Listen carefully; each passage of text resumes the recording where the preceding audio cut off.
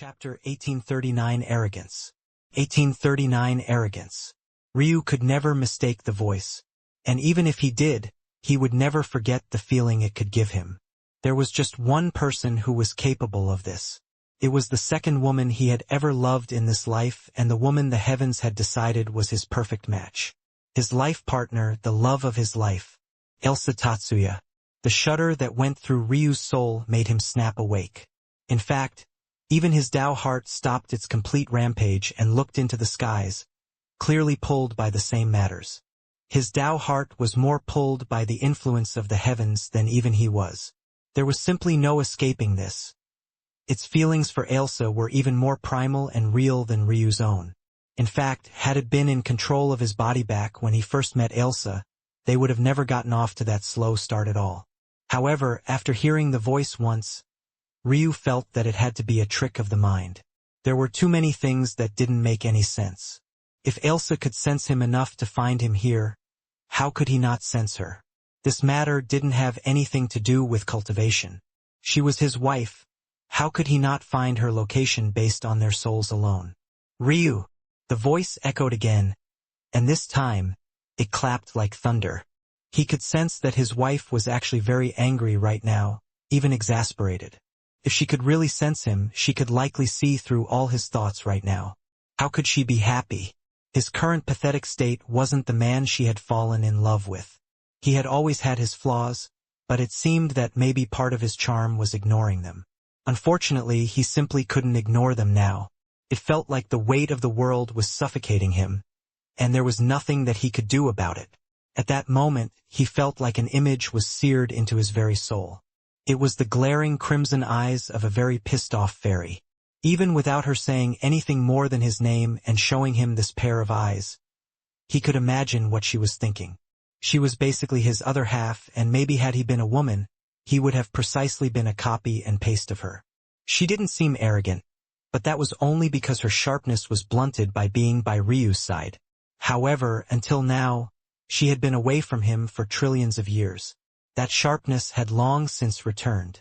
If not for her arrogance, how could she leave her family and choose to slumber for 9 cycles of 100 million years just to wait for him? No normal living being could possibly do this. It was something that most couldn't fathom having the Tao heart to do. In fact, when he first rejected her, any normal woman would have been heartbroken and shattered into a million pieces. She had waited for him for almost 1 billion years, yet his first instinct was to be cold toward her and reject her. How could any fragile mind take such a thing? And yet, instead of reacting with tears or heartbreak, the first thing Elsa had done back then was scold him. In fact, had he not been so arrogant back then, her words would have been a true dressing down. Her tongue was no less sharp than his own as well. The difference between himself and Elsa was that her trauma in life came much later. The reason her arrogance wasn't as obvious was because she was the person that Ryu might have become had he not failed his awakening at 7 years old. Of course, she had still faced her own trouble. It was the loss of her brother that caused her to make the decision she had back then. If not for this, with her arrogance, how could she possibly take a step away from her own goals to follow after a man of all things? So, he understood. She was infuriated. She had waited for him for trillions of years. Who knew how much hardship she had gone through, how much weight she had to hold on her shoulders, how much humiliation and rage she had to suffer through. As difficult as it was to make it through the cultivation world as a man, the worst of fates were probably faced by beautiful women without the strength to protect themselves. Yet, she had made it through all of this, rising up to become a Tao god. Now, she was happily waiting to complete her duties and for her husband to come back to her, all for his mind to suddenly collapse when they were so close. This was absolutely intolerable. Maybe had she spent all this time by Ryu's side, she would have reacted with a softer approach, maybe giving him more caring, more understanding. However, she had her own breaking points as well. It would take her years just to explain everything that she had gone through in these years. If Ryu really collapsed here, she might be infuriated enough to burn the whole world down.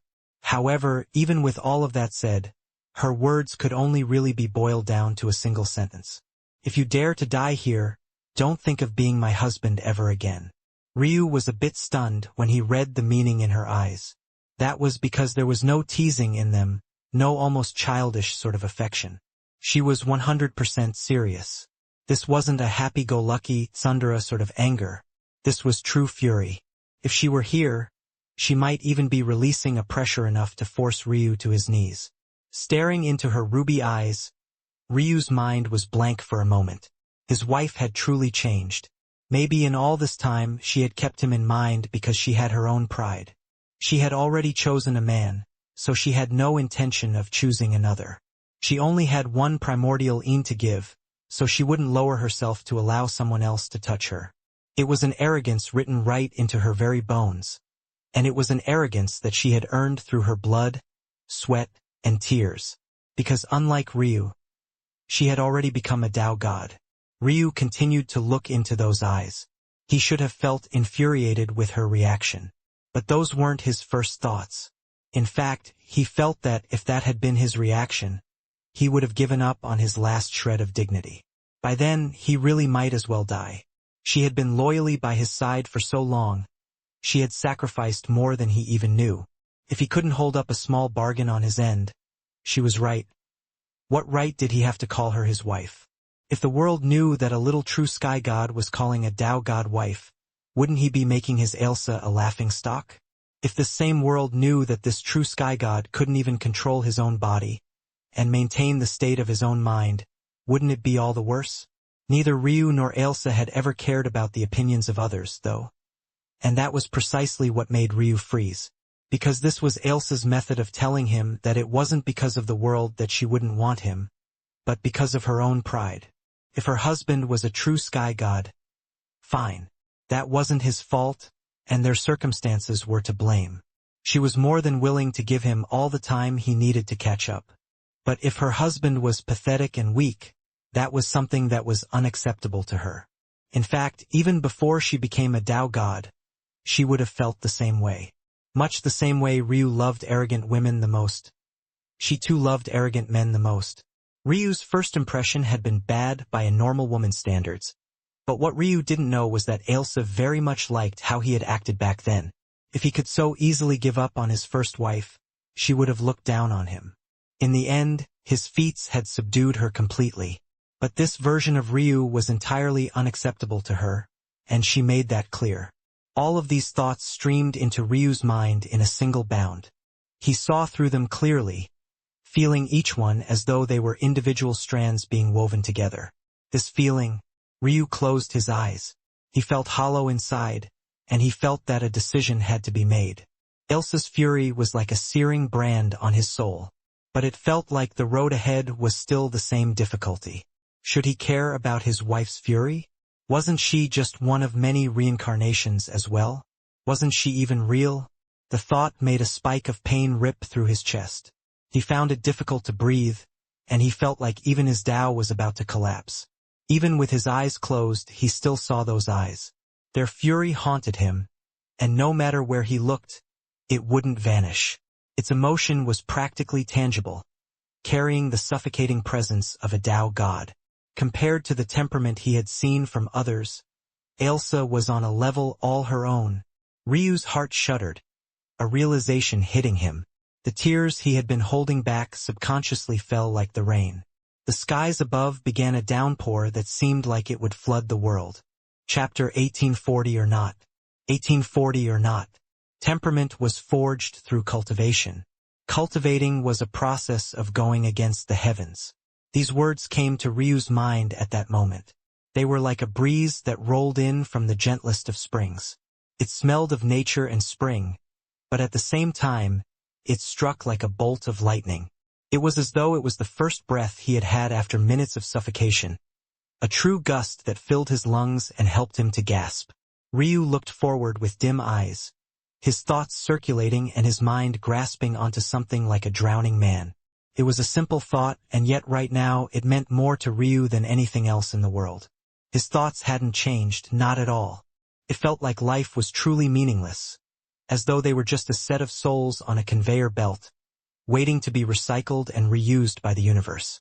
But, right when he was about to collapse, he had an even more depressing thought, one that ironically came from the mortal worlds that he had seen. Ryu had heard of extremes birthing their opposites.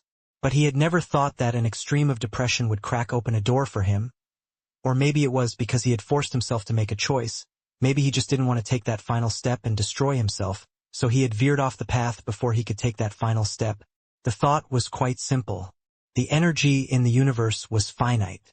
The heavens couldn't make more of what it already had.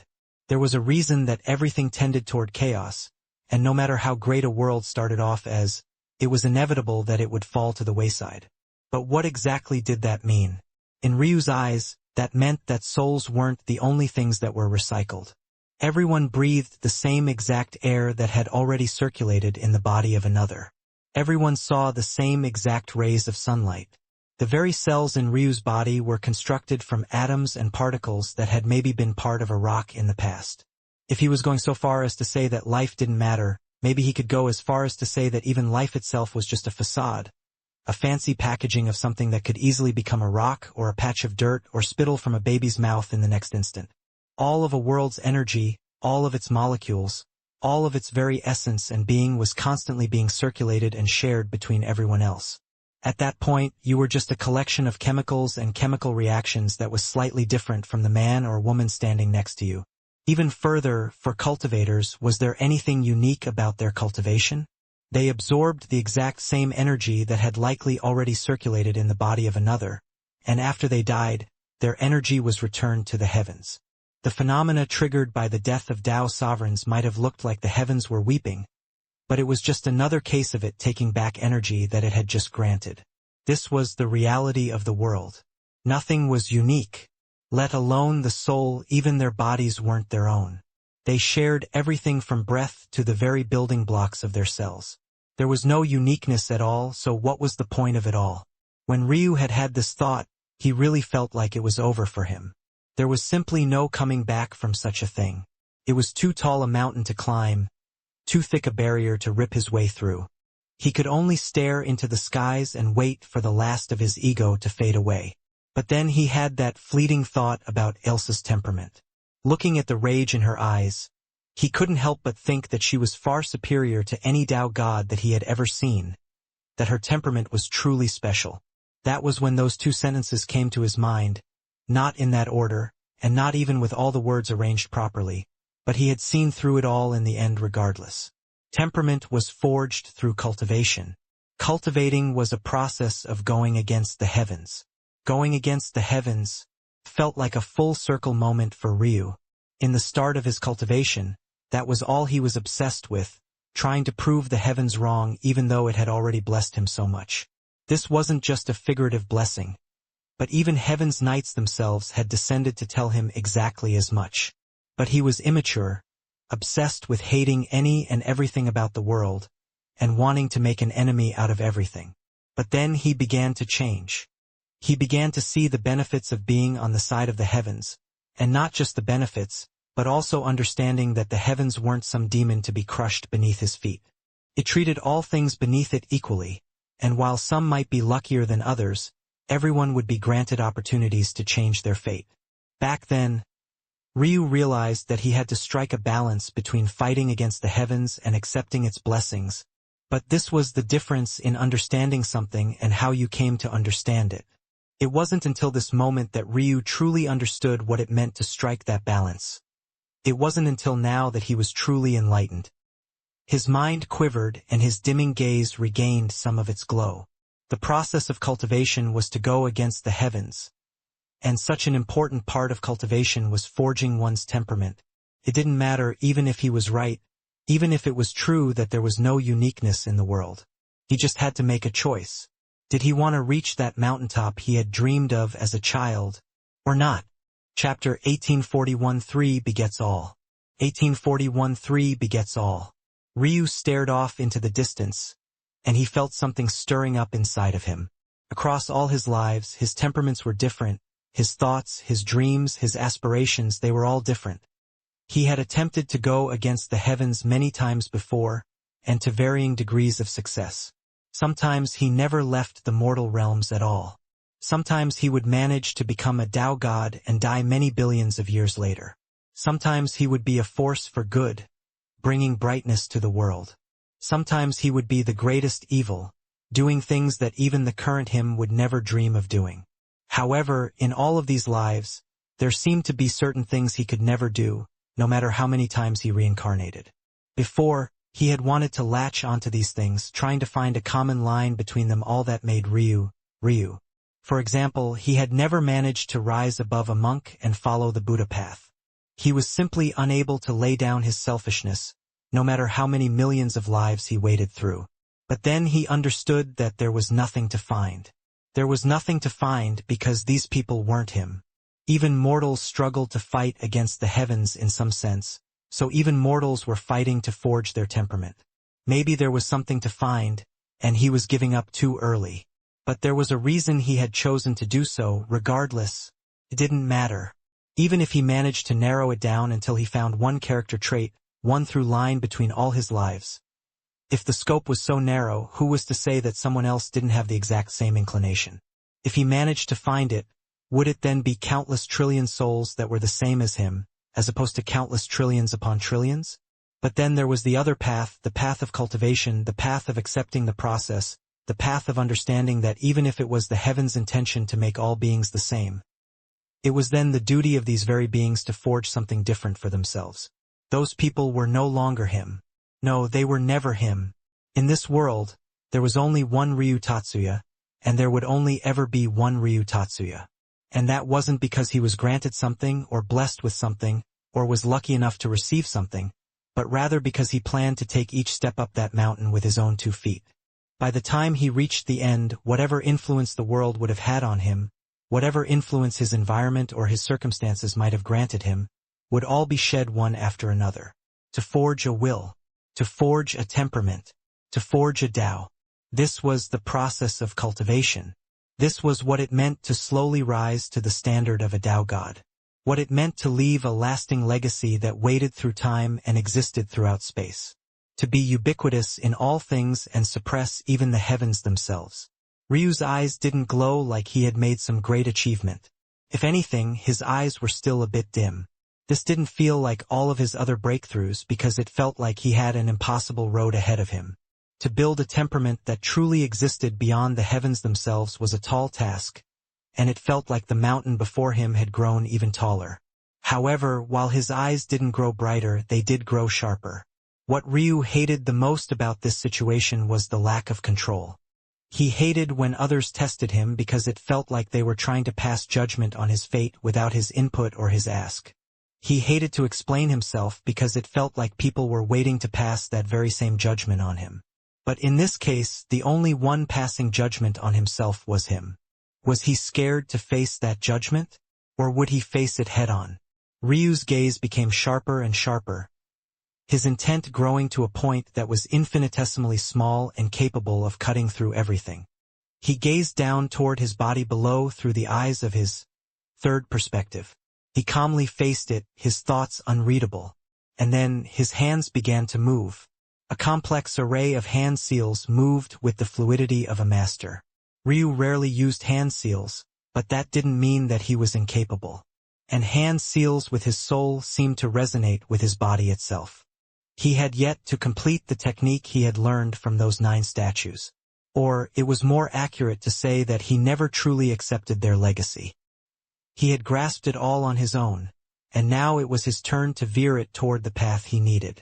To separate himself from the influence of the heavens. To rise to a point where his temperament lay beyond his experiences and became the product of the man he wanted to be rather than the man he was designed to be. His hands moved faster and faster as the world trembled. 1 begets 2. 2 begets 3. 3 begets all things. I will call this technique, one above all. The skies quaked, and the holy world suddenly split in 2 at the seams. A power the likes of which Ryu hadn't felt since he gazed into the maw of the phoenix sky god appeared above him. But his gaze remained firm. In his focus, he didn't seem to notice at all. His souls were odd, pulling him in all sorts of different ways and trying to control his body. In that case, he would take his 3 incorporeal souls and separate them, forming the clones that he needed.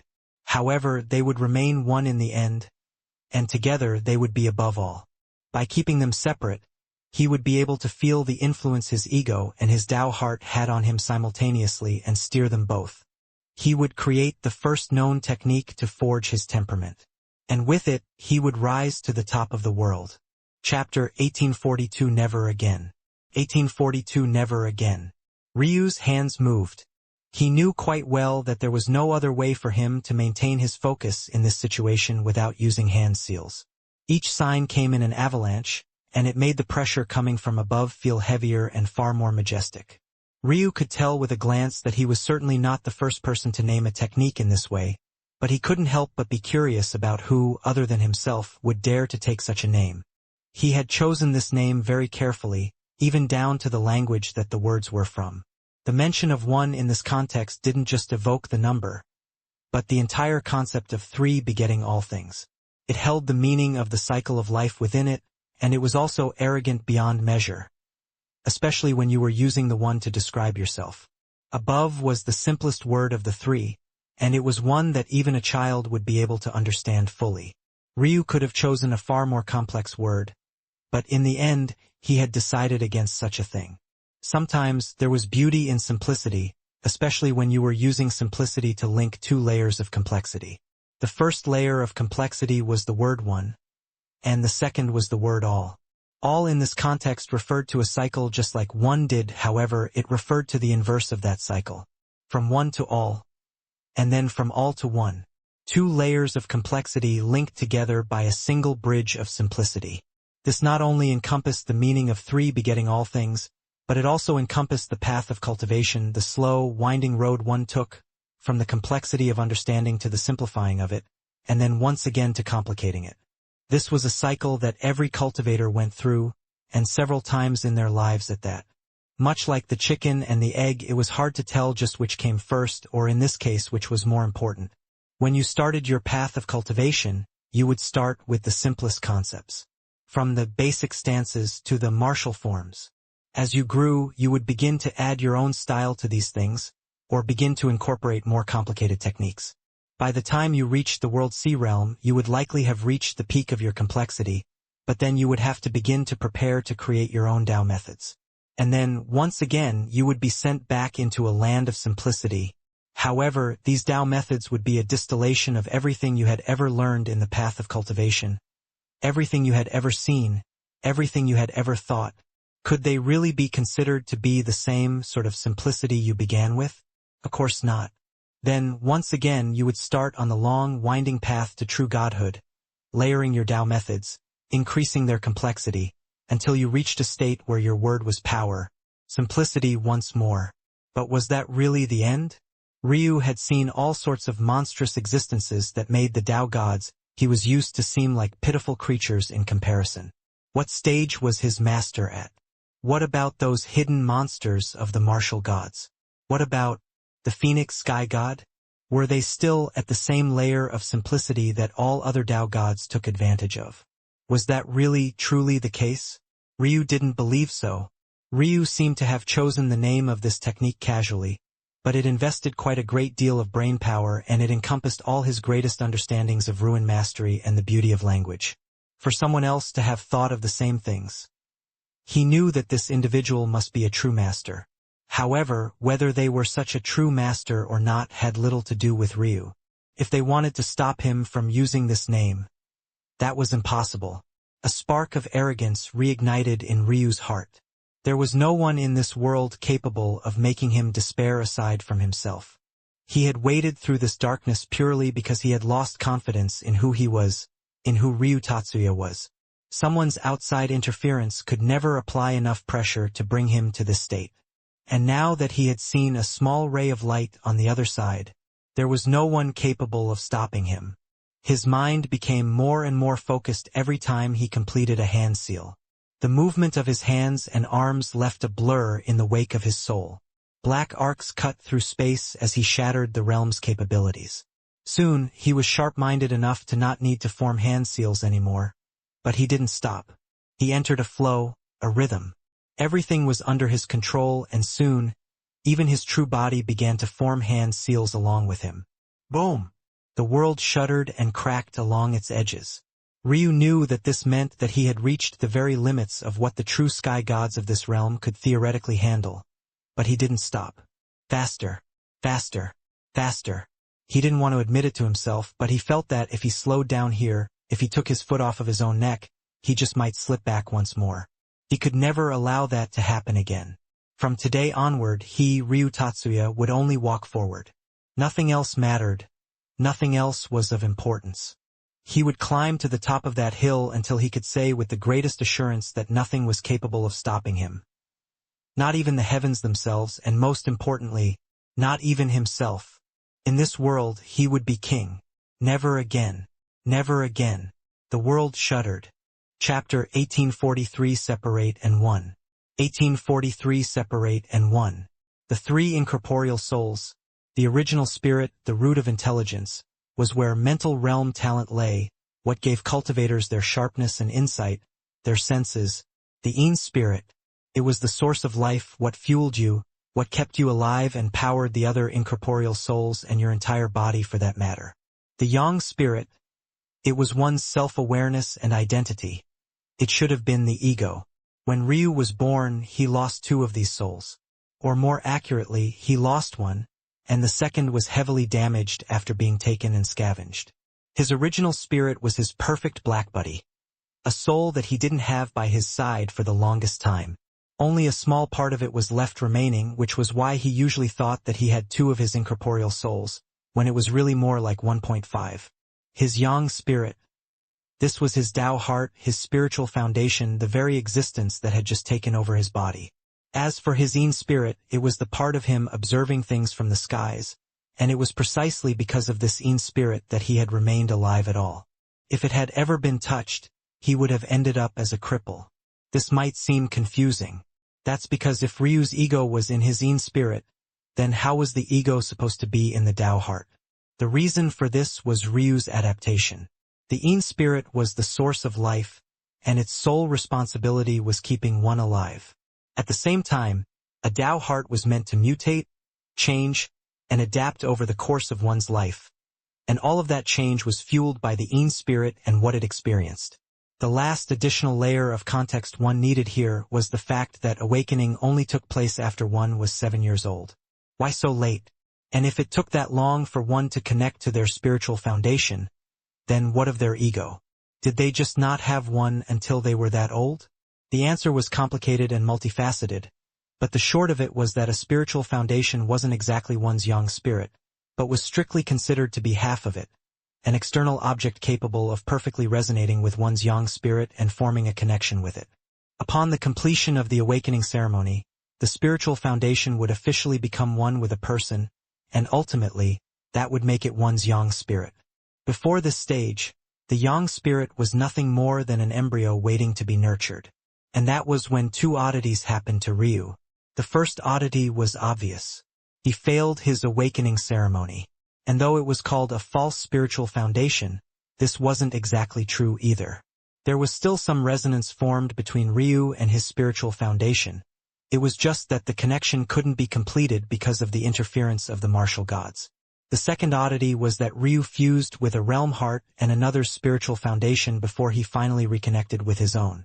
This wouldn't normally be an issue under normal circumstances, but after he regained his own spiritual foundation, rather than placing it in his dantian, he placed it within his realm heart. It had to be remembered that the realm heart had an immature and unborn spirit within it. So, as his spiritual foundation was resonating with himself properly for the first time, it was likewise resonating with the soul of the realm heart. Due to all of these series of coincidences, the realm heart's soul likewise became Ryu, and as such, two egos were born in Ryu's body instead of one. The difference was that his first and true ego had the desires of a human, it had emotions, it had thoughts. However, the spirit of a realm heart, as influenced by his spiritual foundation, was a complete blank slate. It was technically en route to becoming a heaven, so it didn't have such thoughts and emotions. It was only interested in a single thing, improvement. When it sensed that Ryu was no longer taking proper steps toward that end, it took over and expelled him from his own body. But now everything was changing. Ryu's Een spirit became his core. It was the source of his life, and since this would be the last life he lived, it would become the center of his entire world. He would become the hand that held up this sky. His yang spirit became his clone, separating from him in thought and experience, obsessed with cultivation, and finally, he could sense the path of this realm heart more clearly than he had ever sensed it before. His original spirit became his second clone. Adaptable, flexible, and wielding the powers of space and time while also being insatiable for more. And yet, as separate as they were truly one. Both his yang spirit and original spirit had learned to survive on their own. And having come back to him, they had felt comfortable in their roles. They lacked thought and emotion, and as such, they were the most perfect clones they could be. One forming two forming three, and three forming all things. When they resonated with one another, Ryu felt as though his thinking speed and his comprehension skyrocketed to another level. But when they were separate, he felt that he could well and truly look in three directions at the same time. He didn't need to form separate bodies, he didn't need to waste resources on compiling new methods. His body already had the foundation it needed to take this step. They were separate, and yet they were one. They were one, and yet they were separate. It was a feeling that made Ryu feel entirely unstoppable. It was the sort of seamless cooperation that even the most veteran of teams or even the closest of siblings could never replicate. When he opened his eyes, the world shuddered and collapsed. Chapter 1844 already given up. 1844 already given up. Ryu's aura quickly became as calm as a lake. Standing there, he could finally look out of the eyes of his own body, and it was a feeling that he never thought that he would have taken for granted before. But experiencing it now, had it not been the life-death situation he had just been in, he might very well have laughed. However, the current Ryu was unable to laugh. Looking into the cracked skies above him, seeming as though the world might fall apart at any time, he realized just how small and insignificant he was. The mountain before him was actually so tall and imposing, so grand and all-consuming that he couldn't even see the peak. In the past, he had thought that the only difference between him and the experts he chased was time. For most of them, that was true. But he should have realized after seeing his master and the Phoenix Sky God that not all things were just a matter of time for him. For the first time in his life, he felt that he had well and truly failed. If not for his wife's interference, if he even still had a right to call her that, he would have fallen into a pit of absolute no return. He couldn't remember having ever felt this way before. Or maybe he had and had just been too arrogant in the past to admit it. No, he truly had. What was his first life if not that very same pit of despair? The only reason he stabbed that dagger through his heart was because he had given up. He had given up on relying on himself, given up on ever becoming the expert he dreamed of becoming, given up on his very own life. There was no other way to describe it. He had killed himself in hopes that someone else would save him, that the Phoenix Sky God would take pity on him and give him that path forward that he couldn't find or take himself. He had shed tears back then not because he was so scared, or at the very least it was not entirely because of this. Instead, it was because somewhere deep inside, he knew that he had already lost, that he had become someone he disdained the most, someone who relied on others to take their next step, to give them the courage to fight. And what had happened in his absence? His grandparents died one after another. His father was separated from his wife and livelihood just to look for his unimpressive, pathetic son. His mother had sacrificed millions of years of her life just to seal the shrine plane and give them just the smallest bit of breathing room. And for what? There were mortals that managed to become Tao gods in a single bound, and yet he, born into the Tatsuya clan, given all the wealth and care in the world, felt that he couldn't do it?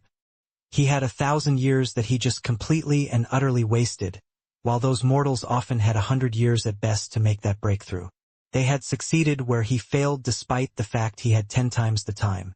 In fact, he gave up before he even started. The day he entered the Tatsuya clan library, that day that he shut himself off from the world and chose to become an herbologist, an alchemist, a ruin master, a formation master, was the very same day that his path of cultivation in his first life was entirely cut off from him. It took until today, and over 1,000 years of life experienced, before he realized that. He had spent so much time researching how to help others, how to improve their spiritual foundations, how to find shrine, trying desperately to make himself useful in the eyes of a family who already saw him as the world, and all because he had already decided deep within his heart that he would never be able to cultivate. The world he had seen in just the few years since he gained the ability to cultivate was so wide and expansive that he found it all laughable. If his current mind was transferred into the body of his first life, he had 100 different ways he could think of right this moment that would allow him to cultivate. But was he really so stupid that he couldn't think of them back then? There was only one reason. He, Ryu Tatsuya, the man who claimed to have an iron will, who claimed to be above all things and superior to all life form, had given up long ago, and he was so pathetic then that he hadn't even realized it. With the path he was on, he never would have had the right to catch up to the Phoenix Sky God. He could have run as hard as he wanted, pretended to be as arrogant as he desired, and it still wouldn't have changed a single solitary thing. He was destined to be beneath their shadow for as many lifetimes as there were. Ryu pressed a hand to his lower belly, still seemingly not noticing the world collapsing around him. He sensed the white phoenix spiritual foundation, feeling every breath and essence of it. One day, he said softly. He removed his hand and then shot into the skies. His momentum was valiant, but his actions were even more so. He grabbed out at the skies, and just when it seemed as though he would hit nothing but empty air, his fist clutched and the skies warped. As though he was pulling at the tarp of the skies, it folded and bent. At that moment, his inner world thrummed to life and everything seemed to be pulled into his embrace. All the faith of the world bent to his will and the holy world was forced into submission. There was no other path but obedience. And then the bubble burst. Chapter 1845 Holy Blessing. 1845 Holy Blessing. Ryu soared into the skies, breaking out of the world and swallowing it whole. It quickly became a part of his inner world and vanished into perpetuity, at least to those of the outside world. At the same time, those that remained alive were spit out one after another, while all except one of the corpses were given the same exact treatment.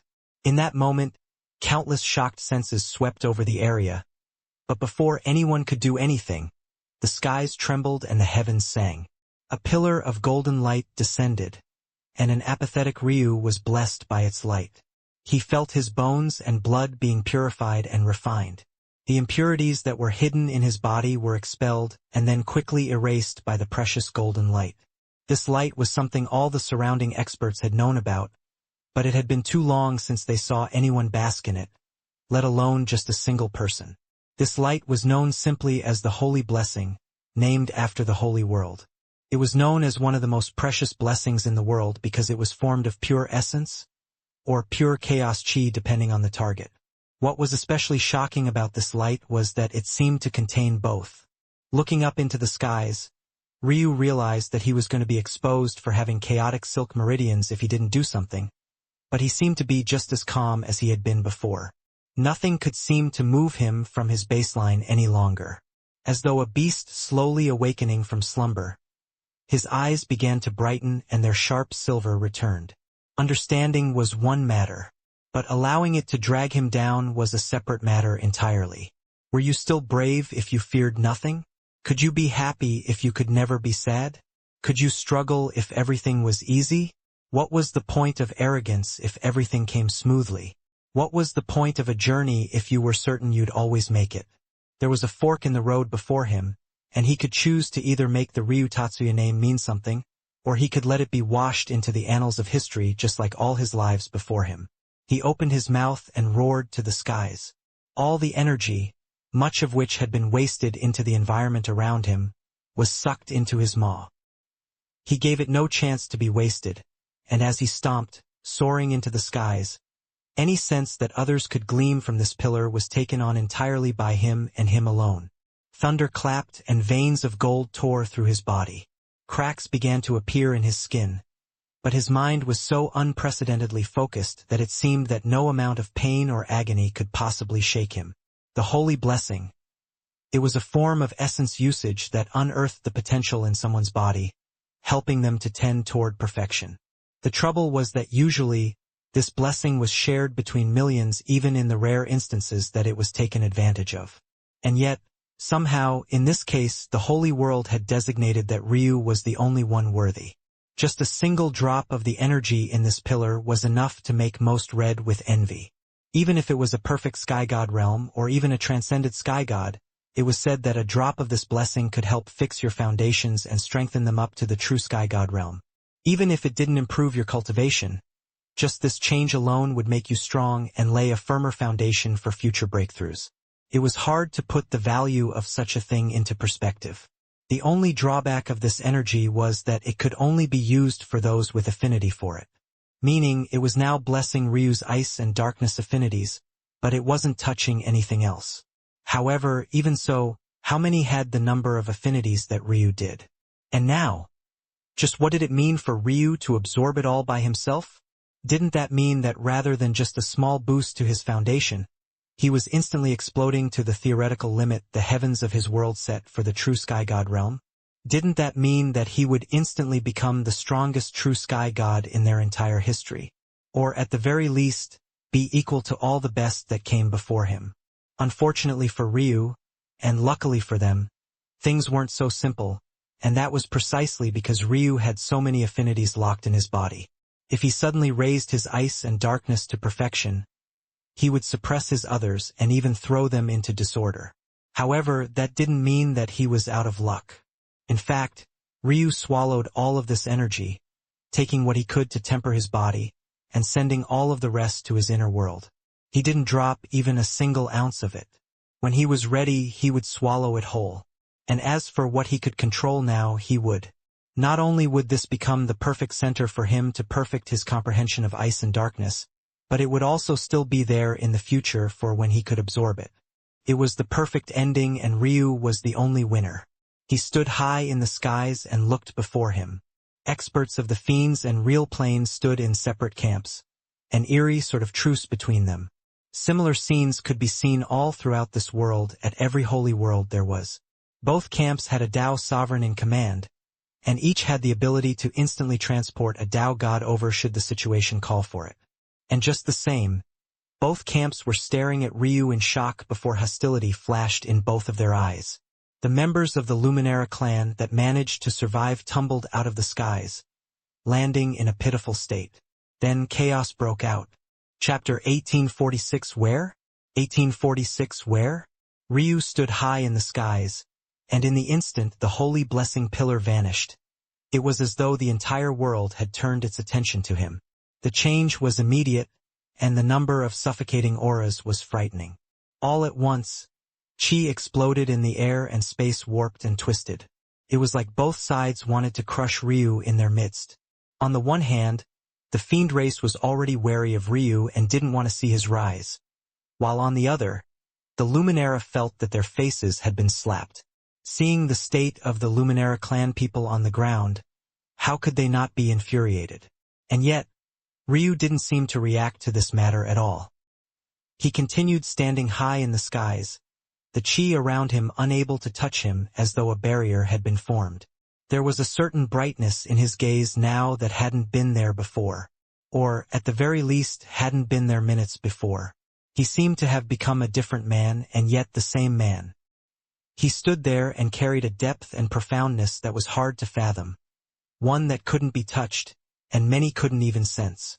Maybe only those with the sharpest of senses and minds could ever see through his depths. "Where are you, Ailsa?" he wondered, his eyes looking up into the skies, but it was as though Ailsa had vanished. In fact, he had a feeling that she had paid a great price just to have her voice echo in his mind. There was a reason that she had only ever managed to repeat his name twice, and even with her appearance, it was nothing more than a pair of eyes. The eyes were the window to the soul, so it was probably the only part of her that she could show him even with the attempt.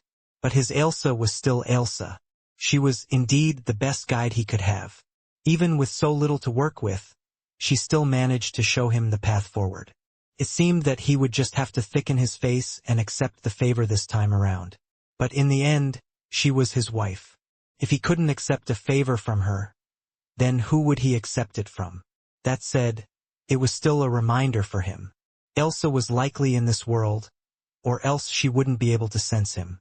In that case, it had to be a situation where she was near, yet somehow far. There was only one place that could be, a holy world. That would explain why Ryu couldn't sense her. His senses weren't sharp enough for that because she was technically both not in another world, and yet in another world at the same time. If she stepped out of that holy world, he would be able to sense her immediately, but the fact that he couldn't, but she could likely meant that not only was she stuck in that holy world, either by responsibilities or something more sinister, but there should also be problems in the outside world that she was facing, or else her senses wouldn't be stretched so far. Even as a Tao god, the only reason that Ailsa sensed him despite being cut off from this world should be because she was overextending herself. She was definitely trying to pay attention to the happenings in the outside world and her holy world at the same time. This could all be boiled down to a single thing. His wife was having her own troubles. That was already enough for Ryu to be infuriated. But he should have known already. When he saw Ailsa last time, she was in the middle of leading an army. And now that he thought about it, he had assumed those characters to be demons before, but that was only because he had never heard of the fiend race. If they were indeed the fiend race, then that would explain everything. Ailsa was likely at the critical point of a battle over a god-grade holy world. Or maybe that place was always at a critical point. Compared to a true grade holy world, a holy world that Tao gods could enter was so valuable that it was hard to fathom the kind of effect victory would have. It could be said that the clearance of just one of these worlds would result in a complete flip of the situation. Either the fiends would become the definite and inevitable winners, or the real plane would flip the situation on its head. Now, it seemed that this world that he had been sent to contained not just one wife he had to rescue, but two. A snort echoed in Ryu's ear, and he couldn't help but laugh into the skies. Despite the price she had to pay, it seemed that his wife was still infuriated enough to take enough time to snort like that. It seemed that she was dissatisfied with his thoughts. He was just a puny little true sky god. How could he possibly save her? In fact, wasn't she the one who had just saved him? Even so, Ryu's laughter was like a clap of thunder. The skies roared and raged, and the chi that seemed like it would swallow him up at any time twisted and shattered. It looked as though he was the true master of a world, and that was maybe because he was. The improvement to his inner world was not small. His inner world was technically stronger than the holy world he had just conquered. But the problem was that it lacked the weight and foundation of a real world. After absorbing such a foundation, even if it was just at the true grade, it had skyrocketed in quality and presence. In addition to this, the separation and contradictory oneness of Ryu's souls made him feel like he was on top of the world. Chapter 1847 Helplessness. 1847 Helplessness. Ryu looked down and found that there was an invisible clash going on below.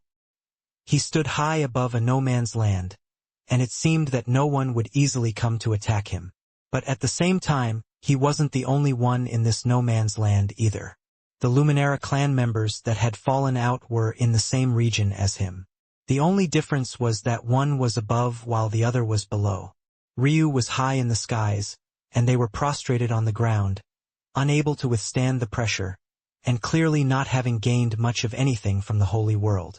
Tao Sovereign Arundel of the Luminara clan was the first person that Ryu made eye contact with. The man didn't seem to have any expression on his face at all, but the momentum he was giving off was something akin to a keg that was about to burst. He looked like he wanted to kill Ryu more than anyone else, but when Ryu met his gaze, he grinned. "Sovereign, you don't have to worry. The twins are still alive, and I have them here. I will protect them with my life." There was nothing wrong with Ryu's words, but the moment Arundel heard them, it was like he had been plunged into a bucket of ice water. He was suffocated as he realized that he had neglected a very important point. Ryu had hostages. Trying to use the situation to kill him was the pinnacle of stupidity, and it felt more ridiculous than anything else. One couldn't help but be left speechless by the actions of the sovereigns and lords of this world. Ryu felt that they were truly too stupid. Maybe it couldn't be said that Ryu had a lot of experience with fighting against intelligent people. But at the very least, there were some that weren't outright morons. And yet, when he thought about it, he couldn't seem to stop running into idiots in this world. How many? There were simply too many to count at this point. Other than the Fey Sovereign, the rest felt like they had room temperature IQ. This idiot just tried to kill him while he had two of their best geniuses in his possession. And he also didn't believe that he didn't know this, because Ryu had kidnapped them days ago and had even allowed many of their army to escape to report this matter. It was meant to be an extra layer of security for him. But this was maybe the problem with basing everything you did on strategy and not the larger fist. It was precisely because of this problem right here. Scheming against someone who was intelligent was easy. Scheming against someone who was a fool was also easy. Scheming against someone who was sometimes a fool and sometimes not was the most difficult because you never knew which head they were going to use to think next. Would it be their actual head? Or would their thoughts come from their ass this time? But I have to say that my heart's turned a bit cold, Ryu continued, shaking his head from high above. While I was working hard for the real plane, these two led an army to try and kill me. I'm not entirely sure why, as I never attacked them myself. It wasn't even until after the fact that I realized that they weren't fiends, and I was shocked. I assumed that they went rogue and acted on their own, and it's also not my place to discipline members of your clan, so I only captured them. Regardless, the heavens seem to have eyes, and they've suffered enough. I assume that if they didn't ruin their own karma by attacking me like they did, after everything they've contributed to the holy world, they would certainly be in a position to get at least a small bit of these holy blessings. Unfortunately, it seems that I must carry this burden alone. Ryu spoke solemnly, but every word he said only made Arundel more and more infuriated. By the end, the calm man looked as though he might try to suffocate and crush Ryu all on his own. His own subordinates didn't dare to get close for fear that their own souls might explode under the pressure. At that moment, laughter came from the fiend's side. A sovereign who stood at over 20 meters tall and had a hammer as thick as a large hill on his shoulder boomed. He was Sovereign Galadriel of the Dark Fiends. However, before he could say anything, Ryu looked toward him as well before he took out Lycan's corpse and waved it around.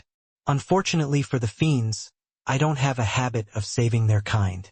I can take this corpse as a trophy, though. I've seen through his fate. It seems like he's ranked 96th something or another on some trashy list. Honestly, I can't say that I remember killing him. He was just another one in the army, and I also didn't realize until afterward who he was. It's a shame. I thought that when I finally became a sky god and could battle it out with you fiends that you'd have some good competition waiting for me. I didn't expect that this so-called competition would actually be so pathetic. The fiend race froze. They didn't even react to Ryu's words at first. All they saw was the corpse. It wasn't until afterward that they came to hear exactly what it was that Ryu was saying. And the shame of it was that Ryu really wasn't lying. He couldn't remember killing Lycan because it wasn't him. With the sensitivity of these experts, they could easily tell when someone was being genuine or not, and the helplessness in Ryu's eyes only made them all the more infuriated. Stop! Galadriel swung down his hammer, and Arundel immediately moved to stop him. How could he allow Ryu to die like this when his geniuses were in his hands? Ryu grinned as though it was all going according to plan, a light twinkling in his eyes. Chapter 1848 Control. 1848 Control. A change that shook the world colored the skies. Ryu stood laughing in the skies as two sovereigns clashed beneath him. He didn't seem to care about their actions at all. They might as well have just been pieces on his chessboard. His vision was much further, much grander than it had been in the past. It was as though he could feel the path beneath his feet, well and truly, for the first time. Who cared how difficult the road ahead would be? Who cared how far he still had to go? All he had to do was put one foot in front of the other, and when the time came, he would soar to the highest limits and even beyond. Boom! Chi soared and fissures lanced their way through the air. Reality seemed as though it was bending and warping, and Ryu could tell with a glance that the fiend sovereign had done it on purpose. A sovereign was more than capable of controlling their power to a greater extent. In fact, part of becoming a titled sky god in the sense of lord, sovereign, and god was precisely that they could force the world to stay intact even as they unleashed their full power. Even transcendents were capable of launching attacks that shattered the void, so it wasn't a surprise per se that space was bending and twisting like this, at least not for the usual reasons. Essentially, the fact that this was happening meant that it was all being done on purpose, and the only existence that could be a result of was the fiend sovereign. This was being done on purpose for the sake of targeting Ryu. However, it was also precisely because of this that the power of the sovereign was dissipated greatly, and he ended up suffering in the hands of the Luminara clan's sovereign. The reason the forms of control worked up to God control, a level that could take the world and form it into your hands, forcing it to withstand all of your strength without collapsing, was because power that casually broke reality was also power that dissipated and lacked a solid foundation. If a transcended was capable of using God control, even without their cultivation changing, their power would increase 100-fold instantly. This was the difference between one's power leaking into the fold of reality and it remaining perfectly intact. As such, the fact that the fiend was sent flying like that was well within Ryu's expectations, and he was already prepared for it. The Luminara clan sovereign was taken aback for a moment. It felt a lot like he had just punched empty air, and his body lost its balance for just a second. He panicked for a moment, realizing the intentions of the fiend instantly and thinking that Ryu might be dead. However, even through all the volatile chi, Ryu had vanished. His laughter continued to echo in the skies, and it made others think that he was still in the same spot when in reality, it was nothing more than an afterimage. Ryu appeared in the midst of the Luminara camp, standing as though the battle near the middle had nothing to do with him. It could be said that this move was just as, if not more shocking than, the fact he had monopolized the blessings of the holy world. While this might sound like an exaggeration, it wasn't. That was because who didn't know how much more difficult traveling through space became when there was a high density of chi in the region. And if it was a pair of sovereigns causing the commotion, how could it be so easily ignored? And yet, Ryu made it look like a complete walk in the park. As though this wasn't enough, the two encampments were separated by hundreds of kilometers. Although it seemed as though they were face to face, this was only because such distances didn't usually mean much, especially for sovereigns. However, speed and teleportation were two different matters. To wade through this sort of chaos, and over such a large distance at that, it was simply far too ridiculous. Of everyone, Galadriel was the most furious. He had lost an exchange to the Fey sovereign on purpose, and yet he didn't even get what he wanted out of it. Instead, he was feeling his inner organs rattle and some faint injuries appeared in his body. It wasn't worth it. It wasn't worth it at all. It was too frustrating. Ryu looked around and shook his head solemnly. Do you think they'll be all right? I'm worried for them. Ryu's words almost made the Luminara clan members cough up blood. When they realized that he was actually talking about their own clan members that had been dropped off in the middle of no man's land without having anything to speak for it, how could they not want to erupt with fury? Unfortunately for them, they didn't dare to touch Ryu. Not now. They seemed to be far less muddle-headed than their own sovereign. At this point, a great deal of fate was concentrated on Ryu alone. If they killed him, not only would they have lost a holy world, but they would also lose all the associated fate. In truth, what they were thinking was far too simple. If they killed Ryu, it wouldn't just be a matter of losing this fate, but they would also be reversing it. The bad karma they would receive for doing such a thing wouldn't be able to be explained in just a few words. Right now, Ryu was about as favored by these heavens as he could possibly be. Killing him would take an already bad situation for the Fae and the rest of the real plane, and make it a nightmare. In the end, they would have no choice but to let cooler heads prevail. As they were having an internal breakdown, though, Ryu was more interested in contacting his wife again. Chapter 1849 Rebellion. 1849 Rebellion. Wife, why don't you tell me where you are? Exactly? Ryu started by just talking. Since Ailsa could snort at him, clearly her trouble wasn't that great. But unfortunately, he didn't receive a reply. HM.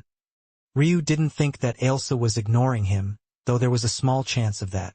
His previous display had really been too pathetic. He had done too much wrong in his life. To be put in the situation where he would have to woo his own wife again not just once, but twice, was something that he should probably take to the grave. Last time it was Elena he had to coax, and now it seemed that it would be Ailsa. Of course, he didn't blame either one of them. Not only did they both have their own legitimate reasons, even if they didn't and were just being willful, he still wouldn't blame them. In this life, he would go strong enough to allow his women to do and act as they pleased. If he was too weak to allow them to do such a thing, then it wasn't their fault but his own. I think I can come up with another method. Put them on yourself. As Ryu was lost in thought about how he might contact his wife, a Tao Lord appeared by his side. Though it seemed that Ryu wasn't paying attention, he had enough wherewithal to know that this man's name was Tiberius, and he wasn't a natural. He had a chilly aura, and his body seemed more incorporeal than real. Clang! A set of chains fell to the ground. They were both chained properly, 2 of them having cuffs for his ankles, and another 2 were cuffs for his wrists. Tiberius looked at Ryu coldly, but to his surprise, Ryu suddenly kicked the chains. They moved fast and swift, so much so that Tiberius had to quickly put up a hand to block. But he had miscalculated. He was catching a chain, not a solid mass. He stopped one part, but the rest whipped around with an even fiercer momentum, lashing out at his face. Still, he was a Tao Lord. His reflexes weren't something that could be explained with common sense. With ease, he prepared to duck, already thinking of everything he was going to do to torture Ryu as a result of his actions. But then, something unexpected happened. 2 parts of the chain slapped against one another and rebounded, changing their trajectory. Tiberius dodged right into one of their paths. Pa! The chain whipped against his cheekbone, a light mark appearing on his flesh. He stood, stunned. It didn't hurt in the slightest. His power was too great, and the chains weren't designed to hold Tao Lords to begin with. But at that moment, it felt as though someone had just slapped him across the face, and he couldn't help but see red. When he looked at Ryu, his aura erupted, only to find 2 frighteningly cold silver irises staring right back at him. Unexpectedly, Ryu actually took a step forward, looking down on the man. Ryu was almost 6 feet 10 inches in height, and though there were plenty of creatures far larger than himself, when it came to those that mostly took human form, few could match. In this case, this natural had no right to be at eye level with him, and when their faces were close, it seemed as though Ryu was looming tall over him, like he had become that very mountain peak that he couldn't see the end of. Don't mistake my smile for someone who's easy to mess around with. I'm well aware of my value right now, and if the real plane really wants to lose instantly, please, feel free to piss me off. I wield the most free faith in the world right now. I could hand it over to the real plane, I could take it all for myself, I could even hand it over to the fiends if I so wished. You dare to speak of rebellion? Embarrassed and enraged, Tiberius wanted to find a weak point to latch onto and take advantage. Unfortunately for him, Ryu didn't relent when he had a hold of his enemy's weakness. Yes, I do. And what of it? I'm sure that you're used to suppressing those without backing with your grand, imposing might. But I'm here to tell you that I do not care. I've already killed a sovereign and 2 Tao Lords since I joined your little armies. Would you like to be added to the list? Ryu's hair whipped around, his gaze sharp and imposing. At that moment, the Tao Lord felt as though his Tao heart was being squeezed down from all sides. It was a suffocating experience, and it made him shocked at the same time. Ryu's Tao heart was actually so much more powerful than his own? How was that even possible? Keep your little chains, and don't piss me off. After Ryu said this, he turned and left. Tiberius was too stunned to even know what to do. He had so much confidence going in, but he hadn't expected that Ryu would be even more overbearing than him. The moment Ryu turned away, though, his smile returned. It seemed as though he hadn't been infuriated at all just now. In fact, he was having the time of his life. He had to be a little bit more cautious before, but that was only because in this world he really had no backing. Well, other than a certain Fey sovereign, but in the grand scheme he was still too small and insignificant. But now things were different. He would strut around and do as he pleased because now he had a trump card that few could match. At the end of the day, how many could boast having a Tao goddess for a wife? If he didn't take advantage of this, he would be letting down his ancestors. Chapter 1850 Holding. 1850 Holding. Chaos continued to reign, but it didn't seem to have anything to do with Ryu. He sat in silent meditation, and no one bothered him. Quiet, unassuming, unmoved. Soon, the fiends seemed to realize that they weren't going to get anything out of this. In fact, because the holy world had been located on the real plane, if they were too careless, they might end up being completely wiped out. Of course, Ryu knew this. That was why he was confident that after a few clashes of getting nothing out of it, the fiends would eventually choose to retreat. This was also why Galadriel had chosen to take such a suicidal approach to begin with. Fiends would be at a disadvantage in the real plane, and the only way to get a leg up was through tricks like this. They had already sent such a great genius, only to end up losing him.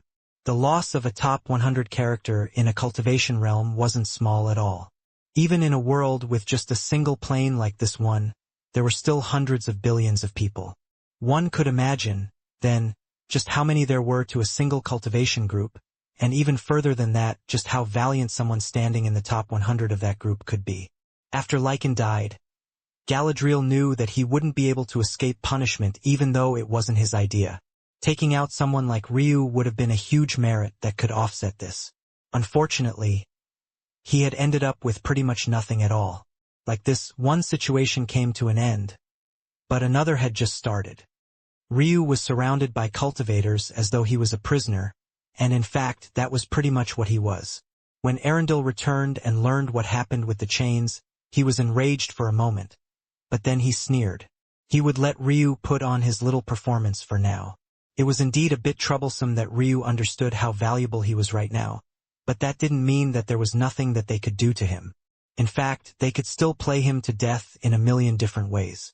He could feel free to play some games to save himself a little bit of face, but in the end, there would only be one ending. Ryu was escorted by 3 Dao Lords and Dao Sovereign Arundel toward Luminara clan territory. The clan actually wasn't all that nearby. They had taken over this holy world because it was a land of ice and darkness, not because it was nearby. The location of their actual clan was quite a distance away. It also seemed that travel in this world was made more difficult precisely because of holy worlds. Because the space was divided into so many pockets, it made it all very difficult to coordinate. That was when Ryu realized that the reason he had had such a hard time controlling space when he first got to this world wasn't because he was adjusting to the new laws, but rather because anyone would. If he was sent to another world of equal power to this one, he wouldn't necessarily struggle nearly as much. He kept this thought tucked into the back of his head. All the while, he didn't seem to be nervous about his current situation at all. Instead, he was checking in on May and Selhira. Selhira was doing just fine. She couldn't cause as much of a ruckus as Ryu could in the Vanguard armies, so she was having a much more normal progression in comparison to others. Plus, she had Empana to protect her should things go wrong. The one he was more worried about was May. She should have been close to the border when they initially teleported over here, but obviously, she hadn't chosen to join the army like Selhira had. Though this made sense. After all, it had to be remembered that she was a valuable resource that would be hunted down, and she also had no idea that Ryu was coming here. In her situation, she would likely restrain her senses and footprint to the maximum so that she could avoid detection, and then slowly gather information in an attempt to blend in. It might also be possible that she wasn't the only dream wraith sent here, so she might have some support, though Ryu wasn't 100% sure of this. Regardless, after Ryu's interaction with Selhira, he realized that being overly protective and shielding his wives from the wind and rain might be something that he wanted to do, but that didn't necessarily mean that it was something that they would want to do.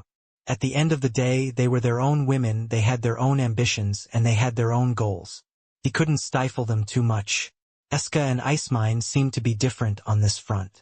Eska had experienced so much life already that it was hard for her to be passionate about anything other than reviving her Zoo clan. As for Icemine, she had her ambitions, that was for sure. But after fusing with Eska, her personality had somewhat mellowed out, and now their decisions were usually made based on a mutual balance. This was all to say that he certainly didn't need to worry about the two of them because they were the most okay with riding Ryu's coattails and cruising to the next cultivation realms. Eska had already proven herself several times over, and Icemine had made the decision to be with her as one person. There was simply no need to worry. May, on the other hand, she was a hard character to get a grip on because Ryu had not only known her for the least amount of time, but she was also by far the youngest of his wives. When he met her, she wasn't even 20 years old yet. She had her ambitions, but they hadn't solidified into anything concrete. And by the time they had the chance to, she met him. However, cultivators could learn much more about one another through exchanging fists than they could through exchanging words. Ryu had a grand battle with May before they became husband and wife. and it was a true battle, not a spar. Each one of them was trying to kill the other before things happened. So he knew that her truest nature was no less prideful than Selhira's. However, unlike Selhira, her personality wasn't hard-nosed enough to reject his help. As such, if he went to find her now, she wouldn't reject him at all, and she wasn't mature enough to understand where her discomfort was coming from, even if she did end up sensing any discomfort at all. In that case, after he felt himself mature, Ryu chose to take a different approach to this matter. He would find Mei, but if she didn't need his help immediately, he wouldn't interfere. Plus, that also gave him an excuse to solidify his presence in this world first, and then consider other matters at a much later date. The Luminara clan. Travel had been a great hassle and had mostly been done through the most forceful means, that being riding on the back of beasts. There were some teleportation channels here and there, but there was no robust system like Ryu was used to. He quietly took a note of these things, especially since he was aware that the encampment that the Luminara had set up had the capability to immediately shuttle a Tao god over. He wondered what kind of formation that could be, or maybe it could be the case that only a Tao god had a body powerful enough to withstand that sort of forceful teleportation. That's possible. Ryu was soon put in a room, but it only took him a glance to see that it was a glorified cell. It looked beautiful, but it was icy to the point of being uncomfortable for anyone who didn't have an ice affinity, and it was also the kind of room that was layered with formations everywhere. Even those wide open windows would lash out the moment they sensed him. Ryu couldn't help but chuckle. The gods of this world truly were too stupid.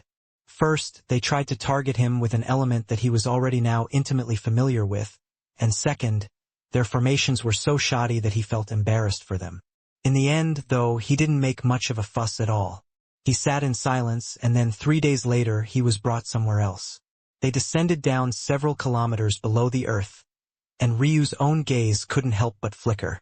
Space is becoming more predictable and sturdy the further down below we go. Interesting. Would also be an interesting place to kill someone. This second thought came as swiftly as the first, but Ryu didn't seem to have the expression of a person who thought he might be dead soon. In fact, he seemed to already know what was coming. Chapter 1851 Dare? 1851 Dare?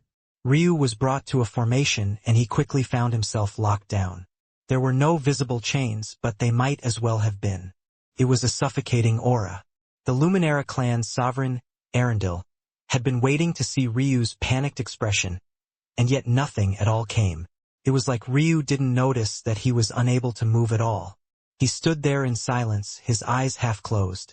This underground region was truly enormous, as though it was designed to make a person feel small. The ceilings were several kilometers high, covered in stalactites with bodies as sharp as swords.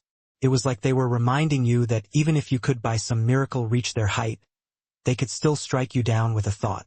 There didn't seem to be any walls at all. Instead, there were mountains that were difficult to spot the peaks of. If it wasn't for the fact there were clearly no skies nor a sun, one would have thought that they had entered a vast world instead of some underground prison. However, even with the situation, once again, Ryu didn't seem to notice, even as one powerful aura began to appear after another. On the mountain peaks, thrones began to appear. It started with one, but then came a second, and then they began to appear in pairs and then trios. Each one carried the aura of a Tao god. A suffocating, profound sort of inferiority forced many of the Luminara clan members that had escorted him here to bow, and the weaker ones fell directly to their knees. Ryu, who should have been pissing his pants, couldn't help but smile. Was he the one being punished here? Or was it them? The funniest part about all of this was that while it did seem like he would be the one to suffer for this on the surface, he was the most confident of them all. He had already seen through some of the struggles that were going on here. While the real plane was corrupt, to explain it so simply was missing the forest for the trees. There was supposedly only one human Tao god despite the fact that the human race should have been the most adaptable. There were no beasts of powerful races, which was its own sort of curiosity. The Fae, Naturals, and Fairies seemed to be the dominant presence here, and yet so many of them felt so weak and insignificant. Sometimes, corruption wasn't just the product of ignorance and incompetence. There were other factors at play as well, and Ryu had a feeling that it was related to some scars that many of them weren't willing to unearth just yet. Still, what he did manage to find impressive was the sheer number of Tao gods. Until now, he had already counted 37 of them, and there were still more coming. However, what was clear was that there were tiers among them all. Lower Tao gods, middle, higher, and, well, none of the peak ones seemed to have appeared just yet. If there was meant to be one mountain for every Tao god, then that would mean that there were exactly 221 Tao gods amongst the real plane, and that was a shocking number to be sure. And of them, there seemed to be exactly 7 of the tallest mountains. For 7 peak Tao gods? However, even after the number of projections reached over 50, none of the peak Tao gods appeared. In fact, if Ryu was correct, no middle Tao gods appeared either. It was clear that they didn't find this matter to be important enough. But Ryu had at least expected for the human Tao god to appear. But even after all of them had taken their places and no more Tao gods seemed to be on their way, there was still no sign of the human expert. Ah, that explains a lot. A spineless coward, it seems. No wonder the human race is so pathetic in this place. Ryu had never experienced such a thing because even in Sacrum, where the ancient beasts had been the chosen darlings of the heavens, he had been born in an era where their reign had long since passed.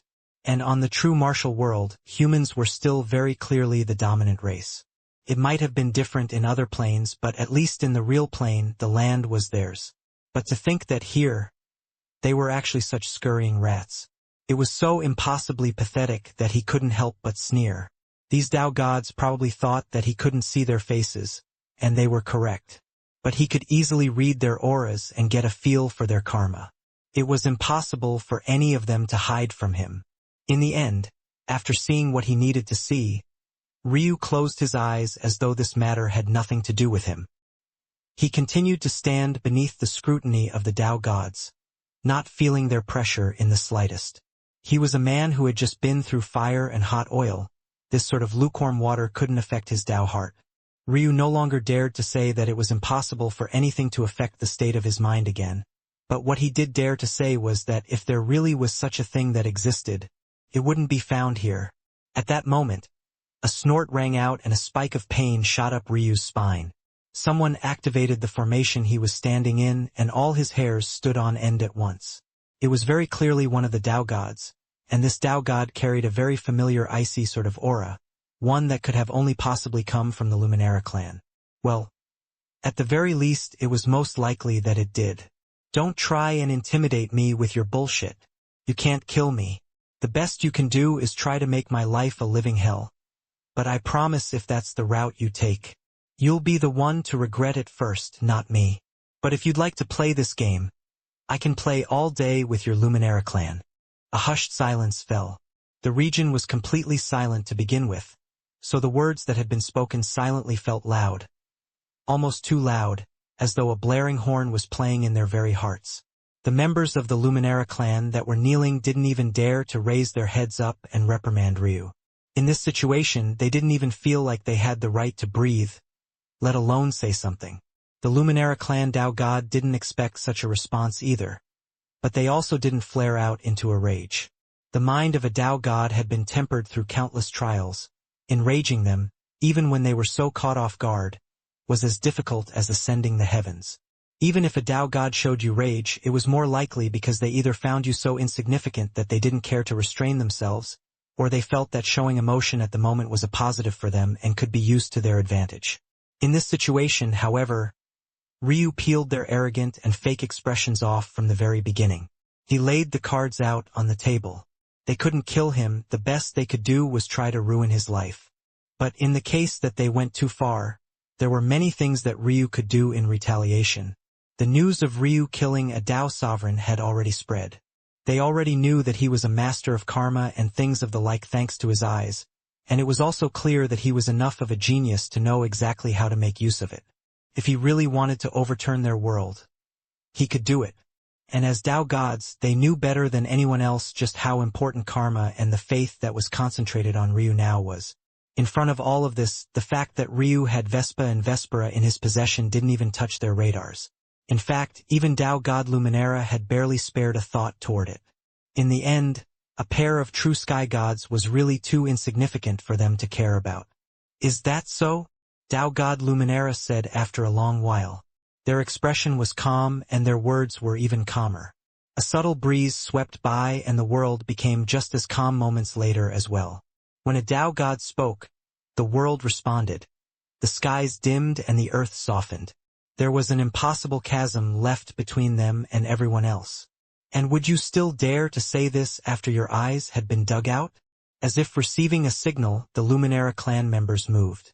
Chapter 1852 Eyes. 1852 Eyes. Ryu didn't react to these words. Though in action it looked like he was much too slow to react. The words of the Luminara clan Tao God were acted upon so swiftly that it seemed almost too obvious that all of this was planned in advance. However, what they had underestimated was Ryu's thinking speed. He might have been weak, but between his innate strengths thanks to the unique combination of talents he was born with, not to mention his internal matrix, the movements of these Tao lords and Tao sovereigns were well within his purview.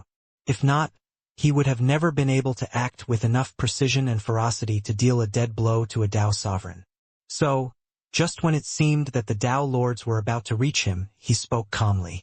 Sure, you can have a go. We'll see who's faster, the pitiful Tao lords and sovereigns of your clan, or me.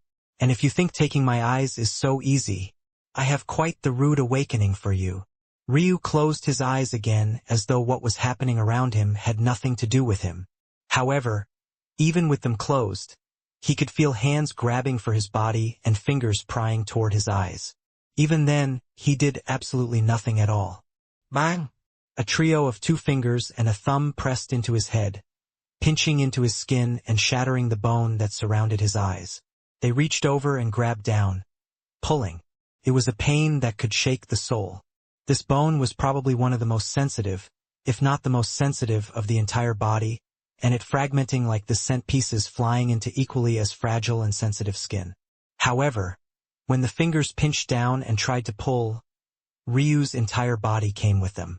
The Tao sovereign that had acted was startled. Of course, this Tao sovereign was none other than Arundel.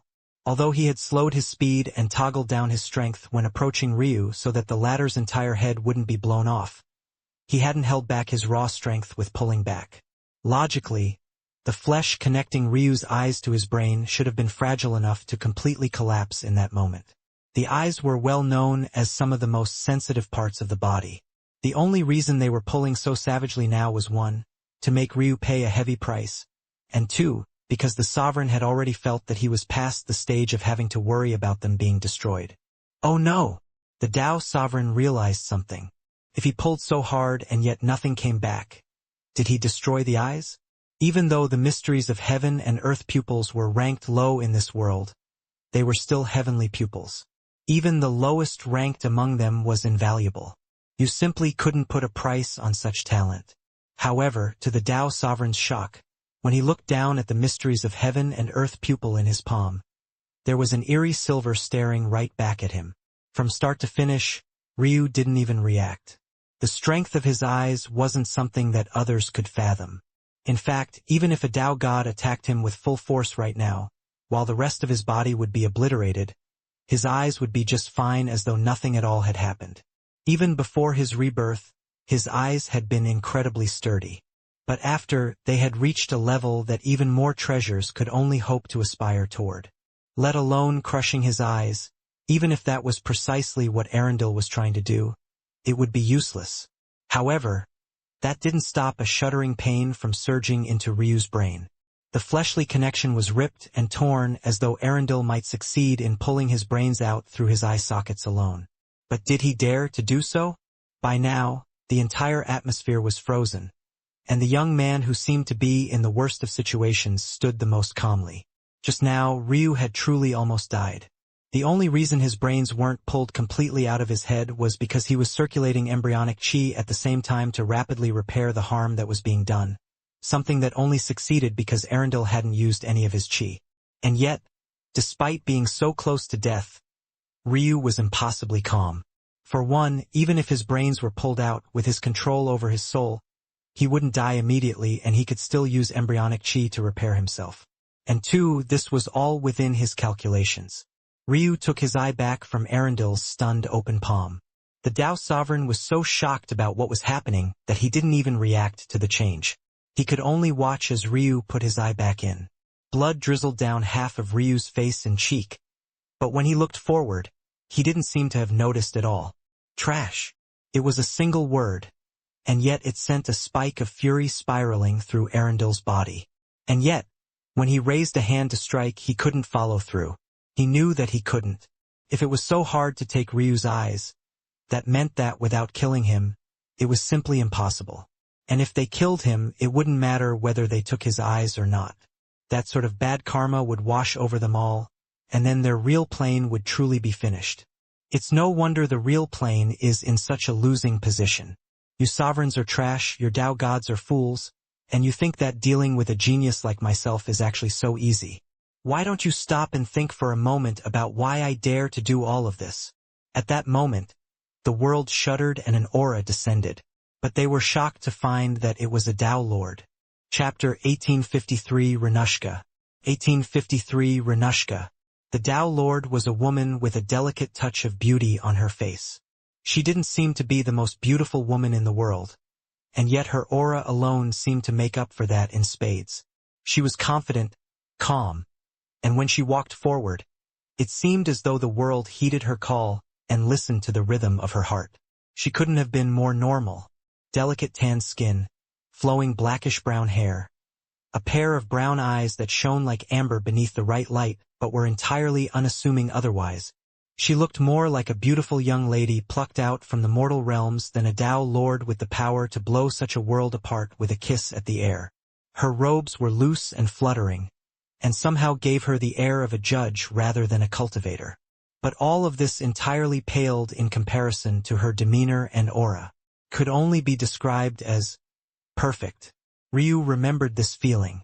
It was the feeling that he had chased after in that vast white room back in the heavenly path.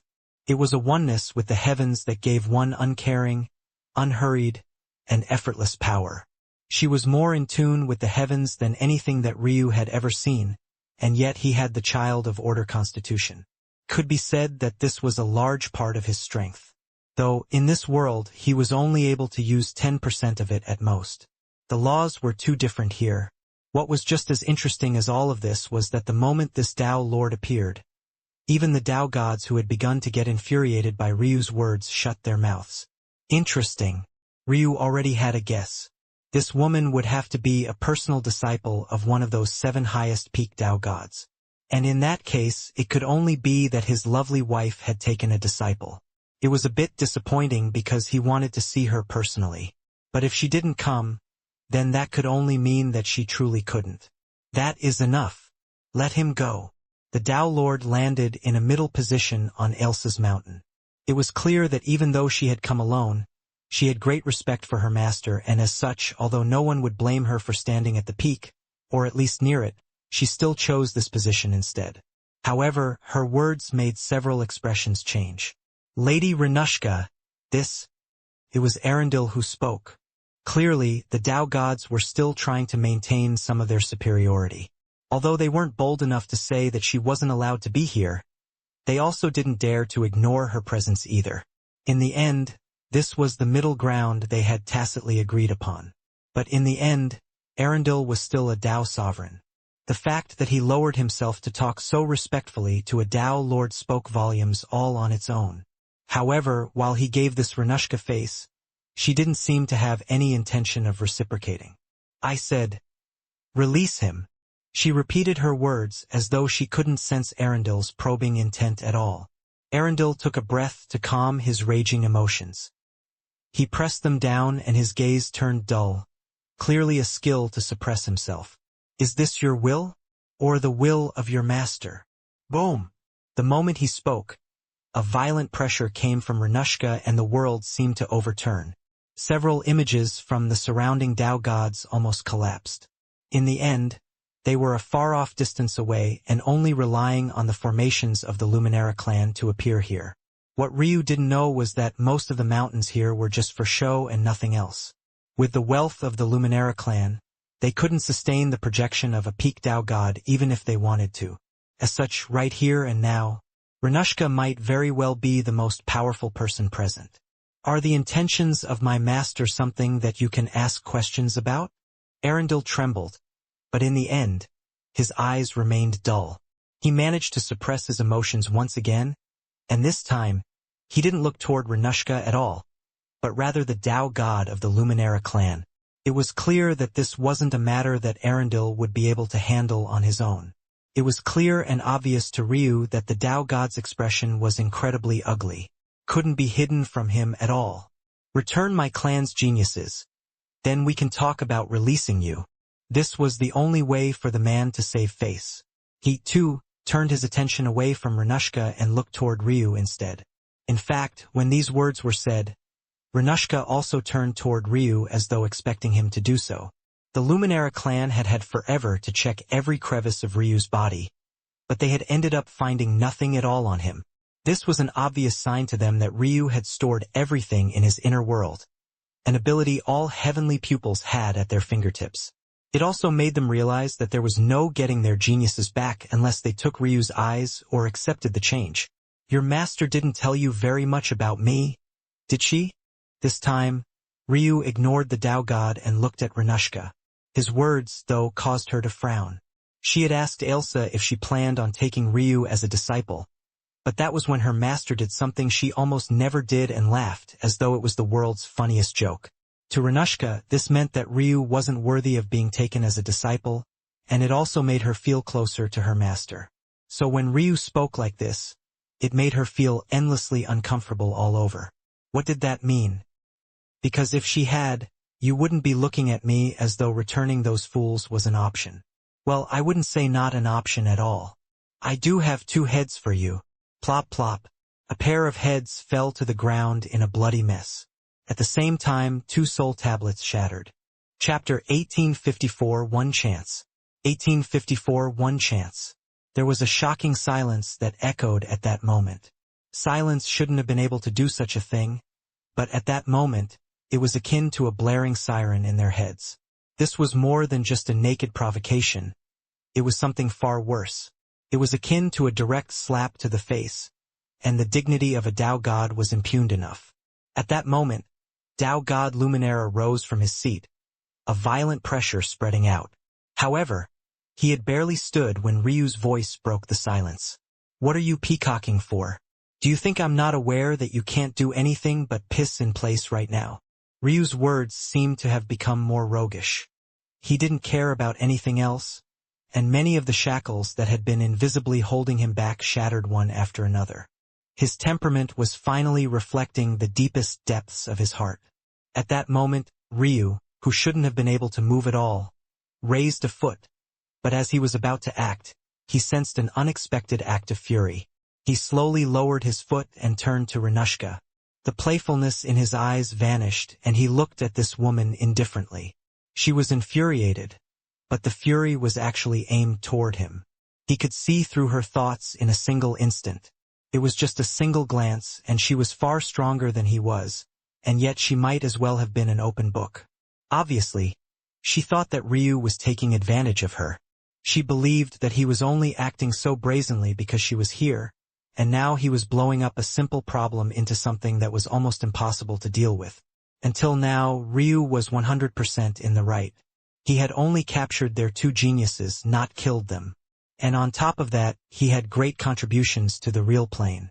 No matter how you sliced it, he should be being rewarded, not harmed. However, now this changed everything. The dignity of a Tao god couldn't be so easily impugned.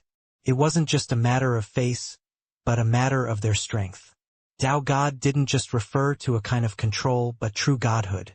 Tao gods were both the existence's most independent of faith, and yet the most reliant on it as well. To make a complicated matter simple, when a Tao god took a hit to their faith, it wasn't just a humiliation, but it hindered their cultivation and directly weakened them. When such humiliation happened at the hands of someone who had so much faith concentrated on them like Ryu, the effect was even worse. It could be said that Ryu's provocation just now had even caused Tao god Luminara's strength to take a small step back. His complete disregard had tangible effects. Not only was it a sin to kill 2 geniuses like Ryu had, but this was the far easier issue to deal with. After all, it could still be argued that the twins attacked Ryu first. However, impacting the cultivation of a Tao god wasn't just a taboo. It was enough to be grounds for immediate death. This wasn't just some arbitrary rule set so that others would respect Tao gods, but it was a matter of life and death for them all. If a Tao god was impacted by outside influences, that was fine. But if a Tao god was weakened by their own people, how could that be accepted? Renushka had obviously seen through this in the first instant, and she knew that this matter had been blown up beyond proportion.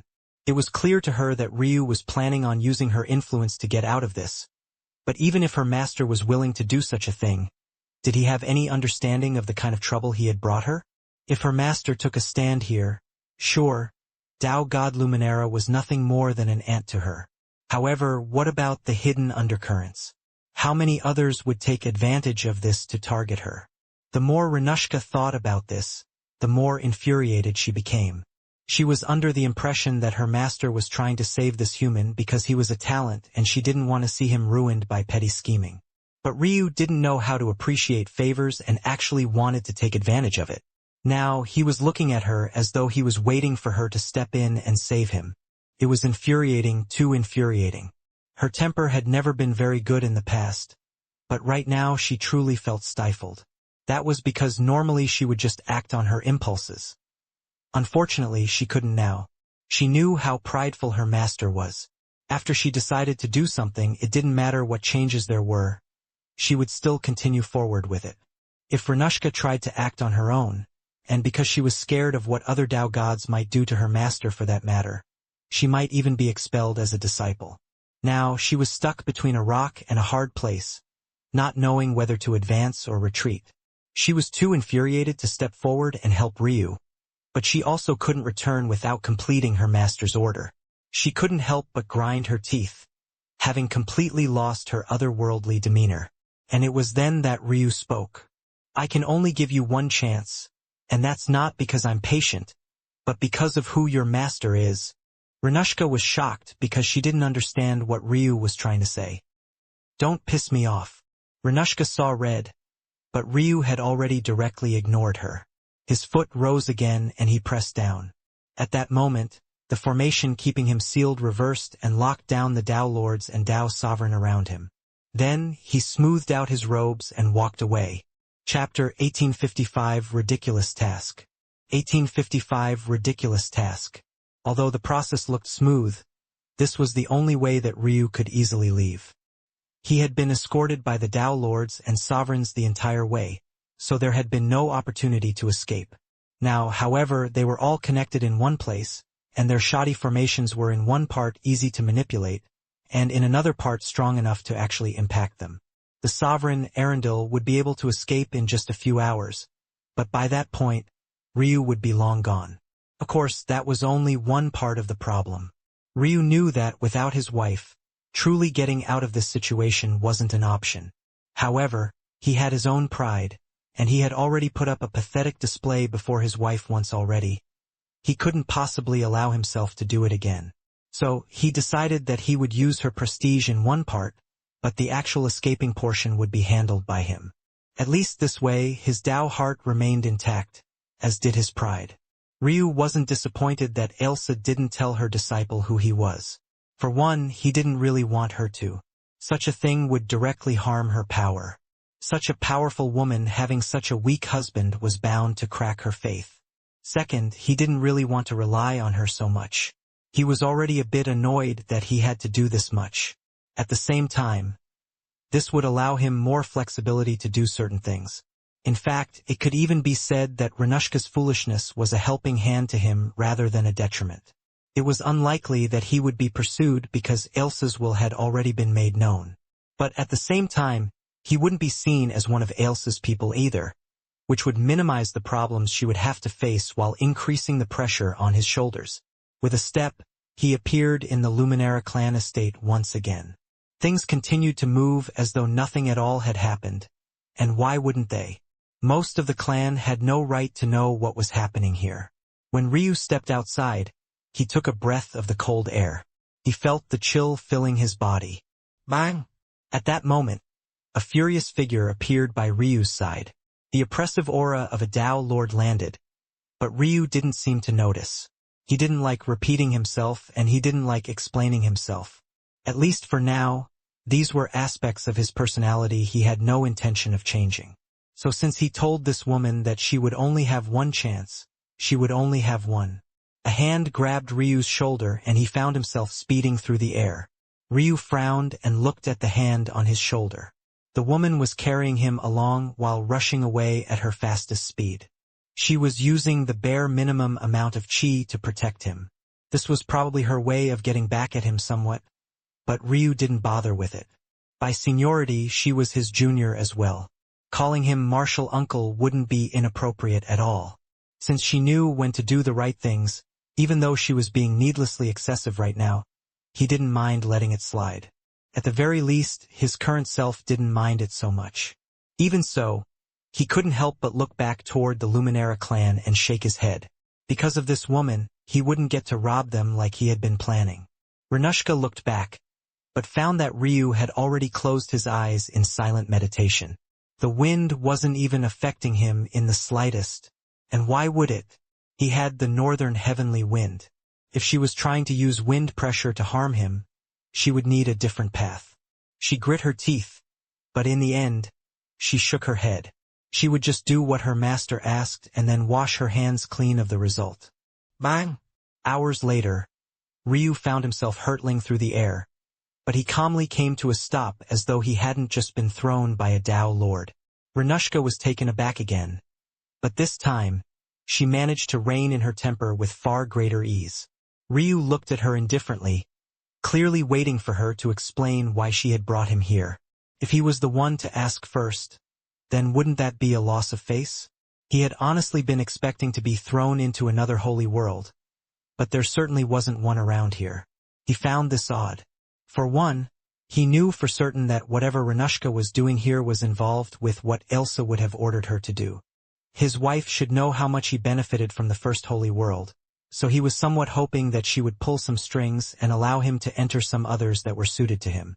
But instead, he was brought here.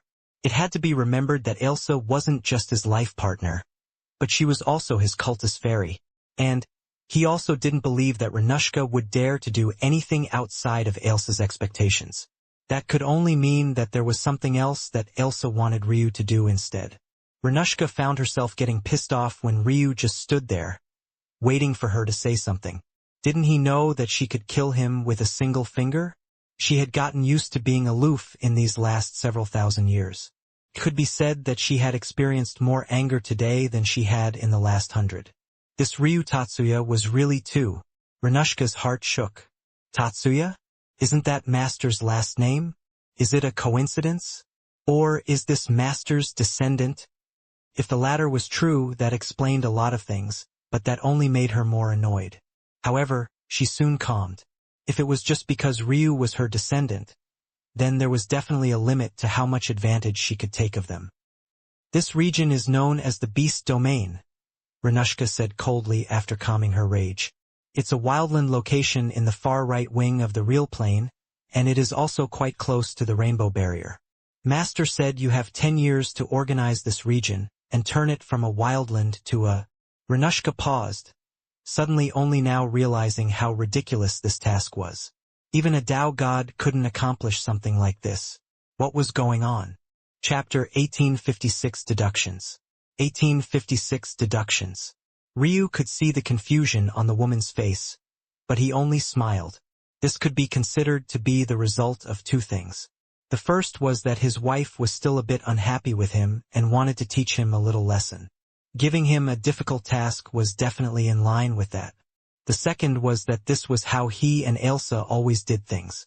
Which one of the things that they had accomplished together couldn't be considered to be normal. She had high expectations of him, and he wouldn't have it any other way. This was only natural. After he had these thoughts, Ryu pretty much tuned out the rest of Renushka's explanation because he already had his own guesses. There were a lot of odd things about this world. The suppression of the human race and the weakness of the beast race were the two things at the forefront of his mind. Of course, he already had an explanation for both, and they couldn't be considered to be satisfactory. The human race was the biggest threat in a place like this one because they were the most flexible of the races. If there was one race that could evolve to be powerful on both the real and chaos planes, it was the human race. Of course, if there was a chance to deal with them, that would be done long ago. As for the beast race, they were the race most aligned with the heavens. In a world that preferred chaos, it would be very difficult for powerful beasts to rise up. It was thus natural that they were so weak here. However, there were several fishy things about these conclusions, although they seemed good enough. The first issue was actually Ailsa herself. She had been gone for years, and she had also lost herself in a black hole from Ryu's understanding afterward. In all likelihood, for her to have such prestige in this world, she couldn't have possibly only just appeared. That meant that she had been here for a very, very long while. At least millions of years, and that was probably an underestimate.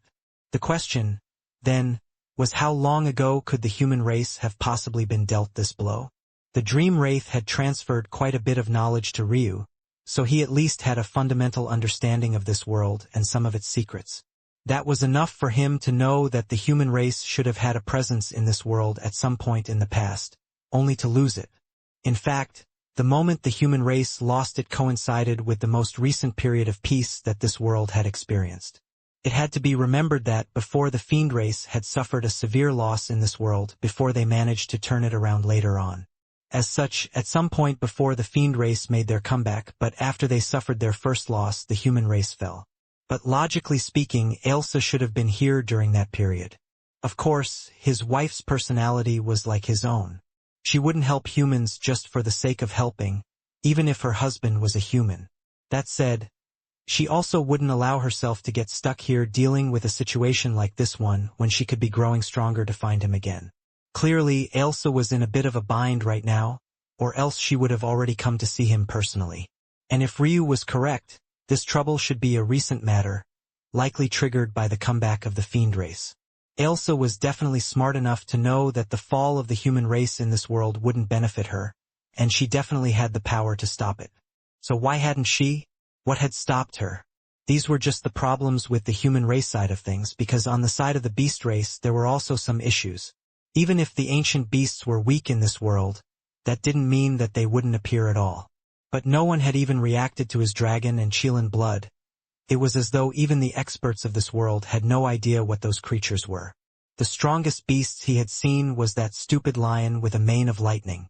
Everything about this was fishy, and it seemed that there was a reason that Ailsa wanted him to deal with this.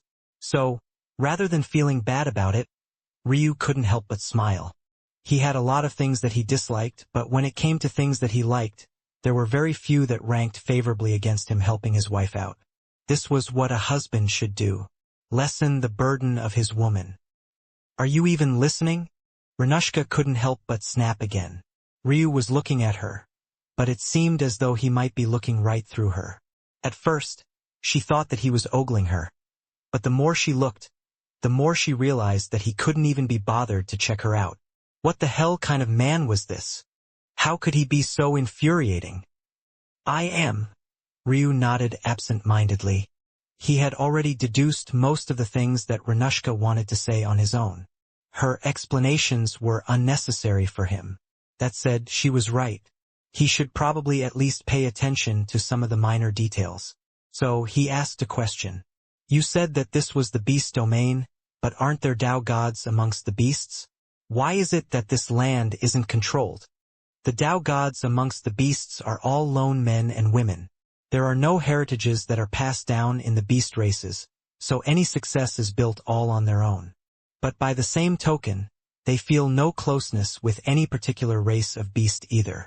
They usually end up far too mutated and cannot even reproduce. Chapter 1857 Favorite. 1857 Favorite. Ryu finally showed a trace of emotion when he heard this. He could hear the exasperation in Renushka's voice because this was definitely information that would be common knowledge in this world. But to Ryu, it was all new. He was shocked to hear this because that would mean the beast Tao gods of this world were true monsters. Ryu rarely respected anyone, but he suddenly really wanted to meet these beast Tao gods. No ancient beasts? How ridiculous. It could be said that every one of the beast Tao gods of this world were ancient beasts who managed to become ancestors of their own bloodline lineages. But the irony was that it was because of this that they couldn't pass down their teachings. They had undergone too many mutations over the course of their cultivation, scrounging together all the resources, paths, and breakthroughs they could to cobble together their own unique bloodline. If they wanted, they could copulate with another beast, but it would be extremely difficult to succeed. It would be far easier to reproduce with a human, but that would require abandoning everything that they had built. In the end, these beasts ended up becoming lone wolves of their own creation. They had no family, no kin. It was the loneliest path of cultivation to walk, and Ryu couldn't help but feel somber. The moment he did, he was a bit surprised by his own reaction before he sighed. It was no wonder this information hit him so hard. He had just walked out of his own path of blades and blood. If he ended up walking to the end of that path one day, only to find that he couldn't share it with anyone, would he be able to keep the same firmness of heart? He still wanted to have his wives, he still loved his parents, he still thought of his grandparents every day. He thought of the child that might very well be in Hope's belly already, and he thought of the children he might have in the future. These were all things that he hoped and pined for in the future. Thinking about what it would feel like to not have those things, he couldn't help but sigh. It could be said that it was thanks to these things in part that he was able to survive this time. Without them, could he still do the same? Renushka was taken aback by Ryu's reaction. Her expression softened. At the very least, Ryu seemed far less hateful now than usual. It was hard for those of other races to sympathize with one another, and because of the usual status of beasts, and the fact their Tao gods didn't feel any sense of belonging to them, most ended up treating beasts like any other animal. However, Ailsa was different. Renushka was a human, but Ailsa, a fairy, had still taken her as a disciple. It could be said that Renushka had a lot of appreciation for her master because of this alone. The fact that Ryu could sympathize with beasts gave her a better impression of him. "What does your master mean by organize?" Ryu asked. Suddenly all that goodwill flew out the window and Renushka almost reached forward to strangle him. That was exactly what she had been explaining this entire time. Renushka took a breath and exhaled. She was a Tao Lord. She shouldn't allow her emotions to be swayed so easily. By organize, it means exactly that. Do you not understand how language works?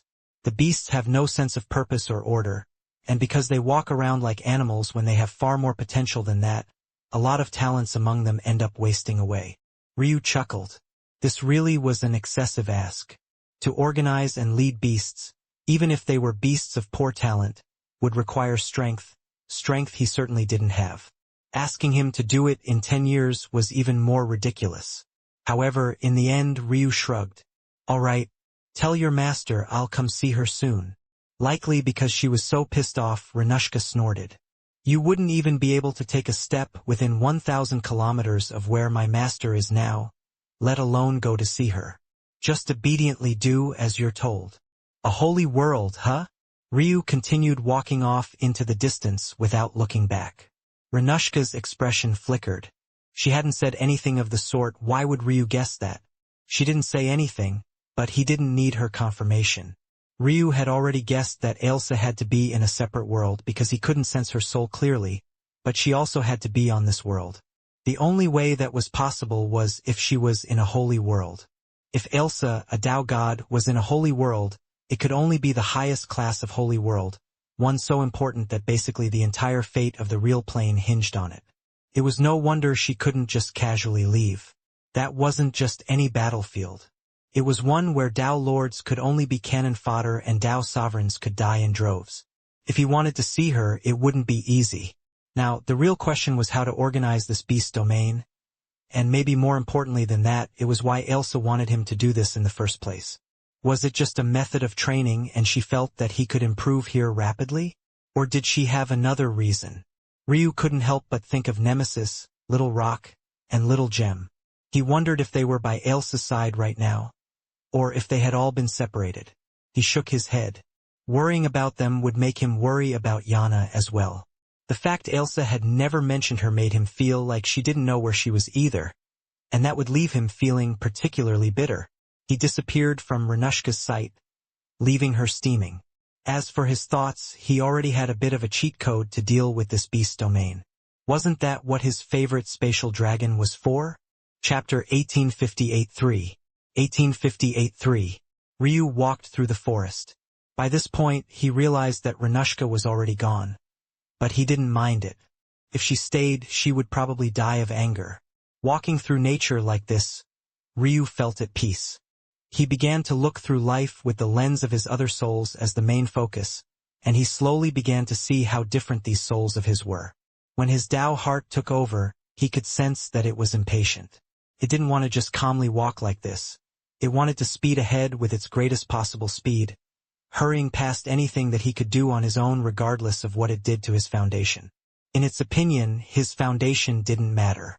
It even saw it as a cowardly act to try and take things so slowly. Ryu could understand where his Tao heart was coming from. It believed that one way or another the destination was the same. The peak. If it gave up some foundation now, it could just make it up by walking further later. It was a sense of absolute confidence that its potential wouldn't be limited by mere cultivation realms or anything of the like.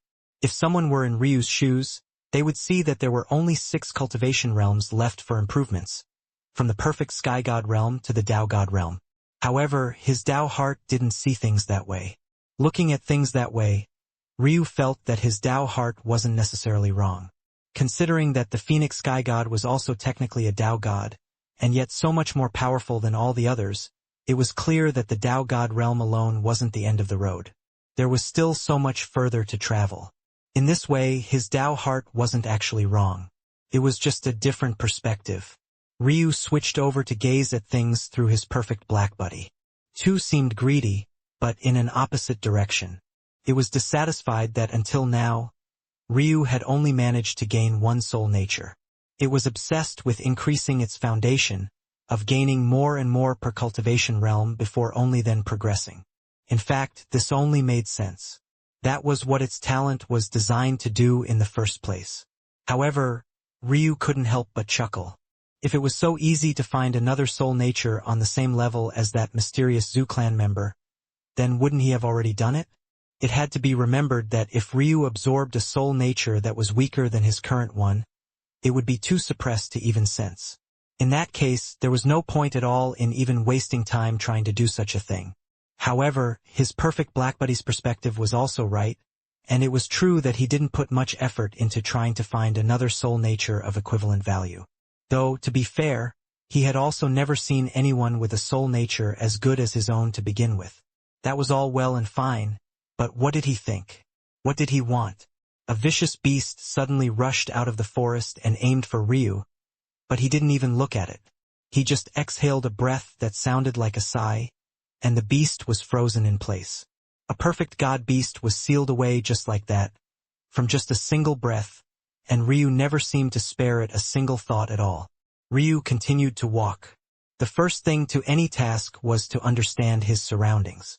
He spent an entire 3 months leisurely walking around as though he wasn't on a time crunch at all. The more he moved, the deeper his understanding of the world around him became. But he still hadn't decided what he alone wanted. It was too difficult. It was easy to second-guess yourself when you felt like everything was just an external influence. It was even easy to second-guess his natural likes and dislikes. When he was with other people, he would act on them freely. But when he was alone like this, with no one to think of but himself, it was difficult to just look at things so blandly. He couldn't help but run through every single one of his thought processes as though he was truly trying to understand just who Ryu Tatsuya was. This should be a good spot. Ryu stood on a mountain peak. After 3 months, he had been to pretty much everywhere in the beast domain save for some regions where there were some truly fearsome beasts. Though there were no Tao god-level god beasts, there were several sovereigns in the region, though they were small in number. Ryu counted only a few hundred, but after some experience with the lands, he realized why. They're hunted down. The beasts that were so powerful were exceptionally rare, but they were still of value. Whether it was for their meat, their blood, their inner organs, they were all valuable. Back in Sacrum, Ryu himself had used plenty of beast blood to temper his body and improve himself. In a situation like this one, it should be similar. Ryu began to set up a formation, and after he was done, He flicked a bit of blood, and there was suddenly a resounding roar. Roar. It exuded the air of a dragon, mighty and domineering. 1. Ryu looked toward the distance with a slight smile on his face. 2. He adjusted his robes and allowed his hair to blow in the wind. 3. Space was torn in two, and a majestic silver dragon appeared. It looked a bit beaten and haggard, but its expression was haughty beyond belief as it looked down. It seemed about to spew some profound words when it realized that it was actually Ryu. "You son of a bitch! I can't believe." Chapter 1859 Insidious.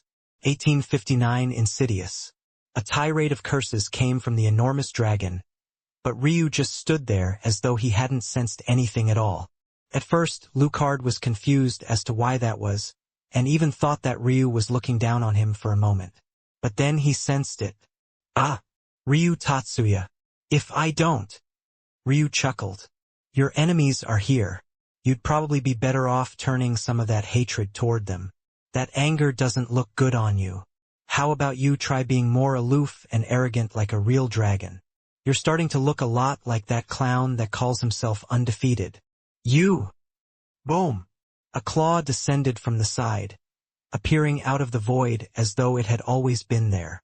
At that moment, a majestic creature that Ryu had simply never seen before walked out. It was like a jaguar with fur as dark as night and spots that had a hue of deep, dark blue. Flames danced in its eyes as though it was a skeleton demon, and that picture was only further completed when one noticed the long spine stretching down its back and forming a blade at the end of its tail.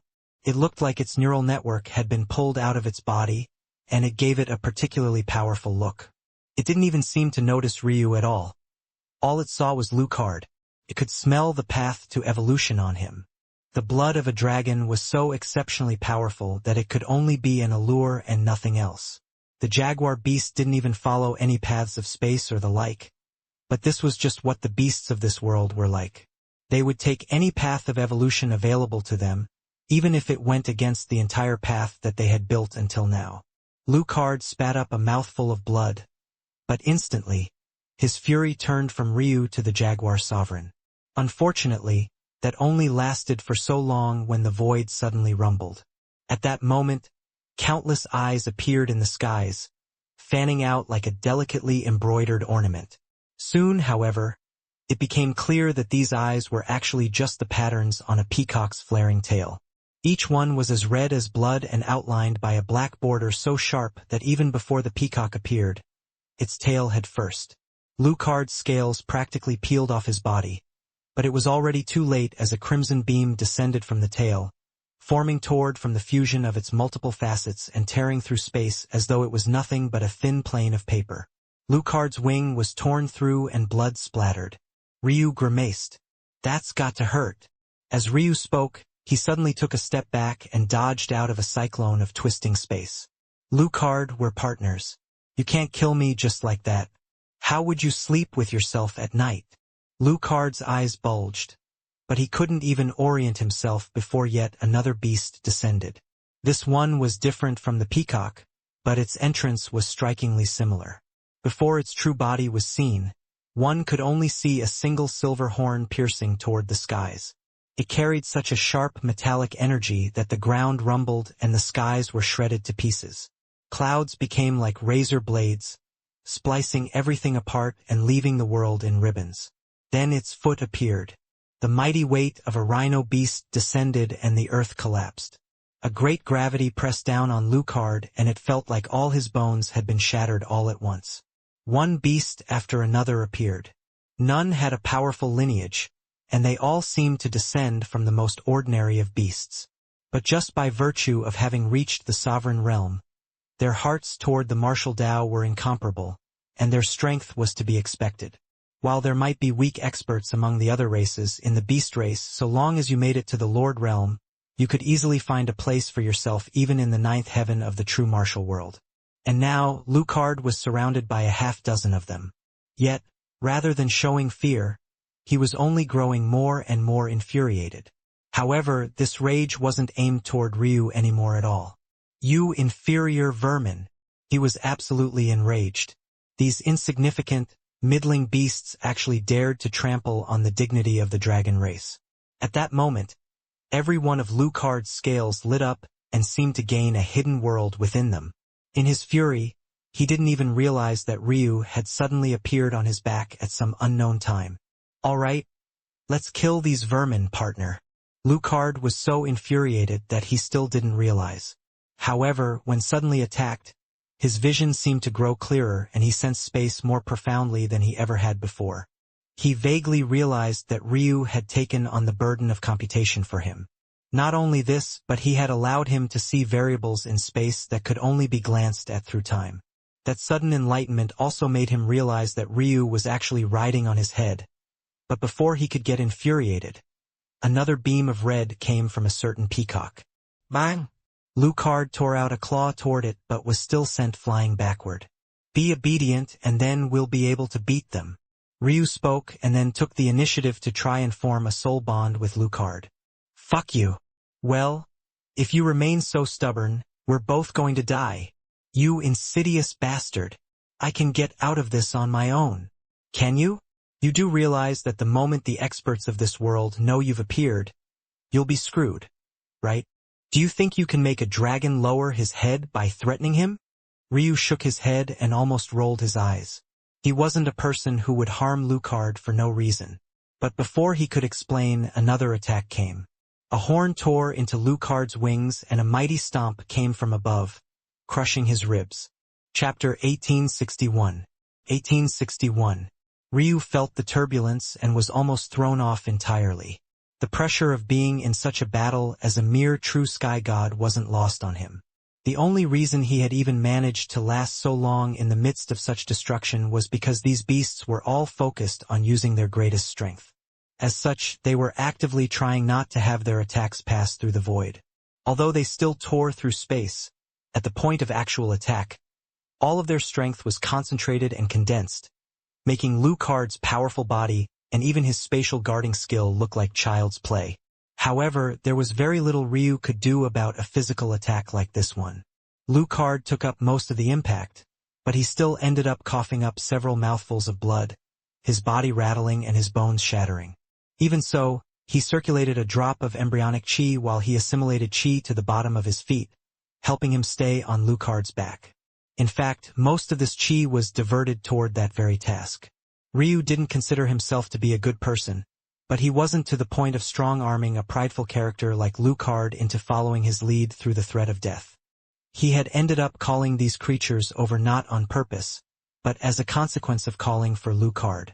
He knew that if he released some dragon's might, no matter how far away Lucard was, he would sense it.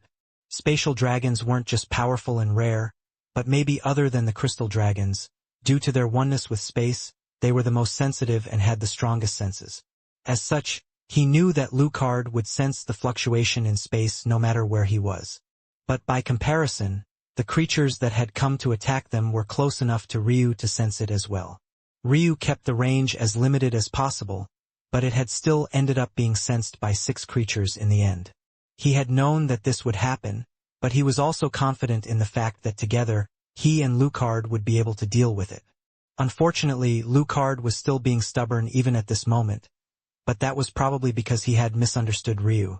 In his fury, Lucard thought that Ryu had lured him into a trap.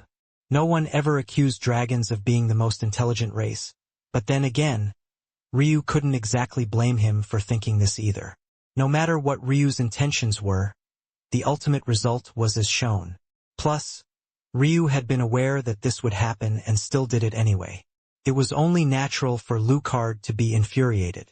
In the past, Ryu would have probably been infuriated as well that Lucard was actually being so stupid. Now, because of his stupidity, he was putting them both in danger. However, the current Ryu only shook his head and continued to convince him.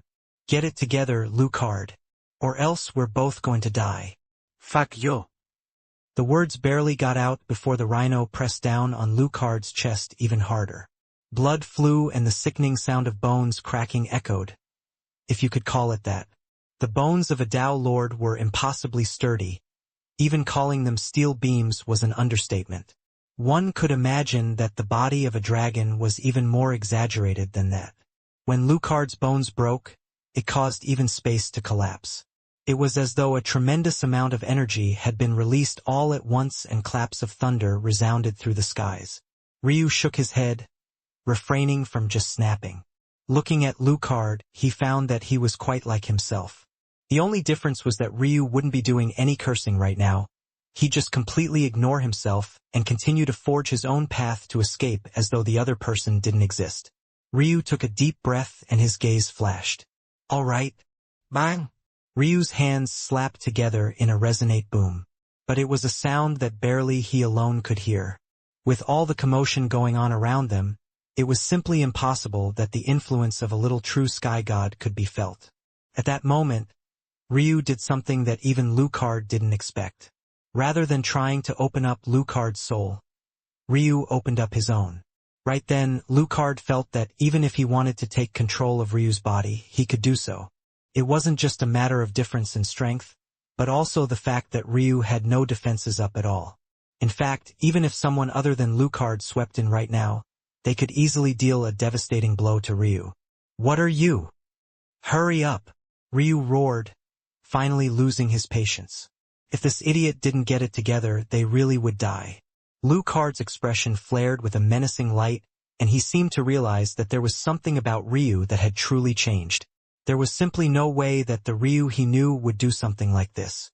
However, he didn't have the time to consider it because he was too pissed off. These insignificant ants needed to die. With a boom, Ryu's might shook and he suddenly felt like he could even see things through Lucard's eyes. However, there was a very clear imbalance in their relationship. In this setting, Lucard was the master and Ryu was the partner. Ryu ignored the feeling, his hands moving quickly as he began to form hand seals. At the same time, 10 streams of embryonic chi entered Lucard's body and a brimming strength pooled out of him. Roar!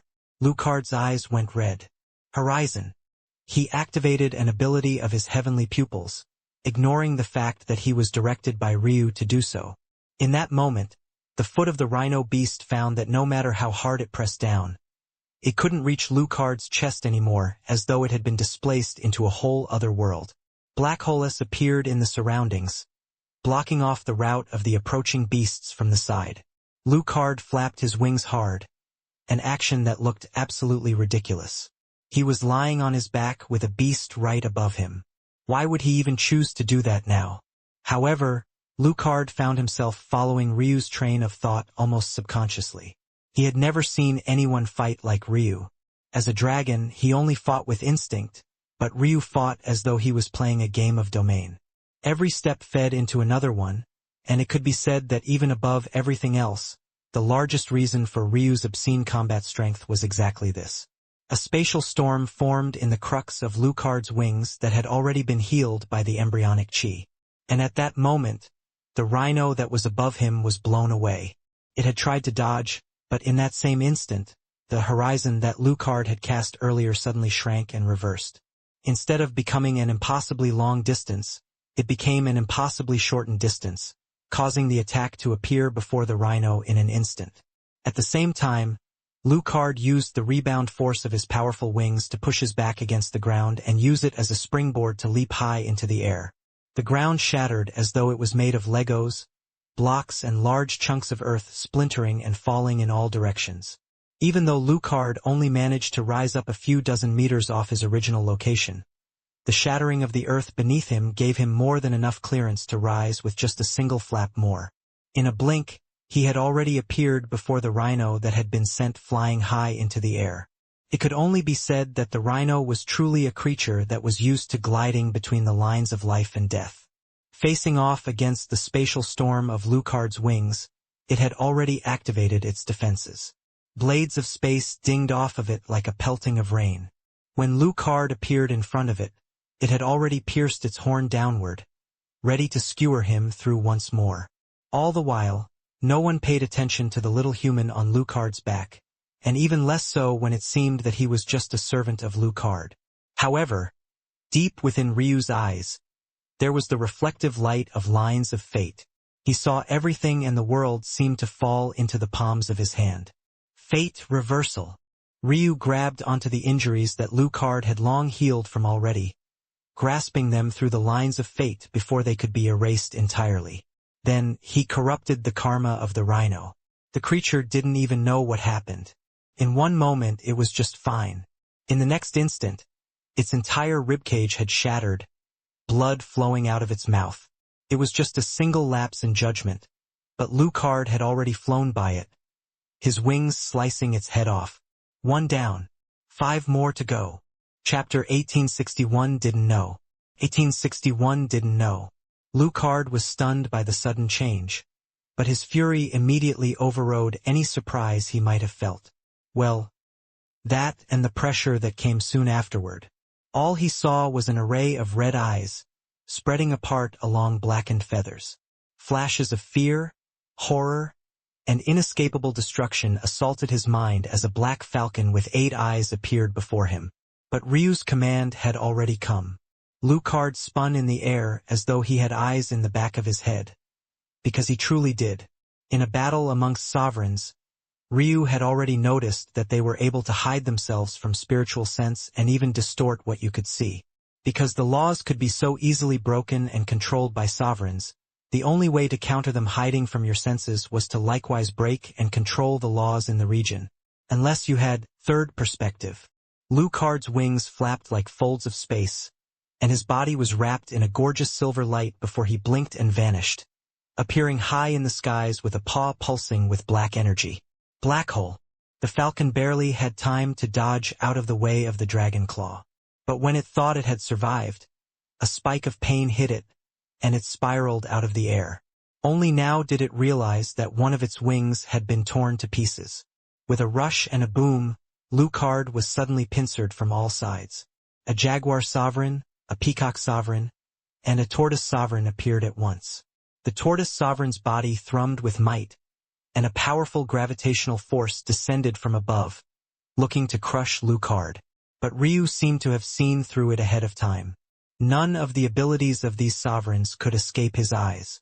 Lucard countered with Horizon once again, and then Ryu's gaze pulsed. Death Acupoint. PCHU. Lucard casually swiped out a claw in a particular direction, and the forehead of the peacock was pierced through. All this time, only the tail of the peacock could be seen, making it difficult to tell where its true body was. Even Ryu's third perspective couldn't see through it because it seemed like the peacock was in a different space entirely. However, the moment Ryu cast Death Acupoint on the peacock, he saw through its death knell with a single thought. Could hide from his senses. But could it hide from karma? Lucard cast Black Hole once more. But this time, dozens of spinning cyclones of spatial storms appeared in the skies, forming a complex array. To Lucard's shock, the black holes seemed to have formed an even more powerful effect than his mirror world, resulting in a maze of space that even the sovereigns had a hard time seeing through. The jaguar beast struck, but its attack flashed and vanished, twisting through space and suddenly appearing before the tortoise. The tortoise had been so focused on Lucard and Ryu that it didn't even sense this coming until it was too late. The entire battle felt like a fever dream for Lucard. He had a hard time believing that what he was experiencing was real. Ryu continuously used his abilities in ways that he had never thought of, and when Lucard thought of replicating them, he realized that he couldn't. It wasn't a matter of skill, but just that calculating such a thing in the middle of battle was impossible. Or, it should have been impossible. Somehow, Ryu had a thinking speed that put sovereigns to shame. No, Lucard discarded that thought once again. It wasn't thinking speed. Lucard was still sure that his thinking speed was far superior to Ryu's, or else he wouldn't be able to react to his commands in battle and then execute them so flawlessly. No matter how great Ryu's thinking speed was, Lucard had to be faster just for this reason alone. Not just his thinking speed, but his reaction speed as well. But the issue was that, although he didn't want to admit it, he wasn't as smart as Ryu was. No matter how fast your thinking speed was, what did it matter if you didn't have the flexibility of mind and the intelligence to capitalize on it? Thinking speed was just a fancier way of saying that a person had more time. But even if you gave a layman 100 times the time to complete a task as compared to a super genius, would it matter? There would be a point where the layman reached a bottleneck while the super genius could burst past it even with the limited time available. What made Ryu so impressive was that he could complete calculations others couldn't even think of in so short of a time. And what was even clearer was that Ryu's spatial affinity was at least as good as his, but what made him even more frightening was that he had a hidden affinity that seemed to make his understanding of space far more flexible and scary. That was the only word that Lucard could use to describe it. He had never seen space bend and react like that, and it could be said that without understanding what that second affinity was, even with all the thinking speed in the world, he would never be able to replicate what Ryu had done. The last beast fell, and Lucard stood high in the skies, looking down on them. He was in shock. He was still a Tao lord, and he felt that he should have the right to face off against the Tao sovereigns of this world. But only one at a time. Yet, by following Ryu's orders, he had been able to kill 6 of them. It was ridiculous. It had to be remembered that it was especially difficult to face more than one sky god of the same level in battle, even if they were far less talented. The means of sky gods couldn't be underestimated. But somehow this had felt too easy. Ryu stood on Lucard's back, pale-faced. He didn't seem to notice his own state, absent-mindedly staring into the distance as though he hadn't done anything that was too big of a deal. Now that he had 3 souls capable of independent thought, his ingenuity was on another level. However, he felt that his speed of thought was actually slower because he often hesitated about which path to take. In the middle of their battle, he had just started picking randomly between all 3 of him, but the result was still always the same: victory. All of his souls shared his brain, so their intelligence was just the same, and because of that, all of their methods were sharp and difficult to find fault in. But the fact that there were so many correct paths was its own problem. How could he possibly ever choose the right path? Then, "Are you not going to say anything?" Lucard's voice interrupted Ryu's thought. Ryu smiled. "What is there to say? What happened to you? Did someone snip your balls?" Ryu's expression became weird. "I thought dragons were supposed to be dignified, but the more I interact with you all, the more I feel you're just each more roguish than the last. What is your second affinity?" Ryu's eyes narrowed when Lucard suddenly changed the subject. "Why are you asking?" "Because there's something weird about your spatial chi. It feels inexplicably more flexible, and without your calculations, I wouldn't be able to control space like I did just now." "Is that so?" A flash of enlightenment hit Ryu.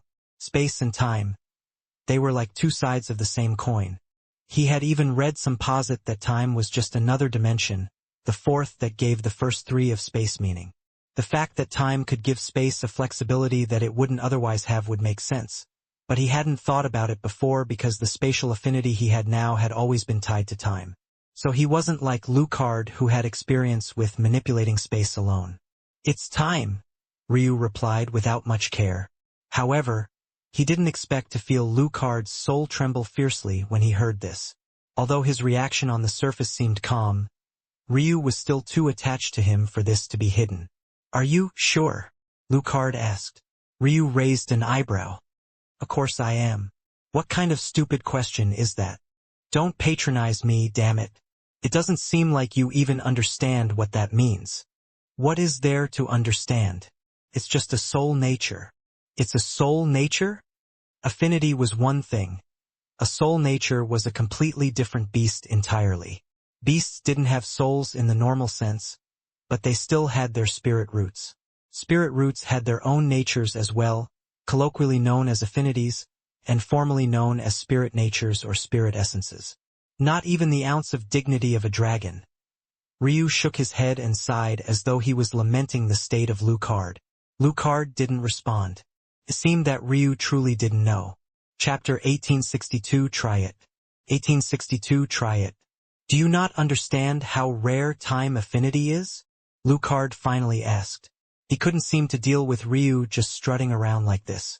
As far as he was concerned, kicking Ryu down a peg would not only make him feel good, but it would also alleviate the frustration that he was feeling right now.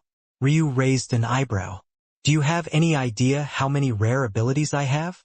Lucard suddenly felt like bashing Ryu's skull in. He could tell the latter's meaning.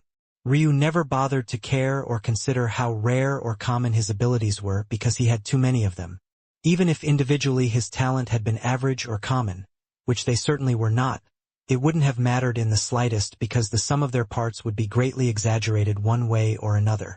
How did I end up getting pissed off again? You're still not getting it. Lucard shook his head. There are a lot of abilities that one can tap into just by being powerful enough. Like Transcendence already have a small bit of control over space. As you grow stronger, that affinity becomes stronger as well. It's not rare to see high-level beings controlling space even if they were never born with the affinity for it. They can easily make up that gap with strength and other factors. Karma is much the same way as well. Over time, a powerful existence's sensitivity to karma and the lines of fate increases as well, especially when it's in regard to themselves and those that are close to them. However, time is just different. It's just different. Even if one gains an inkling of control over it, it will never be something substantial. It's so much so that even if you use your time affinity now, the likelihood that someone would see through it is nearly nil. They would just assume that it's an advanced application of spatial chi granted to you by your soul nature. Ryu was still staring at Lucard like he didn't care. What was this supposed to mean to him? Was he supposed to just chuckle it up and throw a grand celebration because he happened to have a great talent? Lucard was growing frustrated. So he just snorted out a mouthful of sulfur and looked as though he was about to leave. Calm down. Ryu shook his head. It's not just a matter of not caring. But what you're saying isn't necessarily true. Back in Sacrum, the time heavenly pupils were ranked third. Did you not ever consider that maybe it was only ranked third because just like in the true martial world and your eyes, it hasn't appeared in forever? When did you become so dense? Lucard immediately attacked as though he couldn't wait to tear Ryu down. This silver-haired bastard was truly too hateful. And unlike your mysteries of heaven and earth eyes, even after so many generations had passed without it appearing, it still ranked so high. In fact, I'm fairly certain that the time heavenly pupils have never appeared. And yet, despite having no fate backing them at all, they're still ranked number 3 in Sacrum and number 2 in the true martial world. Do you understand how ridiculous you are now? Ryu shook his head. Maybe if you had let me finish instead of cutting me off, you would know what I wanted to say. Forget it, it doesn't matter to me that much one way or another. Time is still difficult to use, and unlike the spatial aspects of my soul nature, I still haven't found the best way to use it yet. The best ways to use time seem to be to use it to manipulate others, but the trouble was that even if he had a time soul nature, the amount of stamina you needed to do such a thing was ridiculous. It was far too much work. He had a major breakthrough in how to use his spatial affinity before. He realized that Lucard was right about everyone gaining some spatial understanding as their cultivation increased, so he focused on increasing the complexity and the layering of his spatial manipulation so that only those with high affinity would be able to have a natural understanding of what he was doing. That was how he was able to fool even the vision of Tao lords and even Tao sovereigns. However, it was more delicate. Even he could easily get lost in it if he made it too complicated. I see. Thankfully, though, Lucard had gone on this rant, and it made Ryu realize that he didn't need to take the same route for his time affinity as he did his spatial affinity. In fact, he could take advantage of his time affinity to not need to make his spatial affinity so complicated. If he could strip down the complexity of his spatial affinity by relying on time, then the power he could exhibit in battle with space as a support would be several-fold greater. Not bad. Ryu nodded after a while. Do you know that you're annoying? Lucard suddenly said. Ryu raised an eyebrow. What did I do this time?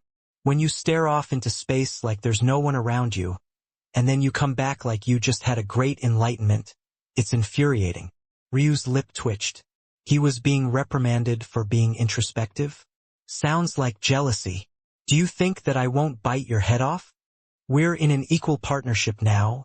Why would you do that? Equal. Lucard snorted in laughter. A whirlwind of space shooting a hole through a mountain. If I wanted you to get down and bark like a dog right now, you'd have to do it. Don't you know who's subservient in a contract when you see it? Is that so? Ryu smiled. Try it. Lucard froze, suddenly feeling that something was wrong. He immediately tried to give Ryu a command and his expression changed. Ryu Tatsuya. You son of a... Chapter 1863 impossible. 1863 impossible. Ryu's laughter continued to echo through the skies as Lucard grumbled. The two had already set off toward their next destination. At this point, Lucard had already realized that this world was difficult to deal with, to say the least. The main issue was that he stood out like a sore thumb. Any humanoids that saw him would want to kill him because they didn't want powerful beasts to rise up in this world. Any beasts that saw him would want to kill him because they wanted to rise up. No matter where he went, he was a target. And his body was so large that there wasn't exactly a place for him to hide. Although he could hide in space quite effectively, even with how high his affinity was, even his own stamina would eventually run out. The only way out of this was to work together with Ryu. He was already stuck with this anyway, so there was no changing. As for why he was so infuriated before, that was because Ryu had tricked him. The contract that Ryu had signed was truly a master-servant one, where Lucard was the top dog. As a result, Lucard should have been able to order Ryu around like a dog if he wanted to. He had already thought that Ryu had changed far too much to have allowed that to happen, but he also hadn't had much room for thought in the middle of that heated battle either. So he had had no choice but to ignore it at the time. What he didn't realize was that Ryu had only signed their contract with a very small piece of his soul. In fact, he only attached a piece of the relative whole formation to that small piece of his soul. Then, after the battle was completed, Ryu fused that small piece of his soul back into his body, completing the formation and thus changing the contract. Lucard had simply never seen something like that before, and even now, the complexity of such a matter was beyond his understanding. Every soul contract used a formation as a foundation. But the formation of a master-servant contract and an equal contract should be vastly different. It wasn't like one was made up of some portions of another. But in the heat of the moment, Ryu had somehow managed to align their runes such that when the small piece of his soul fused back with his main soul, the contract morphed into the formation of a completely different contract. Lucard wasn't a formation master, but he knew just how impossible such a thing was. To make a complicated matter simple, Ryu had essentially Trojan-horsed Lucard's soul. If Ryu had had sinister intentions, Lucard would be finished. That was because if Ryu could trick a master-servant contract into becoming an equal contract, there was no reason that he couldn't have turned a master-servant contract into a servant-master one where Lucard was the one who was subservient. When Lucard realized this, he felt a cold sweat on his back. He was just one sinister intention away from Ryu being able to command him at will. At that point, even if he had the intention to kill himself, Ryu could easily stop him from doing so. However, at this point, even if Lucard didn't want to, he had no choice but to respect Ryu. Not because he could do something so shocking, but because he hadn't taken that step in the end.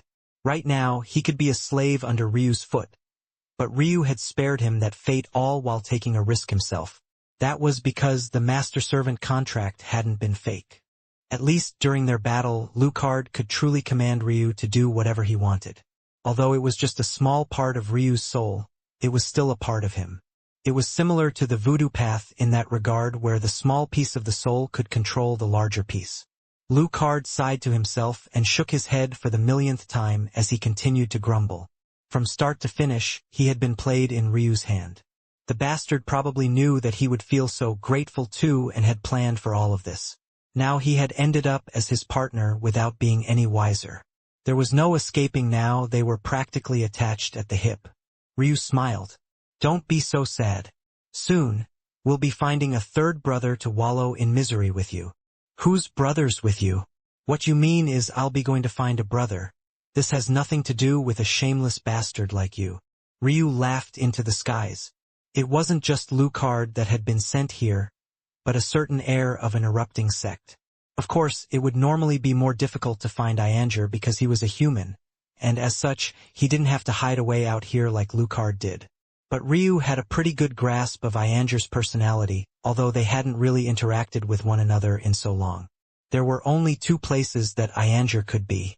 The first place was deep in Chaos Plane territory, and the second place was right here in the Beast domain. Ianger was a battle maniac that was obsessed with lopping the head of a certain great-grandfather of his. He would be unlikely to be able to join the members of the real plane in an upfront manner because he was already too powerful. Ryu could get away with it because he was a little true sky god. But Ianger had already crossed the lordship threshold. It wasn't possible for him to just slip into their ranks and pretend to be one of them. But at the same time, he wouldn't be resigned to just hanging around either. He had probably guessed that this change was related to Ryu as well. So he would definitely be around here. They just had to find him. And if they were lucky, they might be able to find out the real reason Ailsa had sent them here as well. Chapter 1864 Odd. 1864 Odd. The duo stopped in a mountain range and began to recover. Ryu had used up quite a lot of his stamina using his eyes like that, while the pressure that Lucard had been under could be imagined. As such, after they left the region, the first order of business was finding somewhere to recuperate. It didn't take Ryu much time to succeed, but he noticed that his embryonic chi had a much weaker effect on Lucard in this world. It makes sense. Ryu ignored this matter and just fell into a silent meditation. He had already noticed several peculiar things about this beast domain. For one, because there were no beast clans, there was a hodgepodge of beasts sprinkled around everywhere. Normally, this wouldn't be that shocking. After all, this was what most wilderness zones were like. There wasn't usually a rhyme or reason for why a beast would be located somewhere, except for one thing: affinity. That was what was so confusing. Beasts with ice affinities would be located in regions of extreme cold. Beasts with fire affinities would be located in regions of extreme heat. Beasts with water affinities would take up regions with large bodies of water, and beasts with earth affinities would prefer rocky lands and underground caverns. However, in this place, just now he had called out to Lucard. Because of the method he used, 6 of the nearest sovereigns appeared. And yet, there was nothing that linked them together. There was one ghost-like beast, another metal beast, another that seemed to use blood. The differing kinds were endless. The obvious explanation was that this was just the natural progression of things in this world where beasts followed their own paths. But even in the case they did, shouldn't they migrate to regions that matched the path that they had chosen? Now that he thought about it while he was traveling around the beast domain, there didn't seem to be any specified regions for growth either. It just felt like everything was a chaotic mix of chi without any sort of specialness at all. And if he went back even further, he had already done a decent amount of traveling through this world. But the number of beasts he had seen outside of the beast domain was very limited. Other than the ones in the army, it seemed that he almost never saw them outside of the army. It was like they had all been killed and then herded into this one location. Fascinating. Ryu finished recovering and then stood. He walked to the peak of a mountain and then looked out. He took a breath and then his eyes flashed. Third perspective. The basic ability of third perspective was to act as a sixth sense without limits. It could read the cultivation of those even far above him. It made cloaking skills basically useless, and it was far more useful for him and flexible for that matter than his spiritual sense. However, it was also because it was so fundamental to his eyes' abilities that he didn't think about trying to improve it. That said, his experience in combining and manipulating his other abilities, especially when he used Rob of the World of its color and Lines of Fate in conjunction with one another, made him realize that there was much more potential in his eyes than even he saw. In that case, why not see how far he could push things? Third perspective always appeared around him, so why not try to see if he could extend it? For the first time, Ryu felt strain while using third perspective, but this strain was actually a good thing, because he could feel that his third perspective was moving. Soon, it had appeared hundreds of kilometers away and Ryu could see the region as though he was standing there.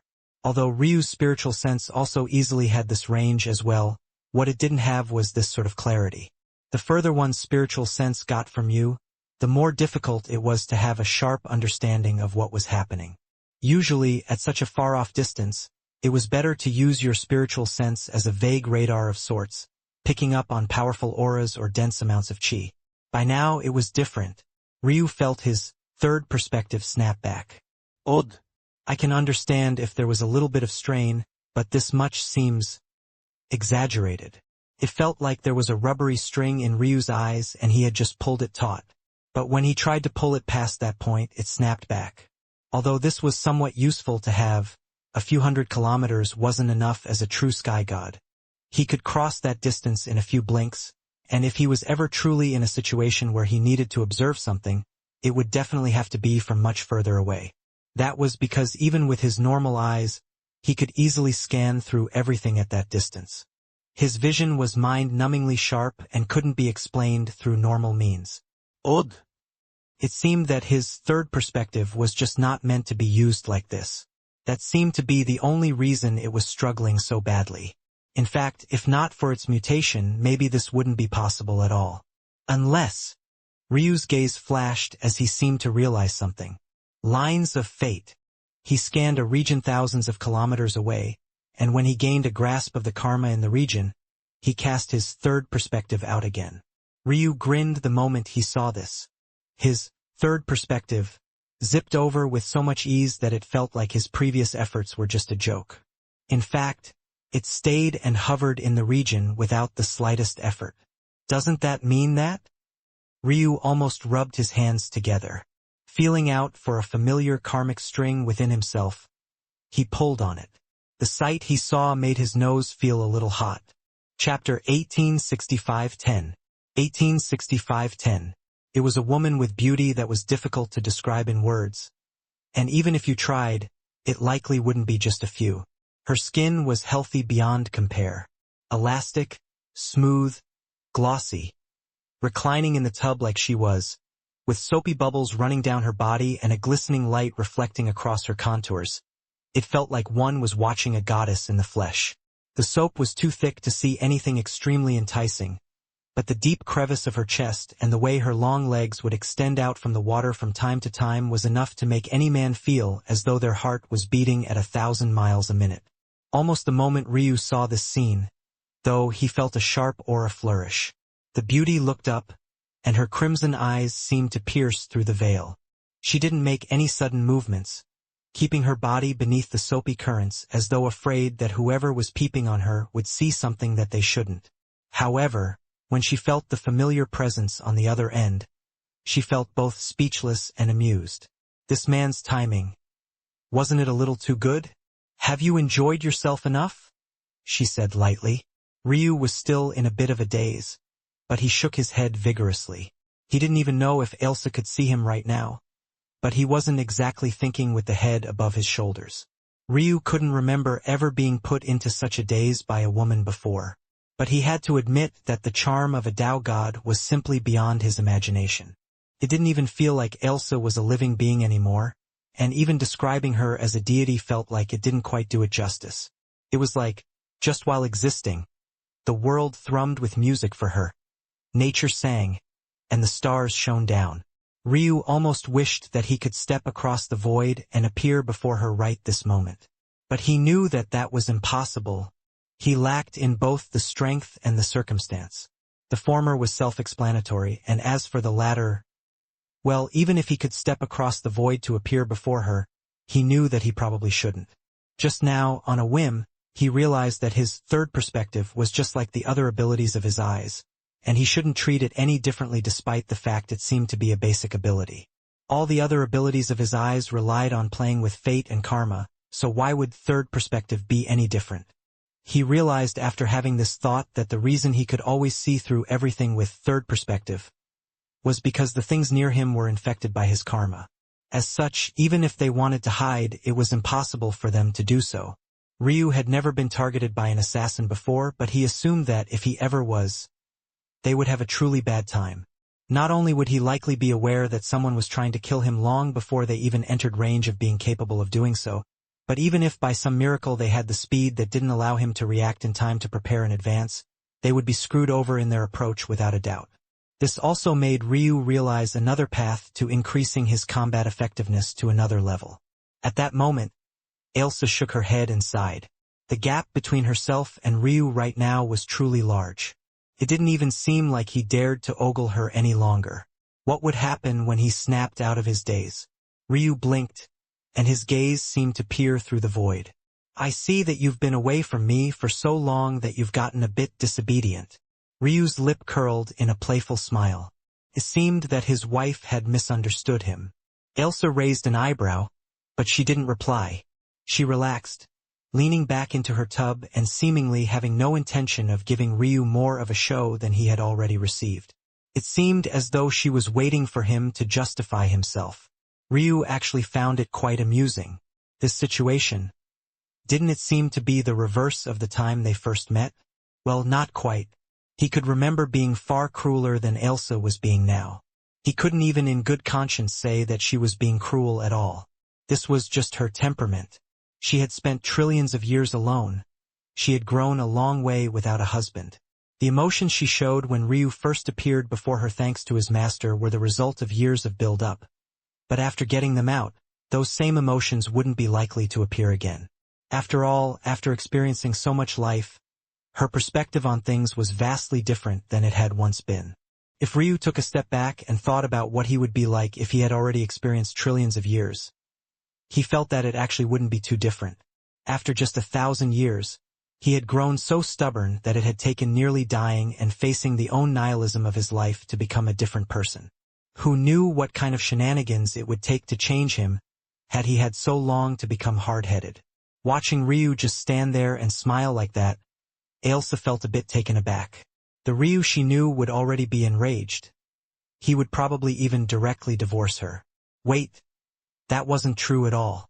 Ryu always had a short rope for those he didn't care about, but when it came to his wives, he allowed them to be as willful as they pleased. Why had she thought that that would be his reaction? Just as she was lost in her own introspection, Ryu suddenly spoke. It seems that you look down on me. 10 years? For this little beast domain. Ryu's presence vanished from Ailsa's region. The only thing that could be seen was an indifferent smile and the last echo of a few words. 10 days is enough. Chapter 1866 Mess. Ryu didn't mind the interaction. It had only been a few years for him, but it had been countless times longer for Ailsa. It was difficult for things to remain the same, especially when he had had such an embarrassing display previously. Of course, whether that matter was truly embarrassing or not, well, he hadn't made a decision on that yet. Even though he was feeling a lot more like himself and had partially walked out of that shadow, he wasn't to the point of feeling indifferent when looking back on those memories. He also didn't think that Ailsa was particularly looking down on him for that moment either. Maybe in these years that she had been gone, she had suffered through things that were just as heartrending. She didn't have the bandwidth to also deal with Ryu's issues now. With her talent, after trillions of years of cultivation, how could she possibly just be a simple Tao god? When he looked at things that way, whatever she was facing now was certainly not a normal matter. In fact, it was likely something that might be even beyond the expectations of the dream wraith that sent him here. Have you gone crazy? Lucard's voice came from the distance. Talking to yourself like that is a little unseemly, don't you think? The snort of a dragon came from the distance, but Ryu directly ignored him. Taking a breath, he closed his eyes and began to feel out his karmic strings again. This time, his focus was on someone else, but it was also much harder. Ailsa was his life partner. No matter how many years had passed, nothing would change that. As such, using third perspective on her was just barely more difficult than using it on himself. Because of that, he was able to do what she struggled to do and form a connection between the two of them. By comparison, Ianger, while being a good friend of his, wasn't nearly as close to Ryu as his wife was. As such, trying to use karma to find him through third perspective was far more difficult. Ryu had to stand in silence for several hours before he finally caught a faint strand. He grabbed onto it and took deep breaths. Sweat coated his brows, but he continuously circulated his embryonic chi. Even so, it didn't seem to be helping very much. However, that was when he grasped a fuzzy image. He saw Ianger caught in a battle with a beast. Luckily, Ryu was correct, he really was in the beast domain. Stop wasting time and get over here. The sudden echoing of Ryu's voice caught Ianger off guard, and a swiping claw gashed across his chest. Damn it! Fuck you, Ryu. Ianger stopped suppressing his eyes and they flashed open. An inferno of flames blazed and the creature was burnt to ash in an instant. Clearly, Ianger had just been using this beast to train himself. If he had used his eyes from the beginning, the battle might have ended from the very start. Unfortunately for him, Ryu didn't hear his curses because he had already separated from him. He could only keep the connection going for a few seconds. Ryu stood on the mountain, waiting. By this point, Lucard was truly looking at Ryu weirdly. It wasn't that he couldn't guess that Ryu was using some sort of odd communication method, but he just didn't want to believe that Ryu was using something that he actually couldn't sense at all. It was truly shocking. What method could a true sky god possibly use that even he couldn't sense? Something was fishy here. However, he didn't get an answer because Ryu just continued to stand there, and he also refused to go as far as to ask. In the end, they ended up staying pat until a booming air exploded in the distance and the heat in the surroundings skyrocketed. Boom! Boom!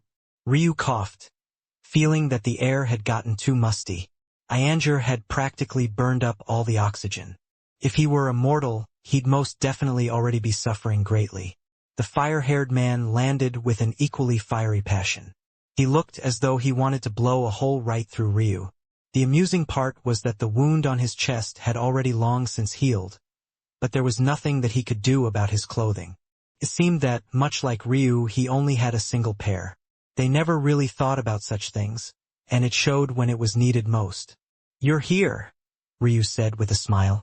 Ianger was about to snap when he looked over to see Lucard. "The dragon too? You got all of us dragged into this mess." "Me?" Ryu said innocently. "I don't have the ability to send us all so far. Don't give me that. I already know this is your fault. It definitely is, or else you wouldn't have that smug, bastard smile on your face." Ryu smiled and didn't say much else about the topic. It was definitely his fault, but that didn't mean that he had to admit it. They didn't need to know that. "It's good that we're here together now." Ryu pivoted to the next topic. "That means that we can really begin to do some damage." No matter how powerful Lucard was, he wasn't yet a Dao sovereign. Although he and Ryu could work together to deal with them, it was ultimately something that would, 1, not be able to convince the masses, and 2, be something that could potentially get them killed if they were just a little bit careless. But Ianger, he was a true lord. Not only that, but he had heavenly pupils just like they did. Right now, Ryu's eyes were ranked in the 20s, a far cry from their usual rankings. But Lucard's black hole pupils were ranked 4th still. As for Ianger's fire pupils, they, too, got a boost in this world, ranking 6th. Chapter 1867 Crest. Ianger looked at Ryu in confusion. He was clearly not the only one confused either, because Lucard had no idea what was going on too. They had both been called here by Ryu, and honestly they just thought he wanted to use them as bodyguards. As for what his actual purpose was, they were in the dark. However, Ryu didn't know much about what his purpose was either. All he knew was that his wife asked him to do something, so he was going to do it. As for what underlying reasons she might have, it was going to have to take some time before he uncovered it. That said, he was a man of his word. 10 days. Since he had given such a time limit, he would do it swiftly and beautifully. "Nothing major," Ryu explained without them having to ask much of anything. "Just have to unify this beast domain. Let's get to work." The trio began to move. With Ryu at their core, their battles were mind-numbingly easy. The combination of Ryu and Lucard was extremely potent, especially since spatial chi was an energy that, at a high enough level, even sovereigns would have difficulty reading. However, with the addition of Ianger, it was like everything had changed all at once. The abilities of the fire pupils obviously all revolved around fire. Its basic ability was simply known as fire. However, it was precisely because the name was so simple that it was so shocking. A person with the fire pupils was capable of absorbing the flames that they came into contact with to create their own flames.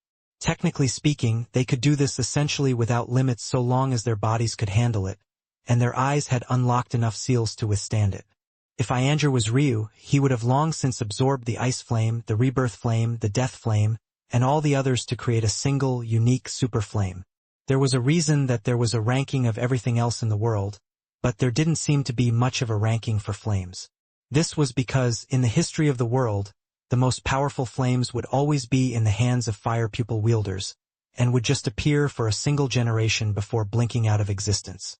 There were some powerful fire pupil wielders of the past that passed down their eyes, and thus the flames that they nurtured.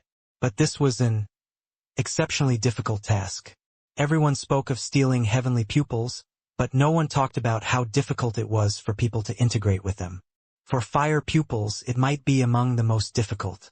If you had heavenly pupils, you were practically guaranteed to reach high realms of cultivation. If you were nurturing a flame within them, just how difficult would it be for your descendants to integrate with this flame? Would they have to wait until they, too, were Tao gods before they could do so?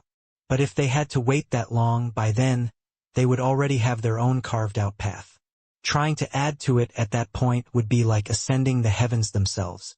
There were too many logistical issues with this path, and it was one that many didn't take precisely as a result of this. This aside, Ianger had only had his fire pupils for a short while, relatively speaking. But because he was so powerful, it was also easy for him to gather up powerful flames all on his own. By this point, his flames were truly potent and allowed his other abilities to shine through powerfully. Fire Domain. Infinite Flame. Piercing Origin. Ianger had clearly unlocked far more abilities than Lucard had on his own, and it showed. Fire Domain was another foundational ability that formed a domain of heat and fire that oppressed enemies, quickened recovery speed, and even increased the concentration of fire chi in the region, making a fire pupil user stronger as the battle went on. Infinite Flame was the ability to forcefully convert other chis into flames even when they weren't originally so. This was probably the most shocking of Ianger's abilities, but Ryu felt that he was far too foolish with how he used it. He lacked any sort of innovative eye at all. Piercing Origin was definitely Ianger's strongest attack skill. It concentrated his unique flame into his pupils and sent them out in a laser beam.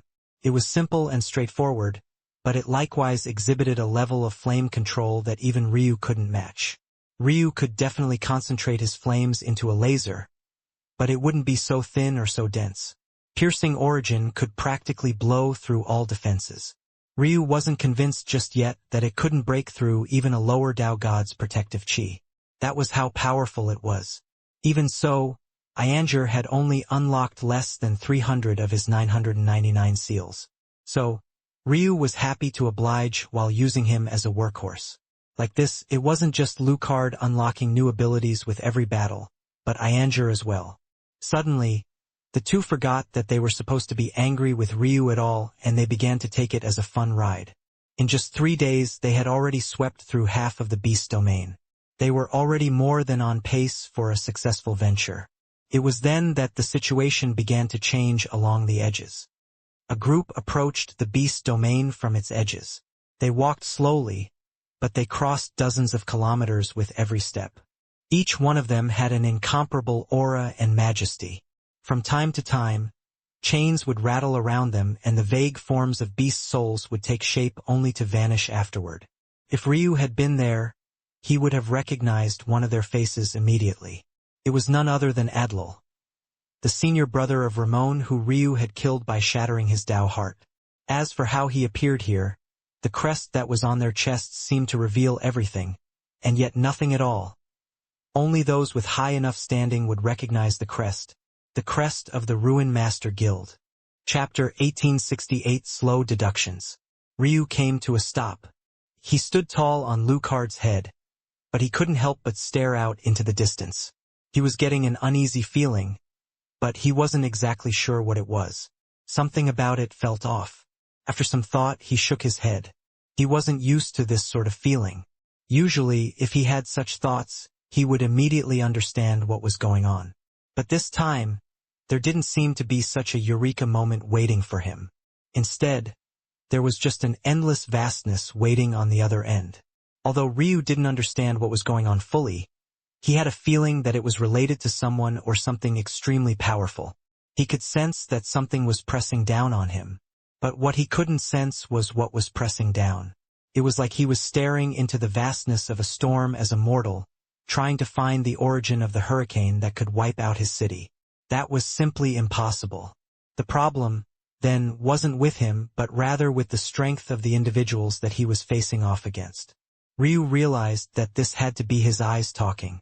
He had never had such an ability before, or else what happened to Hope would have never occurred in the first place. But with every step forward he took with his eyes, the more flexible and powerful they seemed to become. It was only then that Ryu understood. There were two problems his eyes faced. The first was that he had unlocked all 999 seals too quickly. The second was that this unlocking was completed in Sacrum where the laws weren't necessarily the best. The good news was that he had had the shrines to support him at the time. The bad news was that there was too much to assimilate even with rebirth activated. If Ryu was correct, then his eyes right now were akin to a cultivator that had sprinted to their current cultivation without laying a solid foundation first. That was only natural since he hadn't even unlocked any new abilities since reaching this level. Of course, he felt that he already had all of the most powerful abilities of his heavenly pupils to begin with. But his recent breakthroughs taught him that that wasn't the end-all, be-all. But all of this was also the reason why he believed in this feeling all the more. He had experienced what it felt like to be so in tune with nature and karma while in the holy world. So this time, even though the feeling was far vaguer, he was still able to recognize it at a glance and understand what was happening. "Hold on," Ryu called out, stopping Lucard and Ianger from continuing on. "Something is fishy. How many bosses have we dealt with already? We've killed 3, subdued about 50. Ryu's eyes narrowed. Should it be so easy to subdue these beasts? Now that he thought about it, these creatures were all the cream of the crop. They were existences that had all managed to reach sovereignty despite having no one else's path to follow. Their Tao hearts couldn't be measured in gallons. They had to be measured in ocean's worth. Such creatures wouldn't bow and submit so easily. Of course, Ryu knew this. This was why he had also prepared and planted slave seals within them for the time being. Even if they did have the intention of rebelling, there was little that they could do. And because the slave seal was anchored into Ryu's inner world, there shouldn't be any easy way for them to slip free at all. Ryu's brows furrowed, confusion hitting him in waves. He definitely hadn't made any mistakes along the way, so what was going on? No, I'm looking at it the wrong way. Of course, I wouldn't have made any mistakes. I'm not an idiot. Or more accurately, I wouldn't have made any obvious mistakes. If he had made an obvious mistake that he could just casually recall, then he wouldn't be Ryu Tatsuya. The only explanations were either that he had done something wrong beneath layers of right decisions, hiding it from himself, or there was a piece of the puzzle that he had been missing from the very beginning that made everything he had done wrong from the very outset. Interesting. Rather than being annoyed, Ryu was actually pleased. He had known from the beginning that his wife's troubles wouldn't be so easy. Let alone their group of 3, this beast domain would probably be able to be handled by Elsa's disciples. Elsa was a cultist fairy, and if she was in a bind she couldn't get through herself, taking on disciples was the smartest thing to do. With her skills, nurturing even armies of elites wouldn't be a problem. It also couldn't be forgotten that along with being a cultist fairy, Elsa was also a Kabus fairy hybrid. She had 2 complete paths within her body just like Ryu did. As a Kabus fairy, Elsa's ability to gather summons and force demons to be under her charge should be impossibly far beyond Ryu's ability to do so. Whether it was by raising an army of disciples or followers, or by raising an army of demons, or even by way of both, there was definitely no situation that Elsa should be unable to get herself out of. And as a selfish measure, Ryu didn't believe for a moment that his wife was so inferior. Ryu could defeat existences several realms above him even in planes like the 9th heaven. How could Elsa possibly be stuck in a battle of wits with regular Tao gods? Ryu stood in silence for a long time, thinking harder than he could remember ever having to. It was like the world was a series of firing synapses to him as he tried to take in everything. And then, it hit him. Chapter 1869 Pain. Ryu's eyes shone as bright as torches. Let's move. We're changing directions. There was something peculiar that Ryu had noticed until now. First, other than the time that he had faced off against the 6 sovereigns at once, beasts didn't cross into the territories of other beasts, even when there was a huge commotion. This didn't sound like much, and Ryu, too, felt that it was an insignificant matter. After all, respecting everyone's territory was the best way to protect yourself in a world like this one. But there were several problems with this. The first and most obvious was, how could such a disorganized beast domain suddenly become so organized? The second was that there was no way that a beast wouldn't be interested in a battle of equal power and strength between those that it was also wary of. After all, these beasts had the intelligence of humans and far surpassed the intelligence of humans in many cases. If someone was attacking their neighbor, they should want to know. It could be said that part of the reason they had had such an easy time of it was because of this very reason. And the third was just a matter of greed. These beasts were obsessed with evolution, weren't they? Two beasts of power equal to their own fighting in their territory should be a feast to them. If they both got injured, and one of them died, wouldn't that be the perfect time for them to swoop in and take advantage? Lucard's figure flashed and sliced through space, suddenly coming to a stop. There, down below, was the corpse of an enormous blue-scaled crocodile. It had been there for days and it was still there. Although some of the weaker beasts had tried to eat it, its scales were too powerful and its aura too menacing. This was part of the reason why Ryu had chosen to just leave it there. Since they couldn't subdue this one, leaving it as a reminder of what could happen to those that didn't obey was the best use of it. When they saw that they could do nothing even to its corpse, this would settle in all the more. However, it had been several days since then. An entire 3 to be exact. And yet, there were no sovereigns that had taken action to seize the corpse. Ryu had left detection mechanisms to know when this occurred so that he could be ready to deal with them instantly. That was also part of how Lucard had made it back here so quickly. At first, he had thought that maybe someone had managed to get by his detection mechanisms. But when he saw that the corpse was still there, his expression became more solemn. Something was beginning to piece together in his mind, and he searched through his memories, recalling the layout of territories. They were so strict with their territories, to the point of not coming out even at the sight of something so enticing, and the only time they broke that rule was when they sensed a roar of a beast they didn't recognize. Did they even truly break the rule either? Only 6 beasts appeared, and for his own safety, Ryu chose a place in the middle of several territories so that it would take a while before the sovereigns got to him. After all, he couldn't deal with a sovereign alone. So, on the one hand, the rule might not have been broken at all because he was in a no-man's land, and on the other, the might of a dragon wasn't part of this little land of theirs, so they had likely seen it to be an outsider. The more Ryu thought about this, the more he felt that there was something particularly shocking going on. A breeding ground? Prison? A jail where the prisoners are its own wards? For what purpose? Ryu didn't need to think much. Just logically speaking, he could tell what the value was. Hundreds of beasts that had all reached the pinnacle through different paths and means. If it wasn't for the sake of finishing his wife's goal for him earlier, then he would have been interested in checking their corpses as well. But he hadn't had the chance to, until now. Ryu waved a hand and the crocodile corpse entered his inner world. He then ignored everything else and poured all of his attention onto it. Then he began to cross-reference what he was seeing with the other 6 corpses that he had gathered from their first battle. The more Ryu looked, the more he was unable to find anything. He would have already begun to grow frustrated in the past, but right now, separate from his Tao heart and his perfect black buddy, he could feel hints of his true self returning. That man who sat patiently in a library for years, trying to make something useful of himself so that he wouldn't disappoint his family, his clan. That was when it struck him. Soul. He looked into their souls and didn't find anything immediately. Beasts didn't have souls in the normal sense, and everything was perfectly integrated into their bodies. As such, it was hard for Ryu, who didn't have a normal understanding of them, to find much. But then he recalled something far more important. He did have experience with beast souls. Wasn't that how he formed his contracts? How did he act then? And how was that different now?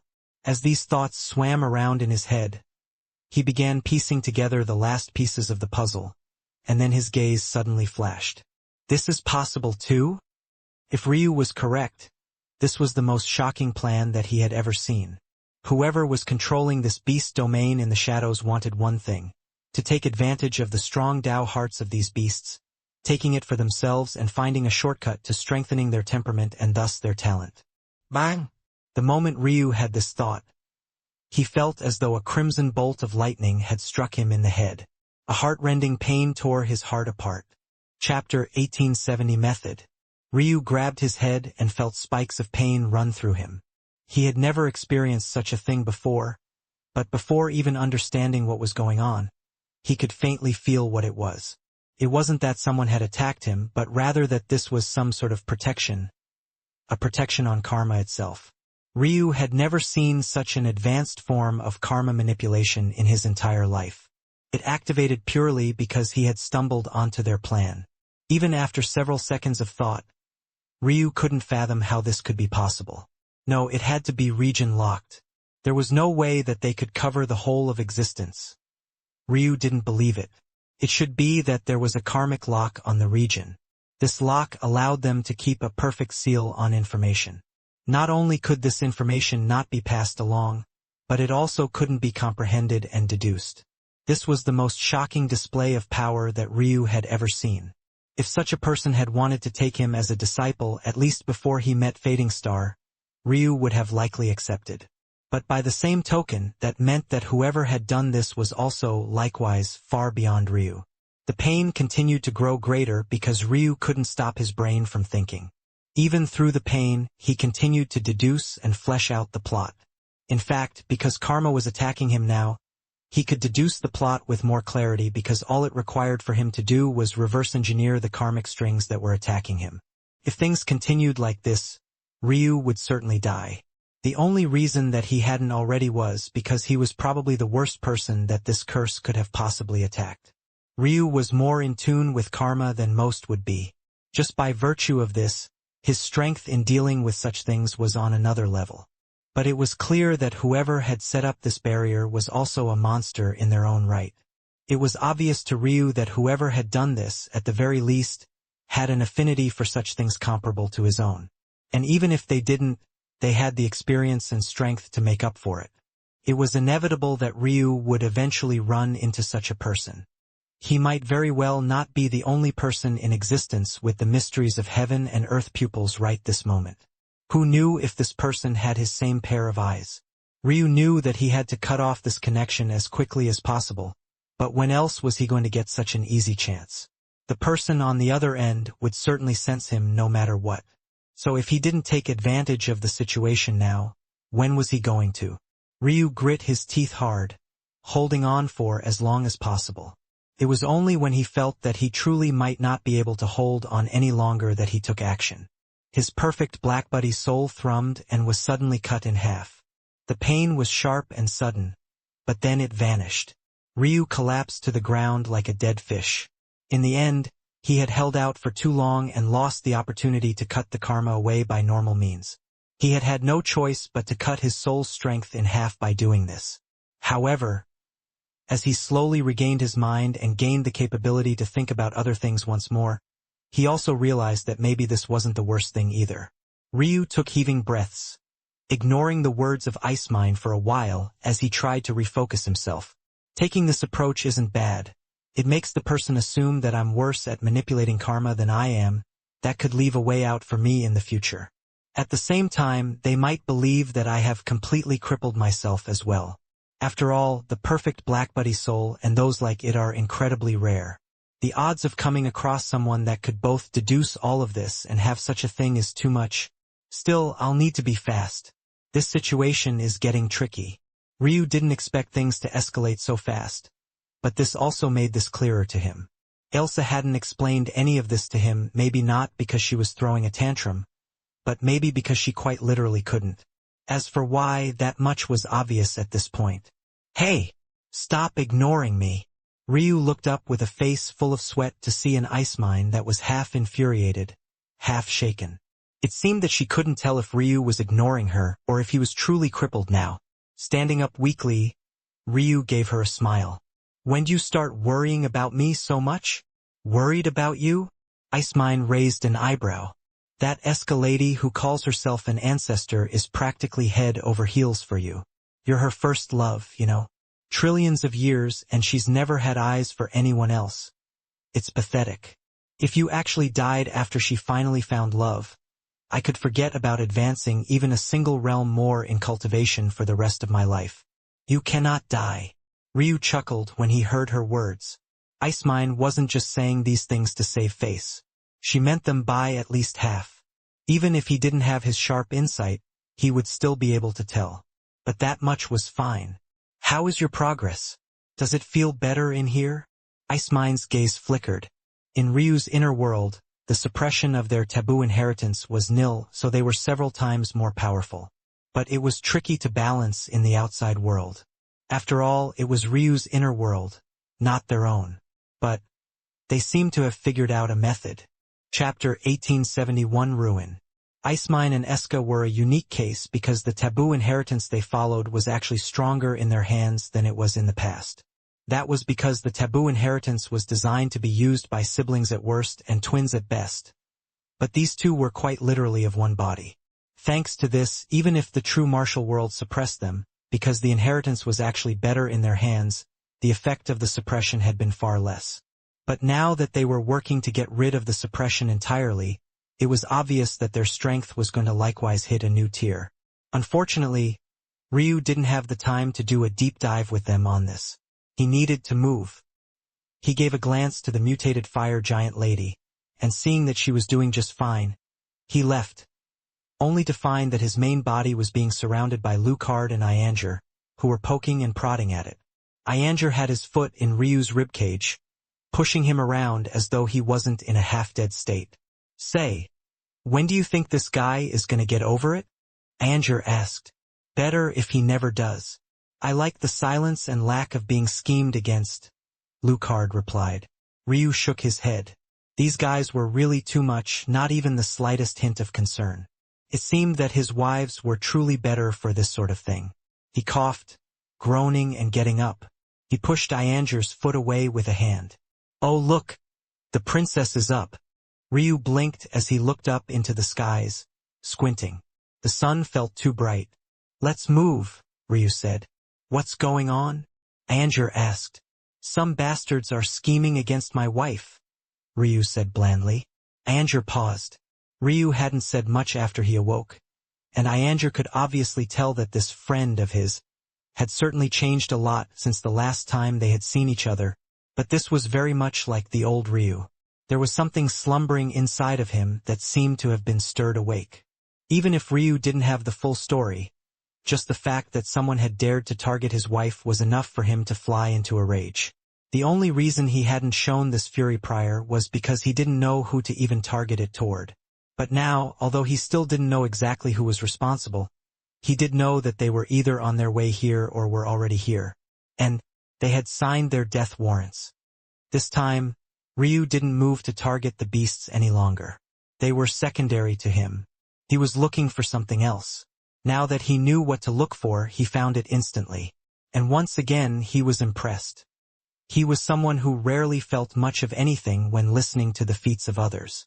And yet, he had already been impressed twice in a single day. An absolute master of karma first, and now an absolute master of feng shui.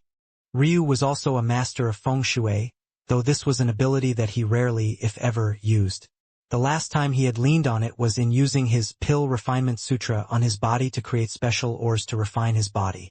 He hadn't had to do this for a long while, especially now that he had modified and improved the 9-pillar flame sex body realm cultivation method. At first, he had been looking for a formation of sorts, but he didn't realize that he was already in the formation. The reason these creatures were likely not allowed to roam so freely was that the moment they did, the feng shui of the beast domain would be thrown off. Amazing! Ryu was infuriated with these people, but he couldn't help but admit it. The beast domain was enormous, and yet someone had meticulously calculated the location of rivers and mountains and trees, all to set up a perfect net to trap these beasts within. What Ryu wanted to know was what role the Tao God beasts played. Were they existences that had broken free of this game, or were they a part of it? Is that the real reason why none of them have tried to build up a kingdom here? Even if there was no path before, that didn't mean that there couldn't be one after. If they started sects or schools, they could easily pass down their knowledge and teach others how to reach the Tao God realms. Even if they weren't perfect descendants, who was to say that they couldn't find a few that could follow their path? But to not try at all? Could it be that they know what's going on here already? And they're just the lucky few to survive. Ryu had never really distinguished between the lives of beasts and humans. Anyone could be cut down so long as they suited his purposes. That was why the human skin tone never fazed him. After seeing his wife's struggles, he gained a better appreciation for the plights of beasts as well. He still wasn't someone with a bleeding heart, but he knew that the first step to teaching these people a lesson was ruining their plans. Ryu's mind began to scan the entire region. Now that he knew that it was a feng shui diagram, his approach was completely different, and the plan in his mind was likewise shaping up faster and faster. He could feel as though someone was breathing down his neck, and yet his calm was almost eerie, as though he couldn't feel the blade being held up to him at all. He forgot everything about his worries, about his trepidations, even about himself. They had bullied his wife for so long. It seemed that they didn't know that she had a husband, and this husband of hers held grudges. He wasn't just going to ruin their plans. He was going to ruin them. Chapter 1872 Chain. Ryu moved around the world on Lucard's back, his mind elsewhere. It didn't seem as though he was doing much more than sightseeing. But at every location they visited, his gaze would become brighter and brighter. Suddenly, half a day later, he had Lucard come to a stop. This is it. What an interesting feeling. The 8-trigram diagram in Ryu's eye could be considered a sort of feng shui. In fact, it was the simplest feng shui, and it was also something that everything else, including formation mastery, was built on. In his time in the Tatsuya library, Ryu had come to realize that there was quite a battle between formation masters and feng shui masters. Those of the former profession believed that their arts were modernizing feng shui, making it better than what it would have otherwise been and improving it. Feng shui masters, though, believed that their path was the foundational path for all paths. Not just formation mastery, but also alchemy and blacksmithing, which both relied on aspects of formation mastery as well. As the original, they obviously thought themselves to be better. As for Ryu's opinion, well, he rarely, if ever, used feng shui, and that seemed to be the nail in the coffin. However, Ryu didn't ignore feng shui. It was just that formation mastery was far more convenient, especially since he had the formation flag visualization to rely upon that let him deploy them wherever and whenever. Feng shui, by comparison, took a great deal more effort. That was because it required causing changes to the land. This was the same reason that Ryu didn't use his herbology very often either. The rivalry between herbology and alchemy was a perfect mirror of feng shui and formation mastery. But Ryu's ultimate opinion was that everything had its place. Still, seeing the scope of what was being accomplished here, and the fact that the person in question didn't even have to use any other resource outside of time and patience, it was hard not to feel like feng shui was the superior practice. Unfortunately, they had run into Ryu. An interesting scheme indeed. The layout is both simple and complex. Simple enough to be hidden, complex enough to not be deciphered. This is a true master. They're relying on the natural veins of this world, but also manipulating them at the same time. The beast domain was a chaotic hodgepodge of cheese and domains. Everything felt like an amalgamation of others, as though every element in the world had been summed up and then left behind an average. It didn't take Ryu long to realize that this was the crux of the formation. The first thing this expansive feng shui diagram did was make use of one thing that seemed to be the center of everything in this world: chaos. This time it was real chaos. And if Ryu was correct, it would be almost impossible to set up a formation like this one in any other world because order would never allow it. The first step to creating this feng shui diagram was to form a barrier around this world. A closed system. Nothing could get in and nothing could get out. After a closed loop was formed, they then began to draw more dividing lines, creating closed systems within closed systems. In the future, these miniature closed systems became the prisons that kept the beasts locked in their territories. At the same time, though, these miniature closed systems also made the next step of the plan easier to manage, and that was forcing order into chaos. Everything is a cycle, and that understanding is even more important when you're dealing with feng shui. Order can cycle to chaos with ease. The only requirement is that you exhaust order to the point where nothing other than chaos can be birthed. This was why they separated this domain into so many small cells. If they were to try to do this on a large scale, it would be difficult. But if you forced a universe to run to its end on a small scale, it's much easier to manage. The fact that this world tends toward chaos in the first place is another huge bonus as well. The human body could be considered a quasi-closed system in this case. Of course, there is still exchange with the world, which was why the model wasn't perfect. However, a mortal would soon reach the end of their life, something caused by continuous cell damage and the breaking down of the body. This could be considered order going to chaos on a small scale. The feng shui master had reached the point of treating nature like life and treating life as air. This was a quote that Ryu had once seen from a profound feng shui master, and it was a realm that he had long since reached as well. However, observing this land, Ryu realized that those words alone weren't enough to describe the skill of this expert. After forcing the individual cells in this domain to chaos, the rest became far easier. That was because there still remained pockets of order. The beasts born in certain cells were tainted with a certain breed of chaos. Much like the fiends of the chaos plane, if they tried to cross over into another world, they would be drastically weakened. But honestly, that alone isn't enough to explain it. The borders of these cells are the embodiment of order. This is impossible to ignore. The very act of creating pockets of chaos, and keeping them from bleeding into one another, is a form of order that can't be escaped. This seems to be a flaw in the system, but the feng shui master used it as a strength. If a beast wanted to cross from one region to another, they would have to first cross into order, and then into a completely different form of chaos. This would likely outright kill them, and beasts have a strong sense of survival. Ryu stood in silence, feeling that he had close to the whole picture, but he was still missing something. All of this made sense, in theory. But why was it that he could just walk around this place without noticing anything? That was when it hit him. Beast souls. From the very beginning, the target of these experts seemed to be the Tao heart of these beasts. They were not only targeting the souls of the beasts, but Ryu only now realized that it was because this happened to be their target that they took this approach.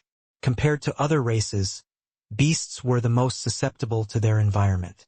Their talent came directly from the heavens, and there was absolutely nothing that they could do in most circumstances to change what they had been born with. Ryu, however, was a human. He was born to adapt to whatever environment he was thrown into. The human race was effectively a jack of all. The variations to this world might begin to affect him later if he stayed here for an extended period of time, which was also probably why Elsa had given him such a long time to deal with this. However, not for now. But that still wasn't the crux of it. Why then was Lucard fine? And that was the final linchpin to this whole thing. Birth. The creatures that were affected by this place were born here. Their incubation periods were all forced to happen within these cells of chaos, and that was the process that hooked them. It was akin to a mother who got her baby addicted to substances because of what she took while she was pregnant. Because beasts were the most susceptible to their environment, they were also the most easily manipulated by their environment at birth. Ryu exhaled a breath. He finally had the whole picture, but that also made things tricky. He couldn't just undo all of this. Well, he could, but that wouldn't be satisfactory. Not only would that not deal the blow he wanted, but it would also likewise kill all the beasts in this beast domain. Ryu was the furthest thing from a bleeding heart, but Elsa's message gave him all the clues he needed. She wanted them to survive and be brought under a single banner. And since that was what his wife wanted, he didn't need to hear anything else. Ryu thought about this for a while. And by a while it was all of 13 seconds at most. "I've got it," he said lightly. Then, he directly sat in meditation on Lucard. He began to rapidly form hand signs as his body entered an unprecedented state of focus. Slowly, his inner world began to morph and change. And soon, it exuded an aura identical to the cell of chaos they were currently in. Ryu's eyes opened and a projection of his inner world perfectly covered the cell. Crack. The walls to the shell suddenly shattered. Then, a chaotic chain reaction boomed across the world. Chapter 1873 Meet. Ryu's gaze flashed. He could feel the world overturning all at once, and he couldn't help but feel that this sort of success was quite comfortable too. Outplaying someone who was so much more powerful than him was its own form of catharsis. Ryu's method was probably something even the feng shui master wouldn't have thought was possible. He had several other methods that he could use, but it was precisely because it relied on a method the feng shui master could never detect. His inner world. Feng shui gained its power from the balance of the world, taking on nature's energy and directing it toward your own ends. So what would happen when the world was forcefully changed by the existence of another world that you didn't account for? The beast domain was in a fragile state where the countless cells it was separated into leaned on and relied on one another. When just one of them came crashing down, it was easy for all the rest to be destroyed at the same time. If all Ryu wanted to do was destroy, that would be easy enough. After all, the moment there were clashing orders and chaoses, it was only a matter of time before the whole thing came crashing down. But what was the difference between this and just using any other method? It would still lead to the death of all of the creatures. What Ryu needed to do was to give the beasts a way out. He needed to, in one part, remove the chains on their Tao hearts and by extension of that, allow them to live and exist in the real world. Although they were born with an affinity for certain breeds of chaos, they were ultimately still creatures of this world. The forms of chaos and order here were just snippets of the larger world. No matter how powerful the feng shui master, it was impossible for them to create their own laws. This was the limitation of feng shui masters. They had no choice but to rely on the laws of the world around them. In this particular case, they were inferior to formation masters. All Ryu had to do was to break their connection, allow them to convene with the wider world, and then sever the rest. Of course, he had also left a little something special behind at the same time. Since they had given him such an opportunity and set up such a large-scale feng shui diagram that even he couldn't form with his current cultivation, wouldn't it be too inappropriate of him not to? Ryu clasped his hands behind his back as his gaze flashed. Let's go. Where are we going this time? Lucard looked up, feeling that something odd had happened just now but still wasn't quite able to put his finger on it. Ryu's lip curled into a sneer. To meet some people. Adlil and the Ruin Master group moved toward their destination and soon came to a stop. They stood before an open pit of sorts that had a hole so bottomless that it was impossible to see through its depths. From time to time, Adlil would send glances toward the leader of this operation, sighing inwardly. He had managed to escape one master that was too powerful to defy, only to end up in the hands of another. Was this what the world of cultivation was all about? Bowing and scraping at the feet of others until you could rise to their level yourself? He didn't want to believe this at all. But here he was. When Adlil had succeeded in killing his master, he thought that he would have gained the greatest boon of his life. This much was mostly true. He had known that his master was part of a powerful organization, and he also knew that for whatever reason, his master hadn't been able to return to them for a long time. What he didn't expect was that after he peeled off his master's mask, he would end up triggering something entirely unexpected. It seemed that his master wasn't just a part of any old organization. This organization was the Ruin Master Guild. And even this wasn't necessarily a proper recollection of events, because his master was technically a traitor of the Ruin Master Guild. The moment his mask was peeled back, Adlil saw that his master was a woman who had had her eyes gouged out and her tongue cut off. If her face had just been disfigured, that would be fine enough. But the moment the mask was removed, the suppressive seal being used to keep her hidden from the Ruin Master Guild was ruined at the same time. What was truly fearsome about this organization was that despite the fact his master was already dead, they still managed to find her through the faintest wisp of aura that was left. Adlil barely had the time to store away his master's things and take them for himself before a person appeared seconds later. There was no fluctuation to their aura, no sign that they were appearing. Space and time didn't even ripple in the slightest. It was like existence itself had just randomly popped them into existence. The moment Adlil saw this, he realized that he had no chance of ever doing anything against this person.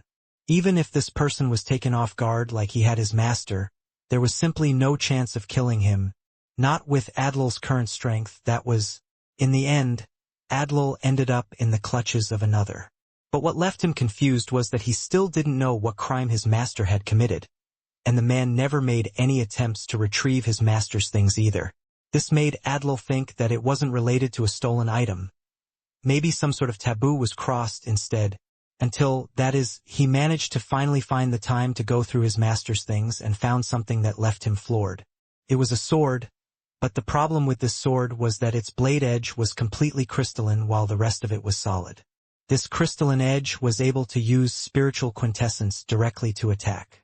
It didn't require runes, and one didn't even need to worry about backlash to the soul. It was such a simple thing, but it shocked Adlil endlessly nonetheless. That was because while it didn't harm your own soul, someone else couldn't say the same. In a battle between two people, if one suddenly used this ability while another was unaware, you could inflict lethal damage onto the soul of someone else before they were even prepared. The soul always needed a medium of some sort to effect change. But this blade allowed you to ignore such things completely. It was an invaluable treasure. Of course, if Ryu heard about such a thing, his expression would become particularly weird. Regardless, Adlil had been ushered into this new organization and even rewarded for killing his own master. None of his belongings had been searched, and he had access to resources and Tao insights at the tips of his fingers that he couldn't even begin to fathom. He had been able to completely affirm and establish his foundation before breaking through to the Sky God realm, and in just a few years since then, he was already at the perfect Sky God realm. In the end, the boon had been beyond his expectations, but it left him feeling wary. Especially now that after all these years, this man finally came to him again, and this time he was asked to be an accompaniment on this mission. Adlil had his guard up completely, wondering what this man could possibly want. After so much time with the guild, he had found out not much other than the name of this man. He was simply known as I Am, an impossibly simple name. Other than that, no one in his particular branch knew anything other than the fact that he was unfathomable and mysterious in every other way.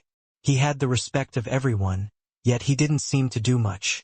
The only thing that made Adlil feel a little calmer was the fact that several other youths were brought along with him, and they were all looking around with curious gazes and exuding auras extremely powerful for those of their rank. However, even now, that curiosity in their eyes was dimming. That was because I Am had been standing at the edge of this pit for a long while, but he didn't seem prepared to do anything, almost as though he was waiting for something, but because he didn't explain, it was a bit annoying to have to wait for him like this as well. Even so, none of them dared to say anything. That was when I Am suddenly looked up and they reacted in kind. In the distance, a large silver dragon flapped its wings once and suddenly appeared before them. On its back were two men, one of which Adlil would recognize even if he was burnt to ash. Ryu Tatsuya. Rage burned in Adlil's heart. Chapter 1874. I Am. Ryu stood high in the skies with his hands clasped behind his back. He didn't seem to notice Adlil at all, as though he didn't care about his existence in the slightest.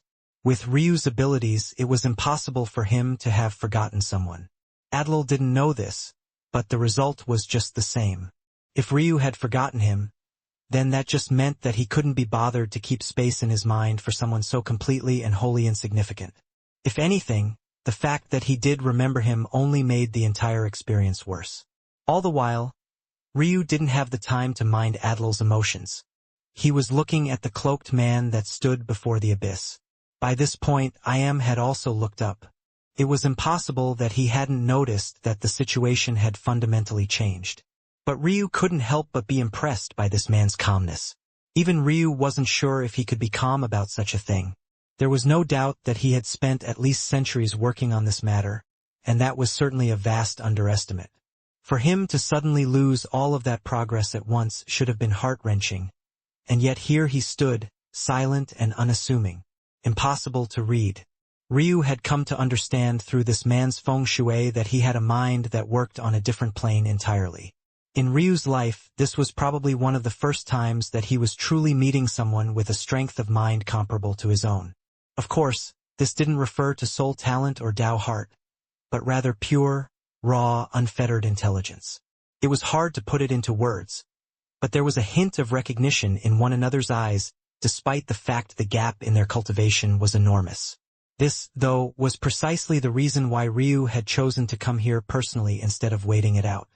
He knew that whoever had done this had great cultivation, and they were very likely a Tao god already. Standing here, even with Lucard and Iandra present, was probably a death sentence.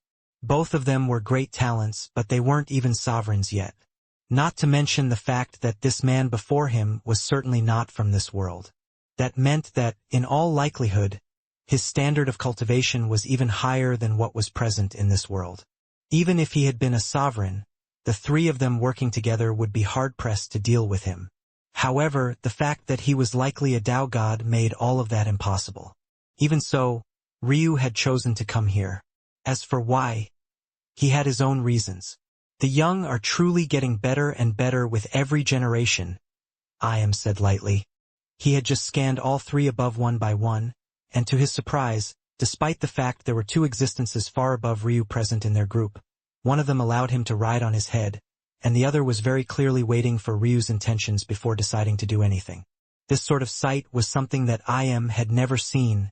No, it couldn't be said that he had never seen it, but rather that the number of true sky gods capable of doing what Ryu could were counted on maybe two hands even if you accounted for the entirety of existence. Although Ryu's foundation and talent seemed lacking compared to them, when it came to intelligence, resourcefulness, and comprehension, Ryu felt like he was in a league of his own. Or, at the very least, comparable to the few of them that were the best in this lane. Ryu looked at with a calm expression. This man should be the one that had been causing his wife problems for so long. If he could, he would kill him right here and now. But it was obvious that that wasn't possible. At least not quite. He wasn't at a level where he could play Tao gods to death, even the weakest of them. In fact, if not for the lords and sovereigns he had come across until now being so inferior, he would have never been able to deal with them either. No need for flattery, Ryu said lightly. We're standing on two opposing sides right now. You have a choice to make. We can either fight it out right here and now, or you can cut your losses and leave. Which will it be? The youths that followed along with were taken aback. Their eyes widened and they couldn't believe that it was the true sky god among them that actually spoke. Who do you think you're talking to? It wasn't or Adlil who responded, but rather a particularly lanky, but tall young man. He must have been about 2.5 meters in height, and he was hunched over as though the weight of his torso was too heavy to hold up straight.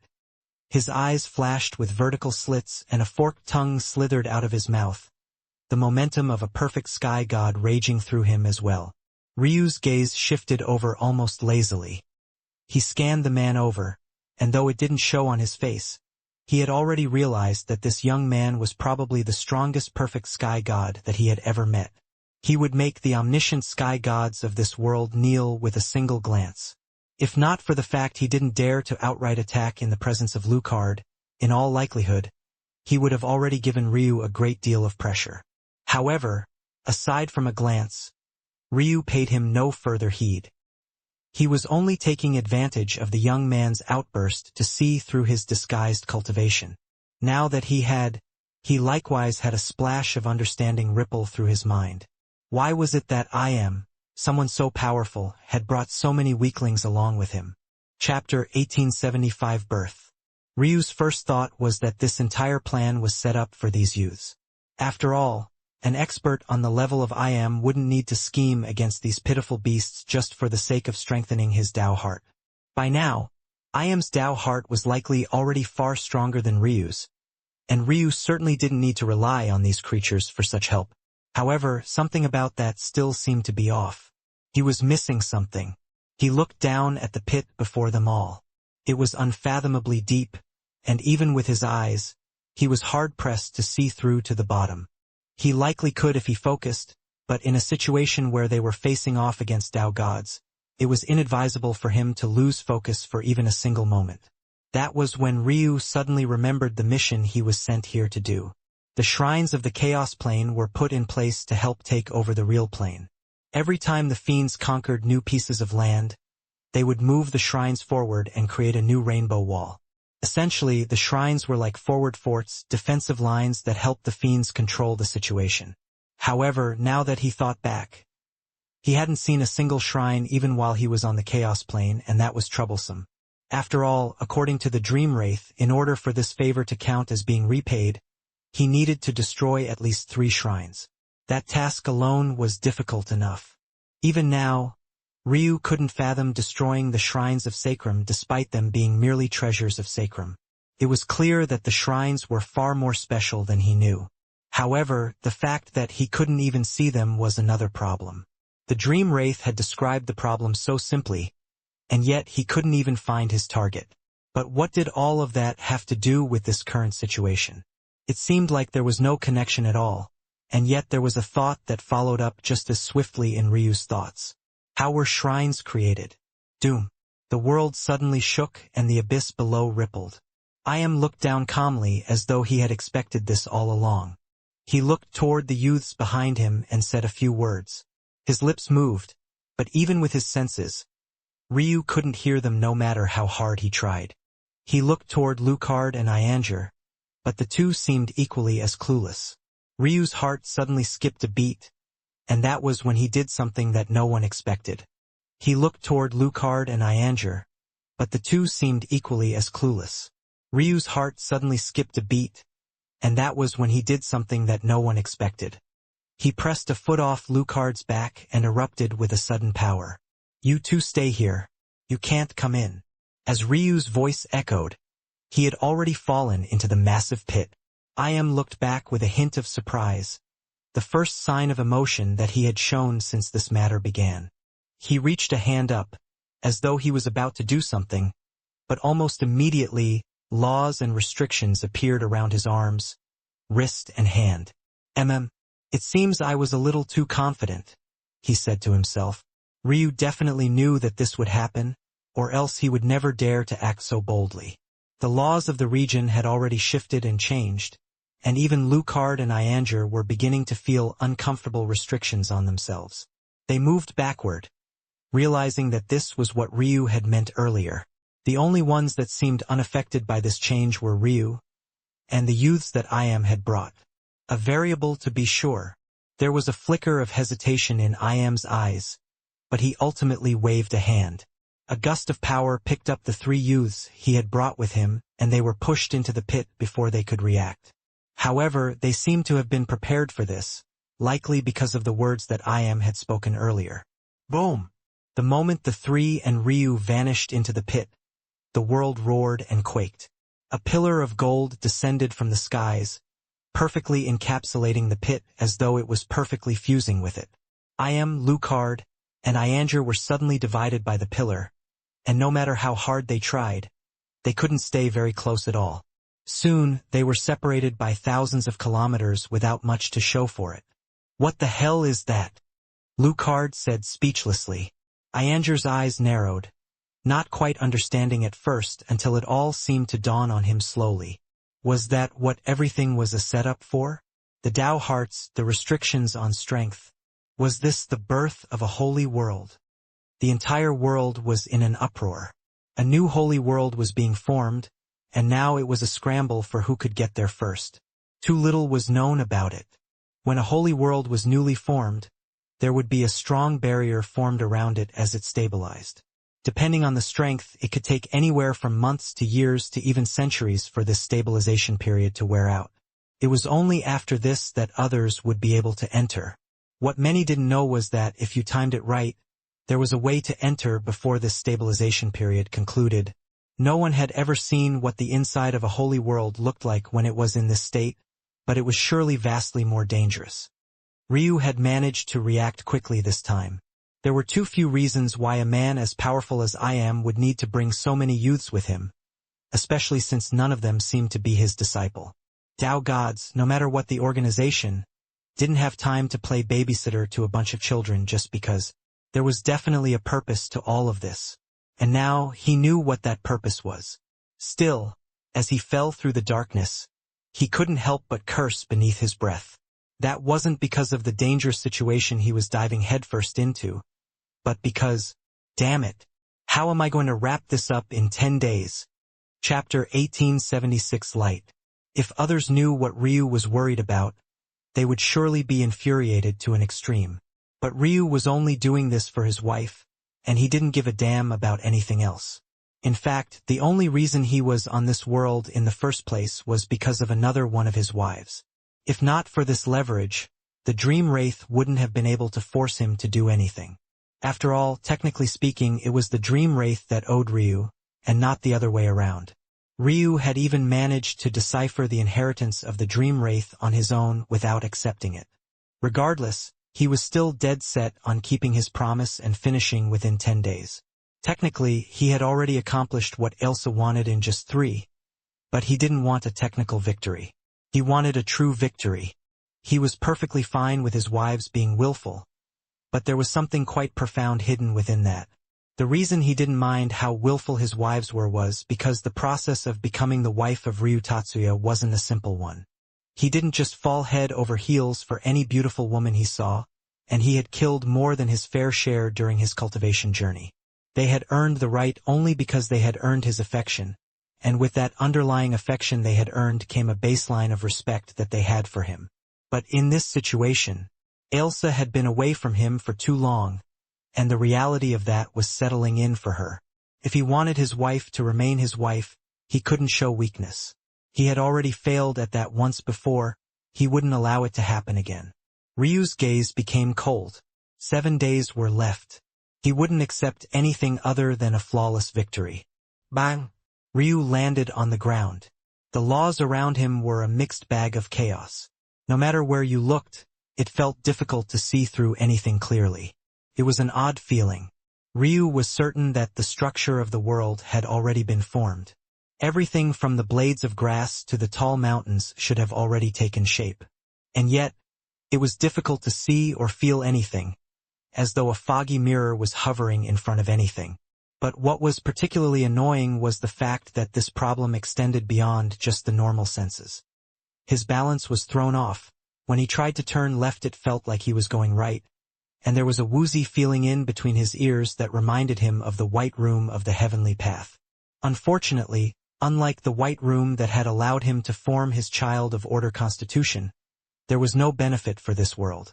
In fact, Ryu could tell that if he really put in the effort toward analyzing and adjusting to this world, let alone the fact that the laws were constantly changing and that effort might become useless in a few seconds, when he finally stepped into the outside world once again, he would find himself disoriented.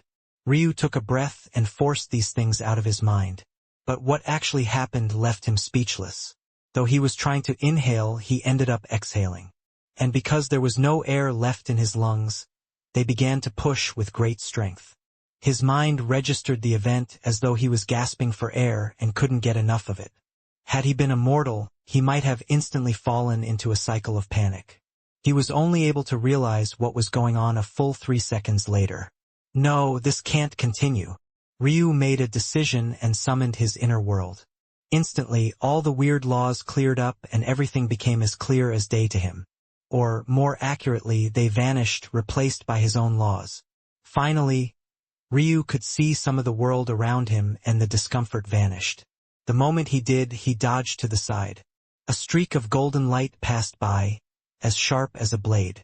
It caught faint wisps of his white hair, causing 3 strands to float aimlessly through the skies. It was only now that Ryu realized that he was in the middle of a sea of golden light. No, it wasn't a sea, but rather a large plain of golden grass. Rather, it was that the golden light reflected so much that the endless gold seemed to be the surface of rippling water rather than solid land. Light Qi. Ryu's eyes narrowed. It wasn't that he assumed every holy world he entered would have a perfect affinity for him, but given how many affinities he had, the likelihood that he would land in a world that he wouldn't at least have some advantage in was practically nil. Unfortunately, practically nil didn't mean entirely nil. And in this case, it seemed that he was screwed in more ways than one. Well, Ryu's eyes narrowed. It wasn't exactly true that he had no light affinity. It just happened to be among the affinities that he ignored. Plus, he had Seed of Light, so even if he had had no affinity at all, he would still have it. It seemed that maybe he would need to lean on his spiritual foundation entirely for this battle. But that left him with another question. How could he conquer this world? The last holy world was straightforward. Just defeat all the fiends. But this time, this world was in its infantile state and there was no established fate. And it was also extremely difficult to gather faith if there was a pitifully small number of people to deal with. Ryu didn't move. One part of his intention was focused on the world around him so that he wasn't suddenly run through with a blade, while the other tried to think of a plan. Chapter 1877 Ancient Sinew. Even after a long while, Ryu hadn't thought of anything solid. There was simply too little information. What do I know, then? For one, we should have entered through random teleportation. That means what opponents I have are likely to be separated right now. It's probably in my best interest to deal with them before they can team up. Ryu realized that since he couldn't do anything about his lack of information other than slowly take his time to gather more. That said, what he did know was that he definitely had enemies. Although he wasn't there, he was sure that I had sent those disciples following after him in. In that case, there was just one thing to do. The only problem was that those disciples were supremely powerful. Ryu had never felt such pressure from people with cultivations so close to his own. However, there was no other choice. It was just going to have to be a gamble. Did they have methods of dealing with this chaos that were comparable to his own? Or not? Ryu took a step and vanished. Kira tried his best not to move. Or more accurately, he tried his best not to walk or run around. At the moment, he was focused on putting a few droplets into his eyes, but he kept missing and having to wait for the droplets to roll into the whites of his eyes. It was too hard to do anything in this place, but was prepared. These droplets would allow him to see through what called the fog of chaos, but it would take several hours for his body to adjust to what his eyes could see. Kira was none other than the tall, lanky man with slit pupils. He had a much longer history with the Ruinmaster Guild, but what was interesting was, other than Adlil, none of the youths that came today were aware of what organization they were a part of. All they knew was that they had to listen to IM's words. As for everything else, they knew nothing. They didn't even know the meaning of the emblem that rested on their chests. Kira's expression suddenly sharpened. Danger. He felt danger. But where was it coming from? Without a choice, Kira ripped the cap off the small bottle and poured it all down his forehead. He had to at least be able to see, or else he would be finished. Sheeing. Kira felt his heart leap into his throat. He had grown used to being able to use his spiritual sense in battle. But now, he couldn't trust any of his senses other than his eyes. He subconsciously wanted to block to his left, but his peripheral vision didn't see anything coming from over there. His body twisted and his instincts took over. A tail came out from underneath his cloak and slapped out. Clang. Kira felt something solid, and a strong force nearly sent him plowing into the ground below. But he was finally able to see what had attacked him. A long, greatsword blade attached to a polearm that bent almost as though it was spineless.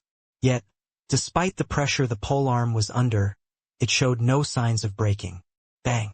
The two separated, but Kira suddenly found that the fog of chaos had returned. Did too much of the solution miss his eyes? No, that wasn't possible. He had just been able to see before, why couldn't he see now? Ryu landed heavily on the ground, looking at his wrist. Just now, Kira had only attacked haphazardly and couldn't even commit much strength to it. As for him, he had put quite a bit of power into it. Of course, it was still a probing blow for him as well, but the gap was stark. An expert like Kira wasn't easy to attack, at least not without elite assassin skills. Their sense of danger was excellent. In addition, this place distorted senses.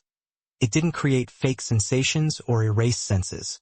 That meant that Kira could feel confident about what he was experiencing and didn't need to worry about illusions. It was just a matter of where the true location of that sense was coming from. A true expert would be capable of making a guess based on several factors. If the danger was high, it should be targeted at a vital region, but not a location that would result in an instant kill. There were only so many regions of the body that could be. Just using a process of elimination and their quick thinking speed, Kira would certainly be able to make a decision. Not only was Kira intelligent enough to do this, but when he separated from Ryu, he realized that the reason his eyes couldn't see through everything right now wasn't because of the world, but because of a skill that Ryu had used. Understanding this, Kira's mind and chi thrummed.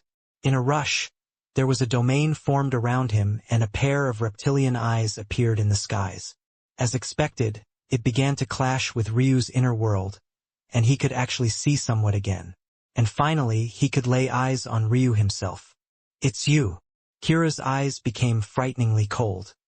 His slit pupils began to pulse, and the air of a beast began to emit from him in waves. Ryu saw through what this talent was in an instant, but he was shocked because he had never heard of his bone structure before. Could such a thing really exist? Ryu looked through the lines of fate and found its name. His eyes couldn't help but narrow. Ancient sinew bone structure. It actually allowed Qilin to incorporate the blood of beasts directly into his strength.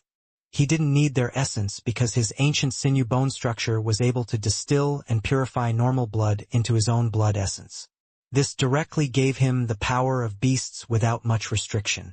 He could refine the foundation of his body realm cultivation whenever he wanted, as though he had infinite access to his previous cultivation realms. It was like the perfect black buddy of the bones. A bone structure I've never heard of before. Ryu's gaze flashed. The rivers of this ruin master guild ran deep. Chapter 1878 Chaos. Ryu didn't waste any time. He brandished his great sword staffs and took a step forward.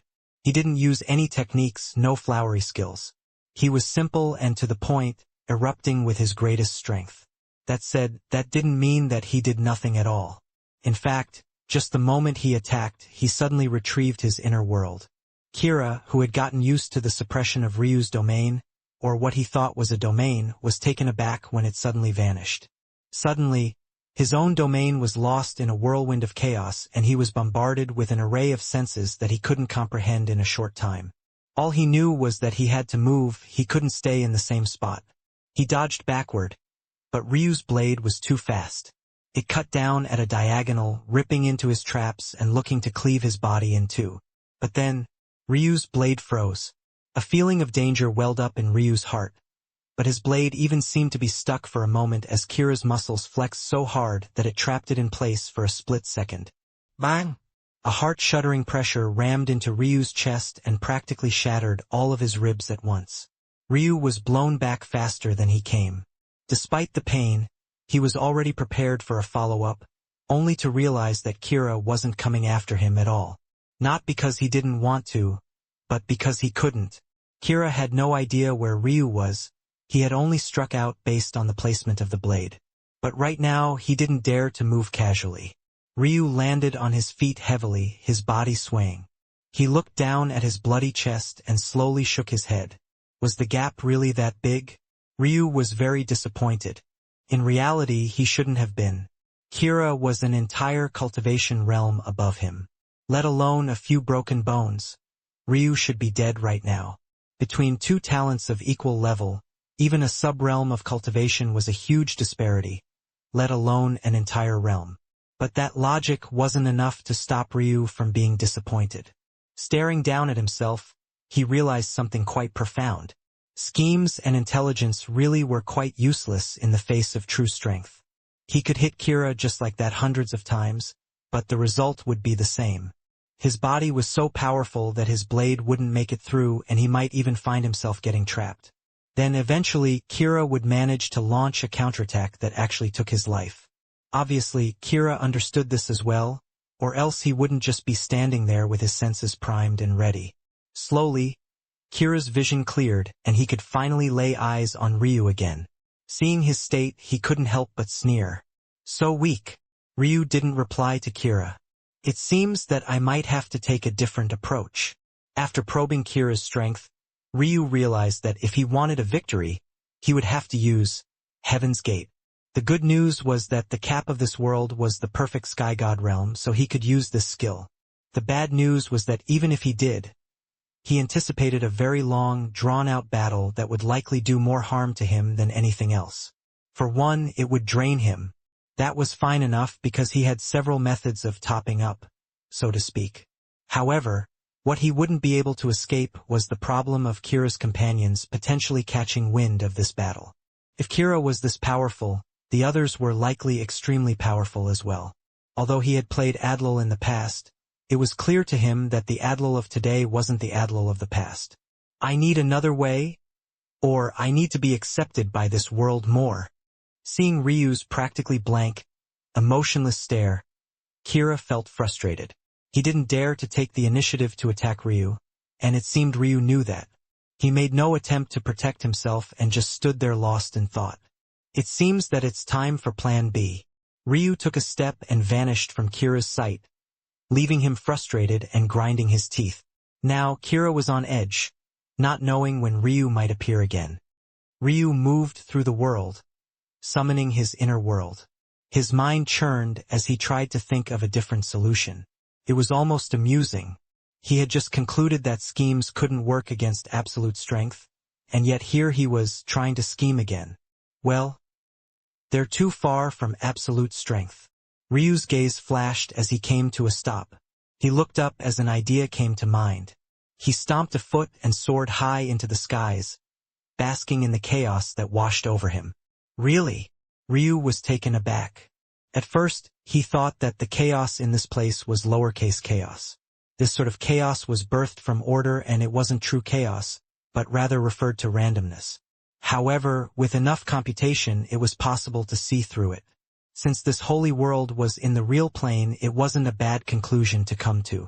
It would also explain why Ryu wasn't able to see through it immediately. But then again, weren't there other reasons to explain why he couldn't see through it? No, this isn't chaos. This is chaos. That was when the realization hit Ryu. The holy world was in this state because it was in a state of being born. There was no form of truer chaos. It was replicating the start of the universe on a much smaller scale. In that case, Ryu's gaze flashed and the atmosphere around him changed. Fluttering runes of dark gold took shape as he loosened the restrictions on his chaotic silk meridians and allowed his child of chaos constitution to flourish. Chapter 1879. Breathe. Almost instantly, the issues of the world resolved in Ryu's eyes. It took some adjusting because the chaos wasn't exactly what he was used to, but that didn't take more than a few seconds. In an instant, all the pressure on him lessened considerably. Not only that, but he could feel everything about this world through tendrils of faith. It was like everything was placed on a silver platter for him. In his vision, he spotted three. He could see Kira, Adlil, and a young woman. Surprisingly, the moment he laid eyes on the young woman, she looked up as though she had sensed something, three pupils rotating in her eyes in a reverse trigram of sorts. Ryu's eyes sharpened when he saw this. No! Ryu wanted to shake his head, feeling that his conclusion was ridiculous. But the more he looked at this woman, the more he felt that it was likely to be true. Does she have three heavenly pupils? Something about this felt weird and off. However, after seeing how much of a monster Kira was, Ryu was more inclined to believe it. No, it's not quite that. But I didn't even know that such a thing was possible. She should be from a special race. To think that Ryu had only been around these people for a small time, but he realized that there were some truly monstrous geniuses hiding out in the world, existences with talents no worse than his own. No matter the situation, it was rare for Ryu to run into anyone with raw talent comparable to his own.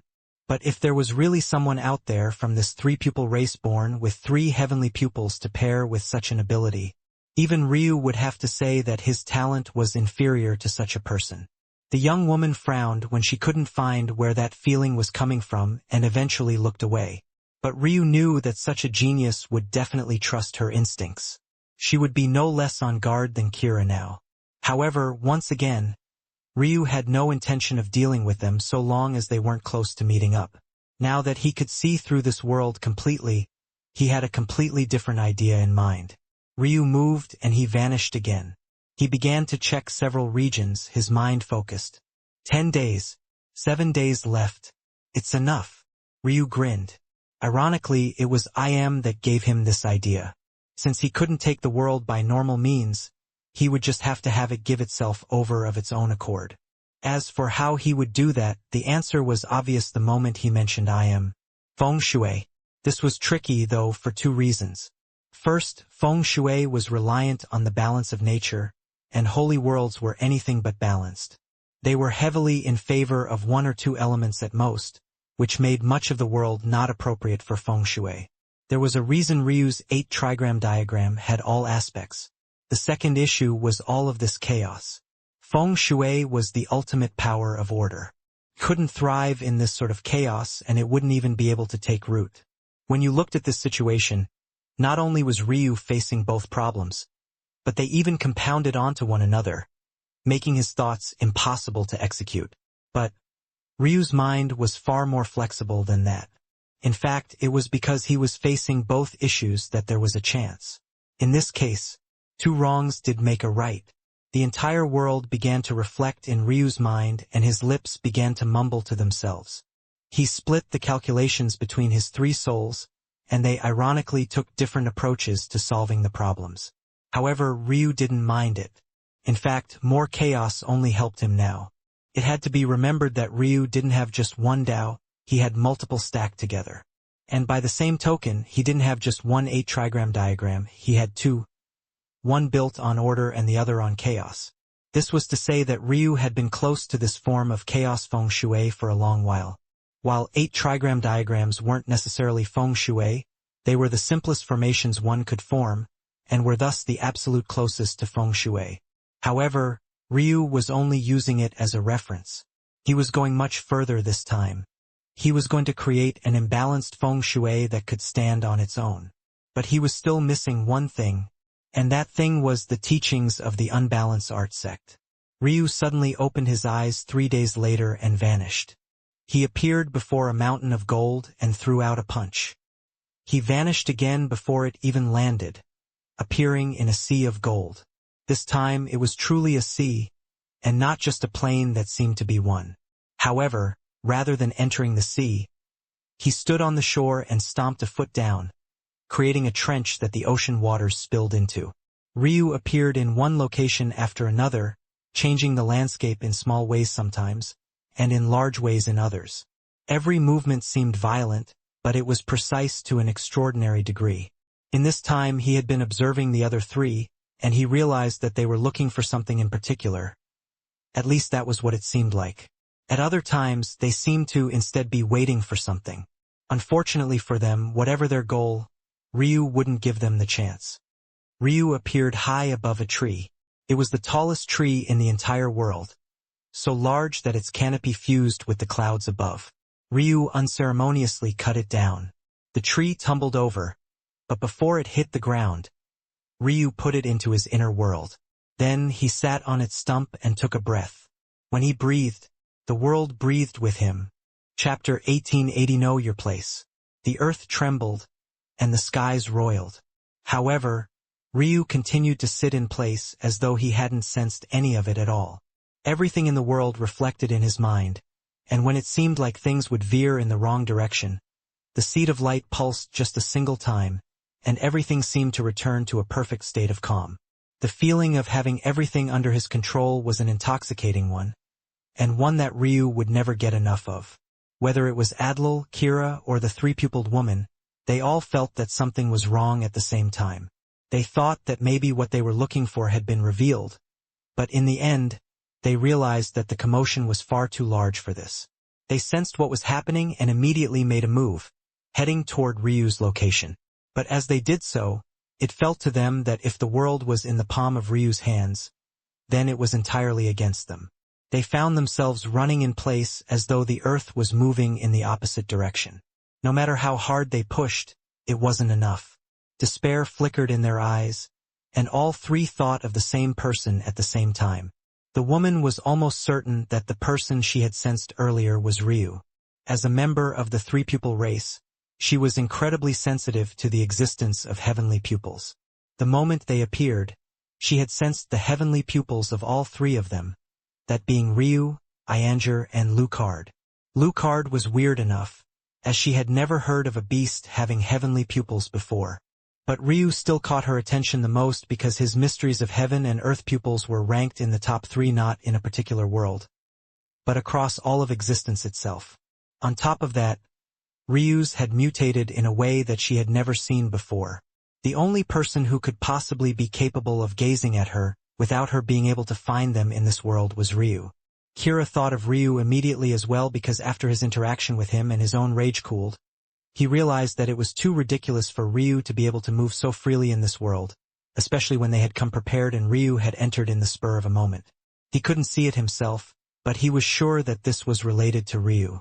As for Adlil, he didn't need to have seen Ryu personally. He had already witnessed Ryu's feats firsthand.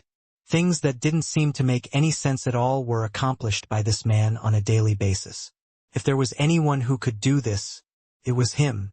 What none of the three knew was that the commotion outside was even worse.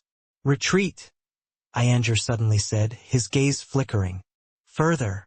Lucard asked. Ianger nodded. He was getting a bad feeling. After surviving so long on his own, and blind at that, he had already picked up more survival skills than maybe even Ryu had. He had his own intuition when it came to such matters, and he was quickly proven correct. Auras that made his heart shudder began to appear one after another. In the midst of it all, Iam stood unmoved. But what was surprising was that he vanished from their sights moments later. What Lucard and Ianger didn't know was that Iam never moved. And yet, it was as though he had been erased from the world completely. Even the powerful auras that were appearing one after another didn't seem to have noticed his presence. The fiends were the first to arrive. This place was located in Real Plane territory, but the beast domain was a large region that the Real Plane had all but ignored for generations. As such, this particular fiend Tao god, having happened to be close, was still the first to arrive. Lightning flared around his body, and golden streaks pulsed in his wake. A fan of swords hovered behind him like an enigmatic formation, and each one seemed to be wreathed in a bolt of gold. The Tao god of the lightning fiends, Thaldarin. Boom! He came to a sudden stop, and cobwebs of flashing lightning spread into the distance. He seemed to instantly form a domain that covered all things. Lucard and Ianger could only narrow their eyes. If they were near that sort of devastation, they would die 10 times over without knowing what happened. Whether by coincidence or not, they both thought of Ryu at the same time. That man was really too reckless. Even if he succeeded, what would be waiting for him on the outside was far too ridiculous. There was no way they could step into these murky waters. In fact, just watching was dangerous. If they were in a position to watch a Tao god, that Tao god was certainly in a position to sense them. Who were they to say that their vision was better than a Tao god's? Even Ryu couldn't boast such a thing.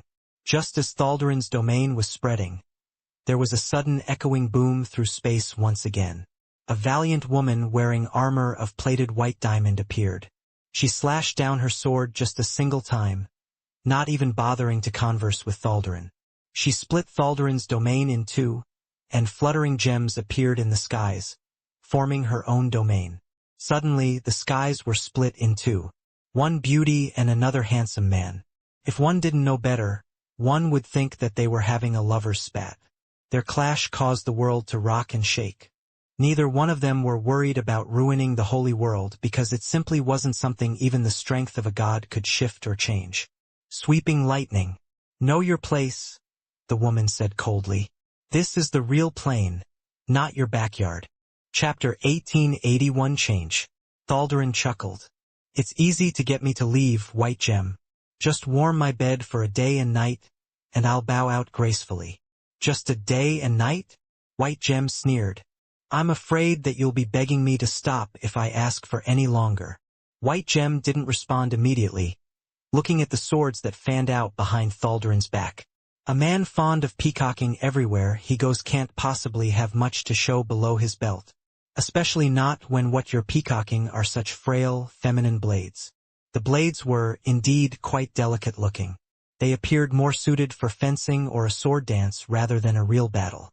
What a sharp-tongued woman, Thaldarin chuckled. Being so old and yet so single seems to suit you. When there's nothing but the likes of you lying around, being single isn't so bad, she replied just as coldly. The two faced off in a stalemate. They were too used to this song and dance. It wasn't that the two were very familiar with one another, but rather that every Tao god of opposing sides would understand one another at least superficially, and likely have interacted at least once or twice. No matter what happened beneath the rank of Tao god, ultimately, if a victory wasn't won on this level, the war would simply never end. As such, the bare minimum was to understand the other side.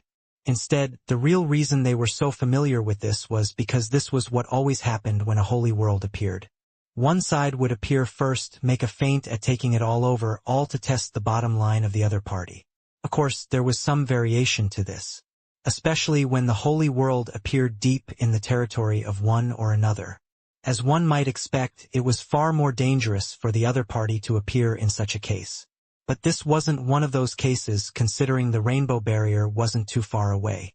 Now they had to move on to the next phase, waiting for reinforcements, one after another, powerful auras from available Tao gods on standby.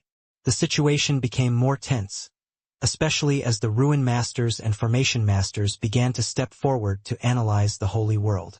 The more valuable it was, the more likely it was that a second exception would take place.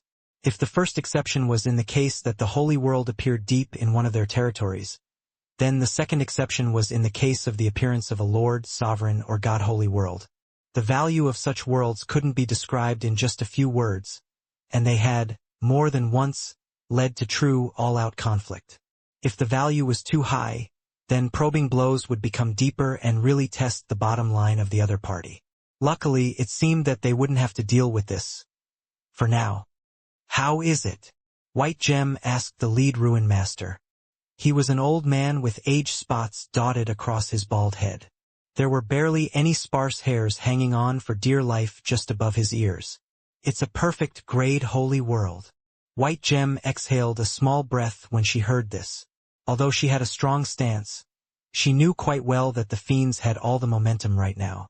If a Lord grade or higher holy world appeared so close to their borders, they would certainly go all out. Especially since their top founding Tao genius was on the verge of becoming a lord.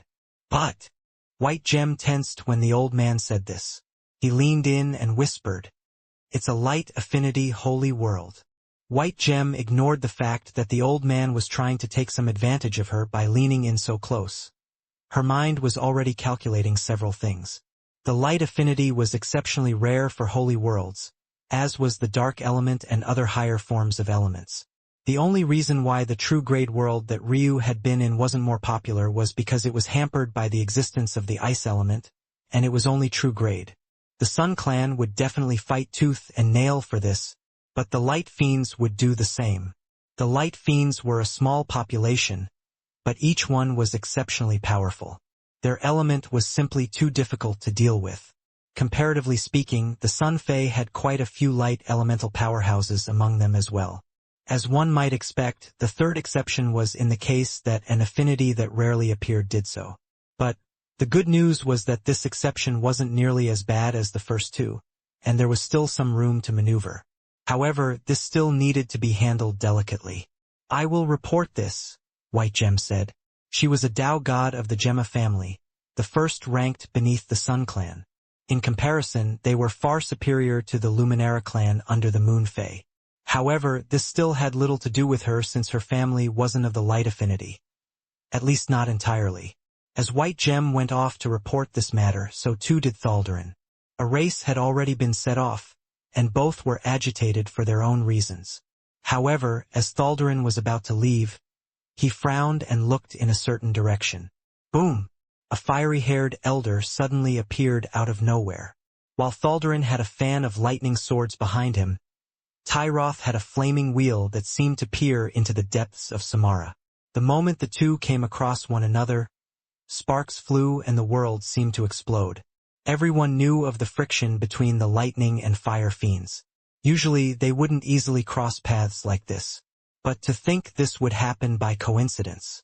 The Fae, Fairies, and Naturals alike all watched with rapt attention. This might cause a change to the situation. Chapter 1882 Fallen. Sparks flew through the air, and it seemed as though the two fiends were about to erupt. Time ticked by and seconds felt like hours. Many of the weaker parties that had become involved hurried to rush away from the encirclement, knowing that if such a battle erupted, they wouldn't even have the right to protect themselves. The seconds continued to fly by, and the tension continued to mount until it popped. After over a minute had passed, it seemed as though neither was going to make a move, and many began to relax slightly.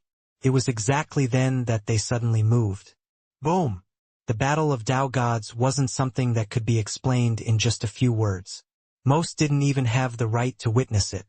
When they were serious, the laws around them distorted and changed so much that using a normal pair of eyes would allow you to see nothing at all, and using your spiritual sense would get your soul ripped to shreds. Boom! Boom! Boom! However, the reverberating impact was something that everyone could see no matter their strength. Trees bent and swayed so far that their trunks threatened to shatter despite the fact they were tens of thousands of kilometers away.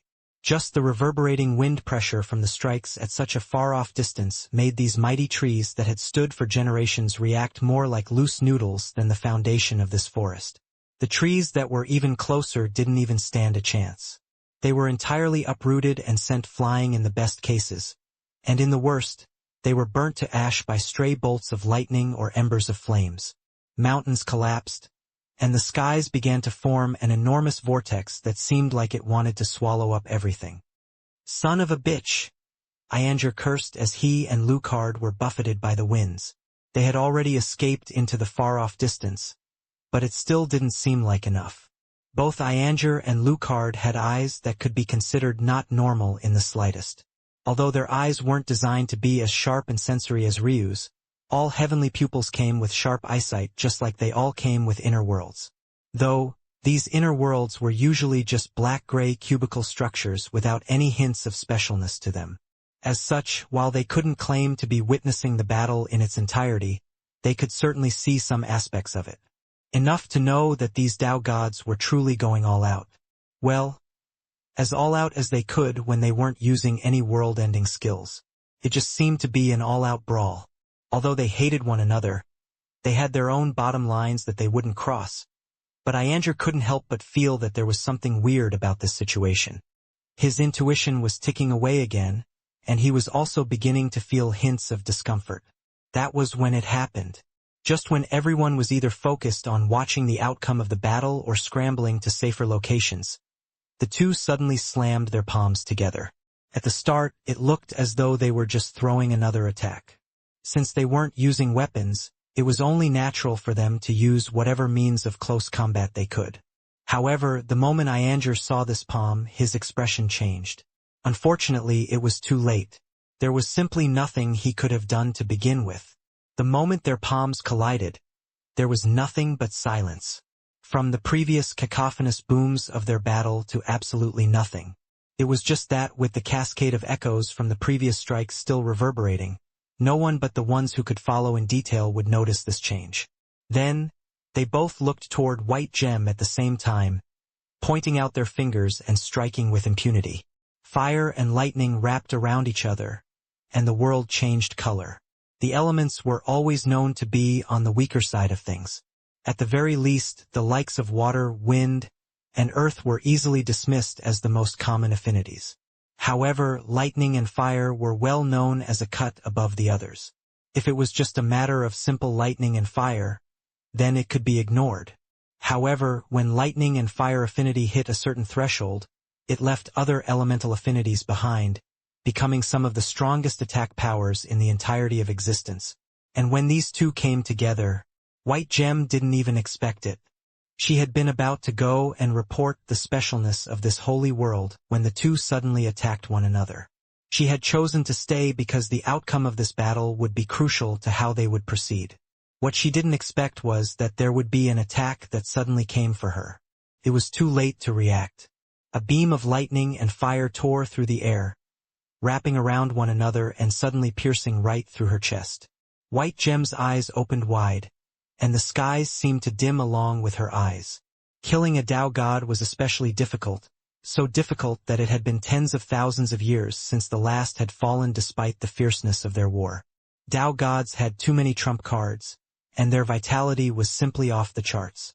It could be said that the existences closest to true immortality were the Tao gods, and many had lifespans so long that even counting them in the trillions of years simply wasn't enough. And yet, when this strike landed, everyone, even the weakest, seemed to know that it was truly over. There was no coming back from it. White Gem collapsed to the ground, and the skies began to rain down. The heavens opened up and mourned, droplets of black, red, and gold falling from above. A Tao god had fallen for the first time in generations. Chapter 1883 Terrible Odds. You can stop touching me now, you sick bastard. Do I look like I swing that way? Tyroth said with a fierce grin, as though he might start fighting Thaldarin any moment now. Thaldarin pulled his hand back with an indifferent expression. Looking at the interaction between these two, it was clear to anyone that they did truly hate one another. And yet, they had easily worked together for the sake of dealing a death blow to the real plane. "Secure the perimeter," Tyrotha's voice thundered. There were more Dao gods on the side of the real plane, but the issue was that both Thaldarin and Tyroth were middle Dao gods, while the only middle Dao god of the real plane had just died a tragic death.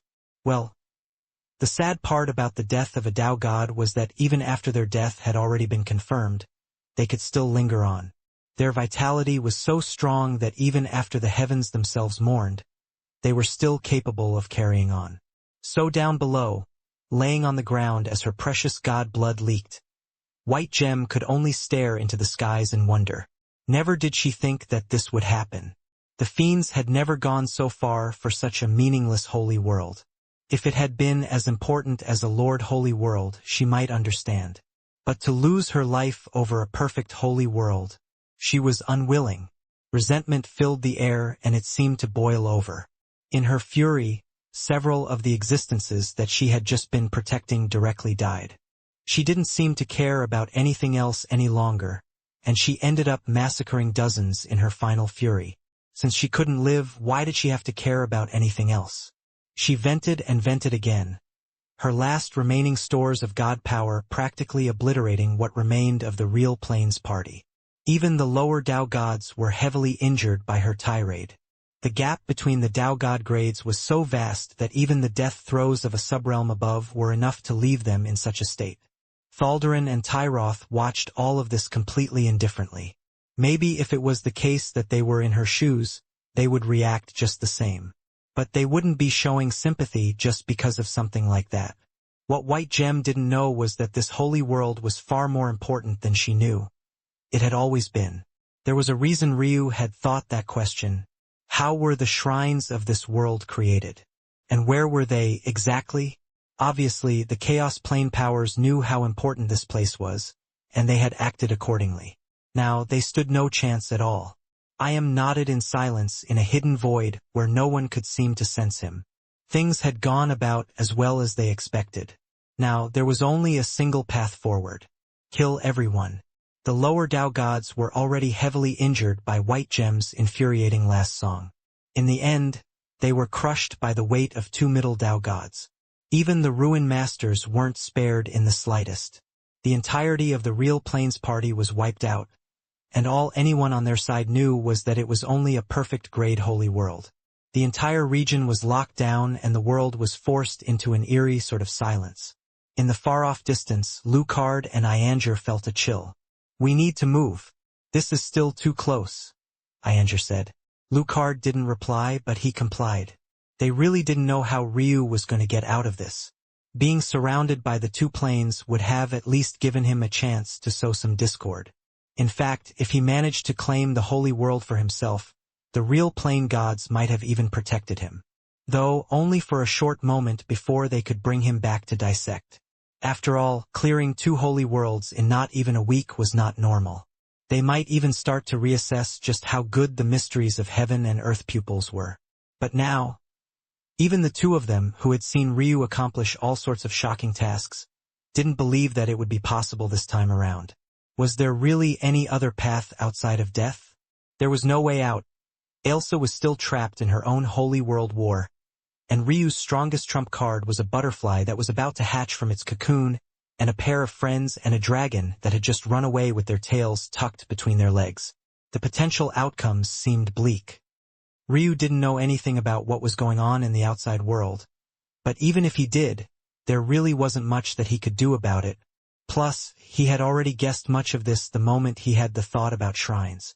He knew that his wife couldn't possibly be tied down by the likes of the people in this world. She was his life partner, and if she managed to make it to Dao godhood, that meant that she had also reached a level of strength that could put others to shame. The only way for her to be tied down was by an organization that couldn't be explained simply, and this Ruin Master Guild fit the bill. It was no coincidence that the mission she gave him was related to them. This explained everything. In that case, it was his duty as a husband to fix everything. Since his little wife had gotten into trouble, there was only one thing left to do: mow down everyone that stood in her way. Even he didn't dare to scold his wife, How dare anyone else do so? Let alone keep her trapped where she couldn't move freely? They deserved death. Ryu's eyes flashed open and a world-ending aura shuddered from him. He had found it. This shrine. I'll be taking it. Chapter 1884 Fakes. The exact same as a shrine of sacrum. Ryu's heart skipped a beat, and he couldn't understand what he was seeing. Originally, he thought that it was just a coincidence that the two items were named the same. But what he didn't expect was for him to have made such a foolish mistake. Ryu was a master of linguistics and faith. Logically speaking, he should have already known that the word shrine was translated in the same exact way, and even had a connection to the shrines that he was familiar with, but there was an issue with that. For one, while he did understand that the word was the exact same, the issue that he was facing was the fact that this was an entirely different world. Who said that two worlds couldn't use the same word for entirely different things? And by extension of this, it was precisely because this was a world that he didn't recognize that reading its fate was a crapshoot for him. When he first came here, he had to scratch and claw just to be able to use his cultivation normally, especially with his chaotic silk meridian sealed away. It was no wonder, then, that he didn't have time to look into something that he didn't think had a possibility of being true in the first place. But now that he was looking at the shrine, he was completely floored. Just what did it mean for it to be here and be identical? Wait! Ryu suddenly realized that there was something wrong. The longer he looked at the shrine, the more that he felt that there was something off about it. The aura had seemed identical at the start, but as he looked deeper, the changes became more obvious to him. It was like looking at the same word written in a different font. At first, Ryu thought that this was because of the chaotic leaning of this world. It would make sense for the shrines to be a little different. But the more he looked into it, the more he felt that this wasn't exactly the case. That was when it hit him. They're fakes. Ryu was taken aback. Who could make replicas of the shrines he was so familiar with that were so lifelike and real? He couldn't fathom the level of craftsmanship that was necessary. So much so that it made the feng shui that he had been so impressed with before seem like nothing more than child's play. But more importantly than that, why? How? Ryu's heart shook as he recalled that the Ruin Master Guild was involved in the matters related to his home as well. They had even appeared during that final war as though they were in collusion with the martial gods. Ryu had only faint inklings as to why that might be, and now he seemed to understand that it was certainly related to the Ruin Master Guild. But the question was, how deep did this conspiracy go, and with how strong they were, why was it that they didn't just come and take it by force? The heavenly knights were powerful, but the fact the martial gods had managed to sneak by them meant that they weren't infallible. Ryu didn't believe that the Ruin Master Guild wouldn't have a method of dealing with them if push came to shove. So what was going on? Can't be that they didn't know. At the very least, Adlil was a member of the true martial world, and for him to appear here when travel between worlds should be basically impossible, it meant that someone had to have brought him. Chapter 1885 Change. Ryu's brows were furrowed in thought, but no matter how much effort he put into thinking, there was no easy, one-line answer waiting for him. He simply didn't have nearly enough information. He could only set this matter aside for now. He had no ability to uproot or take the shrines of sacrum.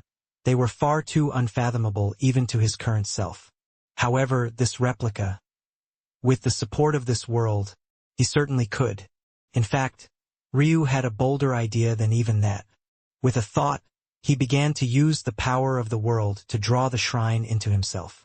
Because of the feng shui diagram he had set up, the shrine mistook him as part of the world and didn't even resist at all. At that moment, it suddenly vanished and appeared within Ryu's world. But he wasn't satisfied with this alone.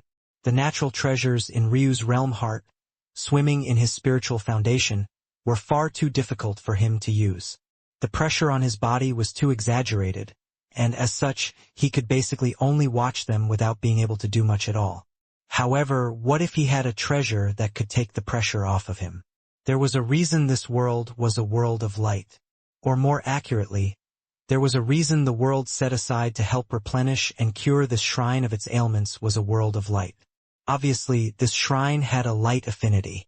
If it was in sacrum, it would be called the Light Shrine. In that case, this would be the perfect conduit for the seed of light. Of course, This wouldn't allow Ryu to use the Seed of Light with impunity.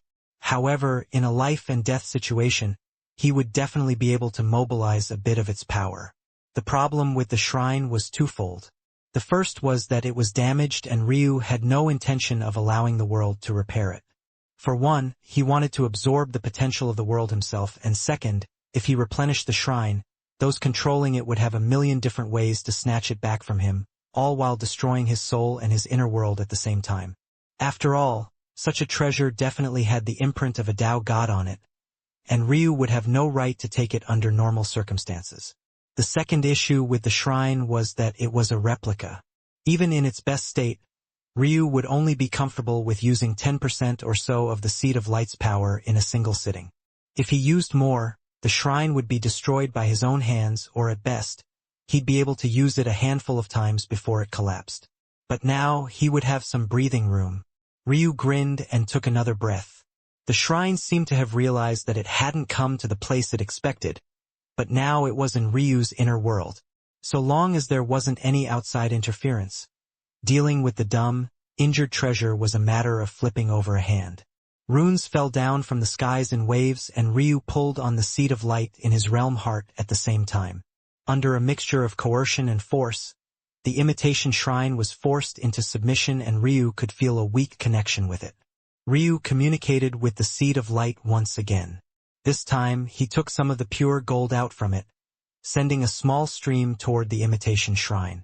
Using the influence of the shrine, it was easier to keep this strand of gold light under lock and key, and though cold sweat beaded down Ryu's brows after just a few seconds, he couldn't help but feel self-satisfied. He had finally done it. He had finally used a bit of the power of his natural treasures without them trying to shred his body to pieces. But this was just the beginning. As the light poured into the shrine, it actually began to stabilize.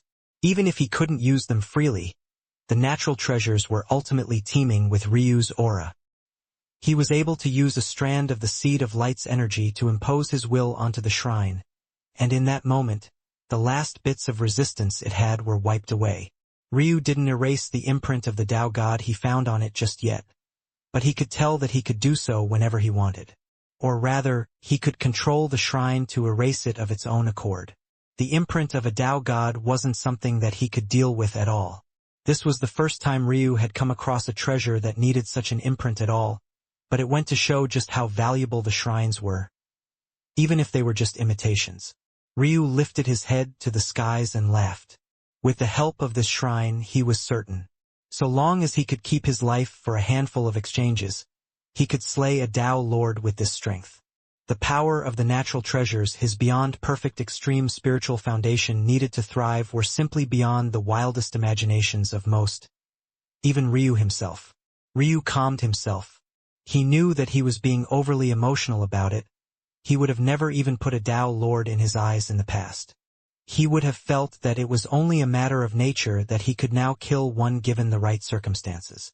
But now, one day, Ryu said with a resolute glint in his eyes, "I will completely walk out of this shadow." Ryu's gaze sharpened and he turned his attention to the remaining world around him. It was time to take this world for himself as well, but he would have to do so beautifully. After all, he didn't want to disappoint those waiting for him outside.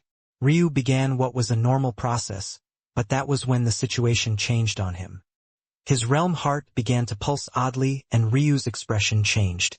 Chapter 1886. No way. Ryu's realm heart had gone through a lot of changes in its life, and everything seemed to deviate it further and further from what it was meant and designed to be. When he first got it, it was used as a replacement for his Dantian, and that much was fine enough. However, after he reaffirmed his connection with his chaotic silk meridians, it was forced to undergo a different sort of change, being influenced now by both its own path and that of Ryu's. As though that wasn't enough, Ryu then began to use it to store his true spiritual foundation, and that inevitably caused another series of changes. After all, it had to be remembered that the spiritual foundation was the manifestation of one's Tao heart. The form itself was less important than the soul it represented. That meant, in essence, Ryu's soul and the soul of the realm heart were suddenly occupying the same space, causing it to undergo even more changes. But even that wasn't the end of it. That was because Ryu then used his beyond perfect extreme spiritual foundation to copy and multiply his cosmos fog, enveloping his realm heart and effectively cutting it off from the heavens. This forced the realm heart to undergo yet another mutation. It could be said that until this point, although Ryu had some inklings about what the path of the realm heart might be, it had changed so many times, and been forced to undergo so many mutations, that it was simply impossible to tell after a certain point. That left Ryu a bit helpless, but what was the most frustrating was that he had missed out on what should have been one of the strongest abilities of the realm heart, his own personal natural enlightenment. Realm hearts were the embryos meant to one day become worlds, and every world had its own unique quirks and tendencies. These tendencies would then take the form of natural enlightenments, but these natural enlightenments were far from the normal kind. For example, Ryu's Shrine Mountain natural enlightenment could be considered to be the natural enlightenment of Sacrum. It was the very foundation of the world, and there was no natural enlightenment stronger than it on that particular world. This was why the Heavenly Knights had told him that if he could raise it to a certain level, perfectly controlling his beyond perfect extreme spiritual foundation wouldn't just be a pipe dream. Of course, Ryu was looking forward to what the natural enlightenment of his realm heart might be, but after so many years nothing had come up, and even when he thought he had understood what it was, it slipped away out of his control and he was left right back at square one. Still, Ryu had made peace with this matter because it was a trade-off. He would rather rely on his own power, so he would choose his spiritual foundation over the realm heart 10 out of 10 times. The issue was that after all these years, the realm heart had quite literally become a part of Ryu no less inseparable than his spiritual foundation. Could even be said that the realm heart was effectively Ryu's heart. There was a reason why his real heart had gone from what should have been one of the most vital parts of his body to a part that could be blown apart at will while Ryu still managed to keep his life. All of this was to set the backdrop for just how shocking it was to Ryu that his realm heart suddenly moved. The realm heart, for all intents and purposes, should have already lost much of its former instinct, having become nothing more than a vessel for Ryu's beyond perfect extreme spiritual foundation to rest and proliferate. But now, it seemed to want this world? Ryu frowned, but in the end, he chuckled. Fine. Why not? The realm heart could be considered to have given him a great deal of help. Without it, that day in the pocket dimension, his road of cultivation would have likely come to an end. He had taken a lot from it, cutting off its future and strangling its process. The irony was that, in a lot of ways, he had done to the realm heart what the martial gods had once done to him. The Ryu of the past couldn't even begin to see such a thing, and maybe he wouldn't care at all even if he did. After all, he never thought himself to be a saint and would even shrug at the thought that he was a hypocrite, because he was aware that he was. But now, he might as well do something for the realm heart that had followed him for so long. Go on. Take it. Ryu's realm heart thrummed, and the energy that was about to be diverted to his inner world was taken by the realm heart instead. Ryu watched with rapt attention, but to his surprise, the realm heart just seemed to be a bottomless hole. There were no changes, and as the holy world's potential was swallowed up, there was absolutely nothing to show for it. A chuckle left Ryu again, and he shook his head. Even if that was the case, it was fine. He didn't believe that something that would benefit the realm heart wouldn't benefit him, even if he couldn't see what it was immediately. But then his heart shook. No way. Ryu's eyes opened wide. The moment the last bits of the world were sucked away, an even greater surge of energy began to be pumped out. However, this one was so far and away superior to the energy that had come before that Ryu was left floored and speechless. The energy rammed into his body, and yet despite the description, it was as gentle as a drizzle of rain. Ryu realized what happened right then. Did his realm heart just take a perfect grade world and turn it into a god grade one? Chapter 1887 Shattered. Ryu didn't have the words to speak as insights he had never grasped before flooded his mind. He hadn't expected that even at this point, his realm heart was still trying to help him. For a moment, he even felt a little bit of guilt before that was overwhelmed by a flood of thoughts. He understood. His beyond perfect extreme spiritual foundation had a great strength, and that was taking things to the brink of perfection and then giving them a little nudge over. Even now, Ryu's spiritual foundation was mostly a mystery to him, and he found it difficult to even begin to control. It could do things he couldn't fathom, but it had no guidance to do so or to act. Just the difficulty in allowing it to reach the sky god realm should be a wake-up call. If not for the rewards of the heavenly path, Ryu would still be hunting for natural treasures in hopes that his spiritual foundation would one day awaken properly. But it was also precisely because Ryu had taken this shortcut that his spiritual foundation was such an enigma to him even now. He had taken the easy way out, and as such, his spiritual foundation neither acknowledged him nor allowed itself to be controlled. But this wasn't just a matter of the arrogance of his spiritual foundation. Ultimately, no matter how much of a tantrum it was throwing, it was still one of his souls. If Ryu really wanted to control it, he could. The issue was that he couldn't. He physically could not. The heavens were fair in all things. The fact the beyond perfect extreme spiritual foundation was so difficult to wield was purposeful. The amount of energy you put in was the amount you got back. As for how a World Sea Realm expert could possibly gather up all those treasures, well, hadn't Ryu done it? The heavenly path had given him a shortcut and details on location, but the actual gathering of the natural treasures was done by his own ingenuity. Still, this was likely not the path the beyond perfect extreme spiritual foundation expected of its owner. This was all to say that Ryu's spiritual foundation wasn't meant to be controlled by the current Ryu. It was meant to be controlled by a Ryu with the power to snatch those natural treasures away as though they were candies from a baby. And obviously Ryu was very far from that. So what was the point of all this? The point was that his realm heart seemed to have just done what he could not. Control his spiritual foundation. Still, that wasn't what shocked Ryu the most. Was it a coincidence that he had only just now felt the intention of his realm heart? Why hadn't it acted before? Why hadn't he sensed it before? Temperament. Ryu didn't even know himself well enough just days ago. How could he claim to know other things? His Tao heart had obscured all his thoughts, pushing him in certain directions that he maybe didn't even want to go in. When he tried to fight back against it, he ended up losing his entire body. If he couldn't hear himself, then how could he hear the voice of the realm heart? Ryu cast away distracting thoughts for a moment, took the kernel of the ice and darkness holy world that he hadn't absorbed before, and tossed it toward the realm heart. Ryu hadn't absorbed this portion because he wanted to integrate it with his inner world and slowly assimilate its strength to a higher degree. As such, much of it was still here.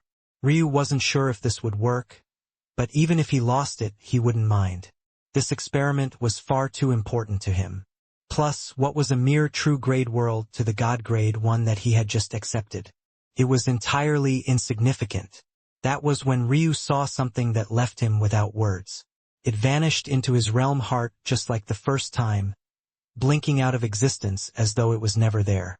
Then, the seconds began to pass by before everything trembled. Boom! Boom!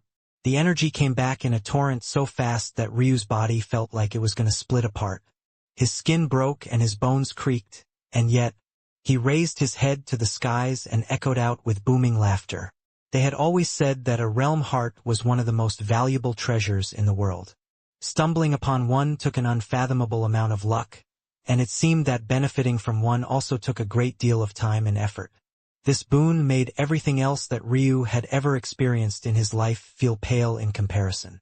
He had settled for what he could when it came to holy worlds, and though he had thought about filling himself up with god-grade worlds, he also knew that it was unrealistic. He was far too weak to even consider such a thing. But this changed it all.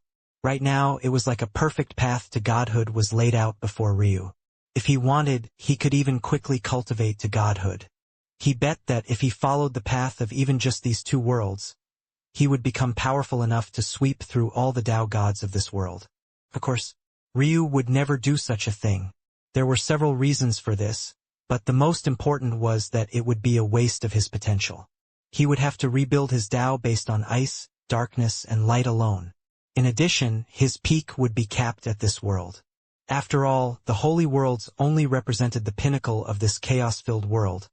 It had nothing to do with the peaks that existed elsewhere. However, none of that mattered to Ryu right now.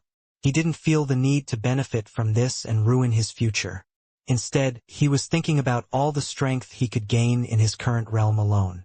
Simply put, he would become a true monster very soon. Boom! The world shattered apart. Chapter 1888. I hate this guy. The fiends had already locked down the region, with both Thaldarin and Tyroth present and prepared in case anything went wrong. According to their initial estimates, it would take a while for the real plane experts to realize that something was amiss. The death of a Dao god was incredibly rare. On one hand, it made it especially difficult to kill them, or rather, it proved how difficult it was. But on the other side wouldn't be prepared for such an event at all. Usually, powerful cultivators would have some sort of memento in their clan to mark whether they were alive or dead. However, not only was it very difficult for a Dao god to create one themselves due to their power, but it was also a bit of a taboo, at least in this world. Dao gods were exactly that, gods. Why would they allow themselves to be blasphemed as though mere mortals had the right to check up on their life and death? For all intents and purposes, they were true immortals and wanted to be treated as such. Ironically, that was precisely what would put the real plane in a bind. Not only had they lost a middle Dao god, but they had also lost 2 lower Dao gods on top of that. This was a devastating blow for the real plane, even if the fiends didn't end up with the holy world, let alone the fact that they knew they were very soon going to be able to benefit from it. Still, the fiends didn't show any sign of complacency. They left layers of formations, formed a net for scouting and ensuring that anyone who came close would be noticed ahead of time, and they even had 2 middle Dao gods on the scene. If they could have gotten away with it, they would have sent higher or even peak Dao gods. But the problem was that most were on important missions or taking up posts in the few god-grade holy worlds. Those were the worlds that neither side could ever accept losing, and it was also the reason why higher and peak Dao gods rarely appeared. That, however, was another point in favor of Tyroth and Thaldarin, because what was true for the fiends was also true of them. For all intents and purposes, they were the most powerful force that could appear here. They were ready for anything. And that was when the world suddenly shuddered. The first thing they felt was a change to the rainbow wall. It actually dimmed and then receded by several paces. Given how large the rainbow wall was, in order for it to noticeably move back, it had to be a distance of at least hundreds of kilometers. As expected, the landscape that should have been on the Chaos Plane side was revealed to them, and the expressions of the 2 Dao gods couldn't help but change. Hidden in the shadows, Iam's eyes narrowed. He realized immediately that something had gone wrong, but he didn't know exactly what it was just yet. There was no doubt that this issue was related to the shrine, but he also didn't believe that it was possible for Ryu to destroy it with his strength. Realizing this, he still kept a great deal of his calm. Even a damaged shrine was beyond the means of a true sky god to destroy. So long as the shrine was still around, the situation was more than manageable. However, just then, the situation changed again. A pillar connected the bottom of the fathomless abyss and the skies, shimmering with a bright golden light. This caught everyone off guard once again. Wasn't this the sign for a world being conquered? How was that possible? The 2 middle Dao gods only had a little understanding of what was happening, so though they were shocked, they felt that maybe this was what was supposed to happen.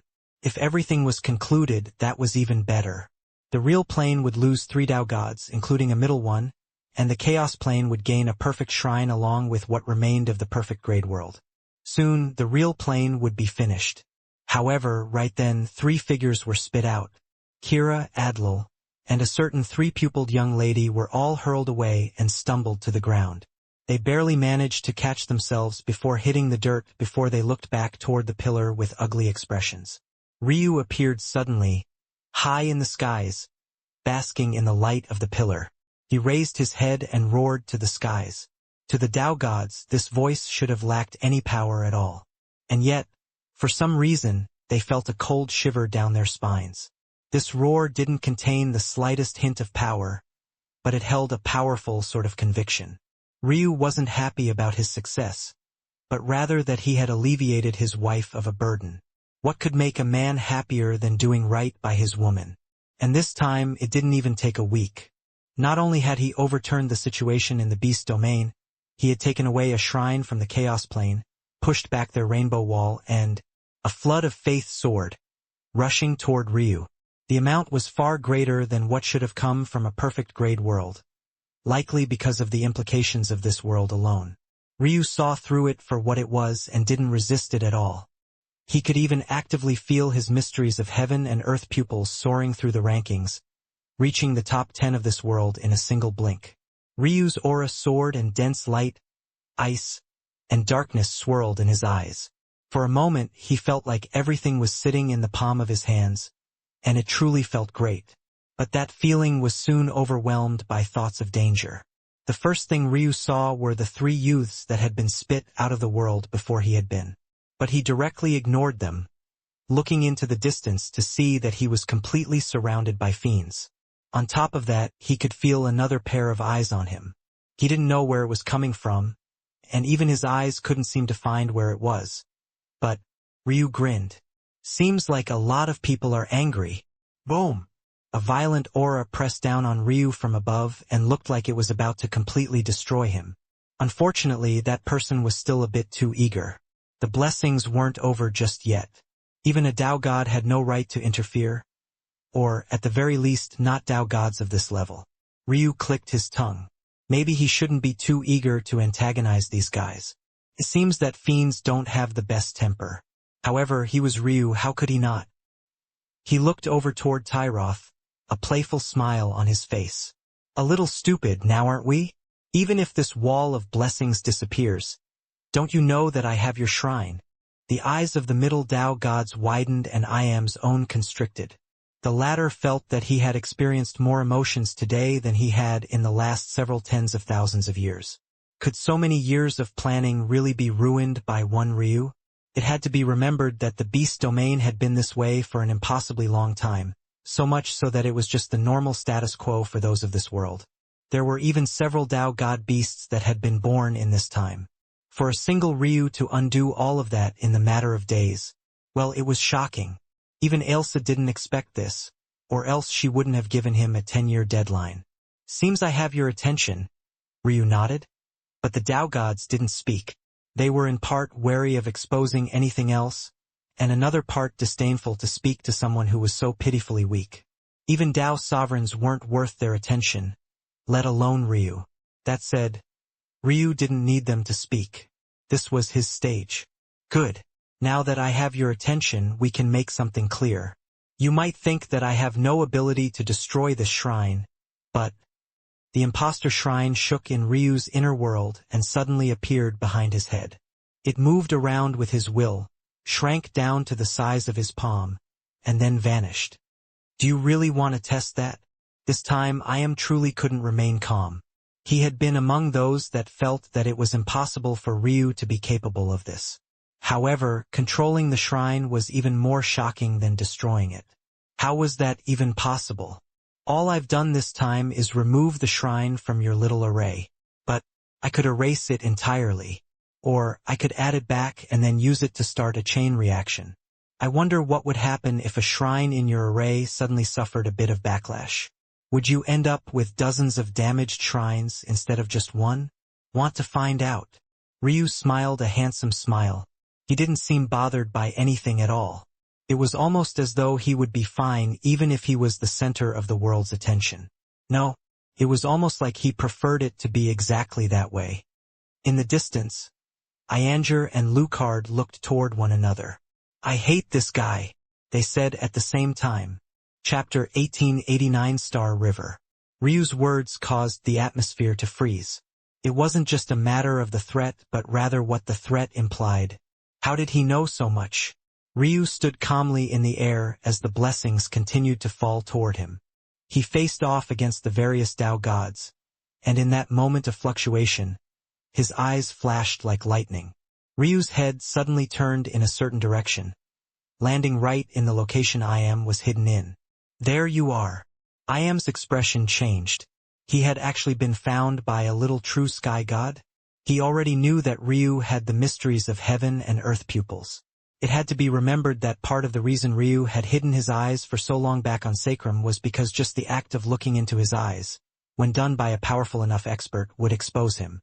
If an expert of Sacrum could do this, then for the likes of Iam it was even easier. It took nothing more than a glance. Usually, for existences of Iam's level, heavenly pupils didn't carry much of an attraction. Their own paths had long been set and they had reached the pinnacle with them. But The attraction of a top 3 ranked heavenly pupil was too difficult to ignore. Even if it was just a means of study, it was invaluable. The only reason that IM had disregarded it for now was because he wasn't shameless enough to attack a junior for such a thing. He had his own pride. And second, he was focused on the task at hand. However, he had taken enough note of Ryu's eyes to know that they shouldn't be able to affect the end result much. Unfortunately, he had been wrong 3 times over. First, Ryu ruined his feng shui diagram, then he ruined their claim over the holy world, and now he knew secrets that he should have no business knowing. How was any of this possible? Wait. Why was he even panicking about a true sky god finding him? What could Ryu possibly? The skies changed. It was said that when gods descended, the skies would open up, birds would sing, and the heavens would descend with blessings. But none of these sayings seemed to do the current scene justice. Ryu looked up, but after a glance, he seemed to have already become disinterested. It wasn't his wife. This scene that should have enraptured everyone else was just filled with a bundle of disappointment for him. But then again, he also understood that Ailsa was stuck in a place that she couldn't easily leave. It only made sense for her to send this higher Tao god. Just now, Ailsa had communicated with him and told him that as long as he could find where IM was, this matter would be resolved. He had known that it was a small likelihood for Ailsa to appear personally. He was smart enough to guess that. But that didn't stop him from reacting like this. Nobody had the mind to notice Ryu's disappointment, though. That was because everyone was enraptured by this woman. She was simply too beautiful, too perfect. Her hair seemed to be a sea of stars, dancing out like a flowing river. From time to time, the motes of light would form into a strand of long, sparkling hair. But soon afterward, it would return to an amorphous shape. Her eyes were just the same, shining bright like flaring supernovas that made it difficult to tell where her pupils started and ended. Her skin was a delicate brown, exuding a silkiness from a distance that didn't need direct touch, and her armor, being gentle jade green, accentuated her features. She didn't look like a woman.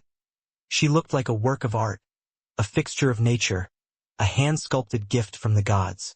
She was truly one of the most beautiful women that Ryu had ever seen, certainly comparable to Mei's master.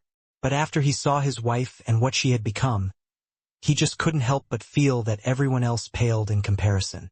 People became more perfect as they cultivated. That was the purpose of cultivation to begin with. It only made sense that Tao gods were the most perfect women in the world. But Ryu had seen too many beauties in his life to muster up the care right now. He ignored the descending high Tao god, believing that she'd be able to handle the situation only because his wife had said she would be able to. He closed his eyes and then focused on the blessings. The changes to his inner world were enormous, but he had to find a method of balancing them properly. Luckily, he had a good method. After all, weren't light and darkness opposites of the same coin? If he had to balance ice on top of that, it was easier because ice didn't necessarily clash with either one. All he needed to do was find a way for ice to meld with light just the same as it had done for darkness, and that wasn't too difficult at all. When ice came in contact with darkness, it gained depth and variety to it. It was unfathomable and difficult to trace. When ice came in contact with light, it also gained variety that was especially difficult to trace, but for another reason entirely. It was like a house of mirrors with a myriad of changes within.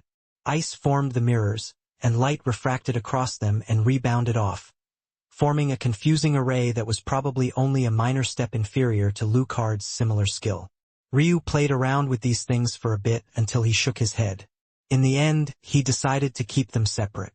He separated ice from darkness with ease and forced it into a more dormant state.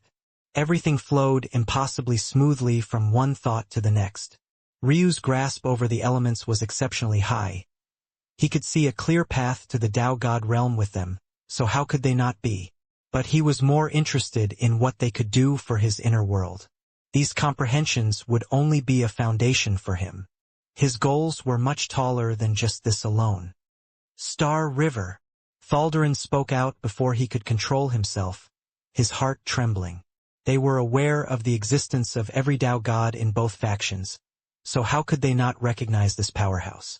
The issue that they faced was that it shouldn't be possible for Star River to appear here. She was a higher Tao god, and her station was incredibly important. More pressing than that was, how did she even know what was happening here? Star River ignored them. A pair of middle Tao gods was entirely beneath her notice. She glanced at Ryu, expecting to find something special about the boy considering Ailsa had made her come here personally, only to be taken aback by the fact he had only given her a glance before directly ignoring her as though she was just here to serve him or something. Star River almost laughed in anger. Whether it was her beauty or her strength, when had any man ever ignored her like this? Let alone a true sky god. However, in the end, there were more important things to care about right now. She raised a palm. The blue skies vanished.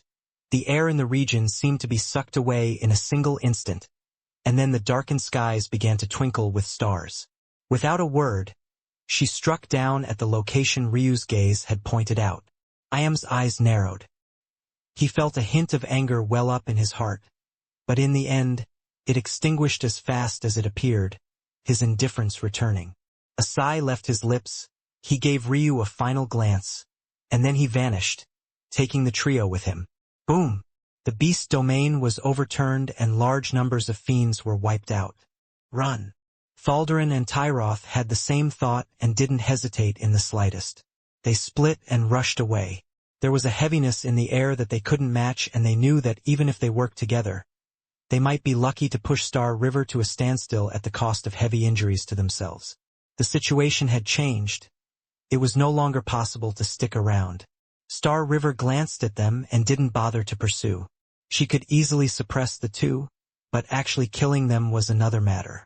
Tao gods were extremely difficult to kill, to a truly insane degree. If not for Thaldarin and Tyroth having prepared extensively for White Gem, her death wouldn't have gone nearly so smoothly.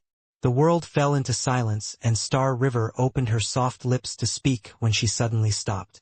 She awkwardly paused for a moment, realizing that she would actually have to stand and wait here until Ryu was finished with his meditation session. She was truly speechless. When had she fallen so far as to be a Tao protector to this hairless brat? Chapter 1890 Chi Control. Ryu calmly felt the changes. This time he was prepared for everything. So the chaotic portions of the pillar were already directly suppressed by him. However, that didn't mean that they had vanished. Instead, he slowly incorporated them. These insights were truly invaluable to Ryu.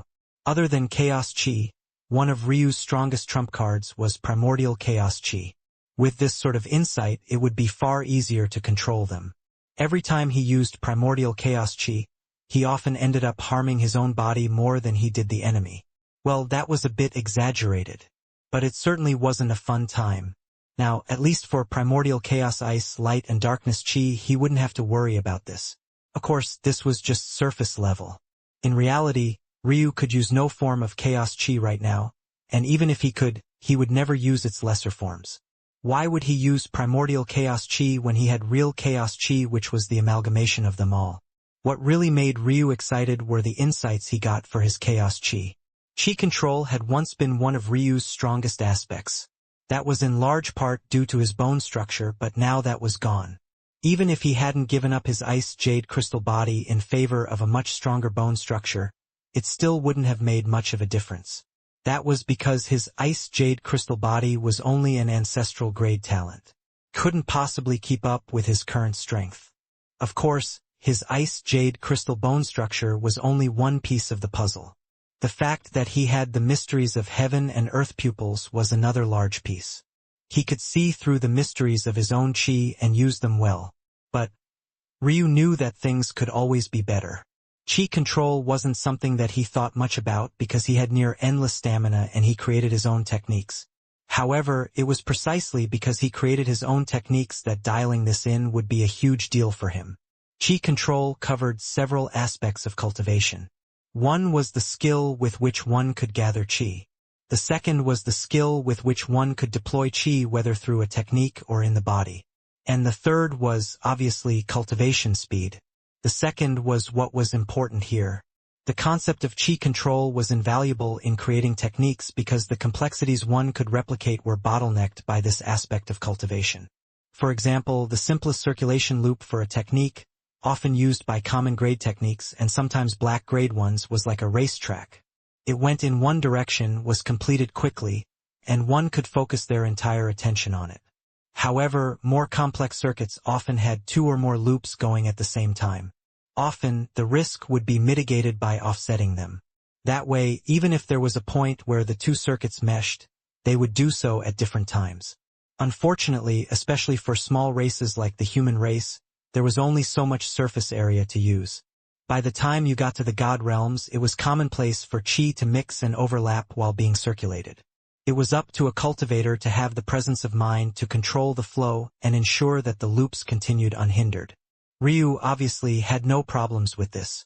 Even if he didn't use shortcuts like hand seals or summoning his soul from his spiritual sea, he could manage. However, only Ryu knew that he had bottlenecked himself. He had the capability to create techniques that were even more complex, but he didn't because he knew that he couldn't control them properly. If he wasted time creating such techniques, he would be doing exactly that, wasting his time. That said, there was a method of fixing this. Maybe then, instead of just having 2 techniques that he had created, he could maybe even have dozens. These 2 techniques that he had self-created, Heavenly Tao Tree and a God's Brush, were the products of enlightenment and also references. A God's Brush was created thanks to reading the path the martial gods had deduced for the chaotic silk meridians, while the Heavenly Tao Tree was created thanks to the ash trance. Ryu had never truly created a technique from scratch, and this was why. It took a special eye and years of refinement, on top of likely generations of effort, in order to take an extremely complicated technique and distill it down so that it could be just as powerful in the hands of others.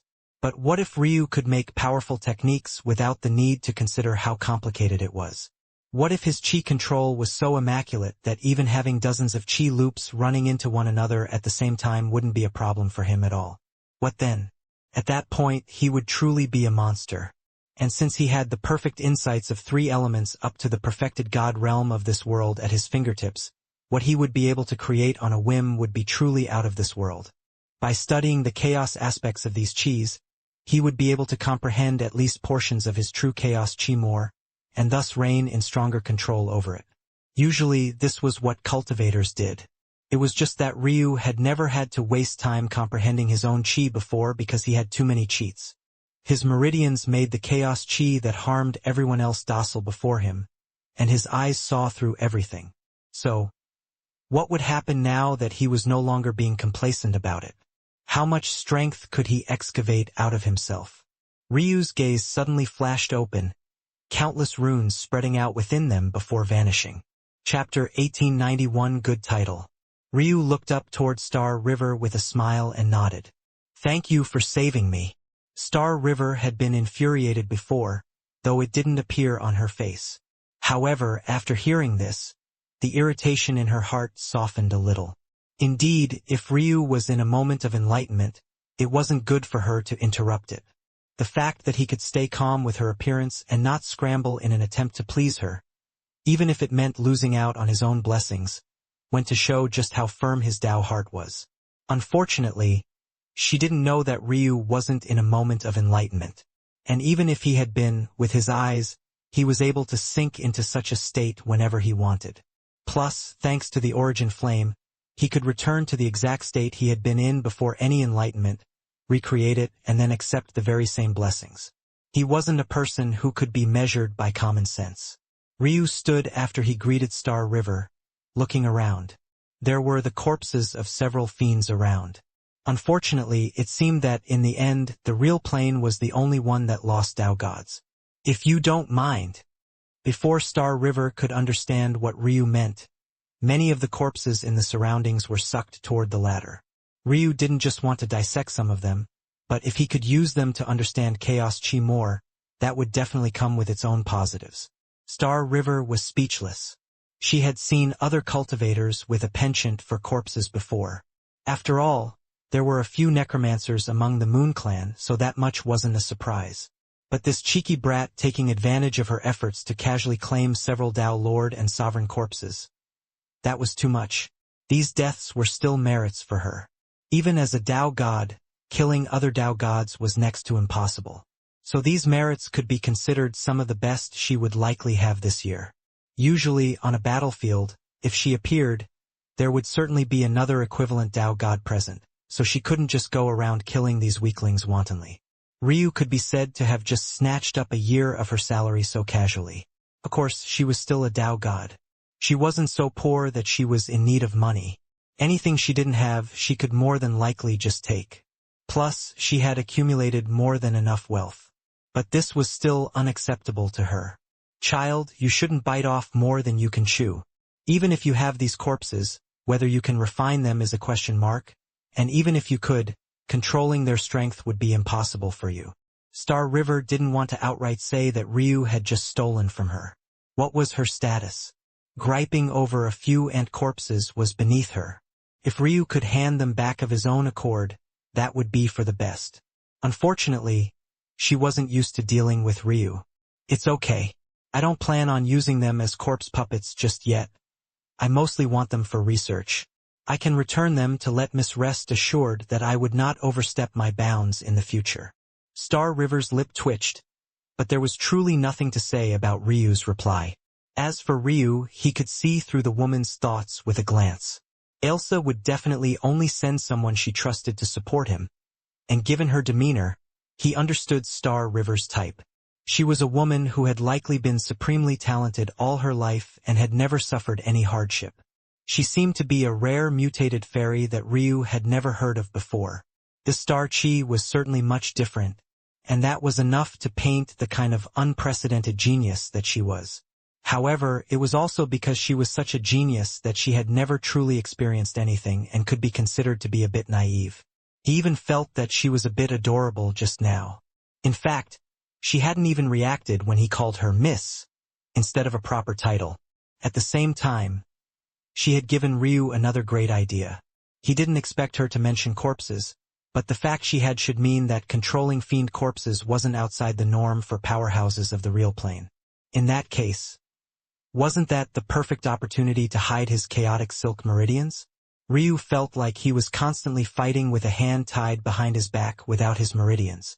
If he could use them openly, a lot of things would be far easier. Of course, controlling a Tao Lord corpse puppet was impossible for the current him, let alone a sovereign corpse. But wouldn't he have plenty of chances to catch weaker ones? Star River shook her head. It seemed that she would just have to take this loss and then make Elsa cough up what this brat had taken from her. Her big sister definitely wouldn't let her suffer such a loss without repayment. Thinking to this point, Star River was happy again. Okay. Come with me. Big sis. The goddess has asked me to take you somewhere. Ryu raised an eyebrow. Couldn't be that his wife wanted him to handle another impossible situation. Could it? Suddenly, a hint of curiosity hit him. Miss, I'm curious. Star River looked back. This goddess, what's her title? Her title. Star River blinked. After a bit of hesitation, she opened her mouth and spoke. When Ryu heard it, his voice boomed with laughter. It was so loud that the clouds shook and the earth quaked. Even Star River was taken aback by the boldness of the laugh. It underlied a Tao heart so fierce that her own seemed dim by comparison. It was no wonder Ryu never really took her seriously. No. It even seemed that the phenomena that spread after she spoke Elsa's title was melding and fusing with Ryu. Star River's eyes suddenly widened. A good title. A good title indeed. Chapter 1892 Rebirthing Cultus. On the way, Ryu thought a lot about where he might be going or what he might be doing. But what he didn't expect was that he would be brought to a sect. What he expected even less was that this sect would be founded by his wife. And what he expected even less than that was that he would be standing before a statue of hers as everyone looked to him to bow. Ryu's lip twitched. For one, unless it was his master or his parents, he never had the intention of bowing to anyone. Second, even if it was his wife, if he bowed now, how would he even raise his head to her in the future? Just wait. Ryu looked up at those crimson eyes and shook his head. He would definitely have to give this woman a piece of his mind when they finally met again. Ryu seemed to have forgotten that he could contact Elsa whenever he wanted now, but he conveniently forgot this little fact. After all, Ryu would never actually reprimand his wives. The most he would do was assert a little dominance in bed. But with Elsa's current strength, he had exactly zero confidence in doing that right now. So it was best to delay, no, definitely not delaying. Just waiting for when his wife wasn't so busy anymore. Yes, it was just a matter of patience. Star River, despite her status, also gave the statue a light bow. So she didn't notice that Ryu hadn't until she felt the several odd gazes aimed toward their general vicinity. When she saw that Ryu was still standing ramrod straight while everyone else was on their knees, she couldn't help but frown. "Don't look at me like that," Ryu said, giving her a glance. "I'm not bowing. Now, you really have two ways to handle this situation. Either you kick me out, or you just bring me to where you were meant to in the future." Ryu shrugged a bit helplessly. This time, it truly wasn't his fault. How could he have expected that things would turn out this way? If he had known, he wouldn't have come to this sect. What Ryu didn't know was that he had unfairly blamed his wife a little this time. Elsa had no idea that there was such a statue here, nor did she know that the disciples had come to respect her so much that they bowed before its altar. Star River had a flash of annoyance in her eyes, but soon, she realized that Ryu was right. Elsa had asked her to bring him here and bestow him with the title of core disciple. Whether he bowed or not, it wasn't her place to ignore that task at all, even though those of the sect had a great amount of respect for her as well. The task alone went to show just how much faith Elsa had in Ryu as well. That was because even the weakest core disciple in their sect was of the omniscient god realm. But what Star River didn't know was that if not for the oddity of it all, Elsa would have directly promoted Ryu to inheritor disciple. The reason why she hadn't was because an inheritor disciple was very close to a disciple in name to the patriarch and elders of a sect. Elsa knew that that would make their relationship a bit odd, and though she was a hint dissatisfied with Ryu right now, she wasn't to the point of humiliating her own husband. None of this, though, was known by everyone in the surroundings. They just found that Ryu was particularly displeasing to the eye right now. If not for the fact they didn't want to disrespect Star River, and the fact this region was quite sacred as well due to the existence of the statue, they would have likely attacked Ryu already.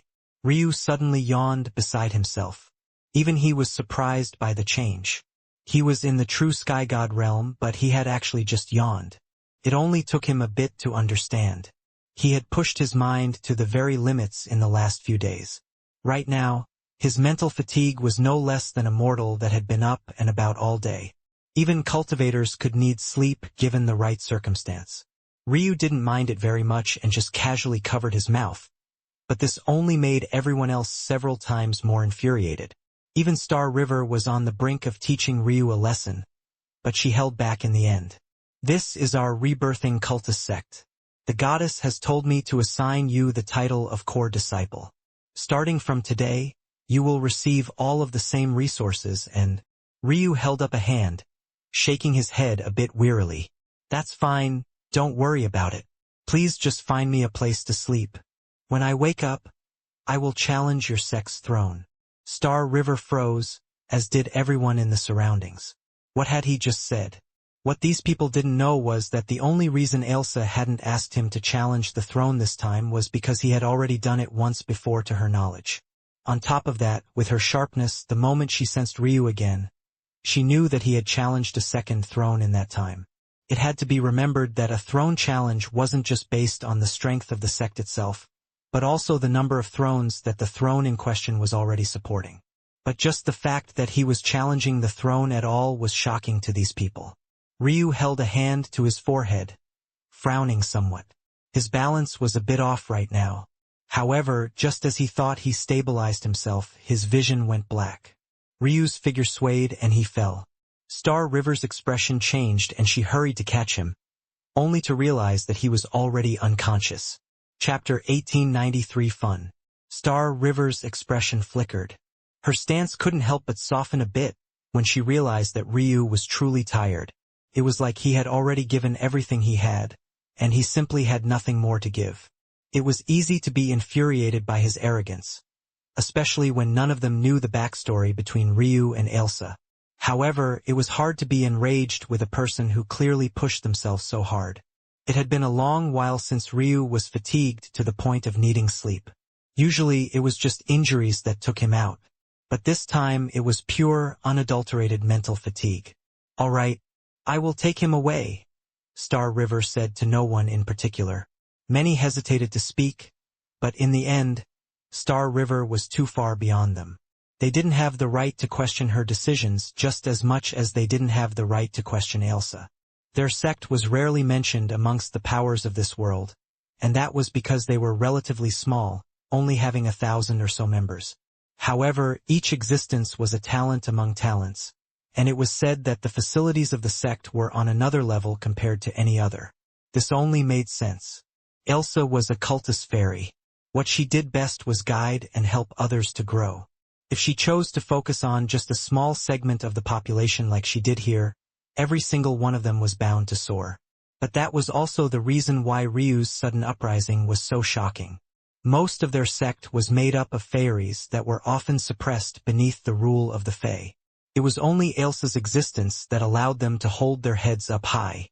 As for why there were no humans, there was a very clear reason for this because it obviously wasn't the case that Ailsa of all people would be discriminatory. Her children in the future would be half-human, after all. But it was precisely because of these reasons that Ryu received added hostility, and would have even if his arrogance was set aside. Now, he had somehow been promoted to core disciple in a single bound. Yet, rather than taking this boon, he actually wanted to challenge their throne. It was too unacceptable. Unfortunately, their sect only had 4 Tao gods, and none of them were present. Since Star River hadn't said anything, it wasn't their place to do so. However, many already had a dangerous light in their eyes as they watched Ryu being carried away. The human race is far too shameless and ungrateful. Someone spoke a long while after Ryu had vanished. "You want to do something about it, Sagar?" The man named Sagar thought for a moment and shook his head. "We can't take direct action against such a thing. I won't tolerate any disrespect for the goddess. And since she's spoken, we cannot dissent. However, that doesn't mean we can't still make his life a living hell." Star River put Ryu to rest in the core disciple quarters that had already been prepared for him. The region was quite lavish and seemed to have its own wellspring of feng shui and faith. This was one of the most shocking treasures of their rebirthing cultist sect. While cultivating, it would feel like their disciples had the support of an entire world. With this alone, their cultivation speed could increase by leaps and bounds by the day instead of by the year like most sky gods. Here, Ryu was also sure to recover with much greater speed as well. When she was sure that everything had settled down, she turned and left, going to communicate with her big sister. "Big sister, are you really okay with this? Since he's confident, let him do what he wants," Ailsa replied without much emotion. "But you know how dangerous our throne challenge is. Although it won't have you or I, it will have Gemini and Savannah." This, Ailsa only gave a light smile in return. Star River knew what this smile meant. It meant that she had already made up her mind and wouldn't be changing it on the topic. Could mean either one of two things. Either she was confident that Ryu would be able to do what he said, or she didn't care whether he lived or died anymore. In Star River's opinion, since she had only assigned Ryu to be a core disciple and not an inheritor disciple, her confidence in Ryu couldn't possibly be that high. So, it seemed like the latter was the only logical conclusion. Star River couldn't help but sigh. It seemed that a human had pissed her big sister off again. To think that the first time in so many years she would choose to trust one, it would backfire once again. Well, at least this time things weren't nearly so bad. It was just that her big sister's tolerance seemed to be particularly low this time around. But maybe that was only natural considering the things that had happened in the past. "All right," Star River nodded. "He's currently resting, so we will just have to wait and see. I hope he doesn't die. At the end of the day, he's done a great service to us this time." After saying this, Star River left. It was only after she had that Ailsa chuckled and shook her head. How could she want her own husband to die? The fact that even she was dealing with so many misunderstandings could only mean that Ryu had it 1,000 times worse. His life might very well be made a living hell because of them. Of course, normally she wouldn't be worried. After all, Ryu was more likely to respond in kind than anyone she knew. But the issue was that he had one hand tied behind his back because he actually cared about her opinion. This left the goddess feeling particularly amused. It had been a long while since she had such fun. Chapter 1894 Talent versus Effort. Ryu didn't know how long he slept, but when he awoke he felt refreshed. This was no doubt related to the world that he had fallen asleep in. It could be said that the accommodations for core disciples were more excellent than any sect that Ryu had ever seen before. Even the martial gods and their courtyards couldn't hold a candle. Granted, he hadn't been to the true core of the martial gods' territory, but he felt that it was pretty safe to assume that it was still inferior to this. It had to be remembered that Ailsa was a feng shui master and a herbologist herself. The only reason that she couldn't deal with the situation herself was because she was stuck defending her holy world. Also, even if she had, with her strength, she couldn't enter the perfect great holy world to begin with. It could be said that Ryu was the only one that could do what he did. Ryu slowly stood and walked to a nearby spring. He had had intentions of taking a bath, but he was shocked to find that his body was cleaner now than when he went to sleep. He ended up scooping up a handful of water and taking a sip instead. Interesting. The water was pumping with chi.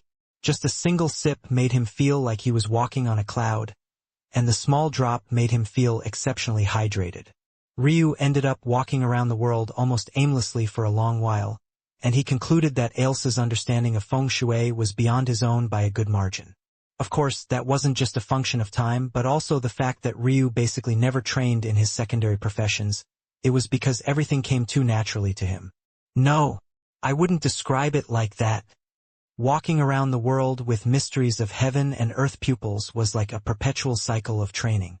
He could see through everything, and every aspect of nature was just begging to be an open book before him.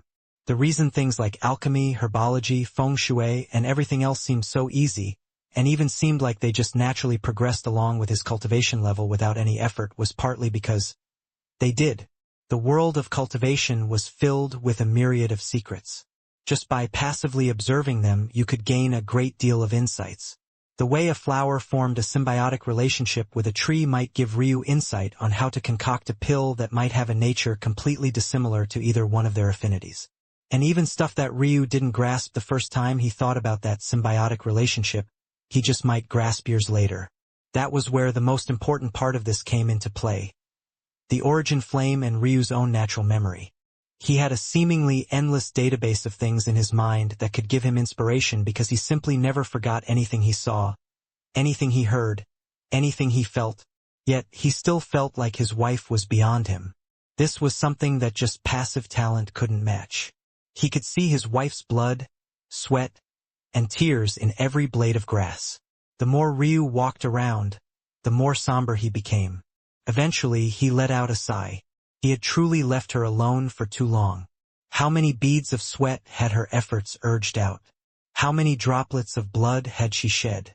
How many times was her beautiful countenance hardened into an incorruptible determination? Ryu came to a stop and raised a hand to a tree. He caressed the fuzzy skin of a peach-like fruit. He didn't pluck it, just enjoying its aroma from afar and the softness of its skin. In the end, he took a seat beneath the tree and entered a deep state of meditation. He forgot about all things and took in the insights of this garden. He lost himself to time, and by the time he woke up, he still didn't have the urge to stand. Instead, he entered his inner world. I truly don't put enough effort into my secondary professions. Maybe instead of obsessing about which of my three souls should take on which aspects of cultivation, I should just give them tasks that they are best at. My perfect black buddy, with its patience, would be perfect for studying secondary professions. My Tao heart, on the other hand, is obsessed with improving my cultivation. As for me, Ryu chuckled. That truly was the question. What about him? What did he want? He wanted his wife to be free of worries. As for cultivation, how to approach it, what steps to take, he had never cared. All he cared about was reaching the pinnacle of all things. He had never fretted over exactly how he would do that. Other than working hard, he made no other promises to himself. But this version of himself also gave up too easily, expected too much from the world, and was far less mature than he wanted it to be. No, cultivation must come from me, or else there is no point at all. Instead, Ryu made a decision. His perfect black buddy would be assigned the task of solidifying his secondary professions. As for his Dao heart, since it wanted to improve so much and so quickly, why not let it be focused on creating techniques? He suddenly had a bunch of insights, and it had also suddenly become far easier for him to create techniques, so why not benefit? This way, both would be happy and he could find his own true way of cultivation. Ryu's eyes cleared as he looked up into the skies of his inner world. With a tremble, his body split into three. They all looked toward one another with the same indifference and went to their own spaces without a word. As for the true Ryu, since he couldn't see one wife, he might as well go to see another. Chapter 1895 Naive. Ryu found that Eve and Icemine were still locked in deep meditation, so he chose not to bother them. Instead, he began to look through the corpses that he had brought in.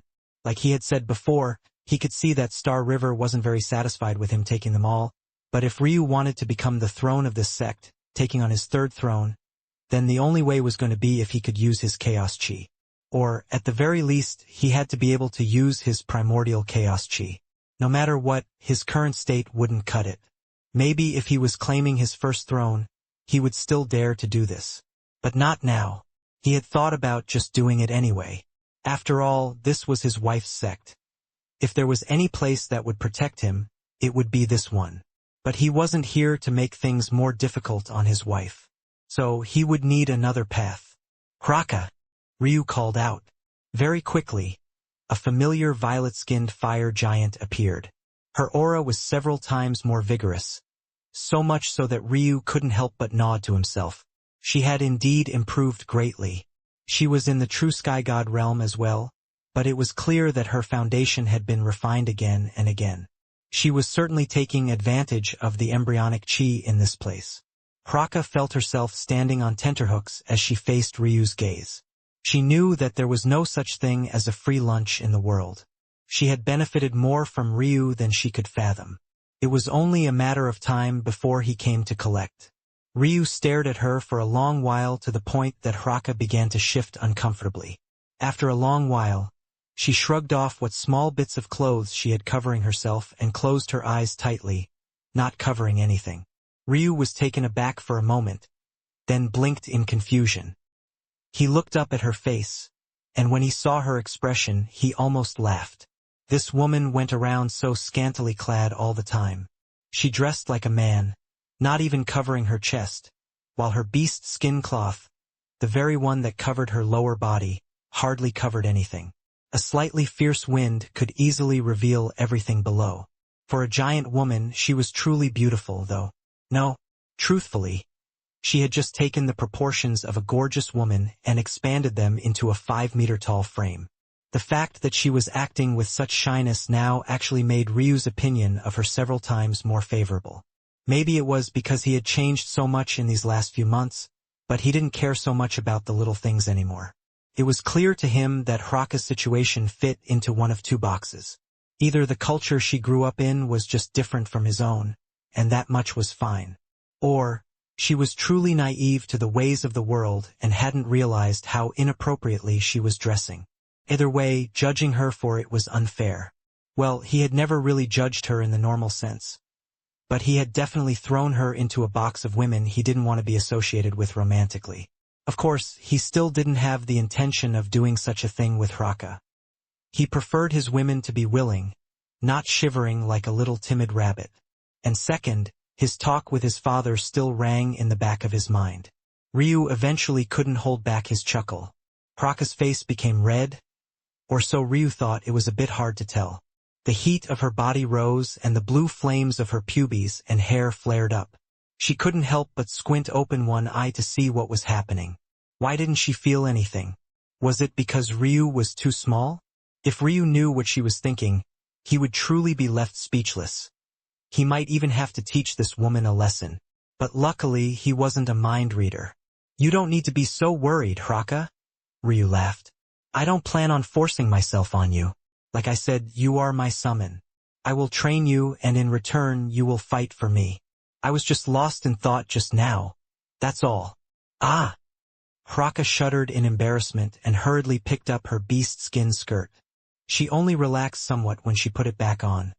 But then a fierce wind blew it up and showed Ryu the view that he was already somewhat missing. However, Hraka didn't seem embarrassed by this at all. It was as though she didn't notice. "Hraka, I'm curious." "Yes, master," she replied respectfully. Ryu smiled gently. Hraka's voice and Selhira's were both incredibly soothing and gentle to the ear. It was ironic because the two were also some of the fiercest women that he knew. Maybe he should teach Hraka some sound techniques. The enemies would be lulled into a sense of security and die before they even knew what happened. "Do you have a particular reason for dressing like this?" he wondered. Hraka blinked and thumped her chest with a fist, causing her ample breasts to ripple and wave. Her blue nipples contrasted perfectly with her delicate violet skin. "My father said that this is how a real manly warrior dresses." Ryu's lip twitched. "Do you believe yourself to be a man?" Hraka's head quirked to the side. "Do you have to be a man to be manly?" Ryu opened his mouth to reply, but suddenly realized that he didn't know how to. If the elders that he had tortured with his tongue back on sacrum saw this scene, they might truly weep bitter tears. "Do you want to continue dressing like this?" Ryu asked. "If master wants me to dress differently, I will," Hraka replied. "No. I want to know what you think." "This?" Hraka shifted uncomfortably. "I don't like how people look at me. It's never with fear, it's always with heat. Forgive me, master. I don't know the word for it." Lust. Ryu didn't need to think to know what she meant. But this young woman was truly naive. Chapter 1896 Clear Mirror Tao Heart. She wasn't just naive, but she was also a bit simple-minded. Her thoughts weren't very nimble. At least that was Ryu's first impression. It was impossible for a cultivator to be truly foolish. Even if one was born with below-average intelligence, much like beauty, it would only increase with time and chi absorbed. Of course, it was possible that things were different with nether chi. Ryu had gained a large amount of it and his understanding had deepened, but it wasn't to the point of saying that he understood it just as much as he did his real chi. Which was funny considering he didn't think himself to be a great scholar of real chi either. That said, there were methods of cultivation that Ryu knew that while they might increase the perfection of the body, did little to nothing for the brain. Those were rare forms of body cultivation, and they tended to also be extraordinarily powerful as well. Of course, the trade-off was that one's mind wouldn't be nearly as nimble as other cultivators. But did that matter if your body was harder than most treasures you would come across? Interesting thought. Ryu thought about these body realm cultivation methods not because they seemed to be perfect for him. He had modified the 9-pillar flame sex methods, but he still wasn't completely happy. It was like he would continue to feel antsy so long as he was using the techniques of someone else. In that case, why was he wasting so much potential by refining a mind that couldn't be refined any further? Or at the very least, he had yet to find the method of refining his mind further. So long as he had his mental realm cultivation method, it was enough.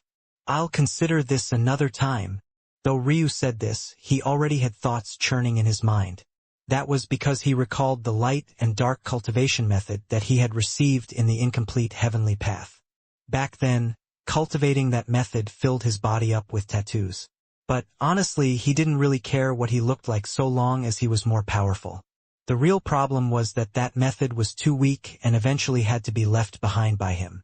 However, now that he had a perfect comprehension of light and dark, couldn't he reform this cultivation method into something perfectly suited to him? His thoughts were churning all on their own, but he forcefully pressed them down. "I'll send these thoughts to my Tao heart and see what it can do about it. It may or may not align with what it wants to do. I'll let it decide if it wants to progress on that path or not." His Tao heart was obsessed with fast improvement, and there was technically not much faster than body realm cultivation. There was a misnomer that it took time, but that was mostly because of two things: a lack of mental fortitude and a lack of resources. So long as you had enough resources and were willing to suffer through untold pain, then there was nothing stopping you from advancing by leaps and bounds in the field of body realm cultivation. Ryu shook his head. His thoughts were getting more and more off track these days. He had to focus on one task at a time. These days, Ryu chuckled to himself. Looking back on his life, he seemed to always veer off track one way or another. Everything seemed to interest him. He had some skill in a little bit of everything. It was as though Ryu froze, staring out into blank space again. Having learned her lesson, this time, Hraka didn't say anything or do anything. She just stood in silence, waiting for Ryu to finish his thoughts. It took a long while, but Ryu's expression couldn't help but become brighter. Indeed, that is the type of person I am. I'm never satisfied. It's why I want to reach the pinnacle of cultivation. It's not even just because I want to have power to lord over others, it's because maybe if I reach that peak, then I won't have to consider anything else anymore. Everything would have already been accomplished. There would be nothing else to chase after, nothing else to want for. Ryu's Tao heart began to shimmer and shine again.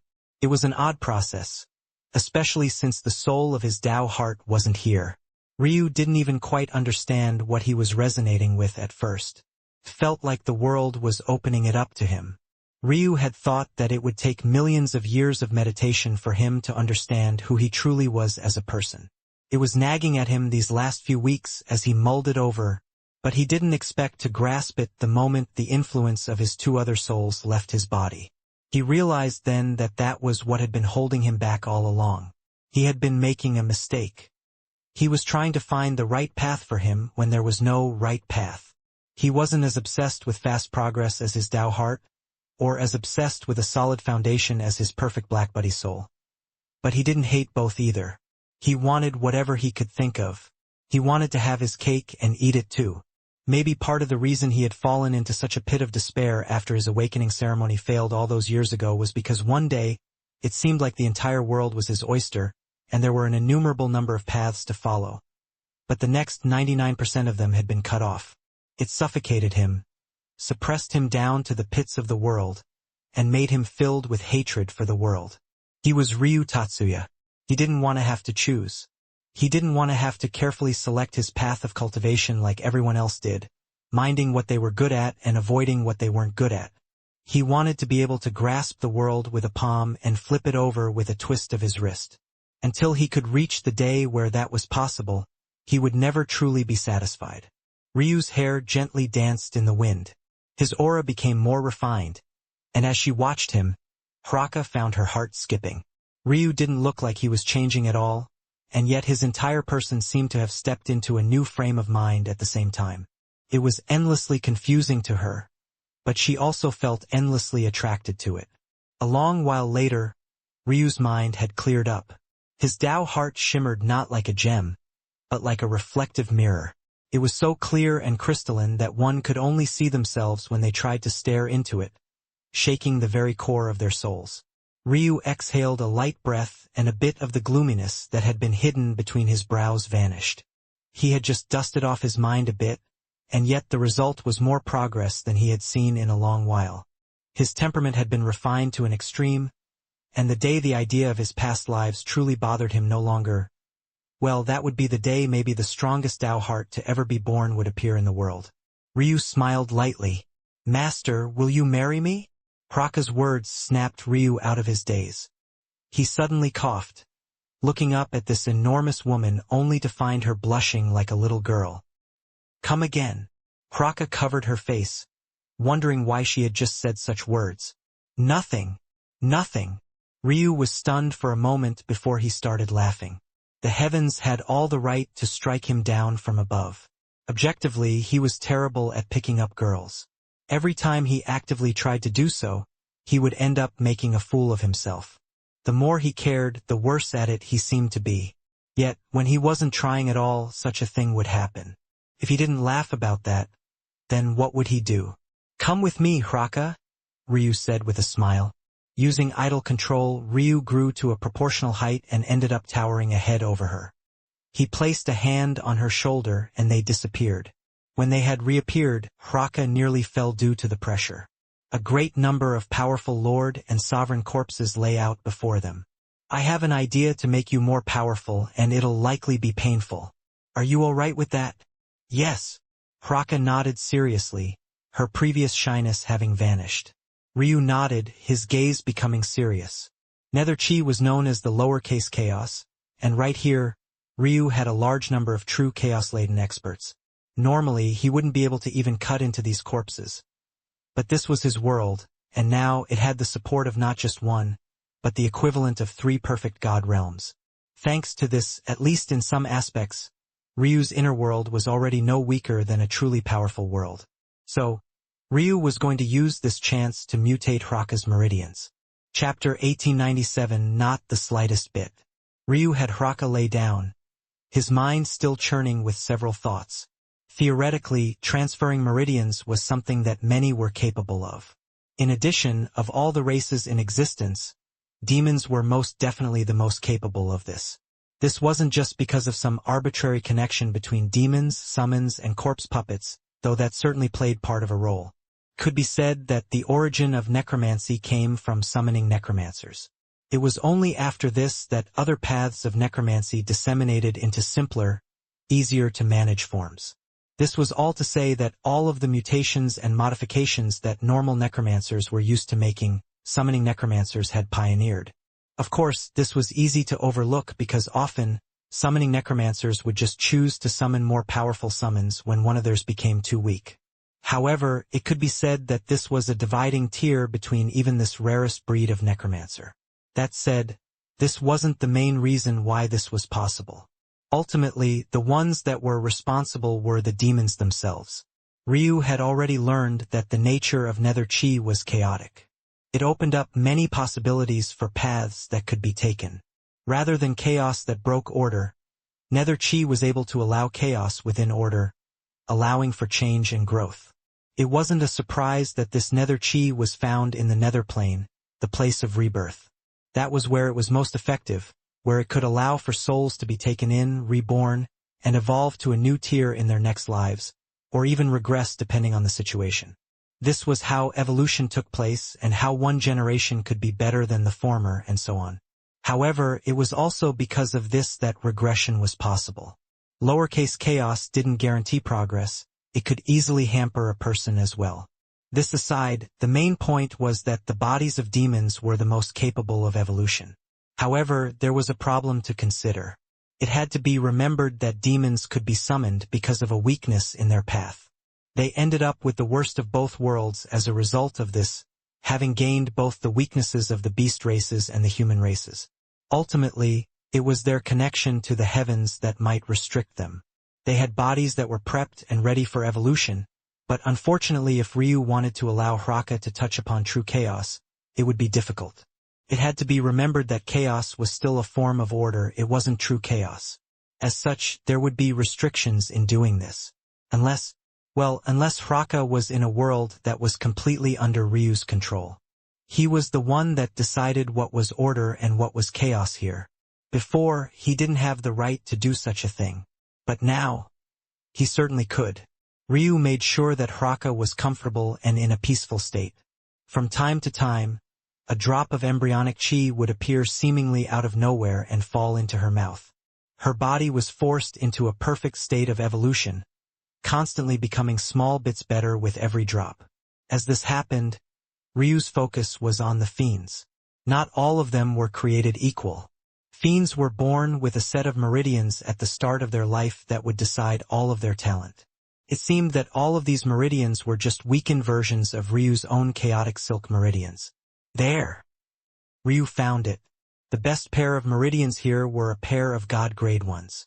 As far as he knew, the tiers were separated into common, black, earth, heaven, ancestral, then there were the god tiers from fragmented to god, and then above that were the ancient grade and the primordial grade. This primordial grade was the highest grade that appeared in the fiend race, and it was the closest existence to Ryu's meridians. However, truthfully speaking, even if there was a primordial grade meridian right in front of Ryu, he wouldn't even take a second glance at it. That was because how could it even begin to compare? Even primordial grade chaos meridians would only have access to a single type of chi. Even if it was one of the rare mutations and they survived the maturing process, it would still only be 2 at best, 3 if the sun rose from the wrong side of the world for a day. However, they were perfect for Hraka. There were just 2 problems. First, this was a set of meridians from a sovereign. Second, it was of the lightning affinity, not fire.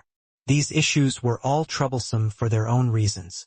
A sovereign's meridians were obviously tempered by an energy far beyond what Hraka could manage. Even if you were going to transplant meridians, it had to be done with someone at the same level or beneath you.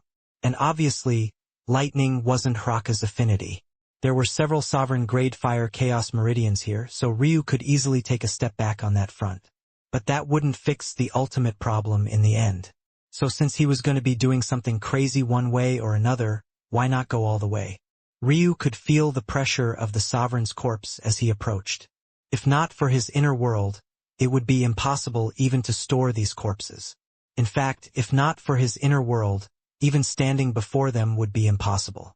There was a reverence that people had for lords and sovereigns alike that made sense even if they were not gods. These were ultimately existences that the heavens had blessed with noble titles.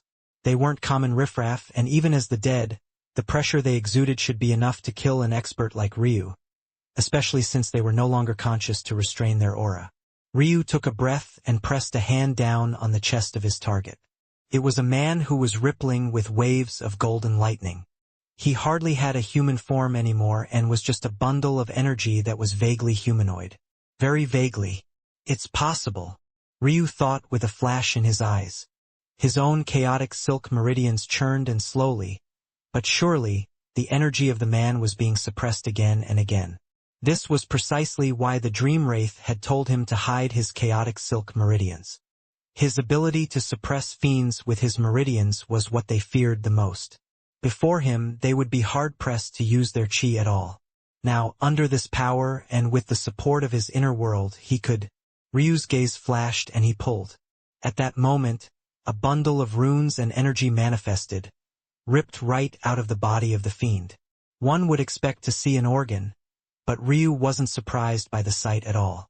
The fiends were all so ethereal in nature, being made mostly of their elements. It wasn't a surprise that their meridians looked like this.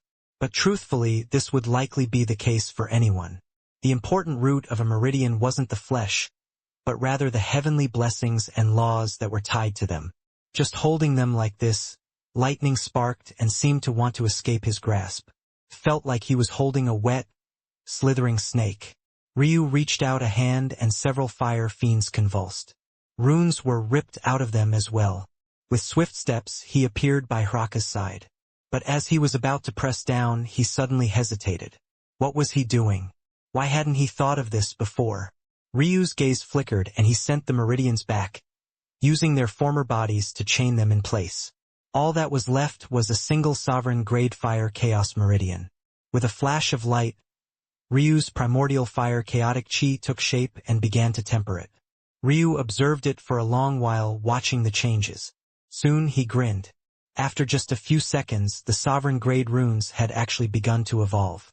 Ryu grabbed out with a hand and flicked a drop of embryonic chi on them. Perfect. The meridians broke past a barrier and became god-grade. Ryu didn't stop. As the meridians evolved, their aura plummeted. It was like killing two birds with a single stone. Even the sovereign aura dropped to Lord, and then by the time it was inching toward ancient status, it was already beginning to fall back down toward omniscient. Many hours later, Ryu actually had a primordial grade set of meridians for Hraka that only carried the aura of the transcended realm of cultivation. It was only then Ryu pressed it down into Hraka's body. Would it cause a commotion if people thought he was using a primordial grade talent as a summon? Of course. Did he care? Not the slightest bit. Chapter 1898 Two Thrones. Ryu didn't bother to count how much time had passed since he had been in the rebirthing cultist sect. He left when he was good and ready. His mind was relaxed, his heart was settled, and he felt like there was a lightness to his heart as he stepped out of his immortal abode. What he didn't know, but probably expected, was that the moment he made any sort of movement, countless figures, senses, and minds focused on him all at once. All the core disciples of the sect were exceptional not only in talent but also in cultivation. It was unheard of for a true sky god to be among their ranks. In a way, it would have even somewhat made more sense if Ryu had become an inheritor disciple instead. Inheritor disciples were a designated rank that did exactly as its title described.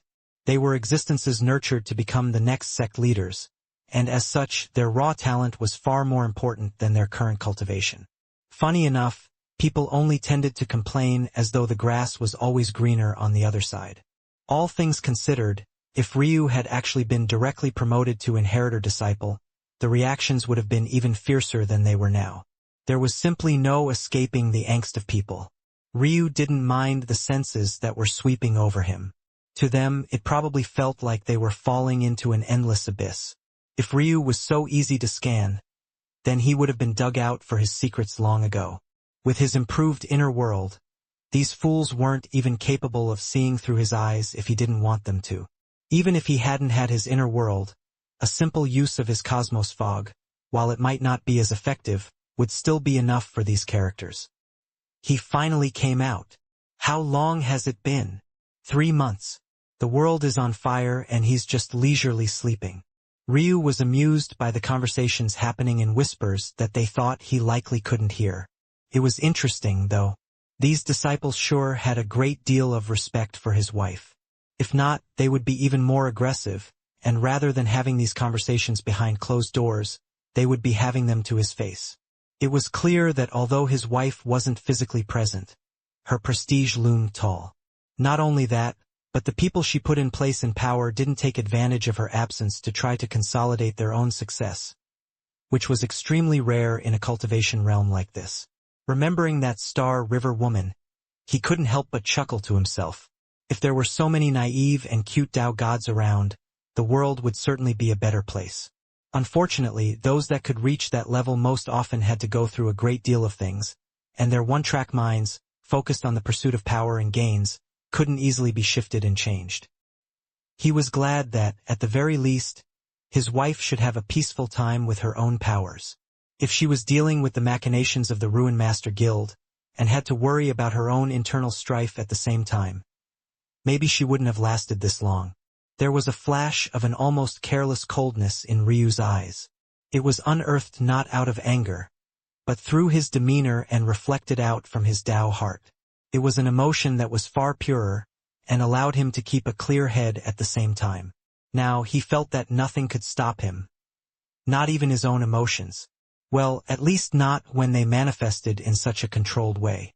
Soon, Ryu had made it through a wave of senses and toward the very same location he had been in before. He looked up at his wife's statue with a smile on his face. That indifferent sort of arrogance radiated down just as effortlessly as Ryu's coldness just before had. She had reached an unfathomable level, so much so that it was reflected even in a statue that could only encompass a small piece of her majesty. Truly beautiful. Just as Ryu was about to begin his challenge, there was someone who appeared before him. If Ryu had bothered to care earlier, he would have realized that this young man's name was Sagar. He, too, was a core disciple, and among core disciples he was actually quite fledgling, being only at the omniscient god realm. This was rare even among this flock of geniuses.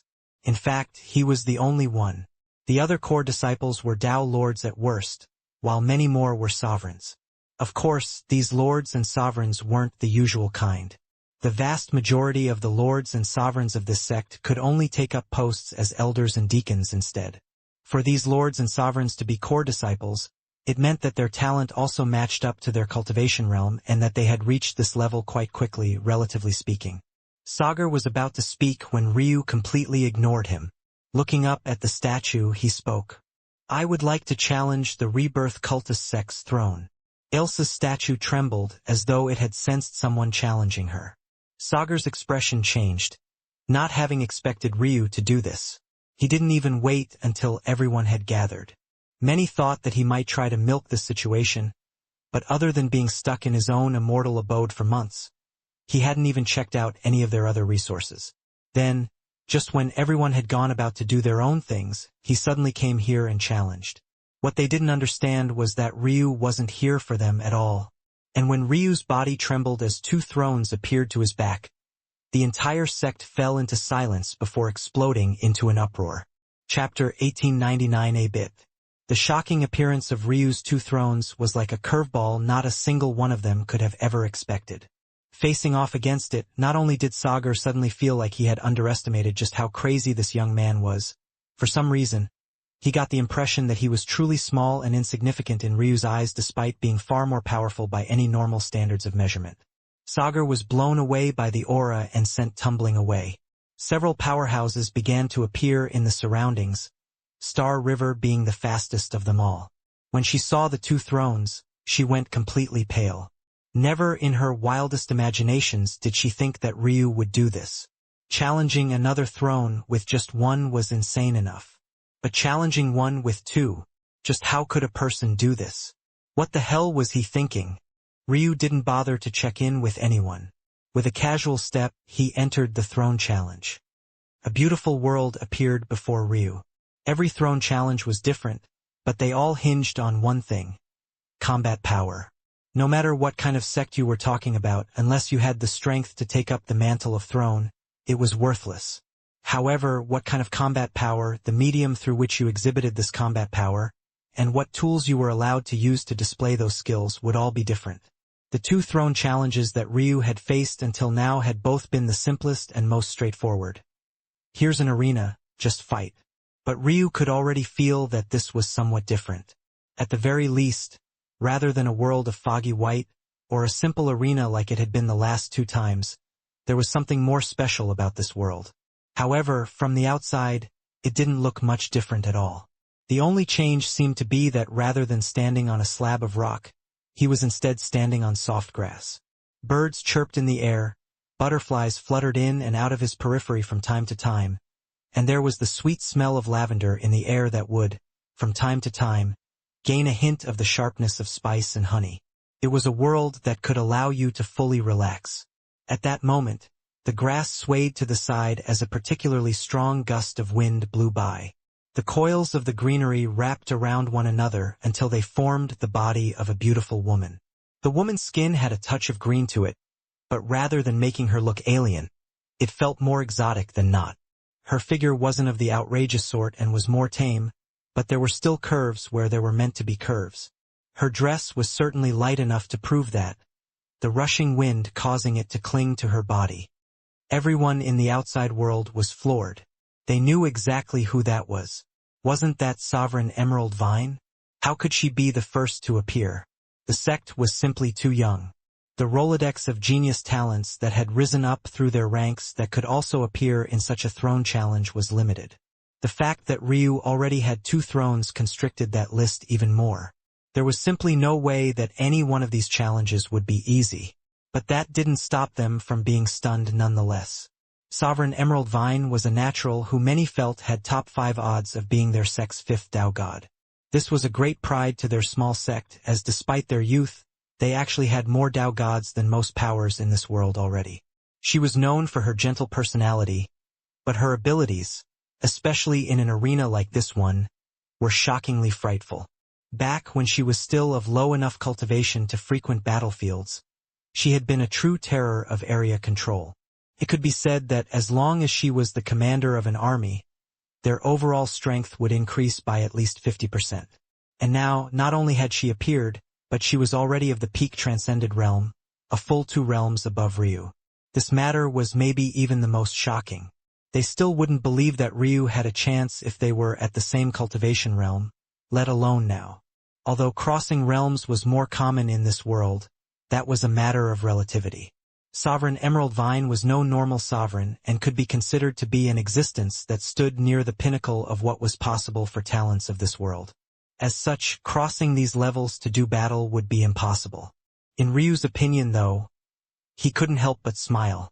Was his wife helping him out? First the arena and now this realm? He remembered that when he fought against the dual Radiant Star sect remnants, the realm of his opponents was also around this much higher than him. He had fully expected his first opponent to be an omniscient at worst, considering this was his 3rd throne. In fact, he wouldn't have been surprised even if it had been a lord. Maybe not, Ryu thought. Now that he thought about it, his 2nd throne challenge had been tampered with. So it was actually much harder than it should have been. That seemed to open the door for Ailsa tampering in reverse this time, but she wouldn't do that for 2 reasons. First was his own pride and her expectations of him on top of that. But the second reason was that it was unlikely to be possible. The dual Radiant Star sect's throne challenge was rife for subterfuge because its faith was in a mess. They had split into 2 halves, each of which were fighting amongst one another, making them very susceptible to outside interference. Ilse's sect, however, had no such weaknesses to take advantage of. Adding on top the fact his wife was being suppressed in a holy world, it was highly unlikely that she would be able to even if she wanted to. But that was fine by Ryu. With a light smile, he flipped his palms and a pair of new great sword staffs manifested. It was about time he showed off for his wife a bit. Chapter 1900 Injured. Ryu took a breath and the entire world seemed to revolve around him. Third perspective activated, and it felt like he was watching the world from the skies above, with his own body becoming a faint extension of those senses. His gaze flashed and his mysteries of heaven and earth pupils activated. Spread your wings and soar. Ryu spoke softly. The cry of a phoenix echoed, and before its shadow could be clearly seen, Ryu had suddenly moved, his great sword staff swinging down with a mighty momentum. A white phoenix spread its wings and soared into the skies, all the chi in the region seemingly being ripped into Ryu's control. What are those weapons? I've never seen them before. A sword and a polearm? It looks like a blacksmith used too much material on a glaive. What kind of weapon is that? How can they even be wielded properly? This world had simply never seen great sword staffs. Even in Sacrum, they had been fringe weapons that almost no one used. Most there wouldn't even be familiar with them, let alone those in this world. In truth, they were even more shocked by the audacity of Ryu to attack first against the Master of Control. But then they understood that he likely had no idea who this woman was. Of course, he would make such a mistake. He wouldn't be as clear about the strengths and weaknesses of their best. Even so, many felt that it was ridiculous that he had actually chosen to attack someone 2 cultivation realms above him. Did he believe that Emerald Vine was a simple target or something? There were those, though, who couldn't help but react differently. Especially Star River, who had just appeared high in the skies above. At the moment, there was a 1-part confused and 1-part shocked expression on this Tao god's face. And that was because she could faintly recognize the great sword staffs in Ryu's hands. Well, not the weapons themselves, but rather the materials they were made out of. One of Ryu's great sword staffs was pitch black. So dark in fact that it seemed to swallow all light. It didn't look like it had any real, tangible form except when its angle changed just enough for you to see its edge. It was an edge so sharp that even she couldn't help but feel her heart tremble. There was no way that Ryu could cut her with his strength, but she was suddenly wondering if the weapon in his hands might be able to if it was in the hands of another. The other great sword staff was a weapon that was the complete opposite. It was such a bright and bold gold that it looked almost more like an ornament than not. But it failed in truly being one because it was completely unadorned, just like the Black Shadow great sword staff. It was perfectly flat, and its sharp edges were even more prominent and obvious. It looked almost as thin as a sheet of paper, yet it was somehow rigid enough that it didn't wave and ripple at the speed that Ryu swung it down at. That was definitely the product of Dove Wing and Raven Wing Oregon. They were a high-class Lord-grade material that a true sky god should have no business coming into contact with, unless they had suddenly come into a great amount of wealth. Normally, she might assume that Ryu had just picked up these treasures somewhere, but her eyes were too sharp. She could see that these items had only very recently been forged. Who had forged them? How was it possible when she was certain that Ryu hadn't interacted with anyone in these days? But there also weren't signs of blacksmithing near his immortal abode either. How had this happened? Ryu moved like lightning, appearing before the green-skinned woman in a flash. His blade moved of its own accord, swift, decisive, and powerful. What no one seemed to notice was that the moment he entered Emerald Vine's range, his plant foot slightly twisted the grass beneath him. His dove wing great sword staff appeared by Emerald Vine's neck. She was still smiling lightly as though she didn't notice that her neck was about to be cut, and it was at that very instant that the scene changed. Nature exploded along with her battle intent and the grass on the ground twisted and rose up, shooting toward Ryu with blinding speed. They restricted his movements perfectly, several flying toward his arm and several more moving to carry her away. A small little green soul appeared on Emerald Vine's forehead. Its little arms moved like lightning, completing hand seal after hand seal. With a glance, Ryu could see through it. These hand seals were each commanding small, minor changes to the world around them. It was a magnificent technique, and it was interlaced with her Tao so perfectly that they practically seemed synonymous. "That makes things even easier," Ryu said lightly. Emerald Vine's expression suddenly changed as she realized her vines actually weren't going to make it there in time. She looked toward where Ryu's foot was, realizing that he had imbalanced the feng shui in the region with a single violent stomp, or so it seemed. In reality, he had sent a strong pulse of ice chi downward, controlling a spiraling swirl that froze the root systems in the region. Yet, his power was so perfectly controlled that it didn't even feel cold. The hand seals came to a stop and the small green figure slammed its hands together.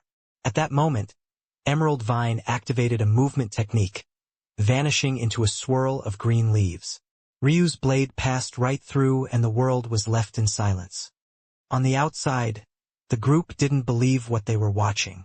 At first, they sneered at Ryu's attempt, but then they saw something they never thought they would see. Emerald Vine slowly raised a finger to her neck, touching the blood that appeared. The Queen of Control had actually been injured. Chapter 1901 Disgrace. Ryu's expression was entirely indifferent. In fact, he had already retracted his blade as he took another step. He didn't use his spacetime soul nature for reasons only he was aware of. He was sharp and unbothered as a small soul appeared on his forehead. His, however, seemed to be completely counter to the delicate tea green of Emerald Vines. His own was pitch black and exuded an aura as such. Ryu vanished again and attacked once more. Emerald Vine was far more serious this time and was ready to counter as well. Her soul began to form hand seals again, but at this moment, Ryu mumbled something. Lines of fate. The world turned into black and white lines in his eyes, even the beautiful Emerald Vine becoming nothing more than a series of probabilities. He focused on his soul, and in the eyes of everyone else, the moment Emerald Vine's soul began to form hand seals, his moved at the same time. At first, it seemed like Ryu was directly copying, but only Emerald Vine could see through the secrets. He wasn't copying, he was countering. Her heart leapt into her throat. Those on the outside were shocked once again. Manifesting the soul like that was extremely difficult. The lower the cultivation, the more difficult it was. This all but guaranteed that Ryu's soul talent was exceptional. When they recognized the talent, their hearts skipped a beat. The perfect black buddy.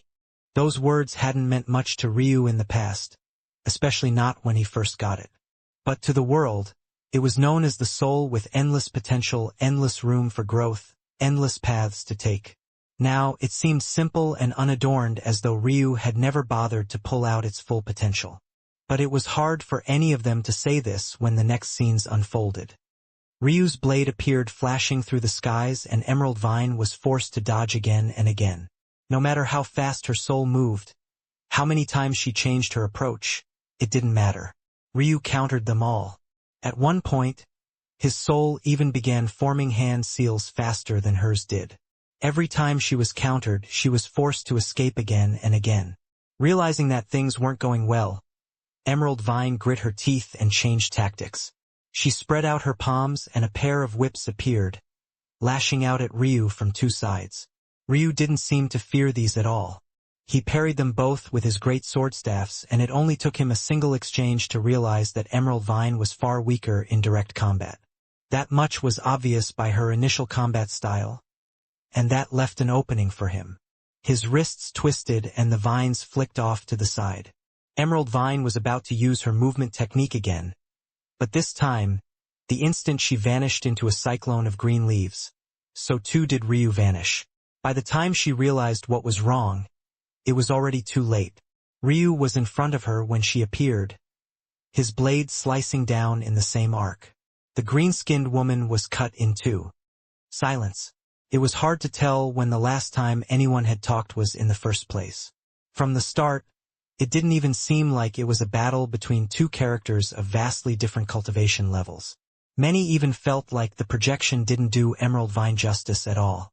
That was when everyone noticed that there was a new addition to the crowd. It was a beautiful woman with delicate tea-green skin. She had a light smile on her face and a graceful elegance to her. Just the slightest whiff of her fragrance could leave one feeling endlessly at peace. Sovereign Emerald Vine. Their expressions couldn't help but change. The woman was actually here. How did she feel about this? "There's no need for all of you to look at me like that," she said with a smile.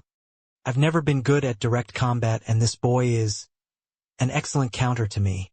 I rely on feng shui a lot in my combat, and the goddess has told me once before that it was a mistake to rely on it too much unless I could guarantee that I wouldn't run into an opponent that's better than I am in understanding it. I've since changed my reliance on it thanks to the guidance of the goddess, and looking at this battle now, it seems quite clear that she was correct." The words were light and airy, but it sent another wave of shock through them all. That was because this was essentially admitting that in the field of feng shui, Ryu was actually better than a transcended 2 steps above him who had dedicated her life to that very method. It was truly shocking and difficult for them to expect. But Emerald Vine wouldn't lie to put herself down in favor of a young man they didn't even know. In fact, of them all, Emerald Vine was probably among the most angry that Ryu hadn't bowed to the goddess. How could she come to protect him? All of their gazes moved back to Ryu, their expressions flickering. Ryu didn't seem proud of his accomplishment at all. He felt that it was only natural. This woman did have a particularly large weakness. In fact, he didn't even need to use his chaos chi to defeat her. Before him, she was as weak as wet tissue paper. But that wasn't bad either. At least he got to save on stamina. The world rippled, and soon a second figure began to form. It was a lanky man with flowing black hair and deep abysses for eyes. His eyes didn't have any scara at all. They might as well have been a pair of black marble balls. Ryu's eyes narrowed. Kabus fairy? He didn't expect this at all. What he also couldn't see was the horror of those on the outside. How could this disgrace appear in their trial? Chapter 1902. Last thing. Ryu didn't know who this man was, but he could feel the aura of a Kabus fairy quite clearly. How could he not? After all, his wife had become one. Or, rather, his wife had always been one, but had been sealed at birth for various reasons. However, by now, Ailsa had surely come to control her Kabus fairy heritage with much greater strength than Lionel could fathom. Usually, a fairy should only be able to gain a single alignment, but Ailsa was an extremely special case where she was not just born with 2, but they were also 2 of the top 3 fairies in all of existence. The cultist fairy was designed to nurture, could see through a great number of mysteries, and make the cultivation path of themselves and those they chose to teach much clearer. The Kabus fairy, by comparison, was one with death. They were an anomaly to the fairies and were almost begrudgingly placed amongst the top echelon because there was nowhere else that they deserved to be. They were the necromancers of the fairy race. Now one was standing before him, exuding an almost dull aura that was hard to detect. And yet, it contradictorily made him extremely difficult to approach at the same time. The outside of the throne challenge was in an uproar. The silence that they had grown used to had long since been awash with discussion. Their sect was too young. As such, the number of times that their throne had been challenged before was exactly 0. No one had ever come to do so. They had no idea who would appear, and they had already been shocked enough by the appearance of Emerald Vine already. But this was even more out of their expectation. This man. He was known simply as Silent Kabus. He was dull, unassuming, and if he walked by on the street, most wouldn't even notice him even if he brushed by. However, it was this very man that was the only traitor in the short history of the sect. The youth didn't know the truth behind the story, but they were still informed about this traitor. One could imagine the kind of hatred the higher-ups had fostered to allow this to fester for this long. Could even be said that this man was the reason that Ailsa was trapped where she was. He had never been comparable to Ailsa in strength, but a timely betrayal was often all that was needed to bring an empire to its knees. Ryu looked at the man casually and held out his great sword staffs, already prepared for battle. By this point, he had noticed an oddity in the atmosphere. The arena hadn't changed and they were still standing in the same beautiful forest, though it was a bit haggard now. However, he could sense a faint rejection coming from the surroundings. It wasn't a rejection toward him, but rather a rejection toward the man that was standing in front of him. It wasn't something that made much sense. His first thought was that it was because he was a Kabus fairy.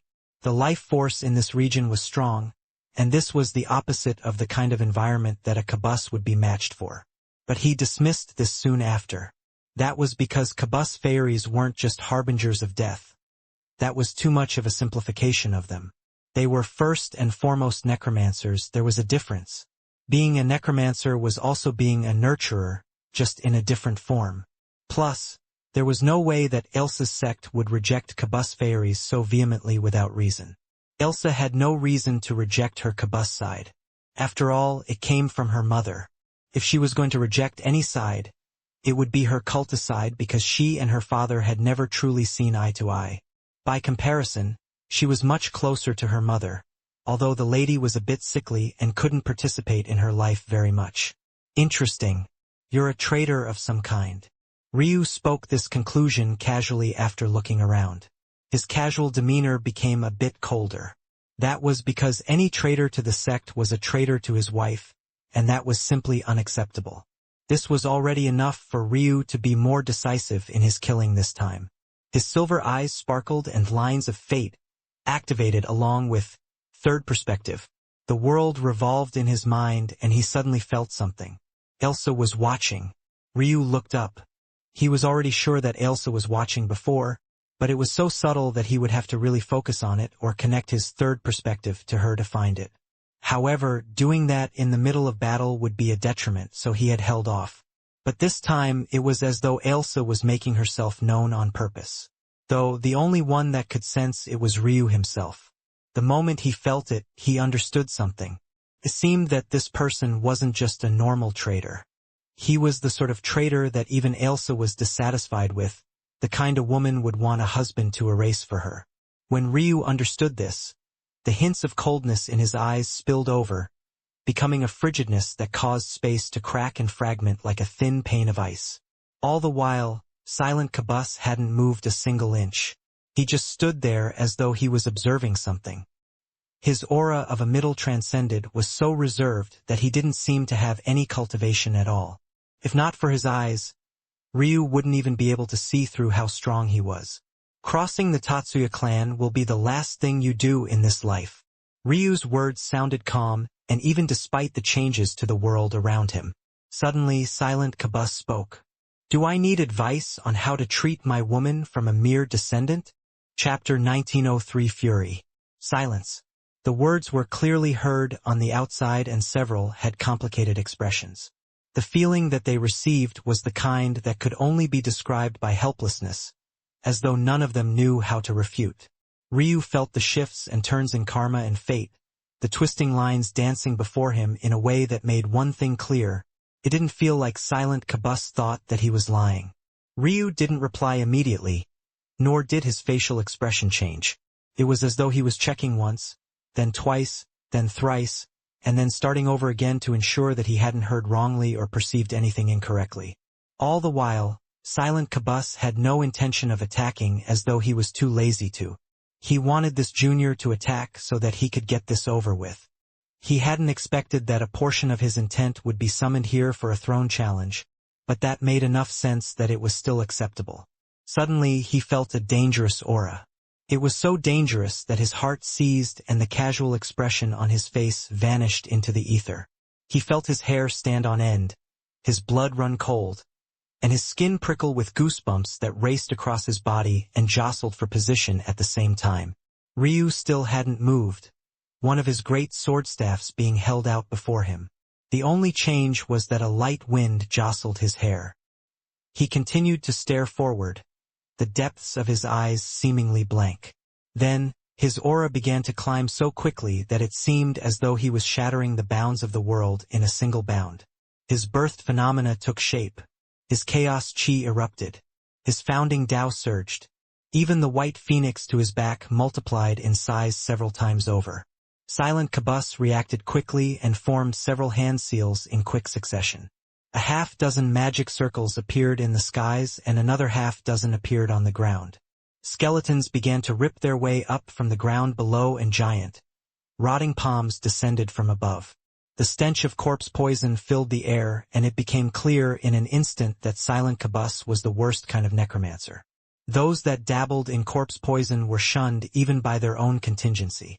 Even more shocking than that, realizing that he had underestimated Ryu's momentum too much, Silent Cabus formed another pair of hand seals and spoke lightly. Corpse explosion point. Boom! Boom!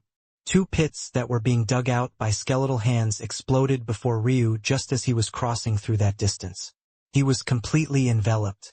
At the same time, a pair of rotting hands descended from the skies and slammed down where he had been.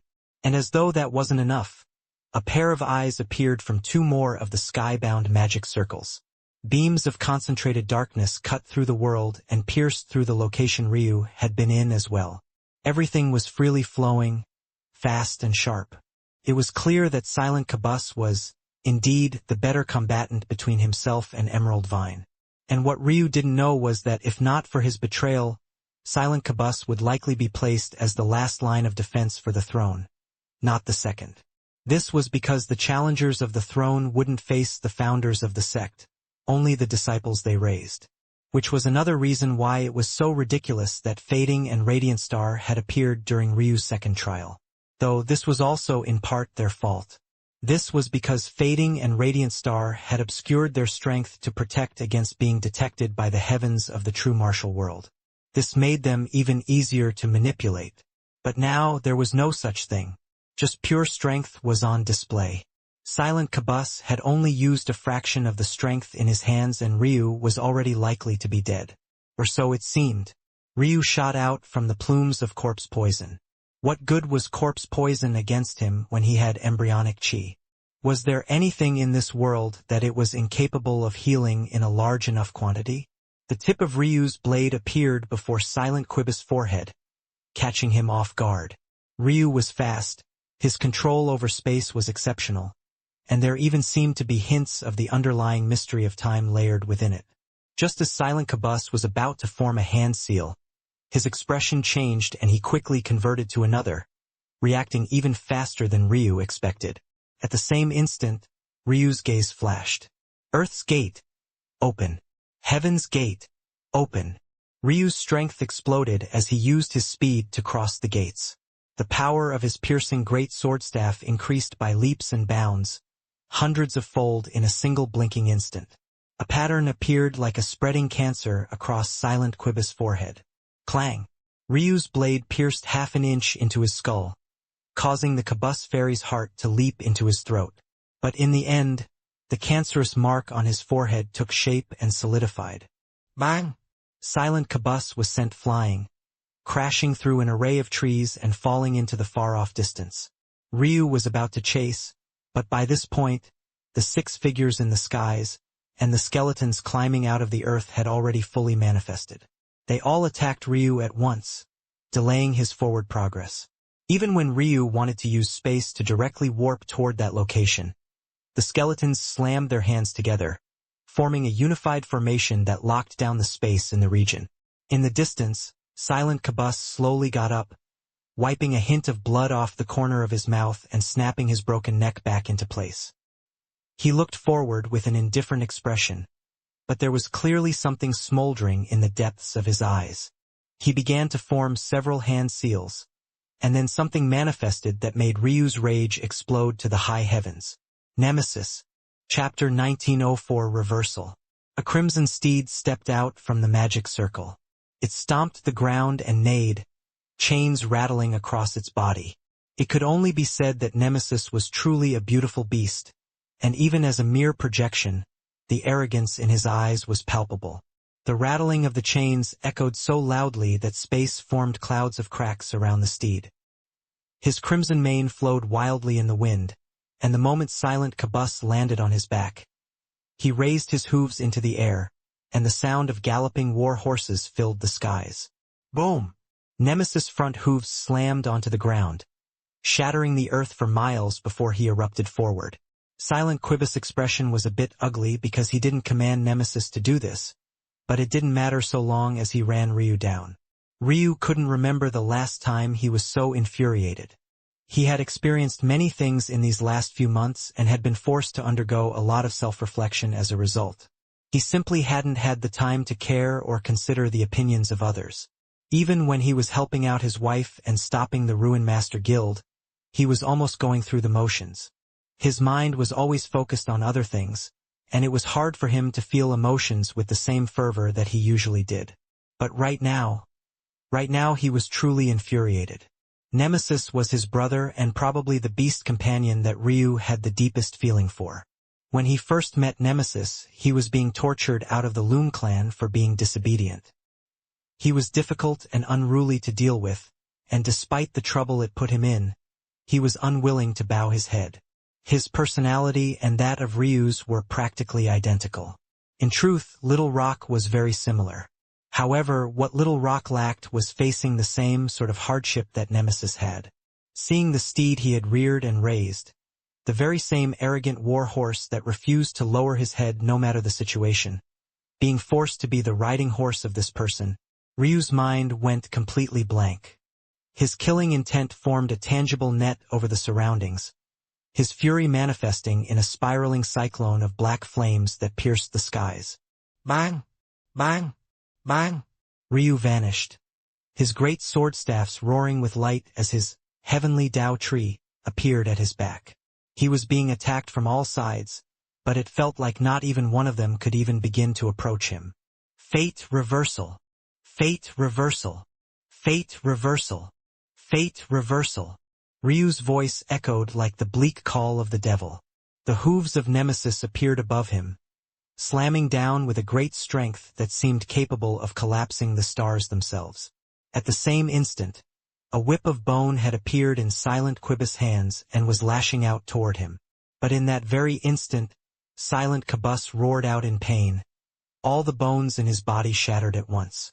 Subconsciously, Silent Quibus wanted to use one of the lifesteal abilities of necromancers. The most skilled necromancers were all able to transfer damage from themselves to their corpse puppets, so he was naturally capable. Unfortunately for him, Ryu just cast Fate Reversal again, directly canceling his ability. Ryu's chest suddenly exploded as Nemesis' hoofs collided with him, but if one looked into his eyes, it would seem as though he hadn't even been injured at all. Like he couldn't feel his heart exploding and his rib cage shattering into countless little shards that shredded his lungs apart. Fate Reversal! He swiped his arm to the side, and Nemesis was sliced away, a clean cut pulling across his side and torso. At the same time, Silent Quibus' roar of pain echoed out once more. The Quibus fairy's chest exploded and his heart erupted. Violet blood poured out in all directions, but it wasn't enough, it wasn't nearly enough. Veins appeared across the side of Ryu's eyes, and blood fell from them as though they were tears, but he didn't seem to notice in the slightest. He dropped one of his great sword staffs. They were so sharp that even though he didn't put the slightest bit of strength into it, it was buried into the cracked land down to the very hilt. With his free hand, he grabbed Silent Quibus' whip. It had lost its trajectory after a rain of sudden injuries buffeted the man. Now, he had left himself wide open to being exploited. Barbs cut into Ryu's palms, but he pulled hard nonetheless, using the barbs for extra grip as though he had entirely lost his mind. Silent Quibus was pulled down from Nemesis' back, his face being pulled right into Ryu's knee. Pong! Silent Quibus was hit away with such force that he lost his grip on his own whip. Ryu swiped a hand to the side, throwing the whip away along with layers of his own skin and flesh. With a wave of the same bloodied hand, his great sword staff soared back into his palm. He took a step and vanished, appearing above the Quibus and slashing out in a cyclone. His body rotated and a violent torrent followed. Slash after slash was entirely relentless, and every action the Quibus took to try and recover was undone beneath the sharpness of Ryu's gaze. On the outside, many couldn't help but stand completely stunned. Were the mysteries of heaven and earth pupils always this strong? Bang! Bang! Bang! Bang! Bang! The toughness of the Quibus body didn't mean the slightest thing to Ryu. He cut into it again and again, his control over his own blade so perfect that he continuously cut the same patches of skin into ribbons down to the very bone. Bang! Ryu landed on the ground hard and heavy, the Quibus body landing soon after. He huffed for breath, but everyone sounded like the breath of a dragon. Chapter 1905 Corpse Poison. The silent Qilin didn't even look alive anymore. He looked like an amalgamation of flesh and blood, but the fury in Ryu's eyes didn't dissipate in the slightest. That wasn't because he felt that this wasn't enough, but because in all his fury, he still couldn't manage to shatter the man's bones. The only attack that had managed to was when he reversed the connection he had with his corpse puppets. But even those shattered ribs had already healed. Even when he reversed the injuries Nemesis had given him, that hadn't managed to cause any damage. Ryu didn't believe that this was because of some difference between the fate reversal coming from him versus several corpse puppets. It was instead because silent Qilin had learned from the first and found methods to counter him somewhat. And even now, he wasn't dead. The world on the outside couldn't see through this. Well, at the very least the disciples couldn't. They were in abject shock, and even those that could see through some of the issues felt like they were observing something that didn't make much sense at all. They all knew how powerful silent Qilin was, so how was it possible for Ryu to be so completely and utterly dominant?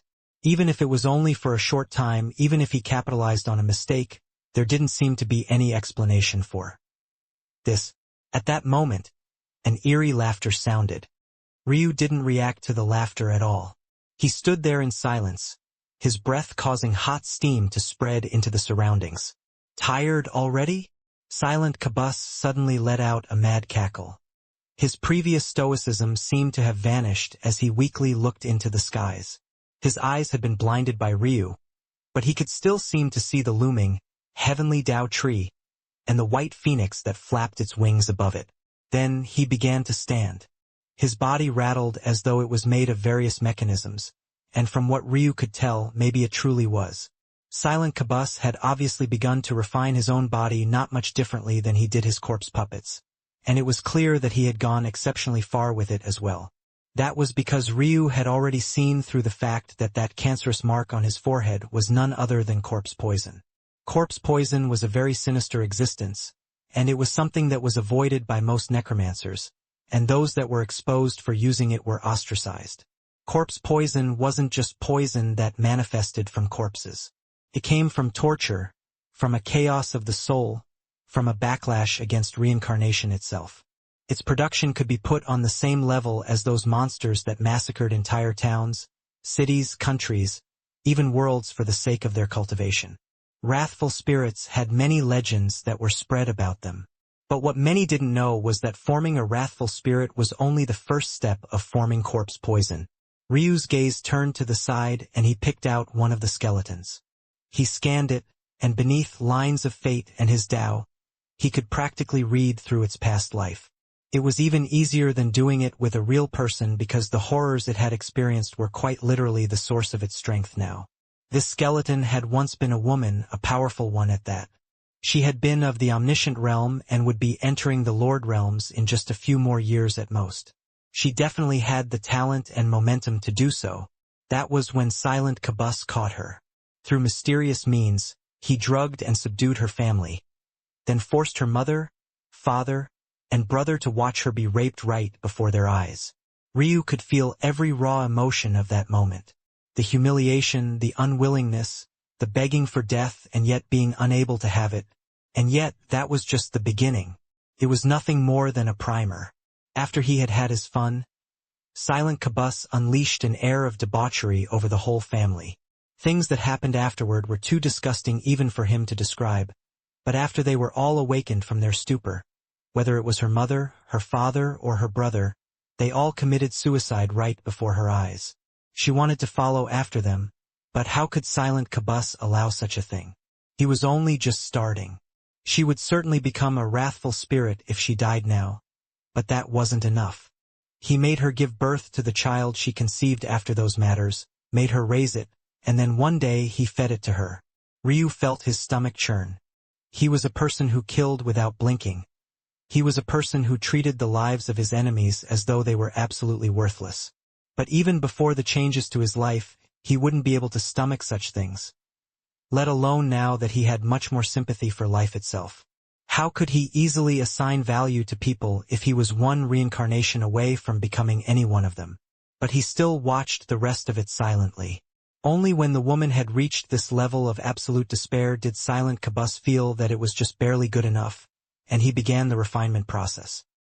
He finally allowed the woman to kill herself, only to begin to refine her soul right then. The interruption of the reincarnation process was precisely what he needed to form corpse poison. The woman's soul was being pulled in 3 ways.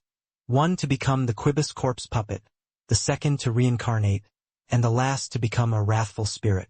Together, they formed a trinity formation that created a chaotic reincarnation, one that had the byproduct of corpse poison.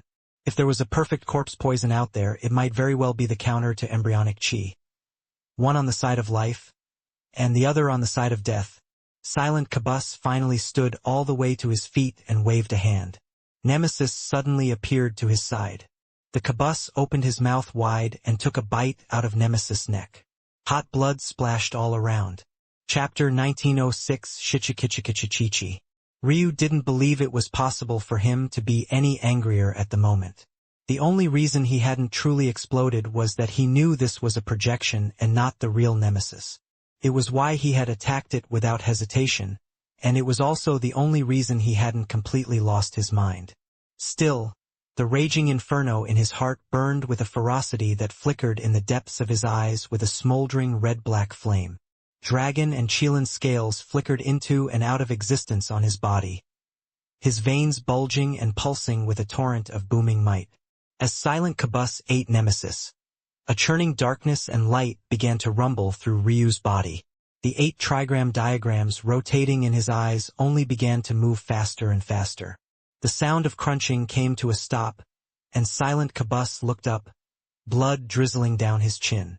A fiendish grin filled with flesh and bone appeared, a ghastly tongue covered in rough bumps that almost looked like mutated dragon scales slithered out, picking at what was caught between his teeth. By this point, he had completely lost any sort of humanity he had in him. Or maybe he never had any humanity to speak of and was simply good at faking what he could remember. However, whatever the case was, it was only now that even Ryu's own Tao could truly see through him, and what it saw would have horrified almost anyone else. Silent Qibus stood there, blood still dribbling down his chin as though he was a baby in need of a bib. And yet, the shadow that grew behind him was shocking enough to pull on anyone's soul. It was an amorphous creature of the shadows with countless faces coming out of it. Each one screamed like a caged animal, wanting to pry itself free, but Silent Qibus' strength was too great. At that moment, there was a sudden enlightenment that came over Ryu, and he heard Silent Qibus' Tao title for the first time. Silent Qibus. Qibus taken in the sense of most immediate control over death, and silent not just referring to a lack of sound, but the restraint of it. Every soul he tortured, every life he ruined, every world he crushed beneath his boot, was forced into silence, adding to that ever-growing monstrosity that hid in his shadow. Each one was silenced. Whether in path, in Tao, in methods, Silent Qibus was truly a disgusting creature. But Ryu didn't care about any of this. This man turned his partner into a slave. This man dared to try and claim his wife with that disgusting, vile tongue of his. This man would die the worst death imaginable, not just here alone, but in the real world. Ryu would make absolutely certain of that. Ah, you can see it, Shichikichichi? A grating laughter echoed as the sound of bone crunching resonated through the silent world once again. This time, however, it wasn't Nemesis bones, but instead Silent Qibus. The fairy began to grow in size, rising up until he was almost 3 meters tall. With a wave of his hand, his bone whips vanished, and a reaper's scythe with a blade of jagged rust manifested. Around the scythe's rusted blade, energy fluctuated and then suddenly blinked into a solid existence. Bang! The ground was silently torn into, but it was the eruption of it into a rain of ash that truly caused the booming sound that echoed afterward. The rusted blade was suddenly covered by an energy blade of transparent blackness that extended for dozens of meters. It was a blade so obscenely large that it didn't make sense for a man even 3 meters tall to be wielding it. And yet, it seemed like the perfect weapon for Silent Qibus, a man who reaped lives not by quality, but quantity. It's a shame that my real body won't be able to taste your blood, but I can give you the same experience nonetheless. What remained of Nemesis finally collapsed to the ground. Even in a half-eaten state, with 3/4 of his neck gone and his intestines spilling out of his belly, he had wanted to stand defiantly until his last breath. Unfortunately, he hadn't been able to. The Wrath Knight steed looked up with red marble eyes that pierced Ryu's soul. It was like he wanted to stare down his enemy in those last moments, and he had not the slightest hint of ire toward Silent Qibus himself, as though he was a master worth following. It was when their gazes met in that moment that a hint of confusion flickered in the horse's eyes. It looked at Ryu as though it was trying to recall something, but that loss of his edge caused what remained of his life to blink out. Nemesis collapsed entirely, dead. Ryu watched this silently, still not saying a single word to Silent Qibus. Shichikichikichichi. I will shred you apart piece by piece. An arrogant brat like yourself. I really want to know what kind of expression you'll have when it finally falls apart. You all tend to make the strongest corpse poison. There was still no response. Shichichi, nothing to say? That's not too bad. How about I let you pick? No, actually, there's something I've always been meaning to try. I've been quite sexist in my life, don't you think? I wonder if it would break a man even more than it would a woman if they were pinned down and violated. What do you think? One of the screaming shadows behind Silent Qibus manifested and grew into a man that was a meter taller than even the Qibus. An unsightly but strangely large bit of rotting flesh swung between this zombie's legs, and under Silent Qibus' control, it began to engorge until it stood tall. How many people do you think are watching right now? Would you still have any pride left after this? Shichikichikichichi. Chapter 1907 Judgment. Those on the outside felt a cold shiver run through them. They had heard of this man's evil, but this was the first time that they were truly seeing it for themselves.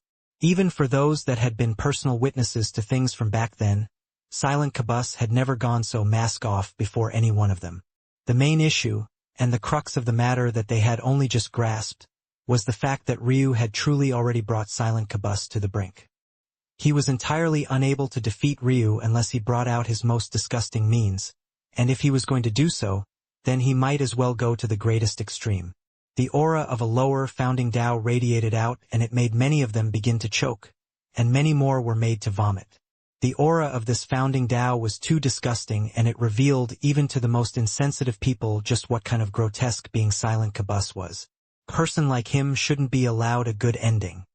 Ryu still didn't respond, but this only made Silent Qibus' laughter more eerie and grating to the ears. It was as though he preferred if Ryu remained exactly like this. The more arrogant he was, the better. Slowly, Ryu's heavenly Tao tree began to vanish. The result was that more and more of Silent Qibus' corpse puppets rushed forward, closing the gap on Ryu.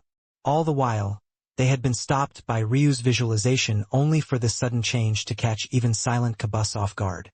Men like Ryu certainly wouldn't give up so easily, but when he looked into Ryu's eyes, Silent Qibus felt a shudder. There was no more rage, no flickering flame. There was just a deadpan gaze. Ryu had a method of killing Silent Qibus in a single strike. This projection of a transcended wouldn't be able to withstand even a single pulse of his shrine copy. However, that wasn't nearly enough. Not only was it not satisfying in the least, but it also wouldn't leave the mark he wanted to be left. Just as slowly as his heavenly Tao tree was fading, a new phenomenon was beginning to manifest. Ryu's birthed phenomena took the shape of his body, towering into the skies even taller than the looming shadow behind Silent Qibus. Silent Qibus looked into the air, and suddenly, Ryu's peak founding Tao seemed to solidify. The world shook and trembled as Ryu's 8-trigram diagram expanded violently to accommodate this existence. Ryu stood in place, his face pale and his chest heaving for breath, but he didn't seem to notice as his expression remained just as deadpan as before. The moment his birthed phenomena solidified, his shrine mountain manifestation took shape as well. The two became so large that it was hard to explain in just words alone. Ryu's birthed phenomena had already been obscenely large to begin with, but when this mountainous natural enlightenment took shape, it grew large enough that his birthed phenomena was able to take a seat of meditation on its very peak. Qi in the air rolled and rumbled, shaking and quaking as an explosion of colors echoed out in all directions. Ryu only became paler, but he didn't stop for even a moment. The corpse puppets rushing toward him were all blown back, many shattering into pieces of rotting flesh without even the chance to approach him. Everything in the world seemed to be laid on the palm of his hand. Soon, the array of colors solidified into just 3, gold, black, and an icy blue, giving one of his soul's free reign over the choice of techniques to create, and the support of a perfected understanding of 3 elements, was bound to bring forth results. In fact, it had created not just a technique, but a foundation of Tao method that already felt impossible to describe. Without Ryu's birth phenomena and natural enlightenment, just the intention to summon this technique would blow his body to pieces. This, however, was one of the truest manifestations of One above all. Sitting on the mountain above, lofty and tall, he was truly on the highest peak that existed in the world. His birthed phenomena slowly brought its palms together, and then, its closed eyes began to open. Space cracked apart and the throne challenge threatened to collapse. Ryu's lips and that of his birthed phenomena parted at the same time. Death acupoint. Countless tiny needles of gold wheezed around as the technique began to form. But what no one expected was that the mere formation of this technique alone would cause what remained of silent Qibis corpse puppets to burst into a rain of ash. The wheezing needles of gold were quickly coalescing into a formation of great sword staffs in the skies, but as they gathered from the light chi in the surroundings, every enemy of Ryu suffered. Even the likes of silent Qibis and the zombie he had just manifested from his eerie shadow were suddenly riddled with injuries. Lines of fate. The surge of light chi accelerated and suddenly shaped 9 beautiful great sword staffs in the air. They still seemed illusory for the most part, but space cracked like black lightning around them, shattering the laws of the world. Countless bundles of black, white, and gray lines manifested in Ryu's vision. Silent Qibis began to shudder, feeling a great danger. At that same moment, his real body, in an unknown location, startled awake, crawling out of a vat of blood and looking around. His real body's vision sharpened as he pierced through the veil of reality, rushing toward the location of the danger. But he still couldn't understand. Damn it! Damn it! Where is it? Ryu exhaled a breath, but it came out as a fog of evaporated blood. One could only imagine the situation inside his body if his coughed-up blood was in such a state. Robbed the world of its color. The 9 beautiful golden sword staffs trembled and suddenly became blades of black and white. Judgment. The first word of Ryu's technique seemed obscured by the heavenly laws, but the second sounded loud and clear. All 9 blades descended at once, and before silent Qibis could even understand what was happening, he began screaming. Chapter 1908 Worse. Ryu looked down upon the world as though a mighty overlord casting judgment from above. The first great sword staff connected and severed the first of the lines of fate. Silent Qibis felt his mind convulse. It was as though he had just lost the right to control his shadows, and they all began attacking him at once. But it only grew worse when the second descended and then the third. Each time, Ryu targeted a pillar of silent Qibis Tao. Such a man would never feel the effects of karma. In fact, the fact he had gone so far could only mean that he had likely even found a method of using bad karma to make himself stronger. Ryu had never heard of such a method before, but the possibilities in the world were far too numerous. He had no way of confirming whether this was possible or not, but what he could do was see through what silent Qibis relied upon, and tear them apart. Bastard! Silent Qibis held his head, screaming in pain. He was no longer just fighting Ryu alone, but all the people he had ever killed. They bit and nibbled at his soul, scratching and clawing with everything they had just to cause him a modicum of pain. Ryu had no ability to cause this much damage to silent Qibis' main body. He was certain that his main body was a Tao sovereign at worst, and if he wasn't already a Tao god, then he was very close to it. In that case, Ryu would destroy his road forward forever. The 4th and 5th great sword staffs descended. Then came the 6th and 7th. Each time, Ryu felt a backlash nearly shatter him to pieces, but the cold indifference in his eyes didn't fade. To touch his brother. To have such thoughts about his wife. Black flames flickered deep within Ryu's eyes, their tinge of red only fading more and more.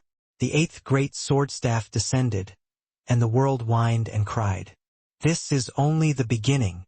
Ryu's voice was gruff. It sounded as though he had just barely ground it out, as though he was using up all the energy he had left to push them forth.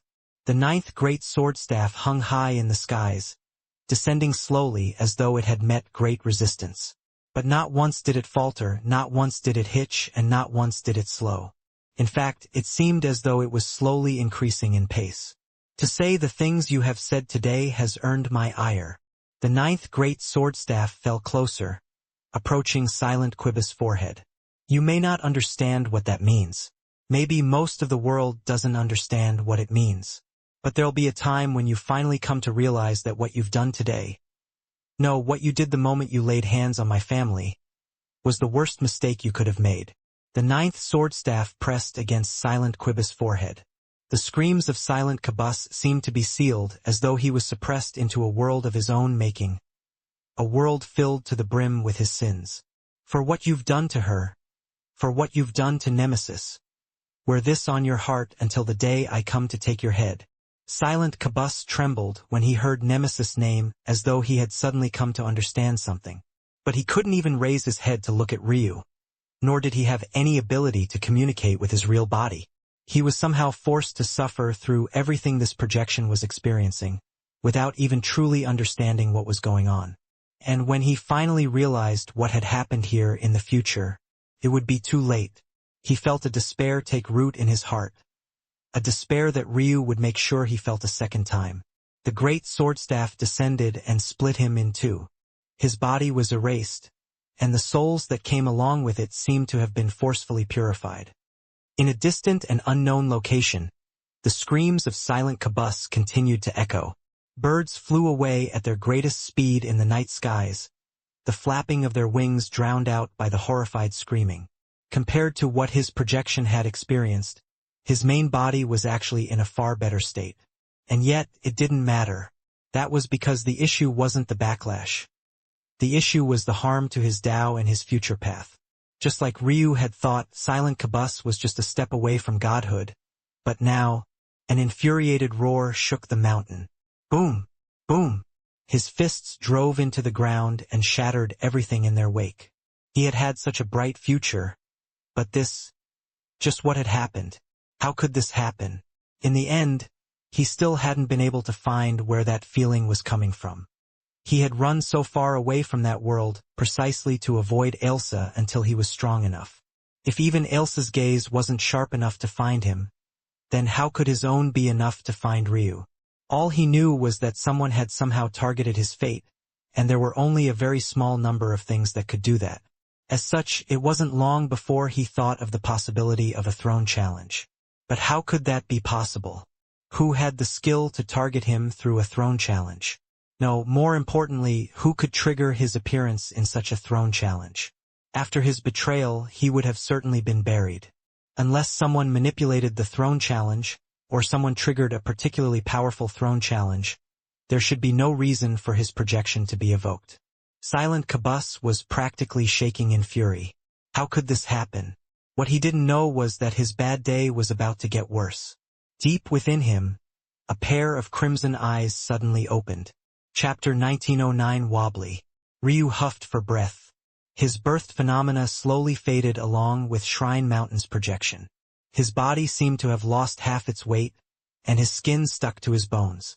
Every time he coughed, more evaporated blood came from his mouth, and his throat felt as though it had just been scorched. To make matters worse, he couldn't see through his eyes again.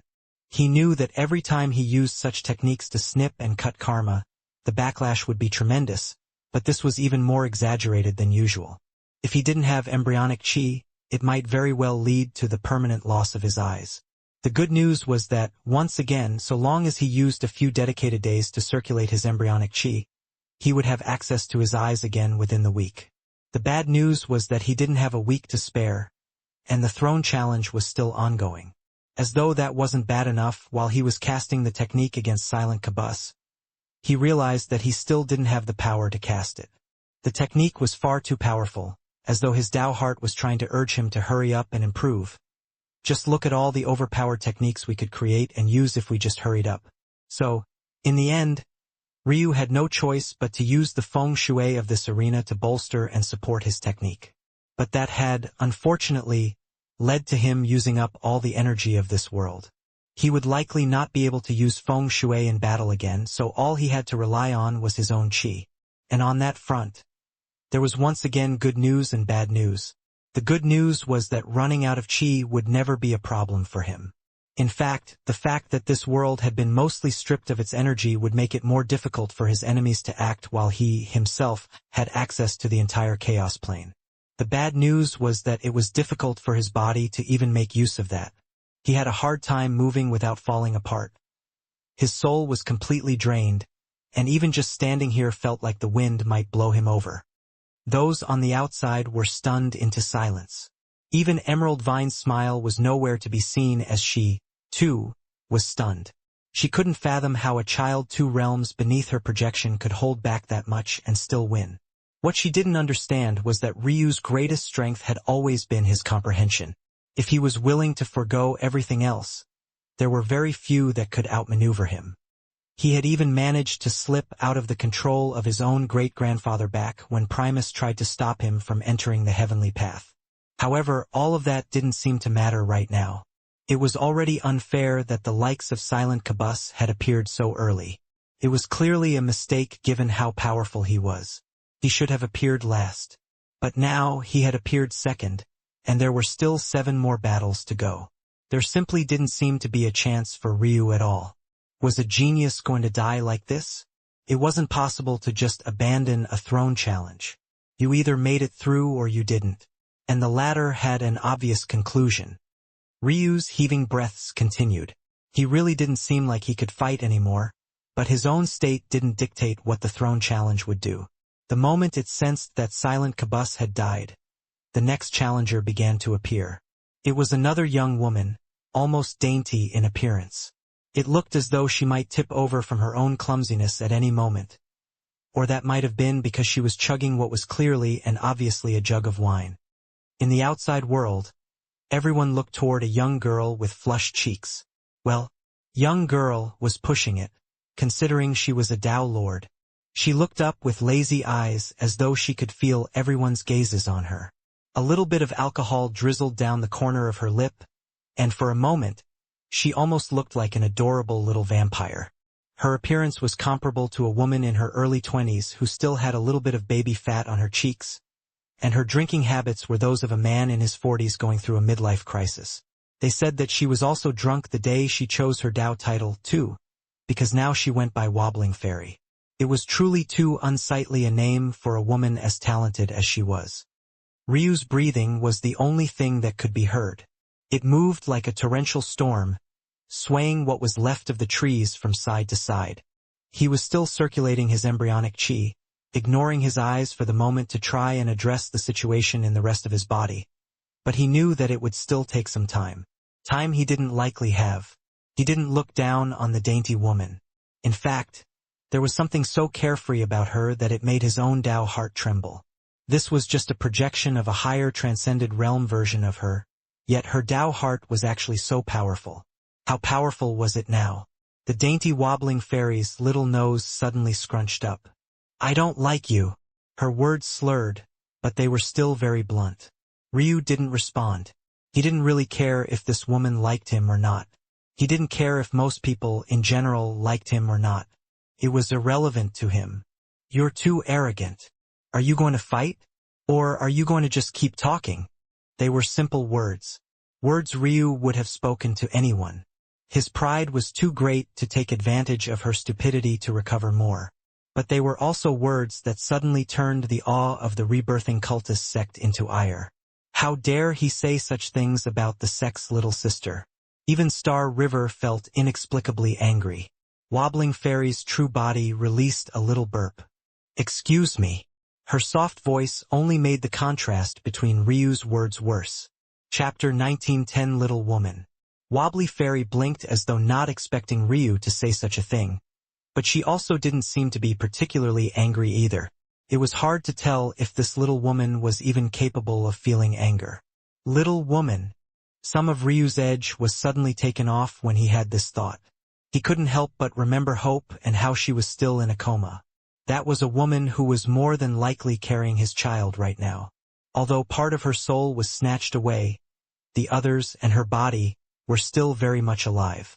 In fact, deep within her mind, there might even still be a strand of consciousness remaining. Even if it was the Ryu of before, he would have cared for her. It wasn't just because she was carrying his seed, but because she had risked herself for the sake of saving him. There were only a very few number of women who would be willing to do that for him, and all of them had the title of wife. For this reason alone, Hope was worth his worry, his pain, his anguish. There was a sigh that left Ryu's lips. He could already sense that this was partly because Wobbly Fairy was already attacking him with what seemed to be a domain. But he also didn't care. Maybe that was also part of the problem with being drunk. It was hard for your better logic to get the better of you. Ryu had never been a drinker. The wine of Sacrum, or more accurately, the Shrine Plain, was too potent for him to partake in as a mortal. By the time he could cultivate and withstand stronger wine, he already had over 1,000 years of lived experience and had simply never gotten into the habit. He didn't feel any sort of fascination with drinking and losing his mind in such vices at all. His mind was his sharpest weapon. Why would he make it foggy on purpose?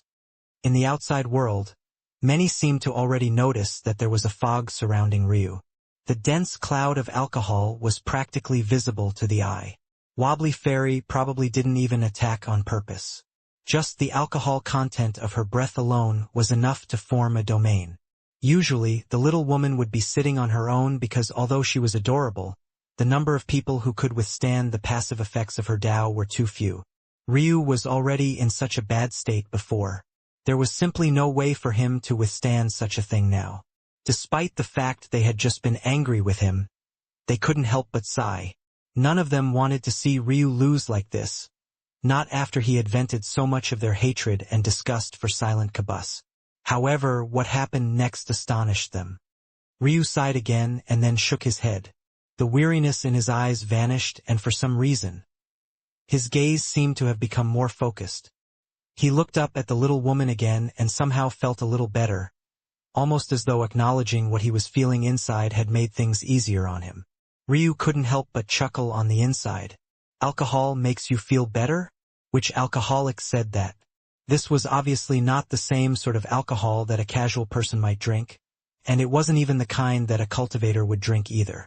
It seemed that after being filtered through Wobbly Fairy, it had become something entirely different. He had already seen that her Tao heart was surprisingly firm, and he realized now why that was. Well, no. I still don't understand it fully. Is it the alcohol that gives her such a strong Tao heart? Or is it because of her Tao heart that she's capable of forming such strong wine? Ryu thought for a moment and wondered if he should try drinking. What sort of things would it open his mind to? The wine Tao was an expansive one. It was technically a branch of alchemy along with the tea Tao. Both had their merits. For once, Ryu wasn't very familiar with these disciplines. But if he thought about it, the Wind Tao and the Tea Tao were probably to alchemy what Feng Shui was to formation mastery. Maybe. By the time Ryu regained complete clarity, Wobbly Fairy suddenly tumbled over and collapsed. The crowd outside was astonished and couldn't help but wonder if Ryu had suddenly killed her. But none of them had seen how he had done it. It was only Star River who seemed to understand a little about what she was seeing now. Ryu's Tao heart had actually overwhelmed Wobbly Fairy's. Impossible.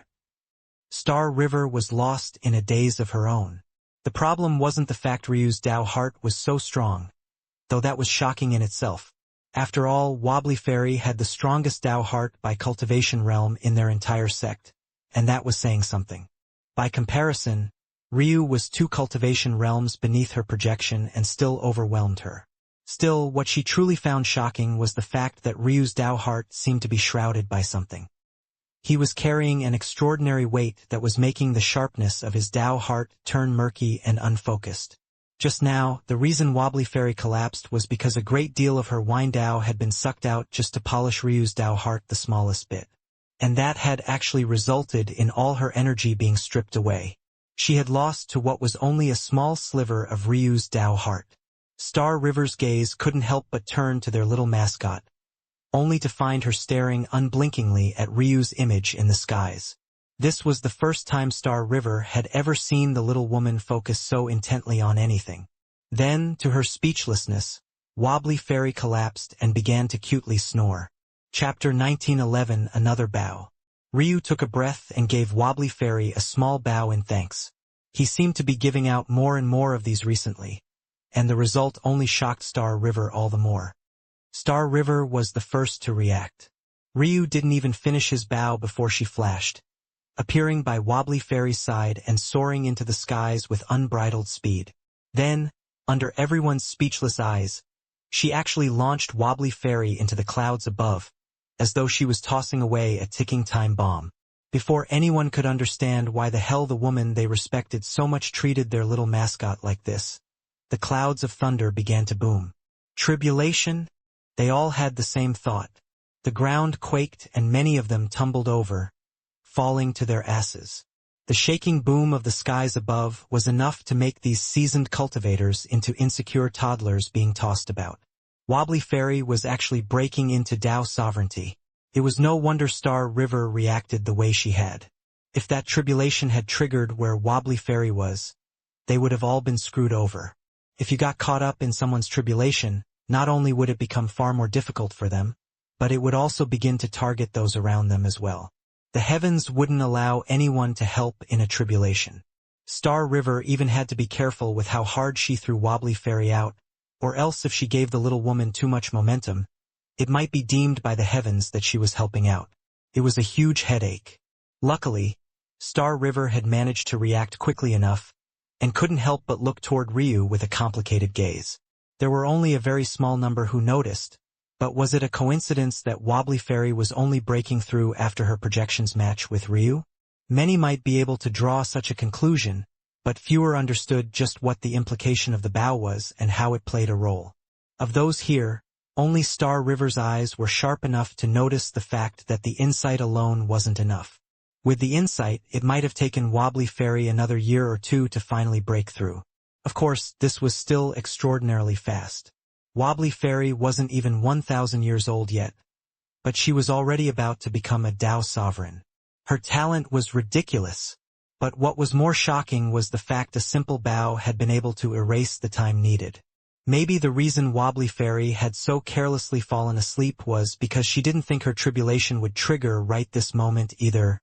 Ryu stood in silence, looking up with a curious light in his eyes, almost as though he could feel the tribulation that he had just triggered. But what he cared about wasn't the tribulation per se, it was the fact there was one at all. He had been there when Ika broke through to Tao sovereignty before, and there was no tribulation or else he would have died long ago. Did Ika suppress it? Now that he thought about it, back then, the strength Ika displayed was far too weak for someone who should have been a Tao sovereign. Of course, she still toyed with her enemies, but her strength was far too limited. Ryu's memory was perfect, so he could recall every little detail. Nothing was able to escape him. It's possible. I know too little about the Lord, Sovereign, and God realms. Honestly, I know too little about the Sky God realms in general. I'll have to rely on my wife to see what sorts of documents she's gathered in her journey after I get out of here. In the meantime, Ryu's next opponent began to shimmer into existence. Let's end this quickly. Wobbly Fairy's help had aided him to resolve one of his biggest issues. Focus Chi. He would have to study the link between his Tao heart and Focus Chi more later, but for now he wanted to blaze through the rest of this challenge. And that he did. The battle seemed difficult on the outside, a battle of wits where Ryu would only eke out a victory in the end, but what no one noticed was that these were precisely the kind of battles that Ryu favored.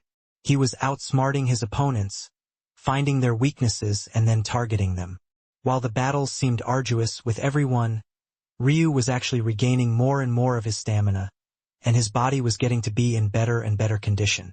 By the time he was on the last two battles, he had already recovered to over 70%, and though he still didn't have access to his eyes, it didn't seem to matter in the slightest. Suddenly, Ryu's eyes narrowed. As this figure shimmered into existence, he could feel that there was something special about her. This woman was already a Tao god.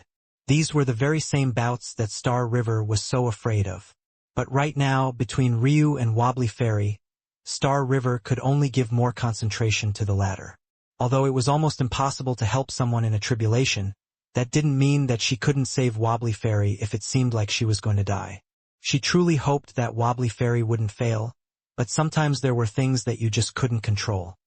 Seems it's about time, Ryu thought, watching this woman take shape.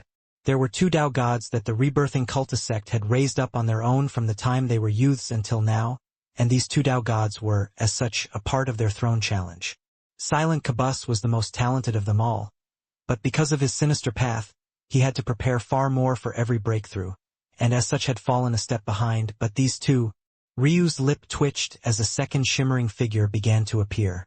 He had just been about to summon Hraka when the situation changed again. It seemed that his wife didn't want him to become a throne so easily. Chapter 1912 Distortion.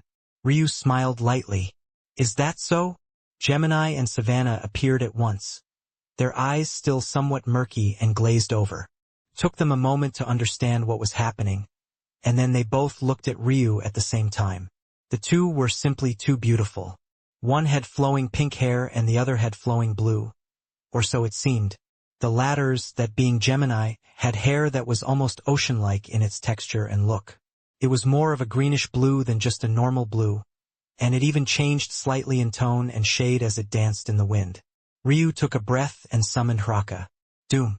The fire giant lady landed with a heavy thud. Ryu had placed her on the ground, but almost the instant she appeared, whatever ground there had been sank down considerably. At the moment, she was dressed in an armor of pearly white. She had been caught looking down at herself when she appeared, and it took her a moment to realize that her master had summoned her. After hearing about Hraka's wishes, Ryu found something else for her to wear. Technically speaking, this armor was actually Ice Mine's, but he took it for Hraka. This would certainly get him a rant later on, but he only chuckled about it. Ice Mine was certainly the most disobedient of his women. It would be a good chance to set some things straight about their relationship. Technically, without the word of his father, she would still only be considered a concubine to him and not a wife. But one way or another, she was his woman now, so he would treat her well. After she understood who her man was. Everyone was quite stunned, though Ryu didn't expect them to be. He had been using Chaos Chi this entire time, so he would have thought that they would have long since noticed. What he didn't know was that no one had commented on his Chaos Chi because no one had sensed it. In fact, they were having a hard time sensing the exact details of the battle overall. Or, at least, they were having trouble with Ryu. This was definitely thanks to Ailsa. Much like Aika had protected him during his second throne challenge, Ailsa was doing the same now, although in a far more subtle fashion. Ryu took a breath. This battle will be yours, Hraka. Show me what you have. Boom! Hraka responded by slamming her long axe with her fist. The latter should have given way, but instead, there was a cascade of blue flames that sparkled into the surroundings. Hraka roared, and compared to her usual docile and gentle voice, this sounded like the true call of a beast. Boom! She rushed forward, swinging out her axe madly. Ryu observed from the side, trying to figure out something. Did he believe that Hraka could win this battle on her own? The likelihood was near zero. Although he had helped her talent, it had been too soon and her other strengths had yet to keep up. He couldn't give her a Tao to master and he couldn't help increase her inheritances. Though he was able to use his Tao to help guide people down their right paths, that also took time. Unfortunately, without his eyes, this was also much harder. He couldn't support Hraka in battle like he had Lucard, and that made things much more difficult. However, Hraka could certainly give him time. Within the first exchange, it was clear that she was at a severe disadvantage. But that disadvantage was still not nearly as severe as one would think should be the case. Even Ryu was a bit surprised. In this situation, if he had his eyes, it would certainly be an easy victory. But instead, it seemed that they would have to take a different path. Ryu slowly pressed his hands together and his gaze flashed. A projection of his inner world began to manifest, but it was slow and hindered. His inner world was directly connected with his eyes, so with one part of the connection ruined, it was almost impossible to take advantage of this ability. Ryu knew this, which was why he hadn't been using his inner world. But since this was the final battle, he might as well go all out regardless of the cost. Realizing that this still wasn't enough, though, Ryu's bone structure thrummed with life and his cosmos fog began to manifest. It was only then that the two women seemed to realize that something was wrong. But Hraka was too large, and her flames too overbearing, for them to take her lightly. Boom! Boom! Boom! Ryu took a breath once again and darkness began to pervade the region. With a flash, space and time began to distort. During his Tao Heart's exploration of dark, light, and ice, it realized something. In his body, he didn't just have these three perfect paths. In fact, compared to his space-time comprehension, his comprehension of darkness, light, and ice was all pitifully weak. It could be said that he had absorbed the equivalent of a far stronger holy world of space and time affinity long ago. So why did he not have any techniques of space-time? The actual reason was that this knowledge wasn't as easily accessible. He had given up raw knowledge for potential instead, so it was harder to read into. However, with his talent, if he really truly focused, why couldn't he? His Tao Heart hadn't succeeded in creating a powerful technique just yet. Likely because what it would create would be beyond anything he ever had before. Beyond a god's brush. Beyond heavenly Tao tree. Beyond judgment. However, that didn't mean that there were no gains. His thoughts had become more flexible and the ways he implemented spacetime had changed something. Distortion, Ryu said lightly. At that moment, the two women were completely frozen in time. Their eyes could only widen agonizingly slowly as Hraka's axe cut them both in two. Chapter 1913 rok I'm sorry. Hraka's eyes went wide with everyone else. They had never seen such a shocking thing in their lives. Did time just stop? Ryu's coughing was the only thing that brought them back to reality. He had just suffered an injury not of the body, but of the soul. Manipulating time was one thing. Manipulating the time of another person was another matter entirely. If Ryu had tried this against Silent Kabus, let alone an injury, his soul would have shattered and he would have directly died. To put this matter into perspective, just cutting one of Silent Quibus' lines of fate took practically everything out of him. He ended up half dead cutting 9 of them. Freezing someone in time was like cutting them off from all of their fate. It was only for an instant, a brief flash in the pan, but one could still imagine the level of pressure that had to be endured when this was done. Ryu wouldn't dare to do this at all unless he had absolute power if it wasn't for the fact he had a perfect Black Buddy soul. He was also lucky that his spacetime soul nature was, in fact, a soul nature. As such, it was relatively easy to direct the backlash. Otherwise, if his spiritual foundation was harmed instead, he would ruin his path of cultivation forever. Master! Hraka snapped out of her stunned state and caught Ryu as he almost fell over. The world disappeared around them as Hraka caught a wobbling Ryu with a palm, something she was more than large enough to be capable of. Ryu blinked and frowned. He began to see double and the world was no longer clear to him. It seemed that there were compounding effects for having his eyes and soul injured at the same time. Though this made sense considering how connected they were. That distortion technique just now wasn't so much of a technique as it was an application of chi. It was similar to how one wouldn't call a casual sword finger a technique. It was just raw use of spacetime chi. But that was what made it so fearsome. Just the capability of doing so was shocking enough. Had Ryu had his eyes, it would have been far easier to execute. But luckily, his inner world projection and his cosmos fog had lessened the burden considerably. Maybe next time, instead of a full stop, we can go for a harsh slowing instead. As he thought to himself, he coughed, and then the atmosphere began to change. Hraka was looking toward the disciples of the rebirthing cultist sect with a wary glare. She wasn't sure who these people were or who might try to take advantage of Ryu while he was injured, so she was on full alert. However, at the moment, all anyone had eyes for was the throne descending from above. It was a beautiful throne of jade green. It had complex golden runes inscribed onto its body, and it made it look particularly majestic. At its head, there was a familiar formation, the simplest formation in existence, the 8 trigram diagram. It was a slightly darker jade green than the throne, which carried the same tea-green tinge as emerald vine. Everything about the throne was trimmed and perfect, but Ryu didn't even have the eyes to see it. Kraka, however, felt that through her connection with Ryu, she could actually feel her power growing stronger beneath its effects. She even saw a gentle energy helping Ryu to heal before he completely passed out. Ryu's eyes suddenly opened. He smelled a familiar scent in the air and shot up, only to find an equally familiar figure. His gaze flashed, but he realized quite quickly that it wasn't Elsa's real body. It should just be a clone. She had likely left something behind to protect her sect while she was away, and this was that contingency plan. He smiled lightly. "You're here, at least in part." Elsa nodded. "And you are still falling unconscious for days at a time. Haven't you grown bored of it?" Ryu chuckled. "This is what you get when you slave for a wife who doesn't warm your bed at night. I'm sure I would feel more comfortable with you by my side." Elsa gave Ryu a look. "It seems you still haven't learned how to speak to women. It still works, doesn't it?" Ryu grinned. "Only because your face is handsome. Is that the only reason why?" Ryu blinked. He didn't seem to be implying anything, but Elsa still took a casual glance at his crotch. Still, she was so calm and casual about it that Ryu didn't even notice until several seconds later. Maybe. A silence fell between the two, but neither seemed uncomfortable with it.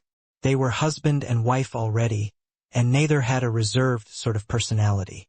In fact, in most cases it would end up being a match between the two to see who folded first. Surprisingly, though, at least this time it was Elsa. "I should apologize." Ryu frowned but didn't reply immediately. "It's disrespectful to you that such rumors were allowed to spread. All those years ago I was careless. Nemesis and Little Gem are the only two that made it here with me. Little Gem was taken away the moment she was sensed by a nearby Griffin clan. We had finally managed to break her curse, but that turned her from a castaway to a talent greater than even me. I was not strong enough to stop it. I kept Nemesis by my side at all times back then. But when I started the sect, I thought it would make things easier.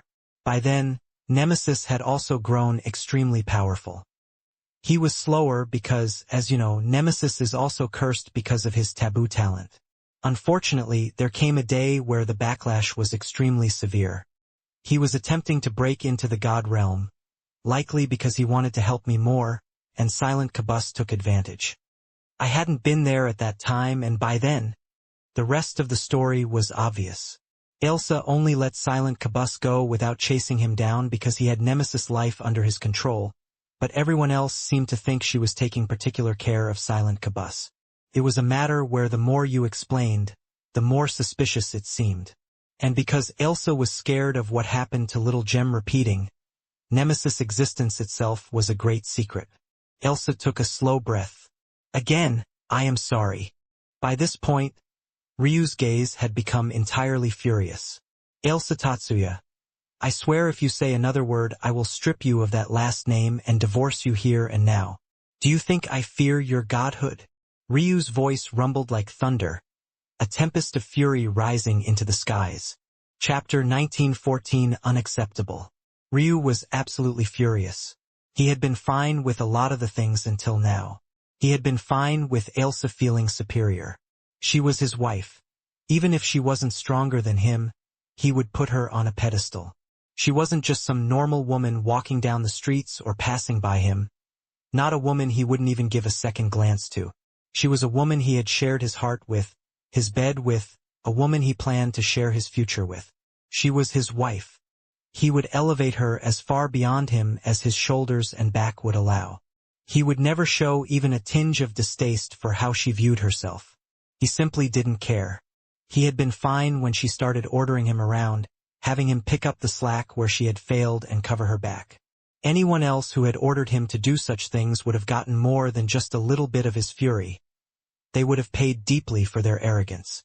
The only reason he had accepted the orders of the Dream Azura was, again, because a wife of his was in danger.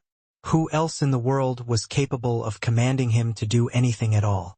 Yet, he had already put his life on the line several times for Elsa, and he didn't even show the slightest hint of dissatisfaction. He had been fine even when she gave him the core disciple position. Of course, there were logistical reasons why she couldn't just directly give him a place as an inheritor disciple. A husband being the descendant of a wife was too ridiculous and it would mix up their hierarchy. But how smart was Ryu? How smart was Ailsa? Couldn't she have given him an honorary elder position instead? What about a position as a guest alchemist or formation master? She knew how high his level of skill was in these fields, and even if it was the case that Ailsa had grown far beyond him in this regard, he didn't believe for a moment that the same was true of all her disciples as well. Ryu's talent in these secondary professions wasn't just something a normal amount of hard work could surpass. On top of that, because it would have little to do with his combat prowess, proving that he was capable of such a thing would have been far easier than risking his life to become a throne, and the rewards would have been just as good if not far better than what he could expect from even being a core disciple. However, even though he had thought of that solution, he didn't blame Ailsa for it a single bit.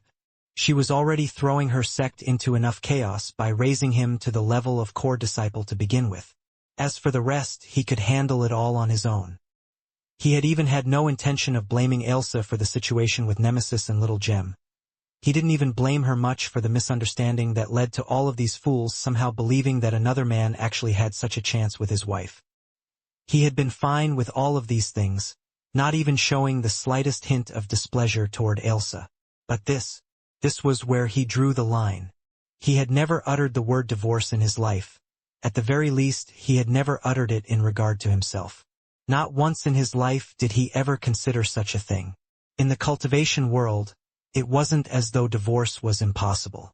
But the problem was that most divorces happened between men and women who had never fused their souls together before.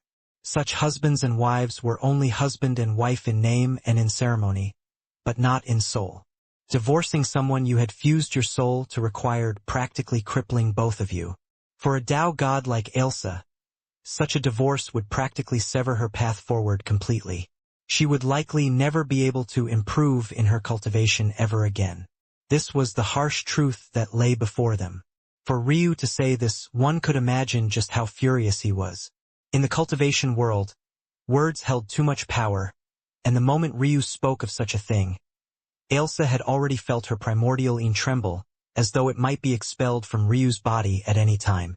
Her face became pale and her entire body trembled.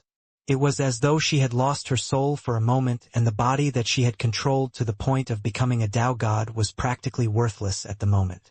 Right now, Ryu wasn't the frail boy who felt lost to his path.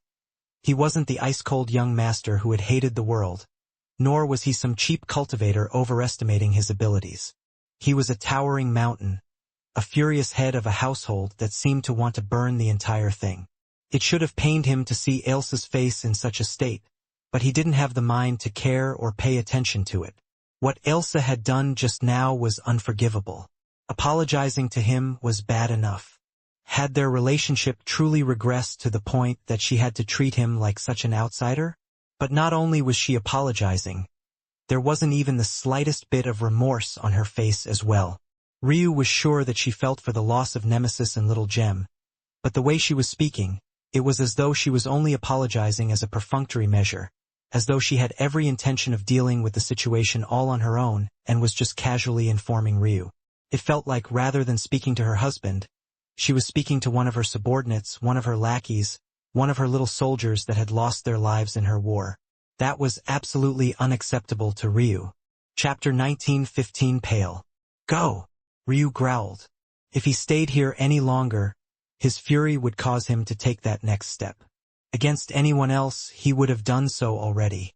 When did he ever give warnings? He didn't even usually have the patience to listen to the drivel of his enemies, and he almost always attacked to kill the instant he felt their hostility. The fact that he would hold back and not follow through on his threat immediately just went to show what kind of furious state he was in. He didn't even want to have this conversation anymore. He didn't want to hear Ailsa's excuses. He didn't even want to see her. Since she was much further gone than he had expected, she could draw her own lines. Right now, he was the throne of her sect. There was nothing at all that she could do to him, not with a clone anyway. When he had the strength, he would confront her again. On that day, he would decide whether he would follow through on his words or not.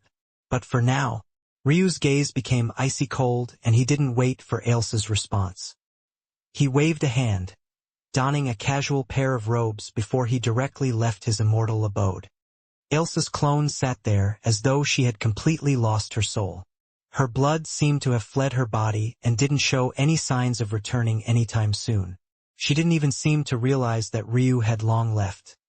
Ailsa's main body didn't get the information of what had happened until much later. By then, it had already been over half a day. Her situation was too special and it was hard for her to even sustain the clone to begin with, so she also had to limit how much interaction she had with it. The clone was the incarnation ability that many gained after becoming Tao Lords. So it was technically an extension of her control and not a technique like Ryu's. That was why there was such a lag. When she got the news and the flood of lagging memories, she had been in the middle of a meeting with her generals. She was giving them strict orders for how they should deal with the next 3 months. The failure of the fiends to recover their cracked false shrine was something that had put them on edge. They were quickly trying to gain ground elsewhere, and since this was one of the few God-grade holy worlds, this was naturally a target location. Usually, battles here would be quite casual and not offer much in the way of stimulation. That was because everyone knew that the people here were all too important. They were the best of the best of the best. If any one of them died, it would be a huge problem. Not only that, but no one was willing to have an all-out battle of Tao gods. The situation had changed now, but not many would notice it. So it was Ailsa's job to keep them sharp and ready. Only like this would they be able to ensure that everything continued to run smoothly and no one would be taken off guard. But what no one expected out of this meeting was for their mighty commander, an undefeatable peak Tao god, to suddenly react as though she had been severely injured. Her cultivation seemed to run in reverse and she lost all the color in her face. Several of her close attendants tried to do what they did best and attend to her, but she didn't even react to their calls for a long while. Because of the lag in between her control, her clone wasn't under her jurisdiction 24/7. However, how could Ryu not be able to see through that? The fact he had seen through it and still decided to have such a sharp reaction told the entire story that needed to be told. Ailsa's clone might not be under her main body's control, but she was still Ailsa. Under the right circumstances, the things it had said were things that Ailsa herself could have easily said, and that was what pissed Ryu off the most. He had been extremely lenient. He didn't complain when she ordered him around. He didn't complain when he assigned her a low position in her sect. He didn't even complain that her clone had waited so long to come and see him in the first place. But it wasn't until she pushed him over the cliff that she realized how much she had been pushing him in the first place.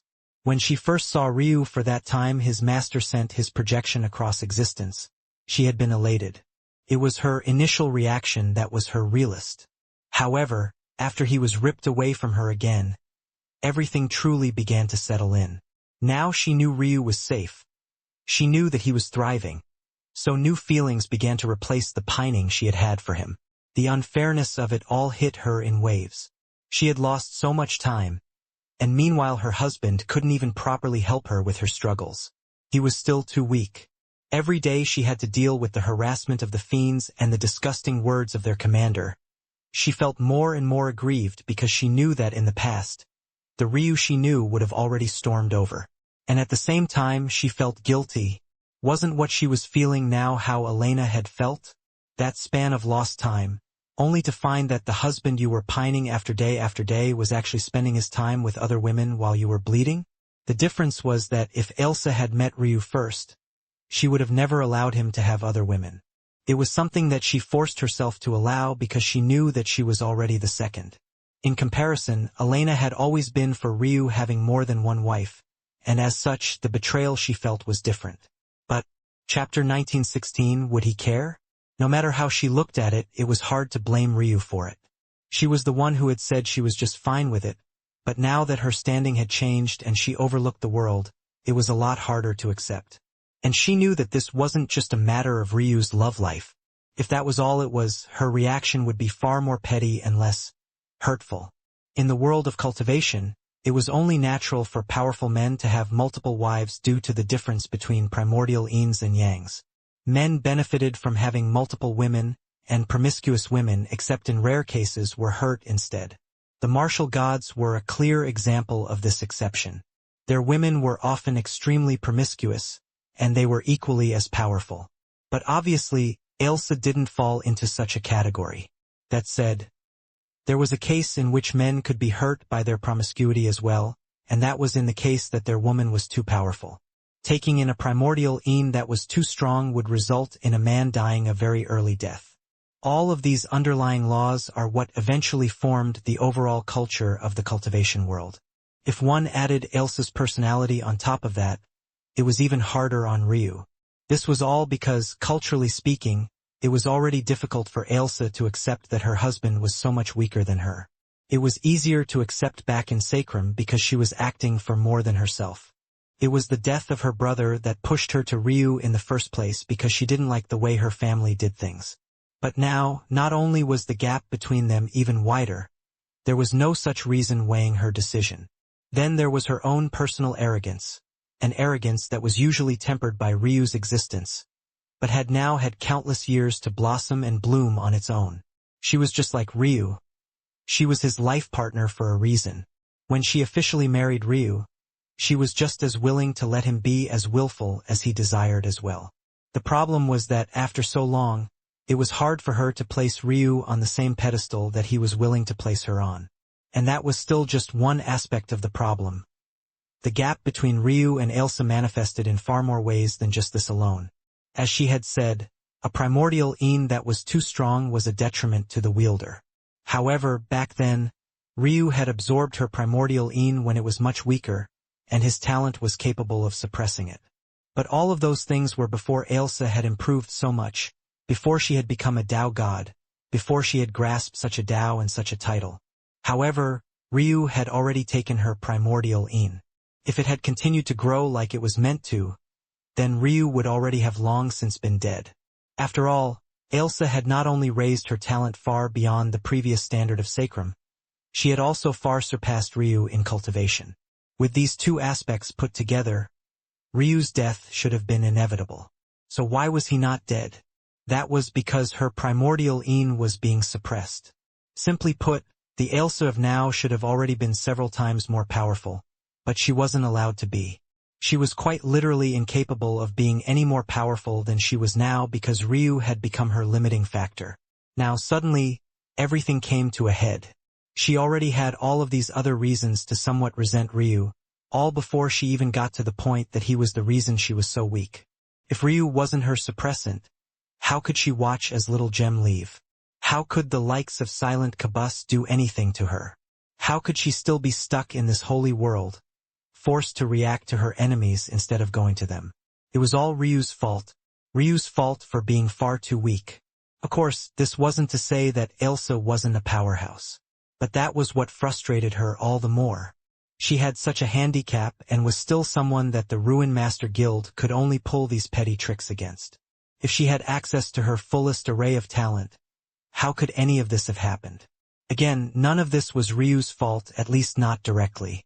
But after being suppressed again and again, crushed in spirit, forced to experience loss after loss, and not even having a friend like Yana by her side to at least help with her struggles, it had become too much to bear even for a Tao goddess like herself.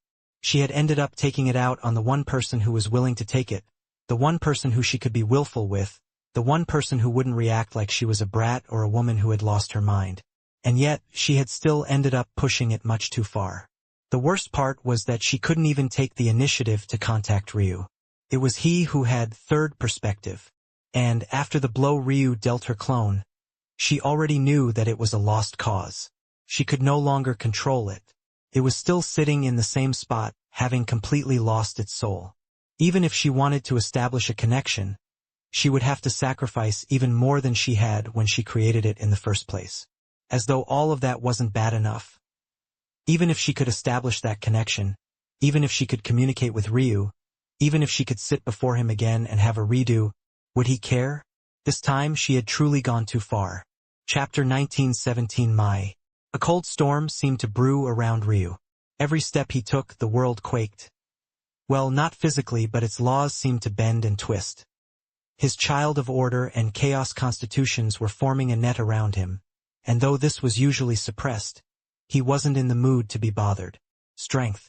He needed strength. Ryu had always been surging after the pinnacle. It was something that he did for himself, though sometimes that pure purpose might be derailed by a want for revenge. He had never expected to be stricken so hard from an internal source at all.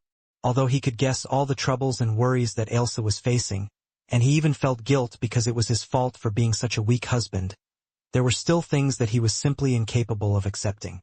There were lines he would never accept crossing. The bottom line of it all should be that a husband and wife should be forming a united front against the world. Ailsa pretending like she would have to solve everything on her own infuriated him far more than any villain or enemy ever had. Ryu walked into the rebirthing cultist sect's library. Those that saw him felt a shudder deep in their souls, and any intentions they had of trying to get close to him or speaking with him went out the window. Ryu had displayed a ridiculous amount of strength. It was likely that no one believed there was anyone beneath the Lord Realm that could defeat him. At least none that were present now. Although he had only been fighting against Transcendeds, to fight against so many in a row and to even come out with such victories wasn't something that they could just gloss over with ease. Still, while they were afraid of Ryu, especially in his current state, they found his actions to be quite commendable. He didn't raid their treasure houses first, at least not yet, but he had instead walked into their library. This library was grand, having floating bookshelves that swirled and rotated in a paradise-like world. However, as grand as it seemed, it didn't hold any of their techniques. This place was one of pure and raw knowledge, nothing else. From a layman's perspective, this was the most insignificant place that Ryu could think to take advantage of, but it was also the place that hid the most potential at the same time. Ryu began to read, and soon information about his whereabouts and the gloomy air around him began to circulate. What no one expected was that Ryu would spend months here, going through book after book relentlessly. Soon, he even began to chase after the golden bookshelves. In the rebirthing cultist sect's library, there was a grading system of bookshelves divided from black all the way up to gold. It was an amazing sight, but it was more than just for looks. The higher caliber the bookshelf, the better and more important the knowledge. And because of that, they were extraordinarily difficult to catch. What no one expected was that not only could Ryu catch them, he did so with absolute ease. Everyone was in a state of complete and utter shock because these bookshelves were designed to only be caught by sovereigns. An exceptionally strong lord might be able to do so, but only under the right conditions and only with the help of others. What they didn't see was the fact that these bookshelves had orbits. They seemed chaotic and they were. But what sort of lowercase chaos was Ryu unable to calculate after completing his heavenly Dao tree technique? He didn't even chase the bookshelf. He just stopped in a particular location and waited a few seconds. Then, it would sweep him up and he would spend the next month reading while sitting atop it. Then he would repeat. The knowledge that Ailsa had gathered here was extraordinary. It wasn't something the likes of a true sky god should even be capable of grasping, but Ryu had still read until the very last book. He reaffirmed many things, changed his perspective on many more, and also finally comprehended the path of cultivation to its limits. He finally truly understood what it meant to be a sky god.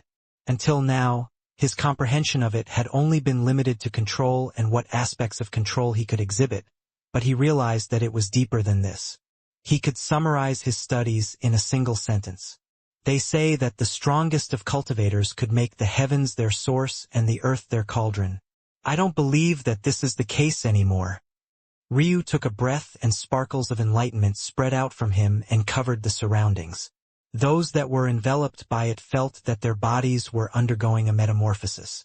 They suddenly understood things they never had before, and to their greater shock, all of the sovereigns and Dao gods of the sect rushed over. At first, they were just there to see what the commotion was, but the moment they saw it, they too stepped into the range of influence of Ryu's domain, basking in it with a shocked pulse in their heart. How could a true sky god possibly display such might? No, this wasn't might. It was something different than that.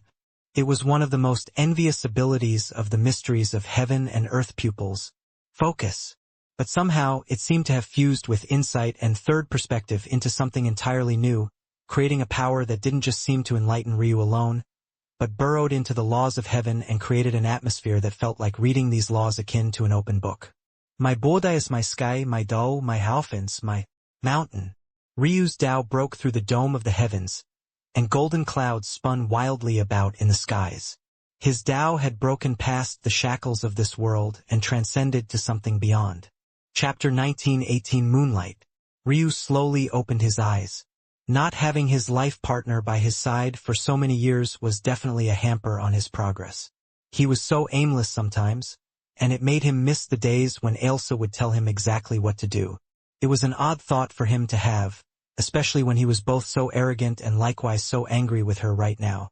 But she was also his wife and one of the only women that could make him change his approach to life. After reading the documents that she had left behind, he realized even more how powerful her presence in his life had been. But he had already known this, and these thoughts didn't change much at all. Right now, he wasn't here by the grace of Ailsa's kindness. He was here because he was a throne and no one could stop him from reading what he wanted to read regardless of the circumstances. Ryu slowly stood to his feet to find that many were looking right at him. At that moment, a young woman appeared before him. She was teetering as though she might collapse at any time, and it only took Ryu a glance to realize that she was the wobbling fairy from earlier. It had already been 6 months since Ryu had been here, and he had been asleep maybe even a week or two after his throne challenge, so it had almost been 7 months since he had seen her despite how short the time seemed to them as cultivators. "Is something the matter?" Ryu asked. He only asked so much because he was giving this little woman face. She reminded him of Hope. The irony was that of all his women, he had spent the third most time with Hope. Only Elena and Yana had been by his side for more time. Those days, stuck in the black hole time warp, the only person he had to talk to was Hope. And then there was the fact that she had put her life on the line to save him from a shameless blow from a shameless man. All of that didn't even mention the fact she was very likely carrying his child right now. He had suppressed much of these feelings during their combat so it wouldn't affect his actions, but now it was hard to continue to do so, especially considering his mental state. While he had calmed somewhat from 6 months ago, there was still a smoldering fury deep within his heart, and right now this little wobbling princess was suppressing that fury. The wobbling fairy looked up at Ryu curiously, or at least that's what Ryu thought she was doing. It was hard to tell when her eyes were so unfocused. Come, she said with slurred speech that almost sounded like baby babble. She took Ryu's hand into her small one. She seemed barely capable of almost wrapping her hand around 4 of his fingers. Ryu frowned. He still had other plans and wanted to break through. But in the end, he chose to let this little woman pull him along. Well, it was hard to say he had much of a choice at all when she had already broken into the Tao sovereign realm. Although she was new, it was clear that she had also become among the strongest of this realm in an instant. Ryu was probably one of the very few that could withstand the cloud of wine around her right now. Wobbling Fairy took Ryu away under everyone's gazes, and soon, they were standing beneath the moonlight in a wide field. Motes of light floated about almost aimlessly, and in contrast with the deep blacks and dark greens, it was quite peaceful. There was the sound of running water in the distance, and the moon shone brightly from above. However, other than this, there was nothing. No wildlife, no amenities, just the strictest form of nature that there was. This place was Wobbling Fairy's courtyard, and they had received not just one odd glance for being here. Wobbling Fairy disappeared for a moment, then came back with a jug of wine larger than Ryu's head before handing it over. She was a bit forceful with it, causing Ryu to take a step back. But it didn't seem like she had done it on purpose. She was just 1, seemingly incapable of controlling her body, and 2, she was letting Ryu know that he couldn't refuse and had accidentally gone a bit overboard. Ryu looked down at the jug of wine in his hand. He had never been a drinker, mostly because his first life was too weak. It was hard enough finding spiritual herbs that wouldn't shatter him into a million pieces, let alone finding a wine that could do the same. Wines were almost always extremely strong, contrary to the world of mortals. Ryu shook his head and chose to unseal the jar. The smell alone almost knocked him out. It was like honey that was far too concentrated.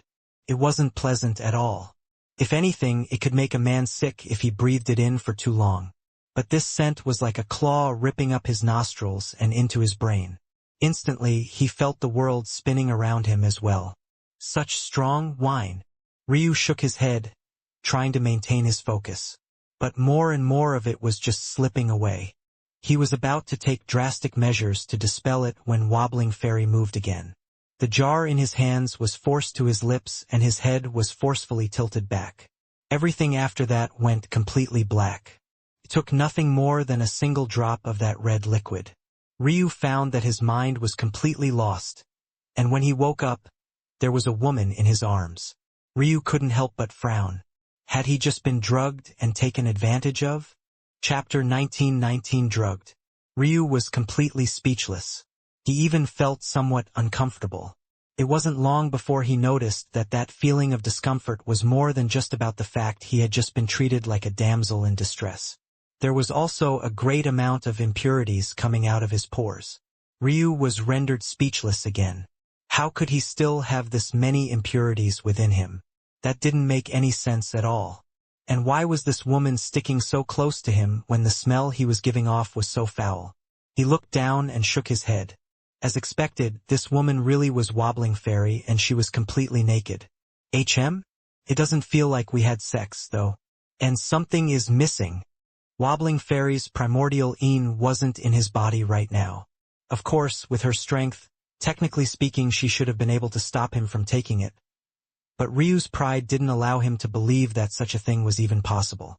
A primordial Qilin didn't have to be taken away by just force alone. It could be coaxed away while a woman was in the throes of passion. Then again, Wobbling Fairy spent so much of her time completely drunk. Maybe she was far more used to having her state of mind rendered that Ryu's skill in bed was completely useless on her. When Ryu thought about it, that was definitely possible as well, though it hurt his pride a bit. Still, he felt that something was off. Ryu noticed something else shocking at that moment. The impurities in his body were actually being absorbed by Wobbling Fairy. He was completely stunned. Why would anyone's body do such a thing? What kind of sick constitution was this? Impurities were the foulest things in existence. Many thought of them just as residue energy and waste that the body wasn't able to absorb, but it was worse than that. In mortals, for example, impurities were the reason their lives were so short. They could alter their cells and force them into making mistakes. Over a long enough period of time, this led to age and eventually a natural death that was actually not so natural at all. This was why mortals on the higher mortal plane lived so much longer than mortals on the lower mortal plane, despite neither of them being cultivators. The environment in the higher mortal plane was purer, and as such there was less to worry and consider about. What Wobbling Fairy was essentially doing right now was throwing her life away. Even as a sovereign, there were only so many impurities that she could take. This was because cultivators technically had far more sinister impurities than mortals did. While they lived much longer lives, they came into contact with things of a far higher level, and thus had like impurities attached to them. Ryu might only be a true sky god, but the things he had come into contact with were not a joke at all. Just take his natural treasures, for example. If his impurities came from them, then Wobbling Fairy was essentially absorbing impurities only a Tao god could handle while having only just become a sovereign. However, her body didn't seem to be in any discomfort and she was in a comfortable sleep. She nestled into his arms, pressing her small breasts against him and wrapping her surprisingly strong thighs around his legs. Well, her thighs weren't surprisingly strong just because of their strength alone. She was a sovereign, so even if she didn't train her body, her legs were certainly more powerful than what Ryu could handle right now. It was instead that they had quite a bit of muscle definition to them, something that was impossible to see usually with the way she dressed. She had a petite body, but her lower half was certainly something to behold. Her ass was pert and sturdy, round enough that even with his large hands Ryu doubted if he could cover more than a couple of fourths of it. Ryu frowned, looking down at her. He had stirred several times now, but she didn't show any signs of getting up, and her defenses seemed far too strong for him to sense if she was still a virgin or not. In fact, even if he sensed it, he would have no way of knowing if she had had former partners. She had just been far too casual about this matter. Ryu wasn't arrogant enough to believe that every woman would just fall into his lap because he looked her way. There was something else going on here. It seems I have to use a more crude method. Ryu shifted and his hand slipped down her body. He shivered with a bit of guilt when his disgusting hands left a trail of black down her body. But even that was quickly absorbed by her. He had no choice but to do this. He didn't want to stick a dirty finger in there despite the situation having already gone so far. Ryu eventually felt his finger slide down a slit he was all too familiar with. Well, he wasn't familiar with this slit in particular, but it was still close enough to every other he had experienced. Though, because of her lower body musculature, Wobbling Fairy's lips were quite tight and pulled back, making them more prominent and almost fleshy. He slid in an inch or two before he actually came across a barrier. When he felt it, Ryu pulled back, his mind swirling in confusion. The bodies of cultivators were different from mortal women. A mortal woman might accidentally break her hymen doing any sort of physical activity, but a cultivator's body was too powerful. Unless the hymen was completely broken by a physical object, it would remain there. Ryu hadn't actually expected this approach to bear any results, though, because it was too crude and it would still leave too many questions even if the hymen wasn't there. After all, how would he know if she had had another partner or if she was like his favorite pink-haired lewd wife and had done it herself? But now, Ryu suddenly winced. He had been pulling his hand back and had just made it out when Wobbling Fairy's thighs suddenly squeezed down. His entire hand and wrist shattered. Chapter 1920 Man? Ryu didn't know what to say or do for a long while, especially since even if he healed his hand now, it was still in a vice grip. He couldn't help but feel a little annoyed. Maybe it was a risk to take such a step, but he had wanted to know.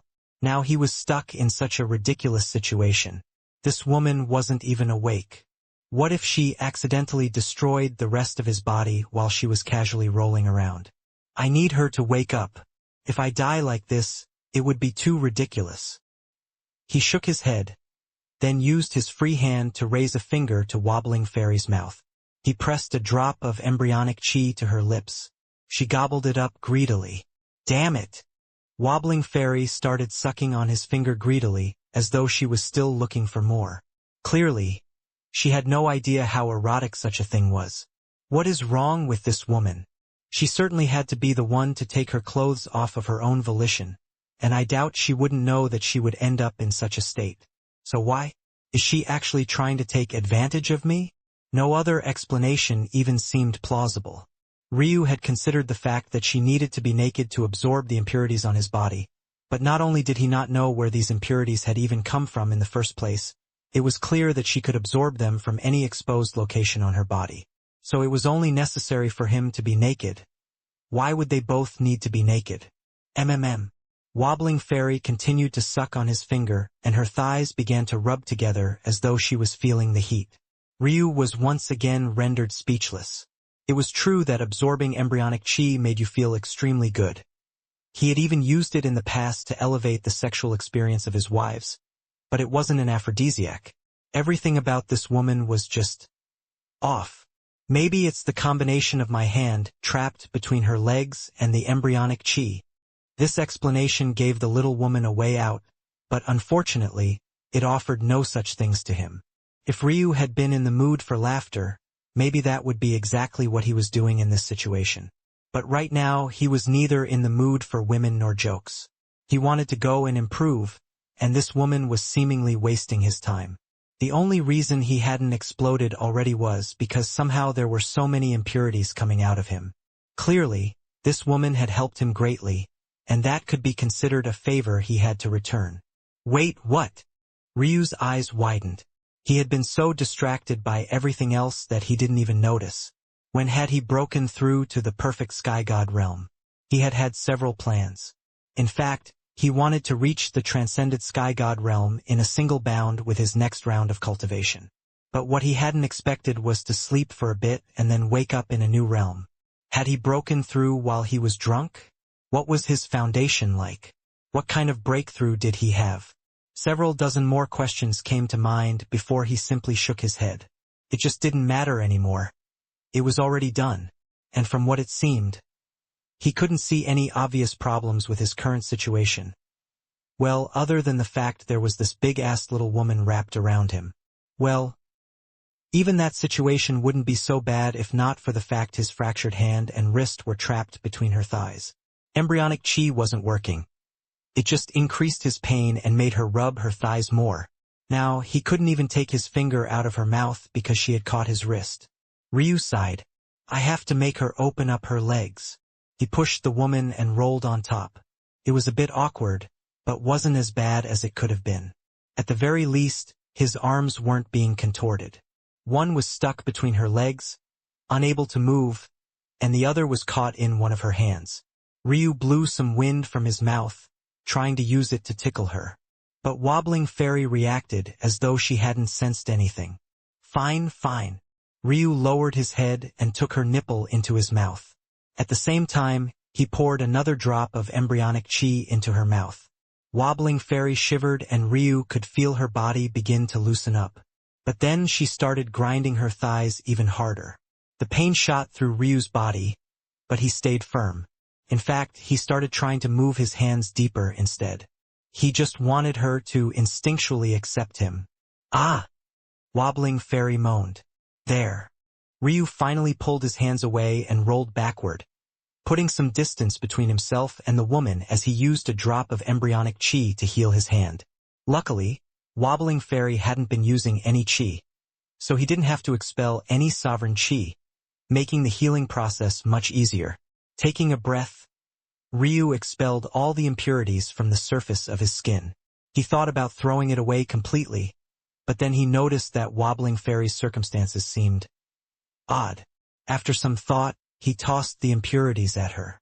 As expected, the moment it touched her body, she began to convulse and then greedily absorbed every single last drop. Ryu exhaled, ready to pat his ass and leave.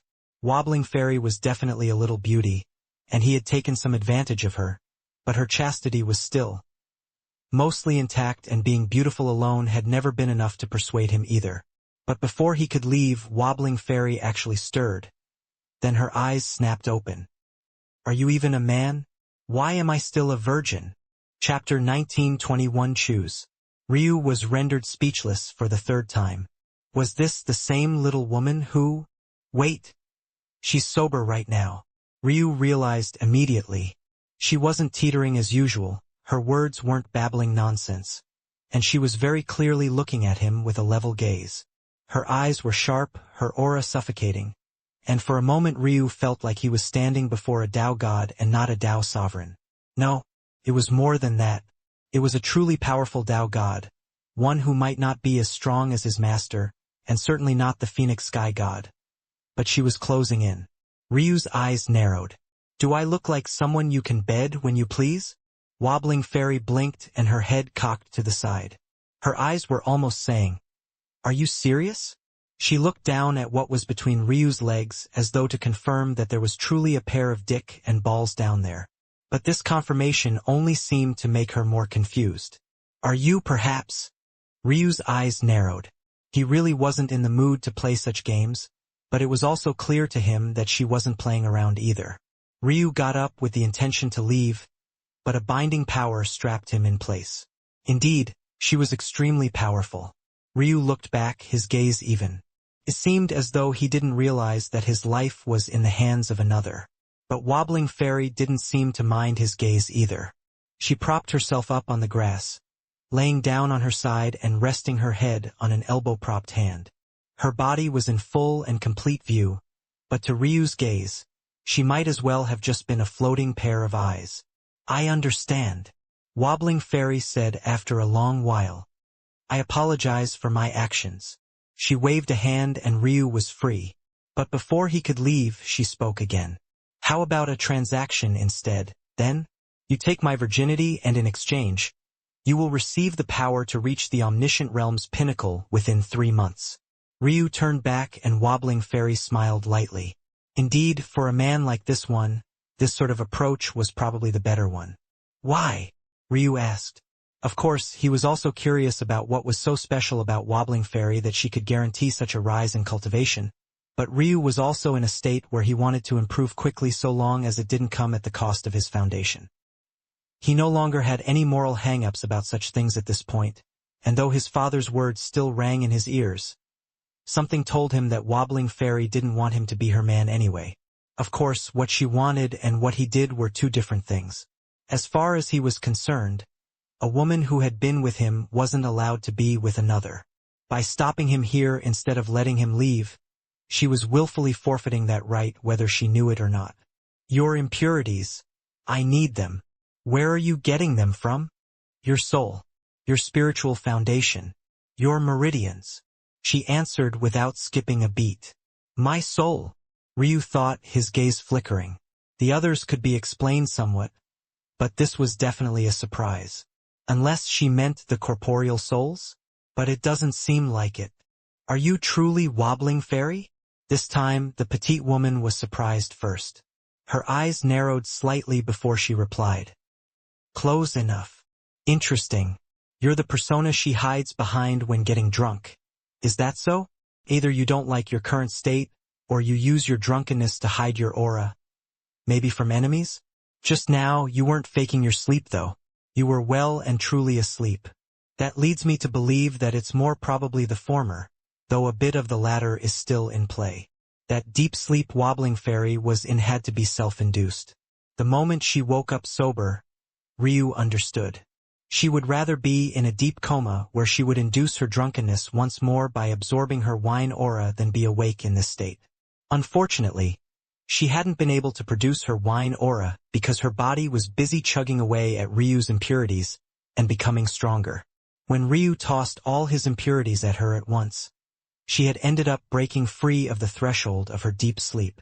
She likely didn't want to be awake right now at all, maybe to hide from memories she didn't want to recall. And that deduction was sealed by the fact Ryu felt her Tao heart was far weaker in this state than it was when she was drunk.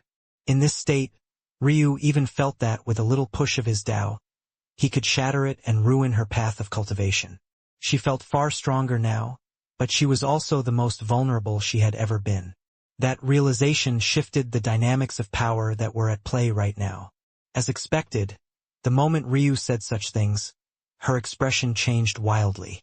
But by the time she recovered, Ryu was squatting before her, pulling her chin up with a finger. It didn't seem like he was the perfect sky god in this situation at all. He looked down at her beautiful face. I can give you what you want, but are you willing to sacrifice what you would need to? The women of Ryu Tatsuya, can only be with one man in their life. There is no room for regret, because the moment you do, I will make your life a living hell. Wobbling Fairy's heart shook in her chest. Though her breasts were small, their ripples were very real and carried their own sort of soft enticement. If Ryu had said these words before he almost shattered her Tao heart just now, Wobbling Fairy would have taken it as a joke. But right now, what do you choose? Ryu asked. Wobbling Fairy's breathing quickened. Chapter 1922 Lie Down. Ryu stared right into Wobbling Fairy's eyes, seemingly not noticing her naked body at all. Wobbling Fairy could see every bit of his intention within them. He didn't look at her like the beauty she was, or even like a woman at all. All he saw was a tool to get stronger. Wobbling Fairy was quite experienced herself in terms of life experience, that is, she had seen all sorts of people, and her Tao also made her quite capable of seeing the true side of people. So, it wasn't as though she had never seen men like Ryu before. Men who cared more about their cultivation realms than anything else. Men with ambition enough that no woman could sway them from their goals. But still, something felt different right now. She could also tell that it wasn't that Ryu was incapable of feeling love. It was just that he was incapable of caring enough about her to aim any of the affection he might have toward her. In fact, she could even tell that had Ryu been in a different mental state, he might not have cared to take her up on her offer at all. And yet, despite this, he was still drawing such a clear line. Selfish, passionate, arrogant, and more than a few sprinkles of chauvinism. That was how she summarized the man before her, and she doubted that even Ryu himself would reject it. Wobbling Fairy remained silent for a long while before replying honestly. I will do whatever it takes to grow strong. Her answer was quite clear. It had taken this long in her life to run into just a single Ryu, so the odds were clearly not in her favor. However, if she did run into such a man, Ryu's words certainly wouldn't be what held her back from using him.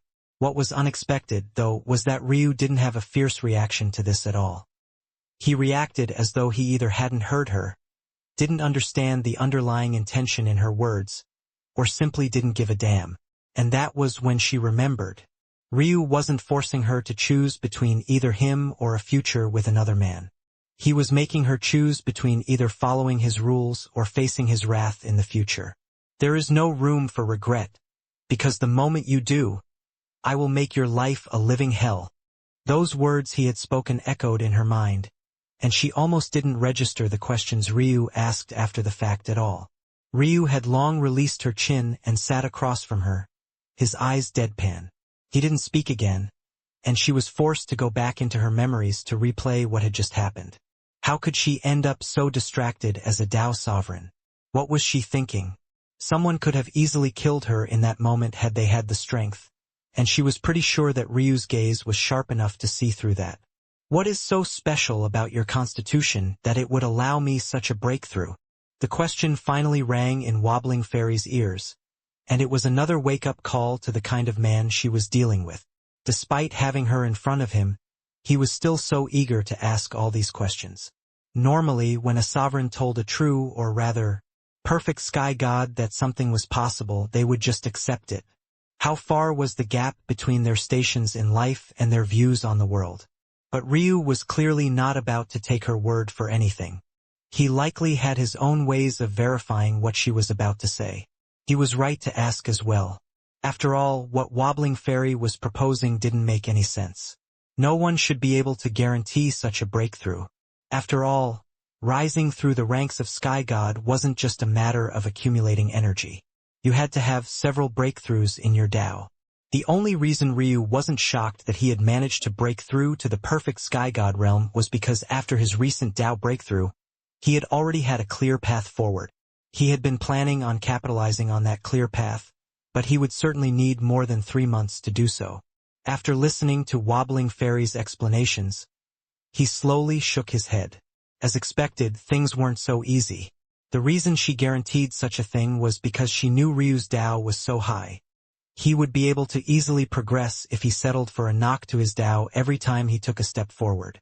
With his current Tao strength, he would still manage to keep a higher founding Tao while entering the omniscient Sky God realm if he relied on her methods. But this was obviously unacceptable to him. It was a sure fact that many would hope on this chance. In the eyes of many people, Ryu's Tao was bound to fall eventually. But Ryu had no intention of taking such a route. However, he didn't leave either. That was because Wobbling Fairy was useful for other reasons. Who said that he could only use her to break through in his Chi realm cultivation? According to Wobbling Fairy, her constitution was very unique. She could take in the impurities of the world and, by extension, expel the purest of energies. This seemed like an easy constitution to cultivate with, and for the most part it was. There were impurities everywhere in the world, and they were more abundant than even pure energy. But it was precisely for that reason that good quality impurities were hard to find. There was only so much smog she could take in before it wasn't effective on her at this point. She needed the truest toxic sludge of the world, for lack of a better descriptor. In order to do that, she needed Ryu. Ryu had the largest concentrations of hidden, high-quality impurities that she had ever seen. He had several high-class natural treasures in his body. He had a Tao heart that had been tainted by someone else's seal for millions of years, and then there was his soul. Wobbling Fairy's description of Ryu's soul made his heart skip a beat. It made him recall the fact his perfect Black Buddy soul's disappearance was still a mystery to him. It had to be remembered that Ryu found his perfect Black Buddy soul in the Death Shrine. Before that, he had thought that his soul talent was piss poor, and he even had to reforge his own soul into the indestructible soul. However, somehow, the foundation he laid for his indestructible soul became precisely what he needed to fuse back with his real soul, as though it had all been planned out. He didn't understand that at all, and it was more than just a little bit fishy to him. Unexpectedly, whatever happened to his perfect Black Buddy soul, while it was away, had left it littered with impurities. At least, that was Wobbling Fairy's description of it, because Ryu himself couldn't even sense anything at all. Ryu was truly shocked to find out his body had impurities at all. When he first started his cultivation journey, he refused to use anything but spiritual herbs. Then, when he finally started using pills, he refined them personally and never took anything with less than 100% purity. As such, in his view, his body was a mask of perfection. It was more acceptable to him that his spiritual foundation and meridians would have such issues. After all, they were both connected to lands far from himself, plus had been influenced by many foreign objects. But his soul? He had never considered it. What he didn't expect was the fact that the world of impurities was far more unfathomable than he knew. And he couldn't help but wonder what it would mean for all of these to be taken away. Now, though, the question was how best to take advantage of this. Using Wobbling Fairy to reach the peak of the perfect sky god realm was obvious enough, but then what would he do with the rest of that latent energy? Lie down. We can begin now. Wobbling Fairy nodded slowly. She lay on the grass and opened her legs. Her gaze was calm, and it was clear that while her Tao heart in this state was incredibly fragile, that was only because it was far too hard and rigid. When she made a decision, she wouldn't change it. Ryu looked at her for a long while, seemingly trying to get into the mood. But then he shook his head. Wobbling Fairy frowned. It was hard for her not to take it as a bit of an insult, but what came next was an even worse insult. Ryu actually summoned another woman from thin air and then smiled, wrapping an arm around her waist. Lord Husband. Eska blinked with surprise. Eska, Ryu said softly. Chapter 1923 worth it? I'm sorry, this situation is a bit of an odd one, Ryu began to explain. Eska blinked again, looking at Ryu before noticing the naked woman lying down before him. A truly odd situation, indeed. Her gaze looked down at Ryu's crotch and seemed to understand something. Even so, she still waited. Ryu was quite patient with his wife, telling her everything. I see. Eska nodded calmly, her cool silver eyes meeting Ryu's. Do you need my help? The two were close. Ryu had pressed Eska's body into the side of his hip, and he could feel the warmth and softness of her breasts against the side of his chest. Even though she was still fully clothed, every curve could be felt by him. Ryu smiled. Are you not happy? How can that be? Eska shook her head, just as elegant as ever. I understand that you're not happy. I shouldn't call you for such a thing. It's quite unfair of me. Eska was taken aback by Ryu's words. She leaned back a bit to see his smile and couldn't help but look away after a split moment. Ryu's smile was truly her weakness. She wasn't like Ice Mine or Ailsa at all. She hadn't fallen for Ryu until she saw something other than his cold gaze. Ironically, her relationship with Ryu had started in much the same way it was about to for Wobbling Fairy. But the difference was that she had ended up quite lucky in the end. Ryu changed to the point that he became the very man she had the greatest weakness for. That gentle smile, the care in his eyes, the tone of apology.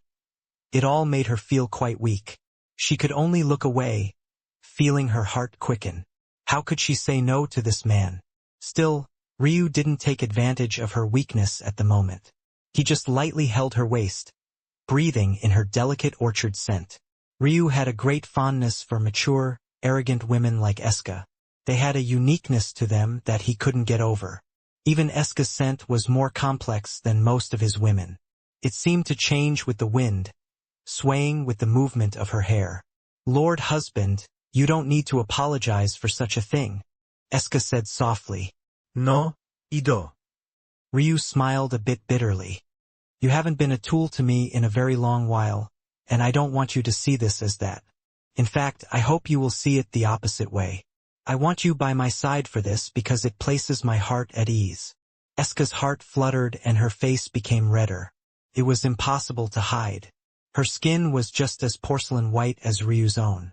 If it was any more transparent, one would even be able to see the veins running beneath. Ryu used his other hand to gently cup her cheek and then kissed her lightly.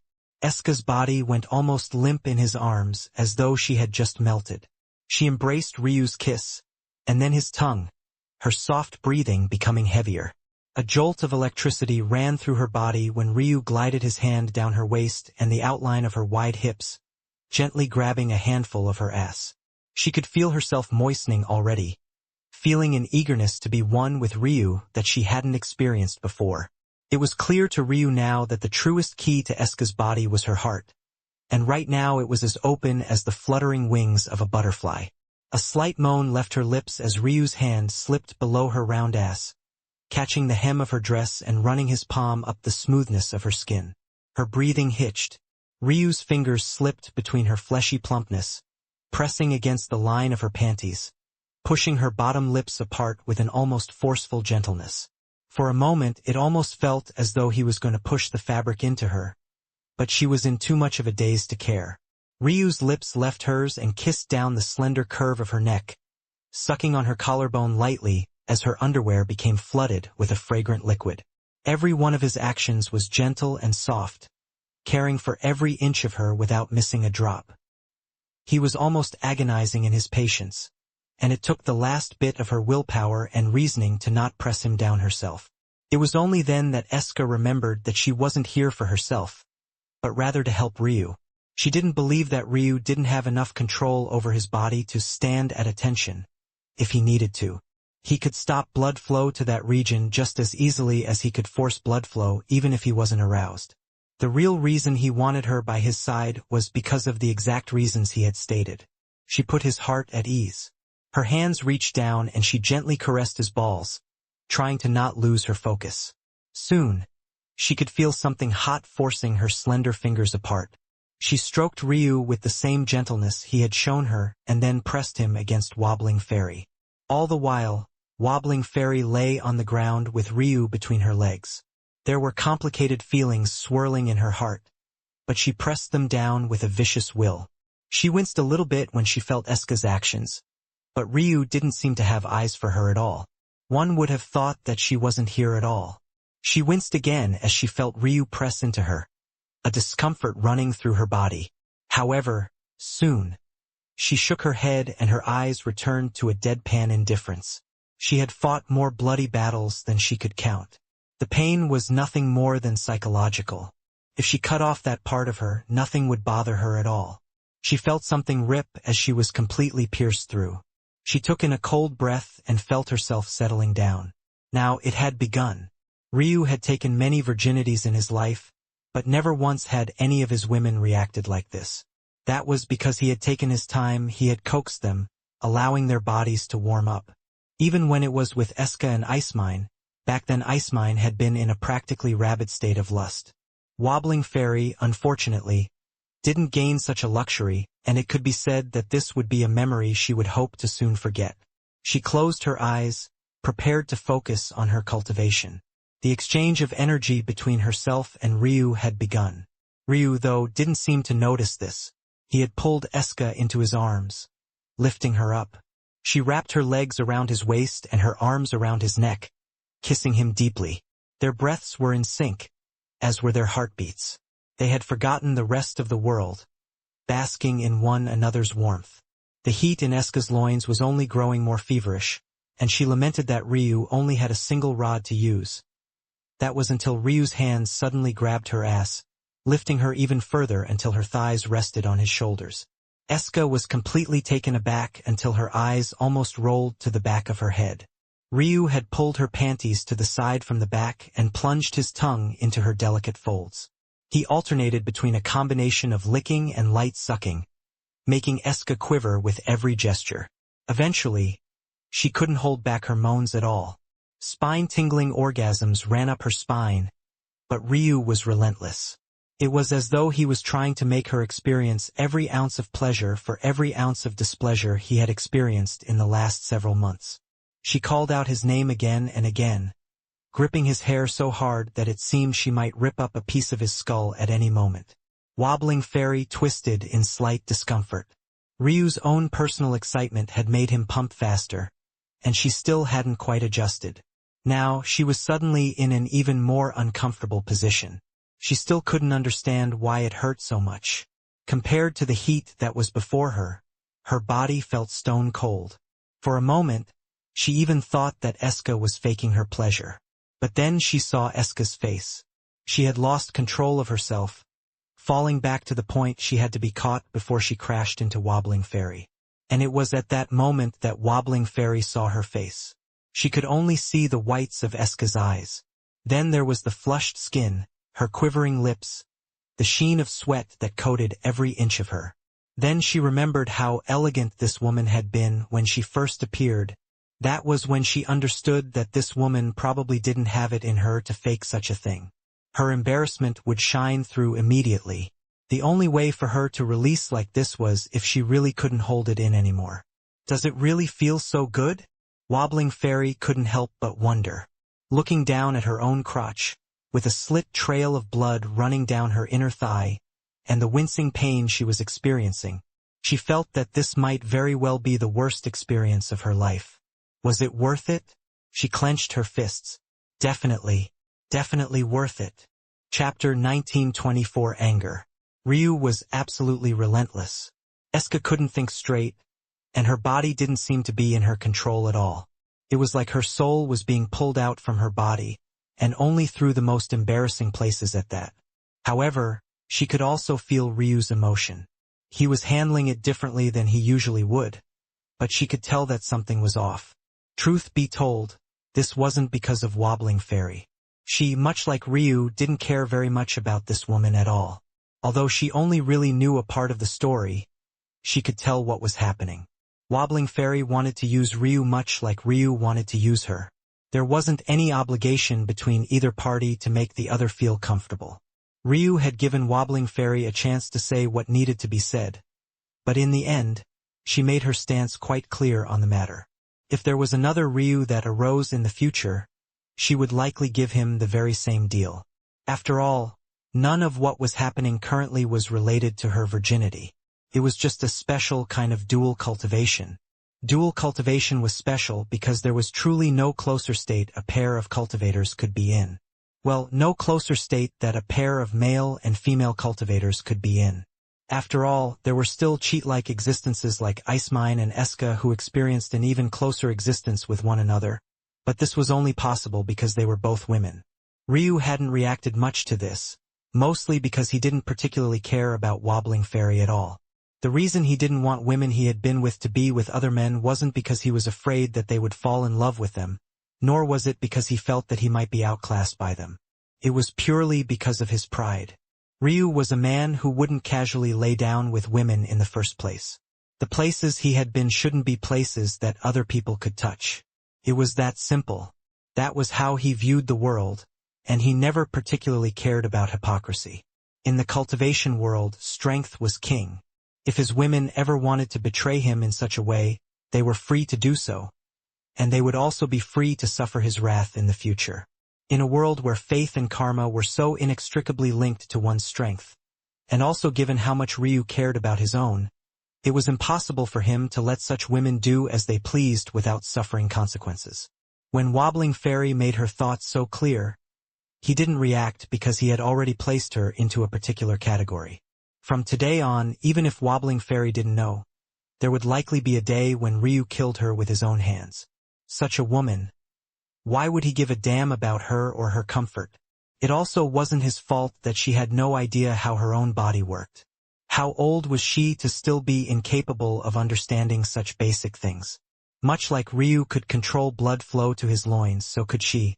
Even if the arousal didn't reach her mind, it would be a simple matter for her to make it not hurt anymore and give herself added comfort. But Ryu could tell that while Wobbling Fairy was much stronger in this state, there was also something particularly fragile about her. She was especially brittle and seemed to feel, at least subconsciously, that she should be suffering. So such things didn't even cross her mind. If Ryu had cared about her, he might have certainly said something or done something to help, but his entire focus was on Eska. He already felt bad for using Eska for such a thing, so he didn't waste any brain space on other women at all.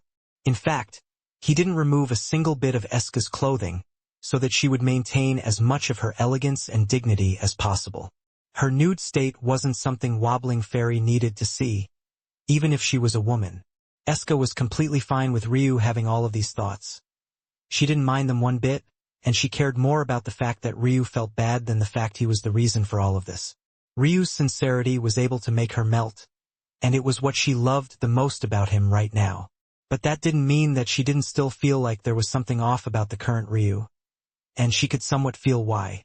Ironically, this wasn't because Ryu was being too forceful with Wobbling Fairy. It was instead because he wasn't being forceful enough. Of course, this forcefulness didn't mean putting Wobbling Fairy under a state of even more torture and pain. It was instead because his willingness to conquer didn't seem to be here, as though he wanted a reason to have to kill Wobbling Fairy in the future. As though he wanted to feel her blood run through his fingers one day. The most obvious point in favor of this wasn't the fact that Wobbling Fairy was in pain rather than screaming to the rooftops like she was. Rather, it was because Ryu hadn't attempted, not even a single time, to take away Wobbling Fairy's primordial Qilin. At first, this confused Eska. Usually, he would be all over such a thing. He would blur Wobbling Fairy's mind until she couldn't even recall when she lost her primordial Qilin in the first place. But it was as though he knew that if he took her primordial Qilin, it would force her into submission in ways that he didn't like. Why was Ryu so angry? He didn't react to Wobbling Fairy's conviction to betray him in the future, so why was he so violent now? Slowly, a sense of understanding began to come over Eska. Chapter 1925 Brim. Ryu was almost certainly upset about a woman, and Wobbling Fairy mapped on perfectly. He didn't have it in him to have such murderous intent toward this woman, but having such intent toward a woman he cared little about, and a woman who equally cared so little about him, was far easier.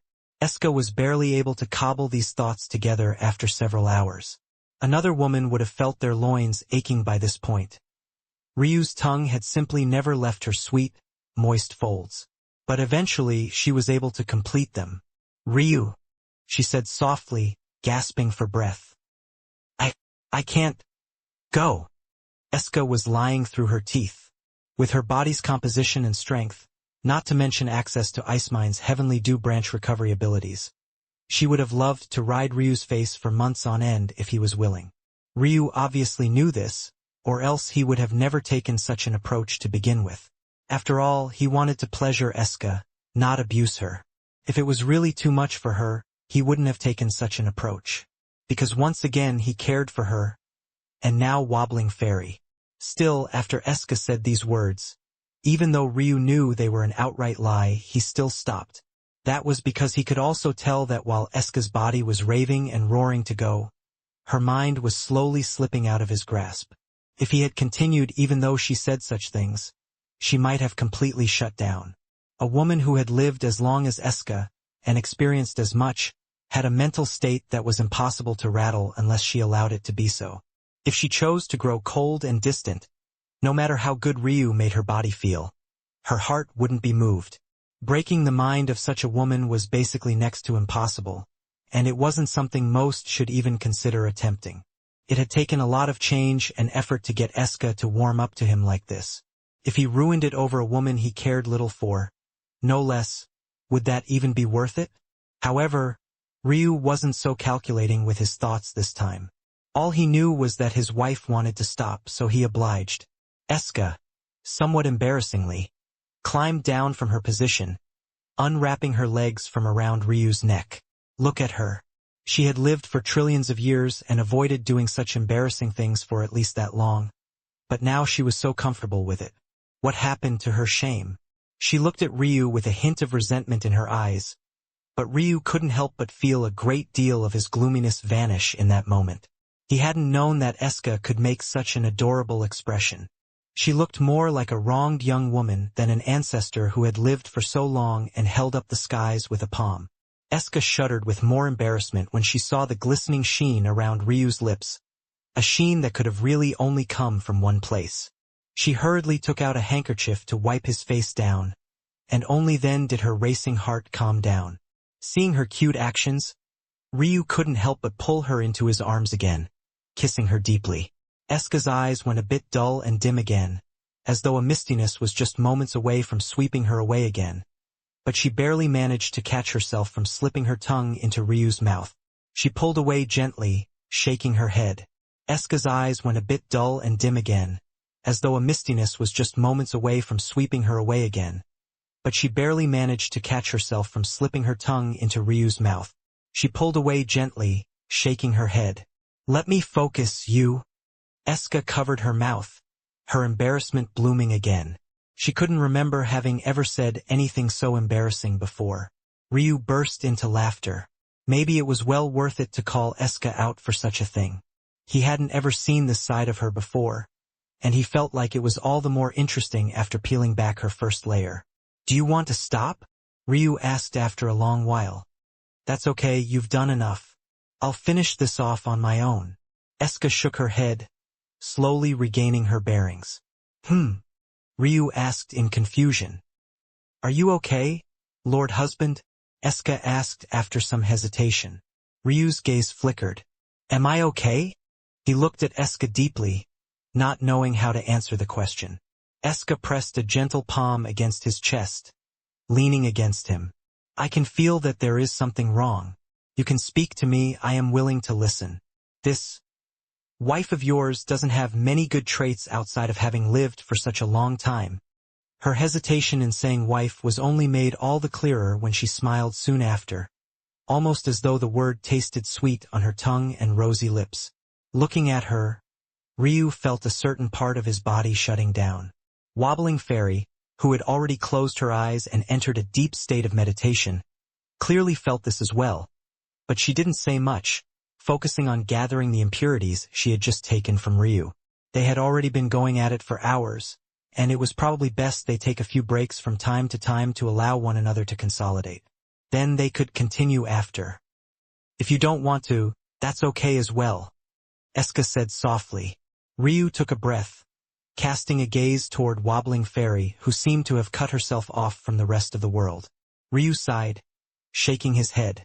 Eska felt a bit disappointed, but to her surprise, Ryu actually began to speak.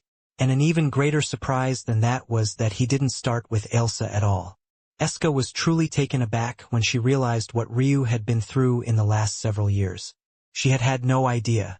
In fact, now that she thought about it, ever since she and Icemine had met up with Ryu again, he had taken all the pressure off of them.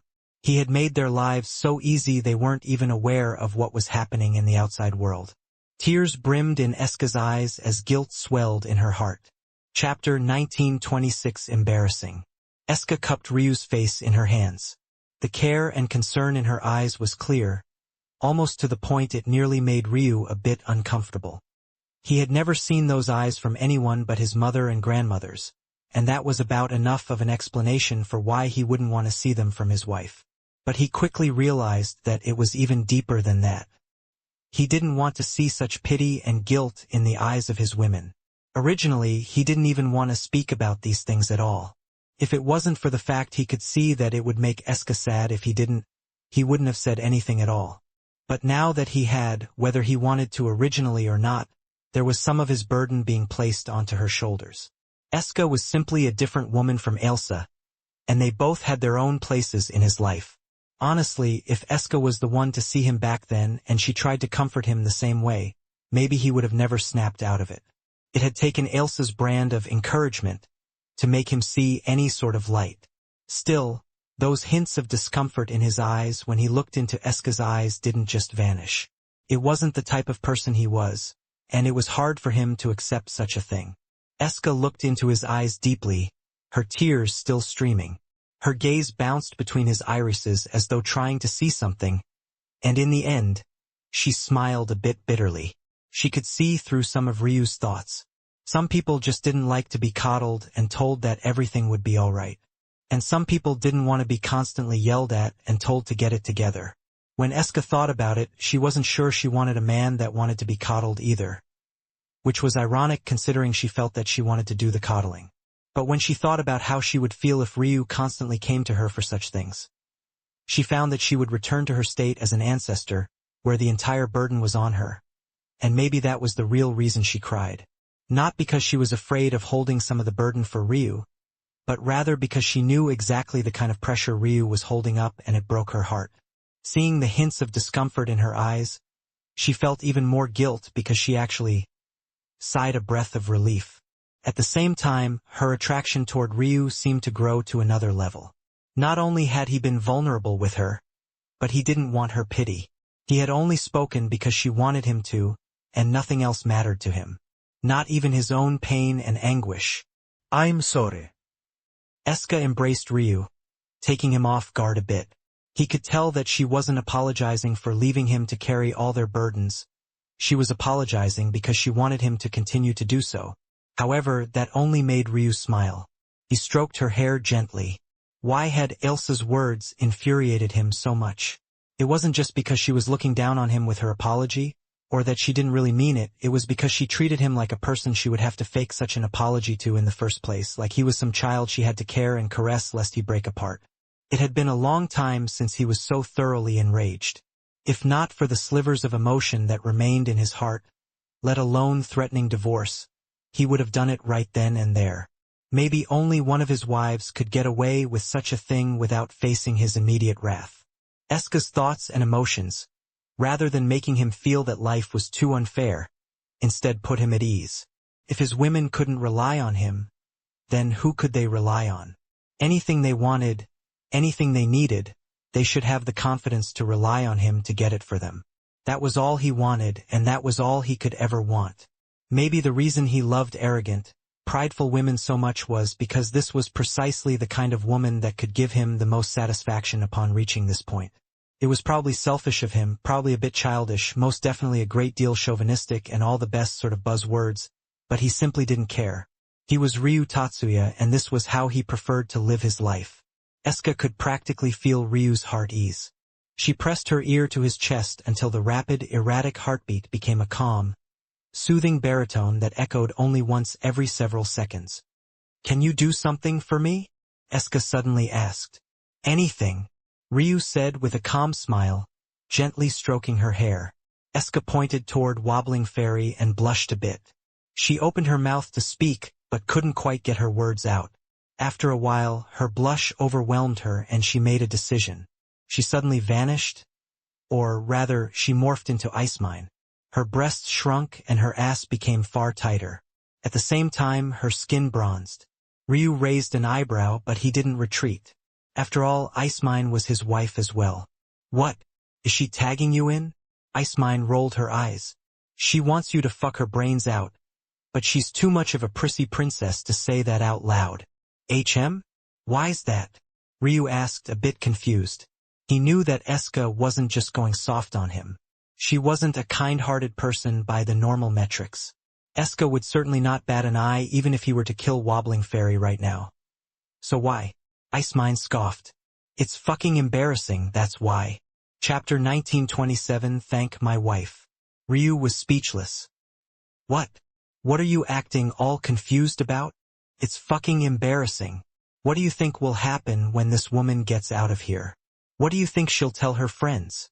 Ryu raised an eyebrow. Did these people not know who he was? When had he ever bothered to explain himself? Did he need to care about such things? "I doubt she has friends." "That's not the point." Ryu blinked. He was pretty sure that was her entire point. If she didn't have friends to speak about this with, then no one would know what happened here, and then it wouldn't be a problem in the first place. Plus, even if Wobbling Fairy had had friends, what difference would it make? It would take a very close friend for her to divulge this information. After all, a woman having sex for the sake of power was something that would be a huge hit to Wobbling Fairy's faith. It would be like ruining her own reputation. Even if she lied about the story and said that Ryu coerced her, it would still be a hit to her faith. The world wasn't such a magnanimous place. No matter how you looked at it, it was worthless for Ryu to spend his time on such a thing. Of course, since he had promised Eska, he would still do it. But he didn't think that her reasoning was so childish, or maybe it was. At the very least, Ice Mine wasn't explaining it properly. "Ah, fine. Since you want me to state it so clearly, I will. Even if it's only one person, it's too many. Our little princess can't let the world think she has an inferior man. Do you understand?" Ryu's lip twitched. No wonder Eska didn't want to say it out loud. Blood would have shot out of her nose from all the embarrassment. He still half believed that Ice Mine was making this up. But then he recalled something. His first time with Eska was not much different from this, but if he thought back now, she must have really enjoyed it. He understood more about Eska than he did before, all her little quirks and subtle tendencies. Plus, with his perfect recall, he was able to put himself right back in that moment. Indeed, that must be the real reason. She was embarrassed that she had liked the moment so much, but Wobbling Fairy was getting away with hating it. Wobbling Fairy was able to put a strong dividing line between business and pleasure, but Eska had let those lines blur. For a woman as disciplined as she was, this was a little bit of a mark on her resume that she couldn't forget. Ryu laughed, shaking his head. Eska was being too hard on herself. These two situations were not the same at all. That was because Eska had introduced herself willing to become his concubine for a lifetime. Wobbling Fairy, by comparison, only wanted a business transaction. Even if Ryu had used his same skills on both of them, the end result would likely still be different because the investment of the two parties wasn't the same. Eska knew she would have to be by his side for life, so she wanted to find reasons to like him. By comparison, Wobbling Fairy wanted to find reasons to do the opposite. Get it? Got it? Good. Icemine gave his balls a light squeeze. Go get her, champ. Ryu chuckled and then pressed Icemine's head down. I'm going to need more help than that. Hey, what do you take me for? Why didn't you do this with Eska? Eska likes it when I'm gentle. Do you like that? You have no idea what I like. You're a terrible husband. Despite saying that, her lips had already wrapped around his cock. It was only a few minutes before there was a popping sound as she pulled it out of her mouth, looking at the heating rod in her hands with a bit of mist. Ryu grinned, reaching down to pinch her ass. Later. You promised. Icemine said as more of a command than anything else. Yes, yes. Anything for my little wife. Are you making fun of my chest? Icemine gave him a glare, but it was hard to take it seriously when his cock was still pressed against her cheek. Never. Icemine gave a half-satisfied snort before giving his tip a kiss for good luck and then vanishing. The smile faded from Ryu's face as he looked toward Wobbling Fairy. She was still in a deep meditation, but she was reaching the end, already prepared for Ryu to enter her again. Quite frankly, he still wasn't quite in the mood. Much of the energy he had gotten from her was stored away in his inner world and hadn't circulated through his body. But he looked at her face and shook his head. Slowly, he crawled on top of her.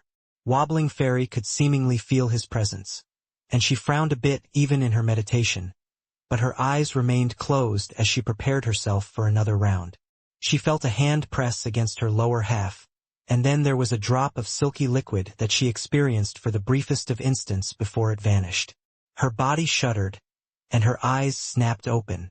All the pain from her lower half vanished, and she couldn't help but look toward Ryu with an incredulous expression. Ready? What? She mumbled, confused. You should know that this changes next to nothing. Thank my wife for this. Wobbling Fairy was only more confused. She had completely cut out her senses, so she didn't know what happened while she was meditating. She felt a sudden jolt of electricity when Ryu's hands began to run across her body. She squirmed a bit, feeling hints of discomfort, but this time it was coming from her heart and not her body. Ryu didn't seem bothered by her apprehension. He stared down into her eyes until she was almost forced to meet his gaze. Her heart jolted again. Somehow, she forgot that she was staring at a man several cultivation realms beneath her own. What she didn't know was that the moment she stopped looking at Ryu as someone beneath her, she had already lost the war. Chapter 1928 Opportunity. Wobbling Fairy lay limply on the ground, gasping for breath. Her eyes were an odd combination of misted over and in a daze, or maybe both were the same thing. She really couldn't tell anymore. It had been an entire month, and the process could have only been described as relentless. In just the first few minutes, it felt like everything from before had been overridden. She had tried to block off her mind again, tried to focus on just cultivating, but no matter what she did, it didn't matter in the slightest. Her Tao heart in this state was a bit frail to begin with. When met with this sort of temptation, it was like she had become an addict, chasing after a high only Ryu could give her. At the same time, the differences between the way her treatment started and how it ended made it all the more striking. It was clear that Ryu had been capable of making her feel good, but hadn't bothered because he didn't give a damn about her. In fact, Wobbling Fairy looked over toward Ryu, who was in a silent state of cultivation. At the moment, his wife, the elegant beauty she had seen before, was resting her cheek on his thigh, seemingly in peaceful rest. However, Wobbling Fairy knew that this was actually a sign of distrust. She had already gained everything she needed. If she wanted to kill Ryu now, it would be understandable. Of course, the odds of this were incredibly low. After all, Ryu wasn't just a now perfect sky god, he was a throne of their sect. In Sacrum, it was impossible to kill a throne without suffering severely. In higher-order worlds, it was possible to do so, but that didn't mean that there wouldn't be a price to pay as well. The targeting of a throne required a lot of forethought and planning, and the likes of Wobbling Fairy still wasn't high enough in the upper echelon of the sect to make such a decision herself. If she killed Ryu and harmed the sect, she would then be the enemy of not just one Tao god but 4 of them. No matter how powerful she was in this state, it was impossible for her to be able to take such a risk. Ryu obviously knew this, or else his only guard wouldn't be Eska, who was still a long way away from the Tao sovereign realm. However, by the same token, it made his stance clear. But no less clear than Wobbling Fairy had made her own stance. Wobbling Fairy pressed a hand to her belly, feeling some resentment. You've already taken my primordial Qilin, yet you're still so unreasonable and cold. Wobbling Fairy was stunned by her own thoughts. When had she become so childish? But maybe this was a small part of herself, a small bit of naivete, that she couldn't completely get rid of. She didn't even know when she lost her primordial Qilin. She had just barely caught a faint trace of consciousness, only to realize that it was already gone. She had never had any intention of letting Ryu take it. In the beginning, there was a huge struggle because she could feel that Ryu wanted to take it away. She remembered sneering on the inside, thinking that he was overestimating himself. But now, she had said it would take 3 months for Ryu to be able to reach the omniscient sky god realm, but that was under the assumption that he didn't receive her primordial Qilin. Now that he had taken it, even doing so in a week or 2 wouldn't be too shocking. In fact, he might even be able to take a small peek into the Tao Lord realm, though she definitely wouldn't recommend such a thing. A genius like Ryu could get away with losing a subrealm of Tao grade when moving from perfect to transcended sky god, or from transcended to omniscient. But the gap between omniscient and Lord was so massive that Ryu's Tao might fall out of founding Taos entirely. If he was too forceful, it might even fall all the way back to hegemonic. It wasn't worth it. What left her a bit speechless, though, was the fact that Ryu didn't seem to have improved his Qi realm cultivation at all. As far as she could tell, he hadn't made any improvement in the slightest. What she didn't know was that Ryu had stored away all her energy and was actually observing her primordial Qilin. There was a bout of enlightenment swirling around him. Ryu found that Wobbling Fairy's primordial Qilin was incredibly odd. It's almost like the nether chi of primordial Qilin. Somewhat. It's not exactly that either. But why would she, a fairy, have such a thing when May didn't? There was nothing normal about her primordial Qilin. It felt like it was founded on a completely different concept of. Ryu's heart trembled. Curse. The eyes of an adorable, fluffy little griffin reflected in his mind. Cursed individuals were the bane of the heavens, and they were punished as such. They brought calamity, and they were often thrown out by even their own clans. If they couldn't break their curse, they would spend the rest of their lives as cripples, suffering calamity after calamity. But if they could break their curses, they would soar to the skies and display abilities that had simply never been seen before. Somehow, Wobbling Fairy was able to shed her curse and unlock this ability. It was no wonder her mind was so disordered and her Tao was so odd. She was actually a survivor of the heaven's curse. What kind of treatment would she have had to have suffered just to make it to this stage?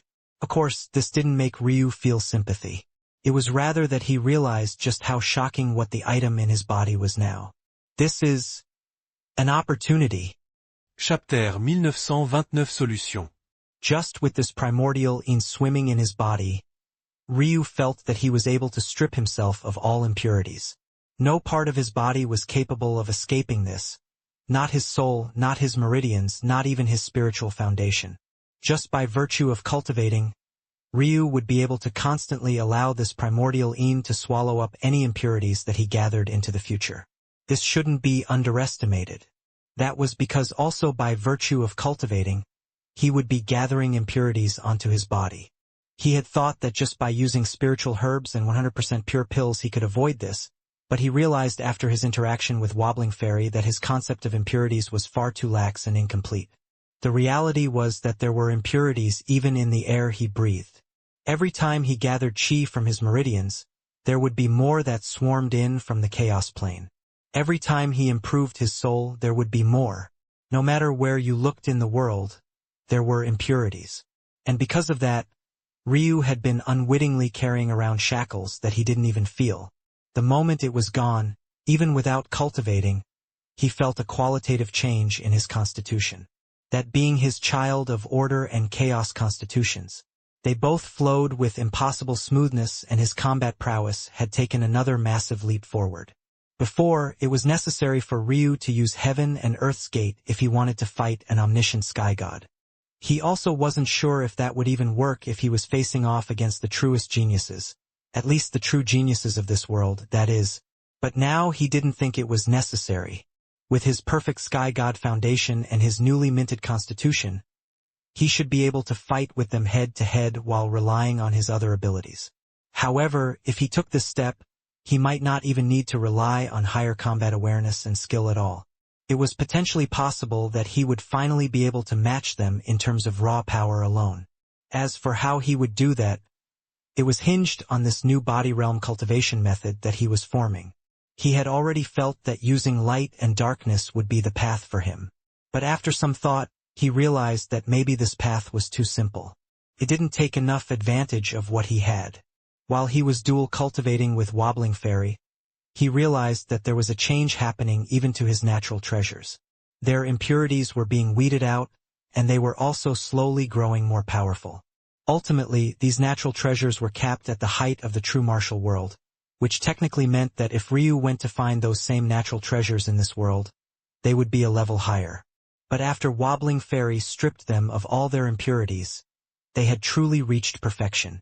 On the one hand, this made it even more difficult for Ryu to control them.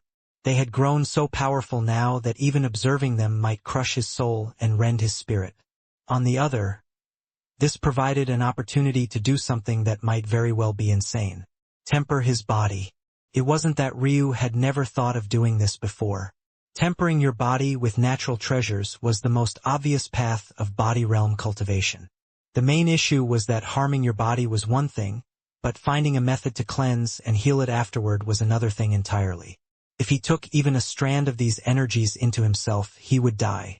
Where would the tempering come at that point? Even if he managed to survive, how would he expel it? If that energy just kept rampaging around, there would be no opportunity for his body to gain a rebirth in the first place. That was where two other factors came in. The first was the most obvious, the holy worlds. Although the holy world standards were now far beneath that of the natural treasures, they were still a lightning rod of sorts that Ryu could make use of. With the insights from them, Ryu would be able to temper his body with darkness, light, and ice. However, this was the less important of the two factors. That was because the most important factor was the fact that the properties of the natural treasures had changed after their impurities were expelled. They were far more powerful, and as such should be far more difficult to control. But on the other hand, their erratic tendencies were cut down and they were far easier to predict. Essentially, much of the lowercase chaos of the natural treasures had been stripped away after Wobbling Fairy got a hold of them, only leaving what could be easily predicted by Ryu behind. If Ryu could create a landscape where he could easily predict what they would do and when, he would be able to use them to essentially carve out a model of body realm cultivation in his body. Quite literally at that. It would be an extremely painful process, but the last thing Ryu feared was pain. The trouble with this approach, though, was that Ryu wasn't satisfied with just 3 attributes. He wanted to reform his body using them all. That meant that he not only needed to prepare a method for light, darkness, and ice, but he also needed one for the others as well. He would need to form a foundation for the first 3 that wouldn't interfere with the ones that came later. And that was almost impossible considering he didn't have as much of an understanding of them. It seemed, then, that he only had 2 choices. Either give up on the perfect body realm cultivation method he was chasing after, or wait until he could gather a holy world of them all. Usually Ryu would choose the latter, if it wasn't for the fact he felt he had a solution to this as well. Chapter 1930-13. The impurities of a substance weren't as simple as they seemed. It could be said that the way impurities were different depending on what the origin of them was. Impurities, as Ryu had said, were far more complex than he had ever given them credit for. They were often the byproduct of the world creating, and could be said to be an act of balancing by the heavens. After the natural treasures were cleansed, Ryu was even able to notice that the gap they had closed down was actually related to the level of the world itself. This sounded confusing, but simply put, the weaker the world, the more impurities there would be in creating the same treasures. That was why, without these impurities, the natural treasures that Ryu made use of were made to be even more powerful. So why was this important now? It was because Ryu had familiarity with precisely this change. When he went from sacrum to the true martial world, although he didn't notice it, what he was actually doing was expelling the impurities from his body and growing toward a stronger version of himself. This meant that whatever comprehension that Ryu had wasn't insufficient. Instead, it was impure. And by understanding what was impure about it, Ryu could get a rough estimate for where he would have to go in the future with his body realm cultivation method, and thus make preparations in advance. To make a complicated matter simple, Ryu was about to reverse engineer the impurities of his other natural treasure to understand their tendencies and how they worked. Then, he would have a rough estimate of what they needed in the future, and once he had this rough estimate, he would be able to lay the foundation for his body realm cultivation method while being at least 70 to 80% confident that he wouldn't have to completely overhaul it in the future. Of course, there was still a chance that this method could go wrong, but Ryu was willing to take that risk for two reasons. Not only was he extremely confident in himself and his deductions to begin with, the second reason was that even if it failed, so what? Ryu's Tao heart was in the process of creating a technique that would allow him to recultivate the realms he felt he hadn't brought his full potential out in. Once that method was completed, Hu said he would only have to use it on his Qi realm. In fact, Ryu was actually quite confident that he could recultivate his body realm right now without any special methods. Compared to the Qi realm, the body realm was much more straightforward and relied on consuming heavenly items rather than resonating with them and comprehending them. By its very nature, the body realm was much less complex, and as such recultivating was easy. The only price was pain, and once again that was the one thing Ryu feared the least, and it was also the reason why among all of his cultivation realms, he had tried out and changed his mind the most about his body realm. In the past, he had used a cultivation method of light and dark. He tried relying on his bloodlines alone. He had even tried out a taboo cultivation method. Each one of these things were vastly different from the former, and yet it didn't make much of a difference at all to his overall cultivation. Of course, after his interaction with Wobbling Fairy, he also realized that each one of these methods had left behind their own lingering issues, but now that they had been handled, it was even easier. What Ryu didn't expect, though, was that it would actually take him an entire 3 months just to form a rudimentary skeleton of this body realm cultivation method, and even then it was only enough for the mortal realms. He wasn't even close to finishing for the immortal realms, let alone the cosmic realms and the god realms beyond. It had to be remembered that the immortal realm started at the immortal ring realm. The cosmic realm ended with the world sea realm. The fact that Ryu was struggling so much just went to show just how difficult what he was attempting was. However, Ryu didn't mind it. If he had one weakness as a cultivator, it was probably patience.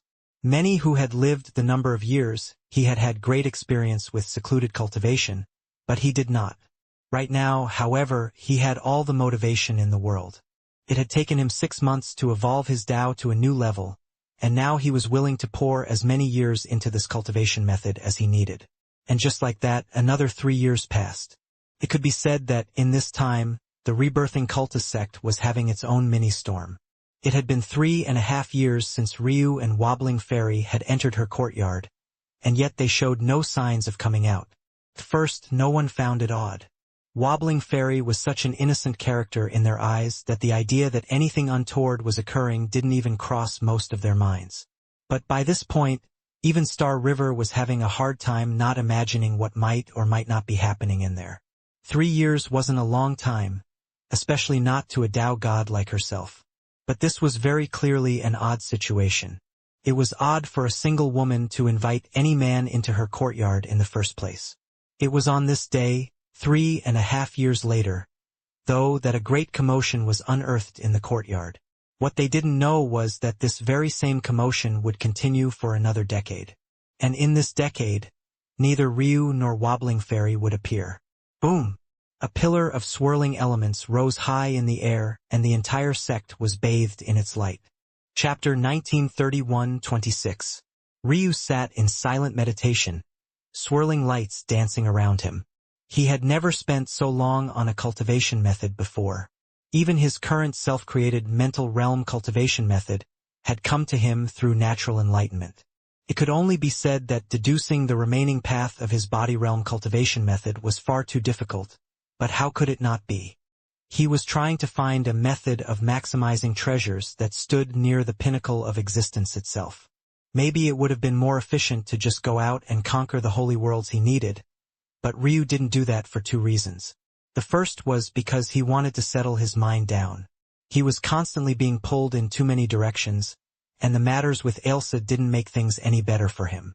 He wasn't used to extended periods of closed-door cultivation, and unless he did get used to it quickly, he would find himself stuck one day. He wasn't arrogant to the point that he thought he didn't need secluded cultivation. Maybe there would come a day where he would need to retreat for many centuries, or even longer. The road of cultivation was long, and unless he was willing to walk it, he didn't have the right to have such thoughts.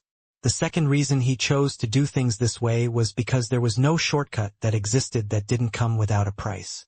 Sure, getting those holy worlds would save him a lot of time and effort, but it had to be remembered that those holy worlds only allowed him to see through to the pinnacle of what was allowed in this world. Who knew how many worlds that were several times more powerful were out there? If he pigeonholed himself here, he would end up regretting it in the future. By taking the long way, he would be able to have the best of both worlds. On the one hand, he would be able to excavate the full potential of this cultivation method, and on the other, he would be able to use the holy worlds he would conquer in the future to speed it up and strengthen himself with immediacy without also being stuck at a bottleneck in the future. It was truly killing two birds with one stone, and that was when his cultivation began. Light began to converge into his body along with darkness. Ice penetrated into his very cells, boring holes into his body and making it seem as though he would become a sculpture of frigid energy any time now. It was a beautiful sight to behold, but no one could see the level of pain that Ryu was undergoing, and no one could possibly expect anyone to withstand that sort of pain for an entire 10 years. The 9 pillars in Ryu's body began to crumble apart, only to be replaced by new kernels. A seed of darkness, a seed of light, Gaia essence, lightning elemental spirit, a black hole, infinity mist, origin flame, a rainbow wind. The pillars condensed and Ryu himself became the core. His body shattered and then reformed, before shattering and then reforming again. Several spirit bodies clashed, trying to fuse into one, and yet not quite being able to do so. Wobbling Fairy watched all of this from the sidelines. By now, Eska had returned to Ryu's inner world. Of course, in these years, she had had some interaction with the woman and they couldn't be said to be strangers any longer. However, it was still hard for Wobbling Fairy to accept what she was seeing. Her gaze was sharp. She knew that despite Ryu's calm expression, it couldn't possibly be the case that it was as painless as it seemed. This cultivation method was even more sinister than the life destructions of the body realm. She had never seen someone willingly put themselves through this after having already surpassed the threshold of godhood. It was one thing to have the mental fortitude to make it through something that you would have to no matter what, but to do it when you didn't have to, that was the most shocking. Ryu didn't show any signs of stopping. He continued for years on end, never once using Wobbling Fairy's energy, and then, sometime during the 6th year, he finally began doing so. The power flooded into him and his body realm cultivation began to skyrocket by leaps and bounds. Every step it took was only more exaggerated. On the 7th year since Ryu began cultivating, boom! He broke into the transcended realm despite not having actively cultivated his chi realm at all. His Tao seemed to just naturally spill over, maintaining its peak and even seeming a bit stronger than what Wobbling Fairy remembered. She had simply never seen a Tao this powerful before. However, by this point Ryu's body realm had long since reached this level and had already surpassed it.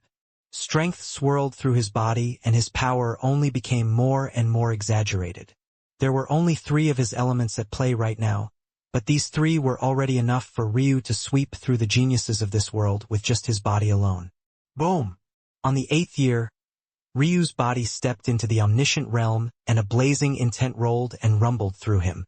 His chi realm cultivation had entered the higher transcended realm despite him not actively cultivating it at all.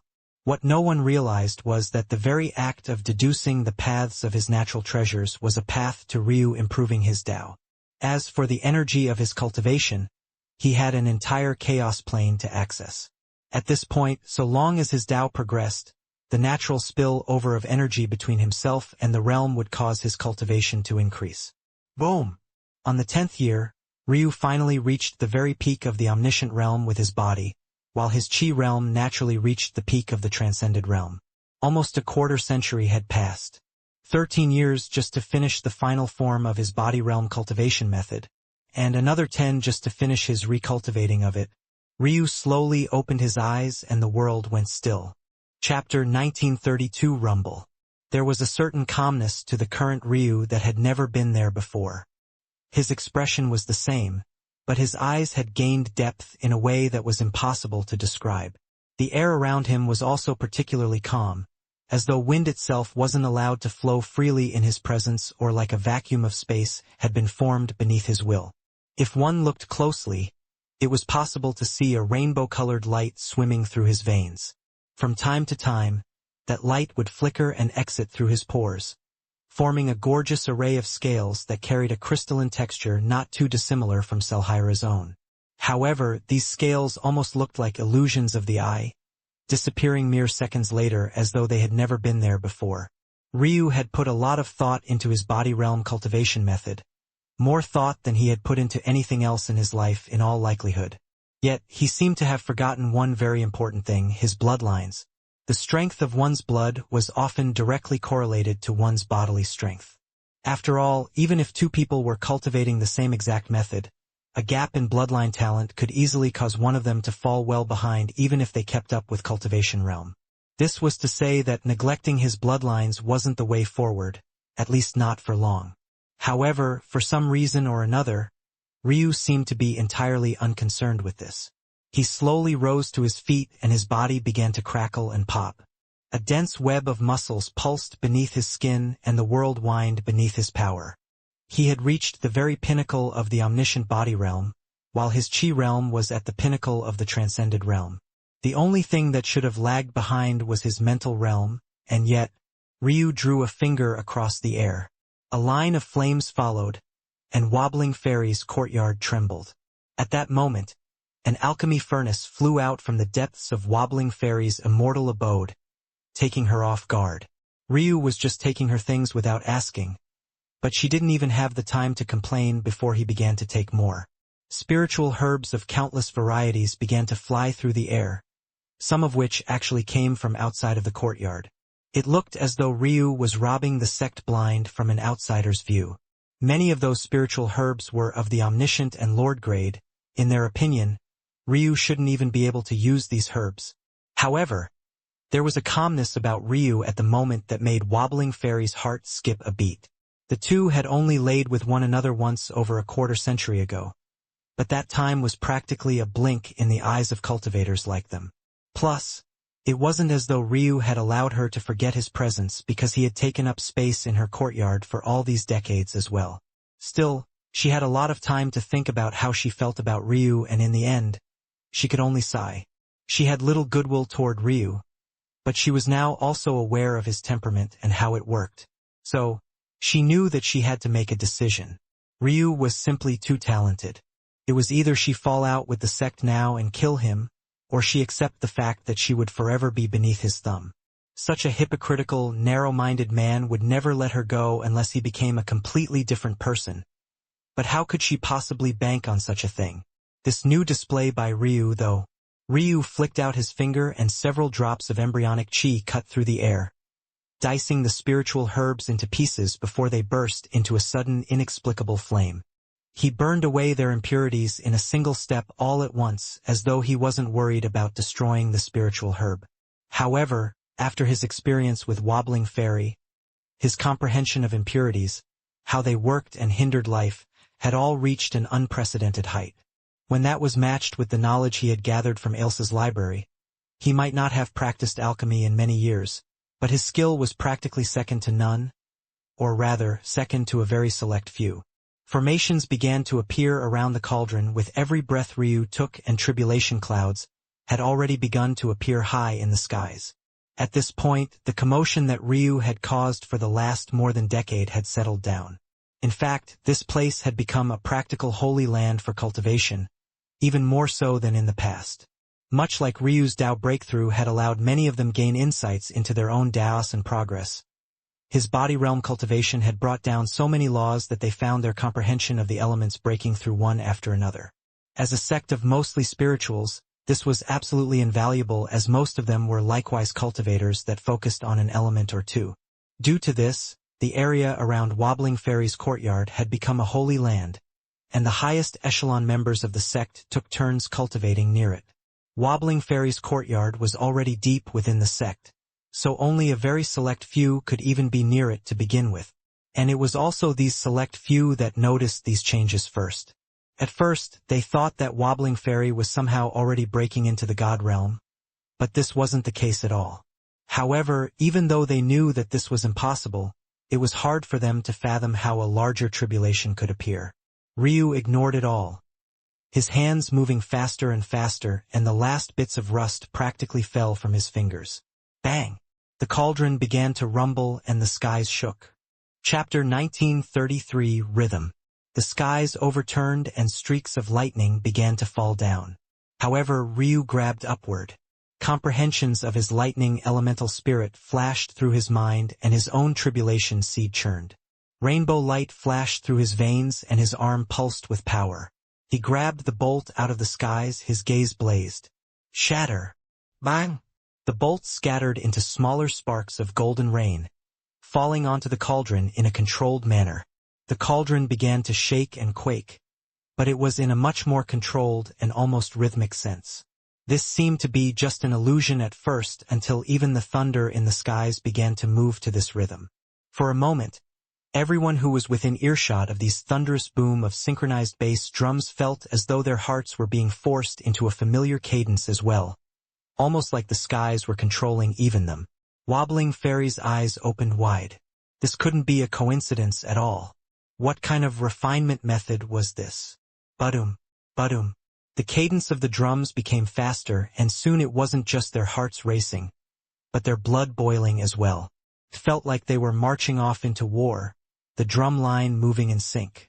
Their hands moved so quickly, and with such passion that droplets of their sweat fell to the drum heads like the pitter-patter of rain. And then a real rain descended. The cauldron rumbled and shook, and Ryu's focus only became greater, sharper, stronger. Boom!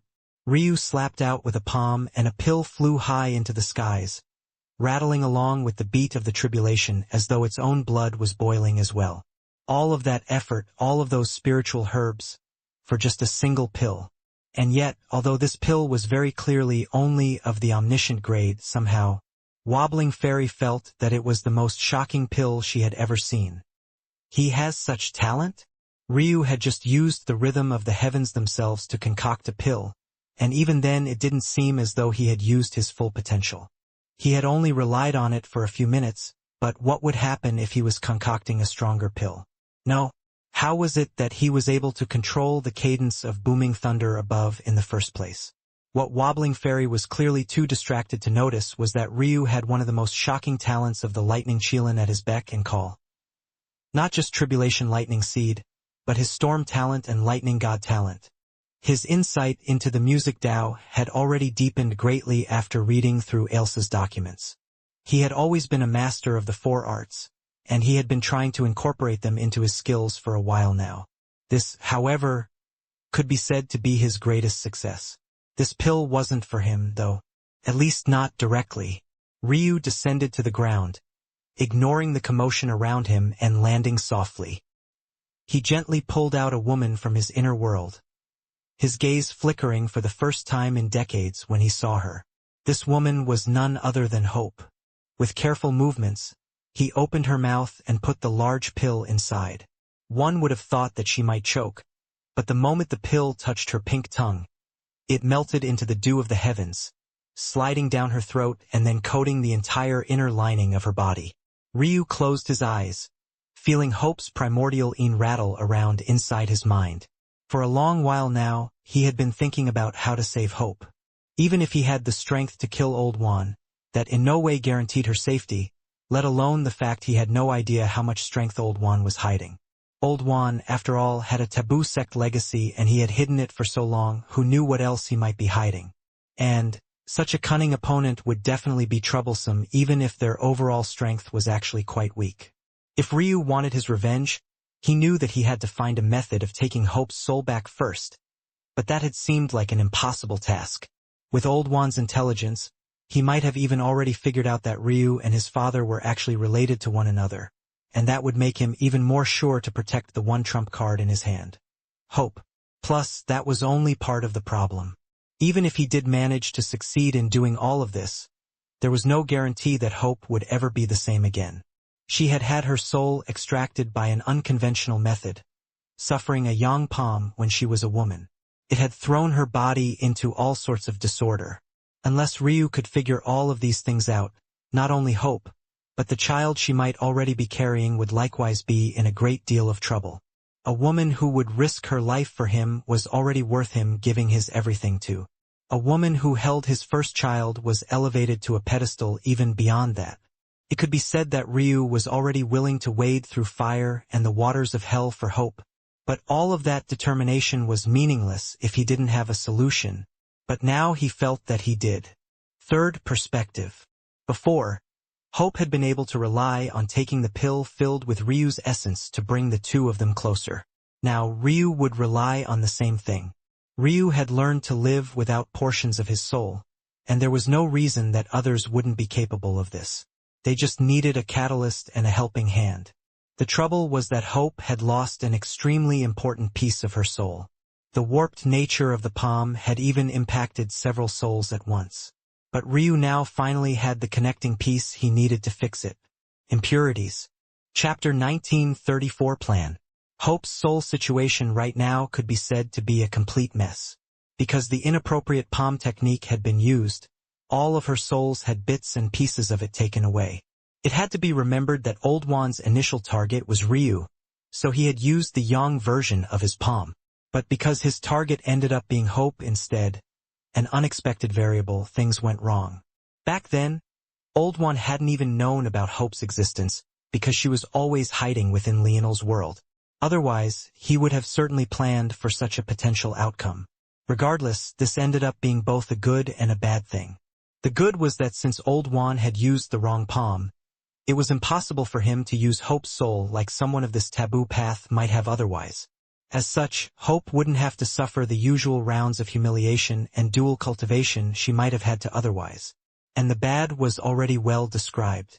Her souls were a scattered mess and she couldn't even gather her consciousness anymore. Had it not been for Ryu stabilizing her situation by feeding her the yang essence pill she had prepared, she would have already died by now. However, this bad was exactly what Ryu planned to use to overturn the situation. Because her souls were a scattered mess, there were bits and pieces of every aspect within. Originally, Ryu had thought that she had completely lost her primordial yin, but this wasn't accurate because of one thing: impurities. What he was looking for had been obscured by a concept he didn't understand in the past. But now he did. If he used this properly, then he would be able to help Hope heal her soul right here and now without having to risk saving the other pieces. That left an obvious question. Then, what would happen to the other pieces of Hope's soul? There were too many things that could be done with a piece of a soul, things that Old Juan was likely waiting for the right opportunity to use. If Ryu wanted to ensure that this couldn't be done, then he had to get Hope's soul back no matter what, and that seemed to put him right back at square one, or so it seemed. And that was precisely why he had just used third perspective. Years ago now, he had already figured out exactly how to maximize third perspective. He could use his control over karma to see those he had the closest karmic ties to, even speaking to them and understanding their situation. Even Ailsa hadn't been able to contact him with any sort of ease because she had been stuck in a holy world, but Ryu was able to cross that barrier without breaking a sweat. Now, though, he was about to use the same concept to cross worlds. That left a troublesome issue still. Even if he established such a connection, so what? All that would do was let Old One know that he understood his relationship with the taboo and also knew he had Hope's soul in his possession. Until now, Old One was still in a bit of a limbo on that matter. Giving such a cunning character too much information would be more detrimental than not. Once again, Ryu seemed to be right back at square one. But this analysis was missing one very important thing. Primordial Eans couldn't just be taken by normal means. The more powerful the woman and the more talented she was, the more control she could exert over it, stopping men from taking it from her. Hope was so extremely talented that she had actually failed to progress beyond the transcended realm. Her talent was overwhelming to the point that it was difficult for her to progress at all. But this matter wasn't as dry-cut as it seemed. The truth was that if Hope had continued to cultivate in her world, rising to the top and becoming a Tao god would have only been a matter of a few centuries to millennia. She would have never come close to running out of life. The only reason she had been stalled by her overwhelming talent was because her world had been destroyed by the Phoenix Sky God. The path to reincarnation had been cut off from her, and the true martial world rejected her existence, making every step forward infinitely more difficult. However, things were changing now for several reasons. There were many, including the fact that she was carrying Ryu's essence. But the most important of all was that her fate was now tied to Ryu's own. Meaning, the limitations of the past had been stripped away. This was all to say that her control over her own primordial Een should be among the absolute greatest throughout all of existence. If one combined that with the fact that Old One hadn't taken it through proper means in the first place, could be said that Ryu's plan had a basically 100% chance of succeeding. The moment the pill completely dissolved into Hope's body, Ryu bent forward and gave her a kiss. It seemed like he was just taking advantage of her. But this plan required an exchange of Yin and Yang essence. The best way to do that would be to dual cultivate together. But Ryu didn't want to do that while Hope was unconscious. Unlike his opinion of Wobbling Fairy, he had the expected warm and tender feelings for Hope. So he thought of something else. The pill essence within Hope began to separate, part flowing into Ryu and the portion that remained becoming even more potent within Hope's body. Ryu could feel a great drain on mental faculties as his third perspective shot across the cosmos, but he continued to push. If the Dream Wraith could send him here so easily, and his master could send his soul across existence to see his wife again, he didn't believe that he couldn't at least replicate it in a far easier manner. Ryu grit his teeth, the softness of Hope's lips being the only calming sensation that he had.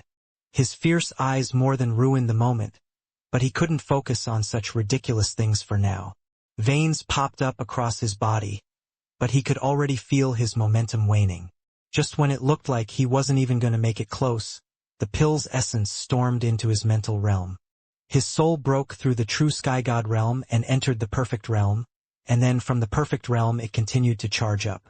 There was a very specific reason Ryu was choosing to break through in this way, even though it seemed smarter to break through first and then try. Every time he broke through as his soul stretched across the cosmos, he was being acknowledged by another heaven. These row of heavens acted like an additional spark to his fire, boosting his forward progress and even accelerating him forward. Every time he broke through a barrier with his perfect Black Buddy soul, there was a rush of even more energy that poured through him. His body was so powerful now that his soul didn't run into any bottlenecks at all. It just kept growing and growing, filling into the space that had long been excavated for it. At the same time, deep within Hope's body, something began to stir. The impurities within her were dispersed and the small kernels of what remained of her soul were slowly manifested and quickly continued to grow. Batum. Her heart thrummed with life and her blood began to circulate normally. At the same time, a root of life, suppressed within her womb, was likewise beginning to stir. Ryu sensed all of this, but he was completely focused. He had to establish the connection. That was the only way for all of this to succeed and not be in vain. A roar came from his heart as he burst through the final barrier. His soul rocketed up to the omniscient realm as he tore into the world of his home, where his parents were located, his family sacrum. Bang!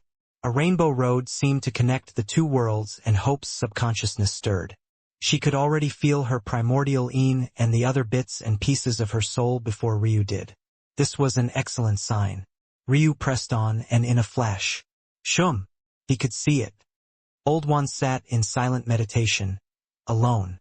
The atmosphere of the sect seemed to be a bit off, and it was quite easy to explain. Aika was devastated after Ryu's death, and the scene of his father's appearance after that only made things worse. The prestige of the sect was being upheld by Jojo alone, but the spirit behind it seemed to have faded. At the same time, Samson and Old One had had a rift open up between them after those matters. Clearly, Samson was holding on to the weight of a guilty conscience and couldn't even face Old One after what he had done. But he also still hadn't told Aika the truth. It was in this situation that a pressure descended from the skies and a box within Old One's spatial ring rattled. Bang! Old One's spatial ring shattered apart, taking his whole hand with it. Chapter 1935 Reaper Spirit Iron. Old One hardly had the time to react before he was completely taken off guard. He didn't even have the time to register the pain either before a black box within his spatial ring began to tremble wildly. His expression changed. This black box wasn't just a normal item. It was one of the treasures that he received from the taboo sect he happened upon the legacy of. It was known simply as the Soul Box. The Soul Box was made of a special material that had long gone extinct, mostly because it had been wiped out along with the Soul Reaper sect. The material was known as Reaper Spirit Iron, and it had two main functions. The first was that the first soul it came into contact with, it was capable of replicating the fluctuations of and becoming an eighth corporeal soul and the fourth incorporeal spirits at the same time. Essentially, it was like giving one soul's one extra life-saving grace, though it wasn't exactly like that. After all, each one of the 7 corporeal souls and 3 incorporeal spirits had their own function. Losing one didn't necessarily mean that the others would step into their place like what had happened with Ryu. However, with the special techniques of the Soul Reaper sect, this was made possible. The second function of this Reaper Spirit Iron was to form the Land of the Reaper, a plane all to a Soul Reaper's own where they could gather their strength through a secondary land. It was like having a second Danteon and a second spiritual sea put into one. It could be said that 90% of the techniques of the Soul Reaper sect relied on the Reaper Spirit Iron, which was also why it was part of the inheritance in the first place. This was the same with a lot of taboo sects. They usually had special requirements that their disciples had to meet, otherwise even taking the first step of cultivation would be impossible. The inheritance that Icemine and Eska received was the perfect example of this. One could imagine then just how important this Reaper Spirit Iron was, and how much effort was put into protecting it as a result. Unfortunately, Old One had been unwilling to go the full extent needed to protect his own properly because he had to hide the fact that he was following the legacy of a taboo sect. Under normal circumstances, the Reaper Spirit Iron would be hidden within the body. If one managed to reach a high level of mastery within their cultivation technique, it would even become possible to hide the Reaper Spirit Iron in the same plane of your spiritual foundation, making it almost impossible to target directly. However, doing so would taint your aura. The evil of the Reaper Spirit Iron would grow like a cancerous tumor on your spiritual foundation, and eventually it would leak into your Tao and your Qi. Of course, this was a good thing to the former Reaper Soul sect. But to Old One, until he was strong enough, that was nothing short of a death sentence. It would also expose him to the likes of Aika and the others, and that wasn't something that he could accept just yet.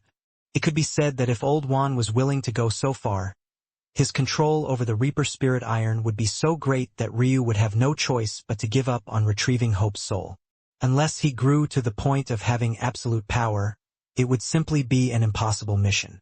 No amount of control Hope had on her primordial Qilin would be enough. But Ryu, while not knowing much about the Soul Reaper sect, knew enough thanks to Selhira's mother that he was ensured of his success. Old One could only watch his future crumble apart as the Reaper Spirit Iron cracked. The material was too weak. It had such special, powerful effects, but it was fragile as a result. This was because it was a material that existed between the real plane and ethereal plane, making it inherently volatile and unstable. The moment Ryu locked onto it, and Hope subconsciously followed suit. Crack. Old Juan's expression changed and he moved to rapidly perform hand seals, only to remember that one of his arms was gone. There wasn't enough time. He couldn't focus his mind fast enough to complete the technique he needed to, especially in the state of shock he was in, if he didn't have both hands to complete seals with. This time, this wasn't a matter planned by Ryu but was instead a lucky spin. But the truth was that even if Old Juan had both hands, the likelihood of success on his end was pitifully small compared to the prepared Ryu. Crack. Shoo! At that moment, a beam of light left the Reaper's spirit iron. Along with it, several more souls began to jet out in all directions, quickly escaping in an attempt to return to reincarnation. Some, however, were so savage that they pounced right for Old Juan. Old Juan's expression changed once again. This was bad. There was no time to consider anything else. His aura pulsed and cast a wide net of suppression, stopping most of the souls from leaking out. Beads of sweat fell from his brows as he realized that this wasn't sustainable. His jaw set and a cold light flickered in his eyes. He had made many enemies along the way, and with the method that this person had used to target him, they didn't necessarily need to know his identity in order to succeed. That made it harder to tell exactly who it was. But, if he had to guess, it could only be one. A boy with a cold set of silver eyes that seemed to stare at him loftily from above regardless of how much higher his cultivation was. Forcing me to make this decision. I guess it was about time, anyway. Old Juan's eyes flickered and the cracked Reaper spirit iron began to move toward his dantian. Chapter 1936. Little Woman. Ryu nearly collapsed. The drain on his mind had reached the point of excessiveness, and he hadn't even been able to speak or taunt as he would have otherwise. Usually, with how much anger he had bottled in, let alone leaving Old Juan to guess what had happened, he would have found one way or another to force him to confirm it. However, he simply didn't have such a luxury this time, and maybe that was for the best. His arrogance often got the best of his logic, and truthfully speaking, the less Old Juan knew for certain, the more time he would have to spend on potential contingency plans in the future for the largest number of enemies possible, and the less singular pursuit and focus he would have on Ryu. That would only help him. In addition, since more than just Hope's soul had escaped, there wasn't any of that sort of certainty to help him either.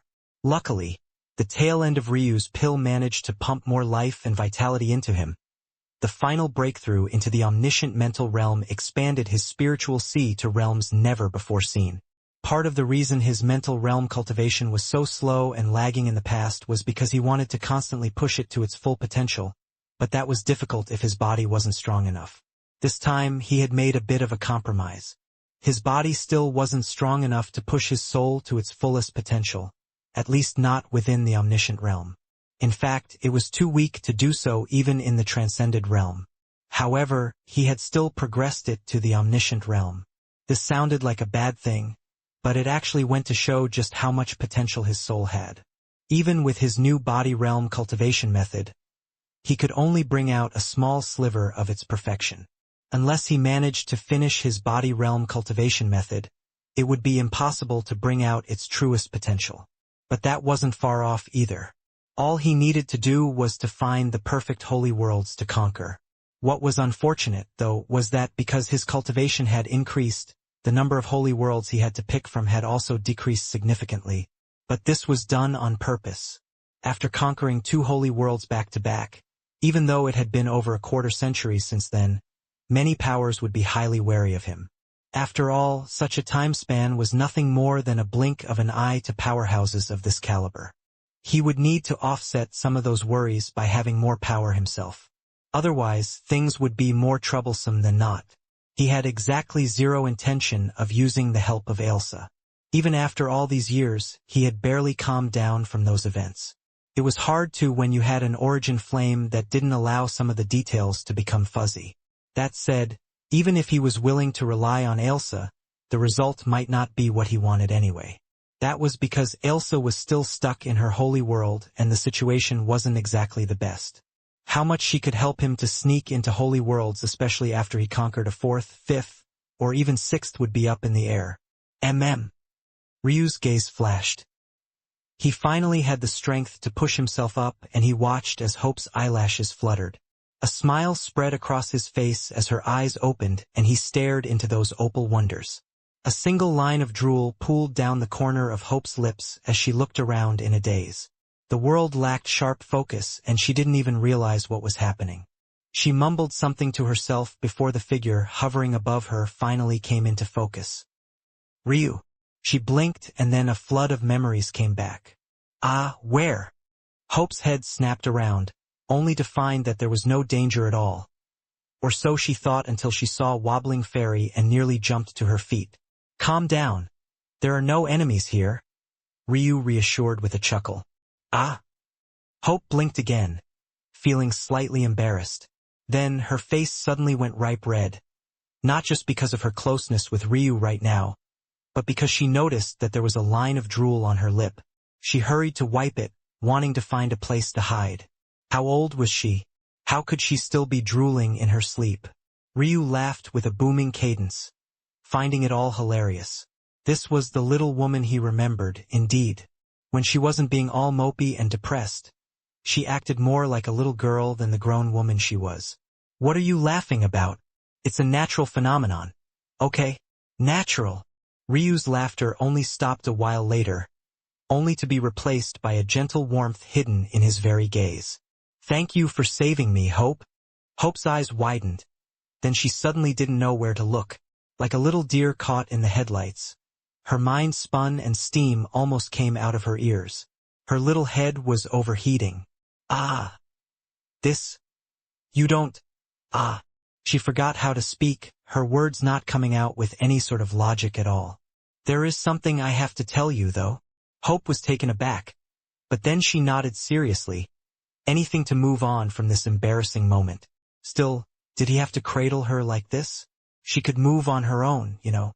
However, what she didn't expect was for what came next to be even more embarrassing.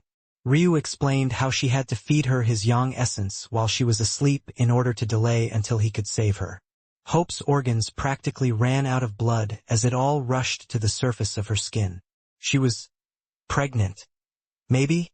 Chapter 1937 Hard Time. Hope's mind was a mess, though she didn't know why. She had long been prepared for this inevitability. In fact, she needed it. It was only by having Ryu's child that she would be able to accomplish the things she needed to. But for some reason, when it was actually happening, she found herself unable to control her thoughts and emotions. She began to cry inexplicably, but before Ryu could even comfort her, she began to laugh. Then she began to cry again. Ryu's lip twitched. If he didn't know better, he would have thought that this woman had been possessed. Suddenly, she hugged Ryu tightly, as though she was trying to fuse them into one. If not for Ryu's breakthrough, she would have crushed him. After all, Hope was an omniscient sky god as well, having finally broken through all those years ago thanks to tying her fate to Ryu's. Clearly, she had either completely forgotten this or hopefully realized he was strong enough now, or Ryu at least hoped the latter was the case. If not, she could have crushed his entire body. He had had enough of women shattering parts of him because they were too strong. One time was already one time too many. Ryu smiled, patting her back. Silly little woman. Shouldn't you at least check if you're pregnant or not before crying and laughing like this? Ah! Hope realized that she hadn't even checked first, so she looked inside her body. Then, she all of a sudden deflated. She wasn't pregnant yet. It seemed that the previous injuries to her body were worse than she thought. The way her yang essence pill worked was by releasing a male's yang essence into her womb over a long period of time. That way, high-level cultivators didn't need to have sex at the perfect time, or have sex for months or years on end, just to conceive a child. Instead, the pill would do all the work. This was probably why the pill she thought would be a big hit was such a big flop. It turned out that cultivators actually quite like to have sex. But that was only part of it. The real reason was that low-level cultivators didn't have poor enough birth rates to need to rely on such a pill. Having a kid or two every few decades was already more than enough. The existences that really needed this pill were the highest echelons of the world, and there was certainly a market for it.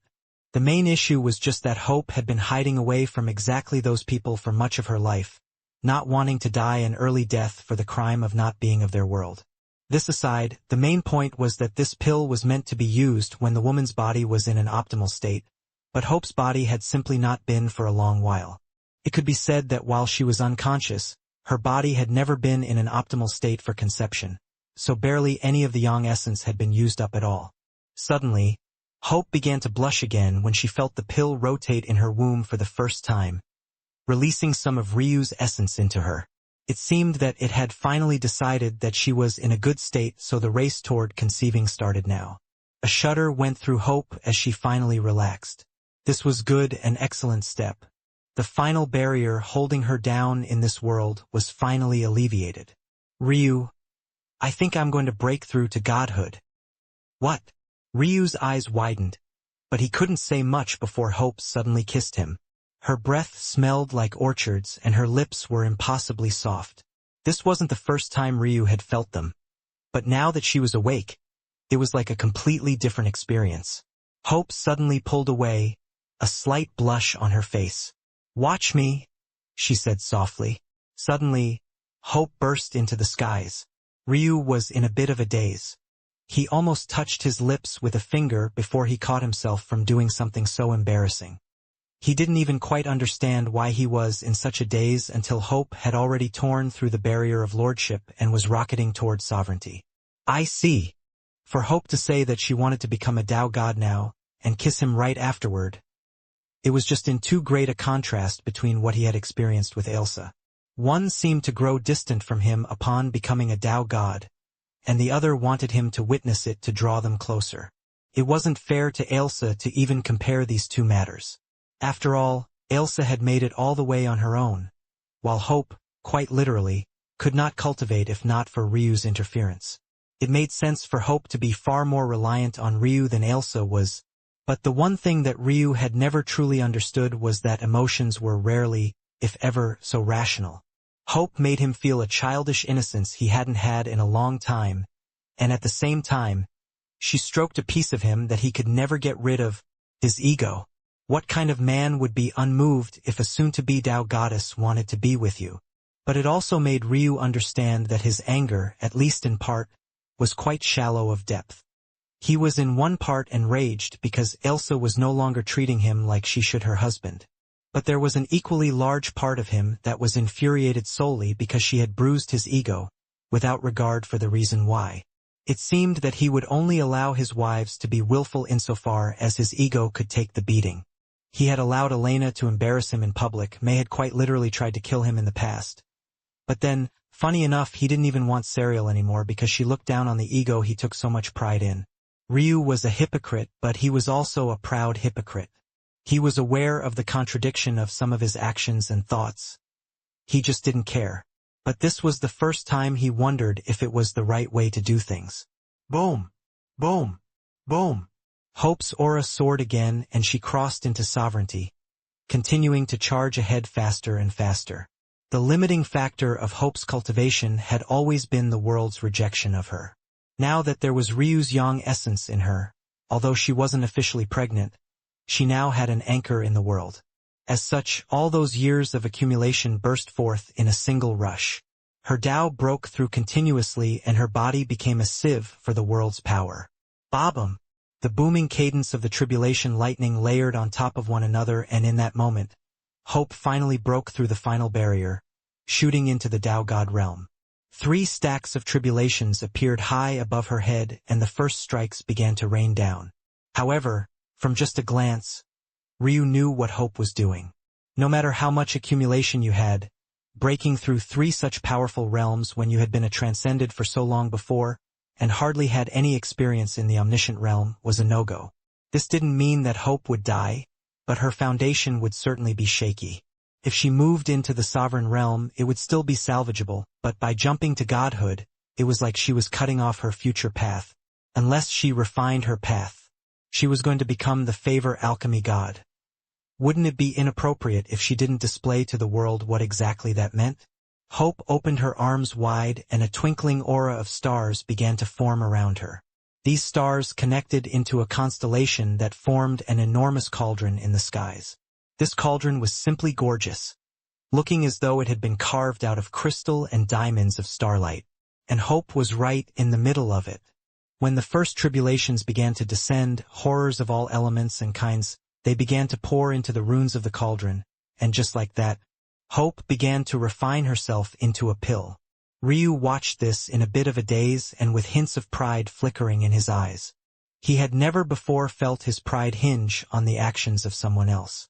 His pride in the Tatsuya clan only went insofar as he loved his family members and would uphold their honor, but he never really felt pride for coming from the Tatsuya clan, per se. He always hinged his arrogance and pride on his own abilities, never that of someone else's. But right now, watching Hope, that was exactly what he felt. That feeling only grew when she descended from the skies on a river of stars, her beauty unmatched and untouchable. And it grew feverish when she fell back into his arms. Her eyes said things that the rest of her body didn't need to. An unknown sensation burst from Ryu's chest and he closed his eyes, wanting to laugh at himself. She wanted to become a Tao god first before truly becoming his wife. She wanted him to take her right here and now, and for some reason he had a hard time doing so. Chapter 1938 Charm. Ryu reached forward, holding Hope in his arms and gently cupping her cheek. He stared into her eyes with a depth of emotion Hope had simply never seen from him before. She couldn't help but shiver to her core, not understanding where all of this was coming from. However, soon that depth of emotion became firm and unwavering.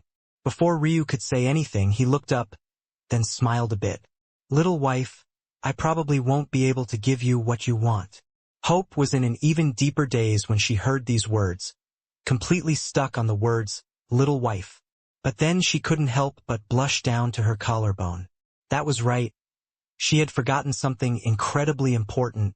Boom, boom, boom, boom, boom. The protective formations around Wobbling Fairy's courtyard shattered apart. It was obvious what was happening. A Tao god had just broken through in the middle of their sect, and she didn't seem to have an aura they recognized at all. How could it not cause a complete uproar? Before, they couldn't interfere because there were too many dangers involved in getting involved in the tribulation of another, whether that was to help or to harm. However, now that the tribulation was over, how could they continue to be so indifferent? Wobbling Fairy was still in a bit of a daze, so she didn't react before there were several powerful auras in the skies, two of which was Tao gods. One of them was, unsurprisingly, Star River. But the second was a Tao god that Ryu had never seen before. She was likewise a beautiful woman, but it was hard to care very much when Hope was in his arms. He hardly gave her a glance. Cultivation was a path of tending toward perfection. It could be said that it was very rare for cultivators to be ugly, at least by mortal standards. Saying that a man was handsome and a woman was beautiful was meaningless at this level. Rather, it was a matter of relativity. Still, it was hard to look at a Tao god and not feel like they were the most gorgeous being you had ever laid eyes on. There was a reason despite having so much love in his heart for his wives. Even Ryu had to admit, at the time, that May's master was simply the most beautiful woman he had ever seen, but then he saw Ailsa, and now he held Hope. Of course, May's master was still very much on their level, but Ryu had seen enough now that he could be calm in the face of such beauty. Which was also why the two Tao god beauties felt odd as they looked down. Where was the Tao god? There were only 3 people down there. One of Ryu, the other was Wobbling Fairy, and the last. No, that didn't make sense either. How could a Tao goddess possibly be sitting in the lap of someone who wasn't even a Tao lord? Even if it was a Tao sovereign, it would be far too ridiculous. Is there a problem? Ryu asked with a light smile. This? Star River didn't know what to say. Wasn't the problem obvious? Why did this brat always insist on being such a nuisance? Say, little wife, Ryu whispered in Hope's ear, causing her to blush even more. How's your combat strength? Do we need to fight? Hope suddenly became serious. She had obviously been unconscious all this time, so she had no idea what Ryu's current situation was. Ryu suddenly laughed. No, we don't need to fight.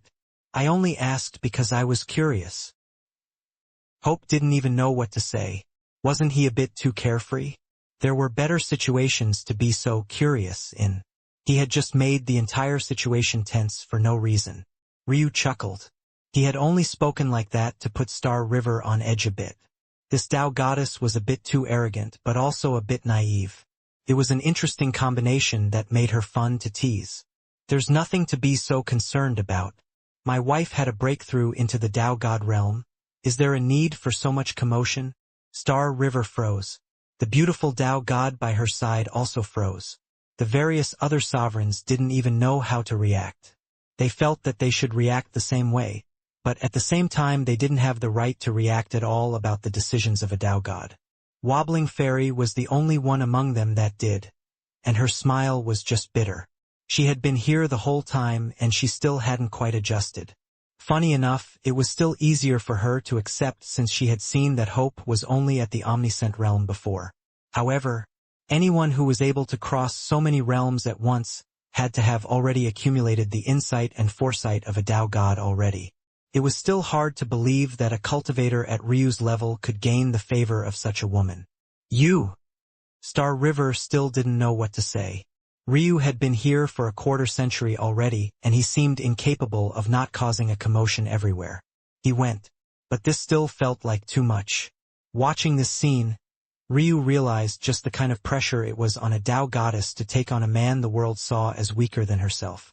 If it had been Ailsa, the reaction would be even fiercer than this. After all, Hope was still a lower god, and the vast majority of Tao gods would never take even a half step out of this level.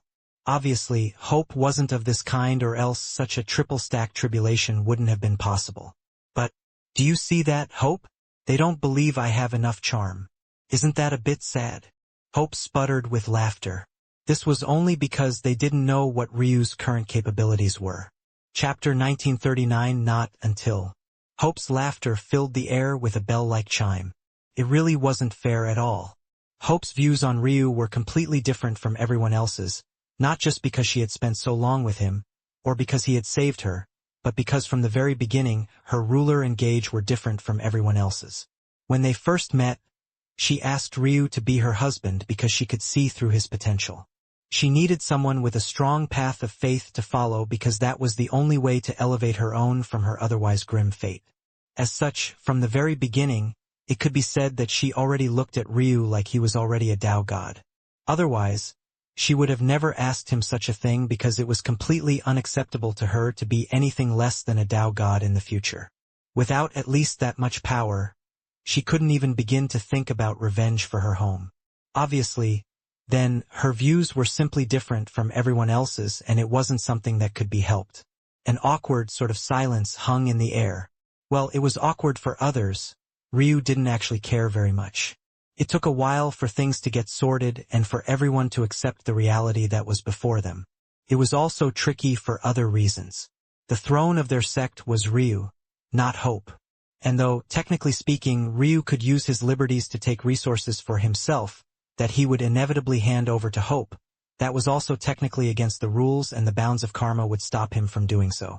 This was a weird gray zone no one knew how to handle, especially since just allowing a random Tao god to be out and about in the middle of your sect wasn't exactly something that anyone would just allow.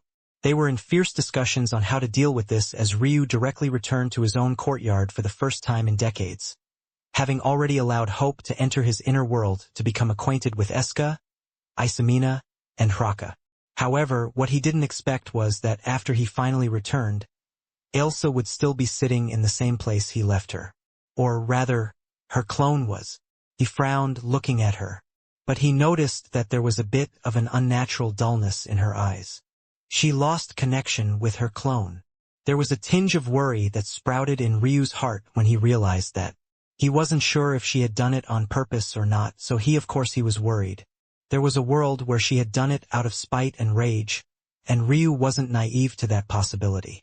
However, with how indifferent and lofty Ailsa was being, cutting off such a connection, after working so hard to form it in the first place, was far too immature. It was unlikely she would do such a thing, especially when she could just hide the clone deep within her sect like she had done before. There was no reason for Ryu to have any interaction with it at all if she didn't want it to be so. Ryu stood there for a long while, still trying to understand how he felt, and still feeling dissatisfied with the answer. This was the longest bout of seclusion he had ever been in, and it had tempered his mind a great deal, allowing him to return to a state of at least relative calm. But it didn't seem to be enough to fix all the swirling thoughts in his mind. Plus, he had too much to do. He still had to find May and make sure that she was okay. And there was also Selhira, who had been on her own for a long while now. Of course, Ryu could feel their connection even more strongly than in the past. And since he could use third perspective to communicate with Ailsa, who was by far the hardest among them to contact, then one could imagine that it was even easier for the other two. This was why Ryu had felt so reassured to enter such a long bout of cultivation. He knew that neither May nor Selhira needed his protection, and he also felt that his presence might actually be a hindrance to them. Whether it was Selhira or May, they both had a great battle third. Selhira was a dragon, and May wasn't a true dream wraith to begin with. Their first battle made that clear. This world was maybe what was best for them. Ryu shook his head. Stretching out a finger, he pressed it against the clone's forehead. Then he activated third perspective, using the clone as a conduit. His goal was pretty simple. He would help her establish the connection she needed with her clone again. That would make it clear enough if she had done this on purpose or not. Ryu was far more powerful than he had been in the past, and his eyes had likewise followed suit. Although he had long since unlocked all 999 seals in his eyes, they were still limited a great deal by his cultivation. Now that he had strengthened so much, the cost of doing certain things had likewise plummeted. It had already been easy for him to establish a connection through third perspective, though, so now it just felt like breathing. As expected, it was only a moment before the connection was formed. When he confirmed that Ailsa had also felt it, he removed his finger. The dullness in her clone's eyes flickered and soon faded away. "Okay, you can go now," Ryu said lightly. Then he turned and walked deeper into his courtyard. Over quarter century, his soul clones had all been working on separate matters. There were a great deal of techniques, ideas, and thoughts that he had to consolidate before he went out on a rampage. That shouldn't take him more than a few hours, honestly. After that, he would figure out his next steps. Ailsa's clone watched Ryu's back recede, a bit of a tremble in its pupils. She was Ryu's life partner. She knew him too well. He didn't even want to look at her if he didn't have to. Not until he was stronger than she was. Chapter 1940 Within.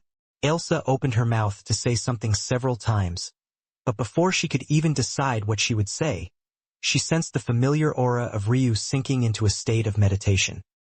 His face was peaceful and focused, unmoved by all things.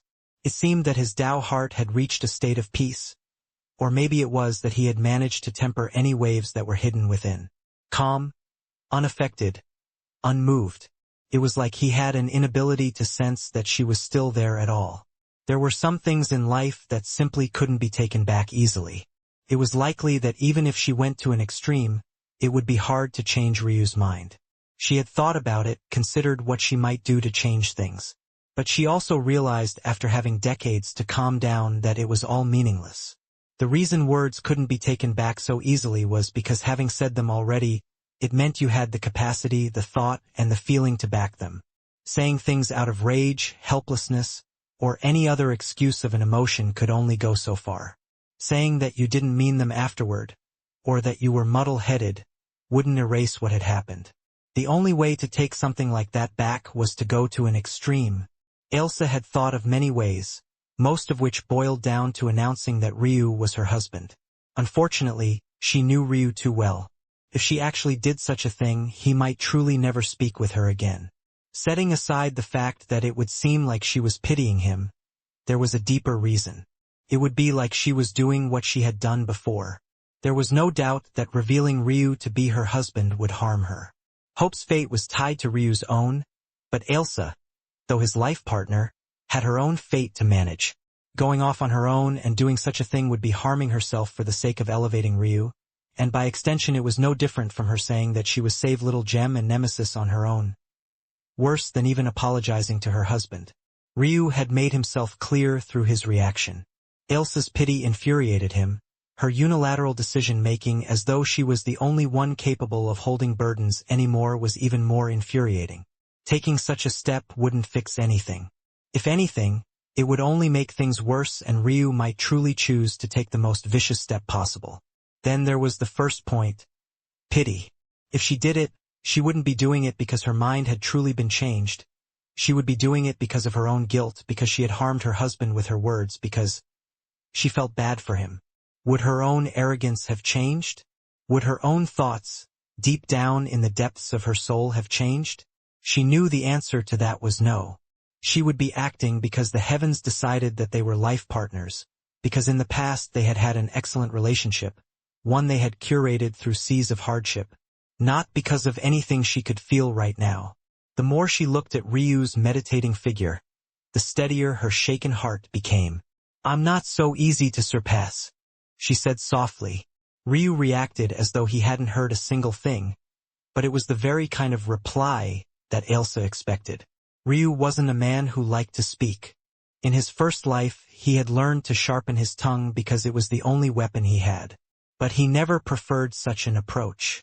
When his second life started, and he finally had the power to cultivate, he never spoke when he could use his fists.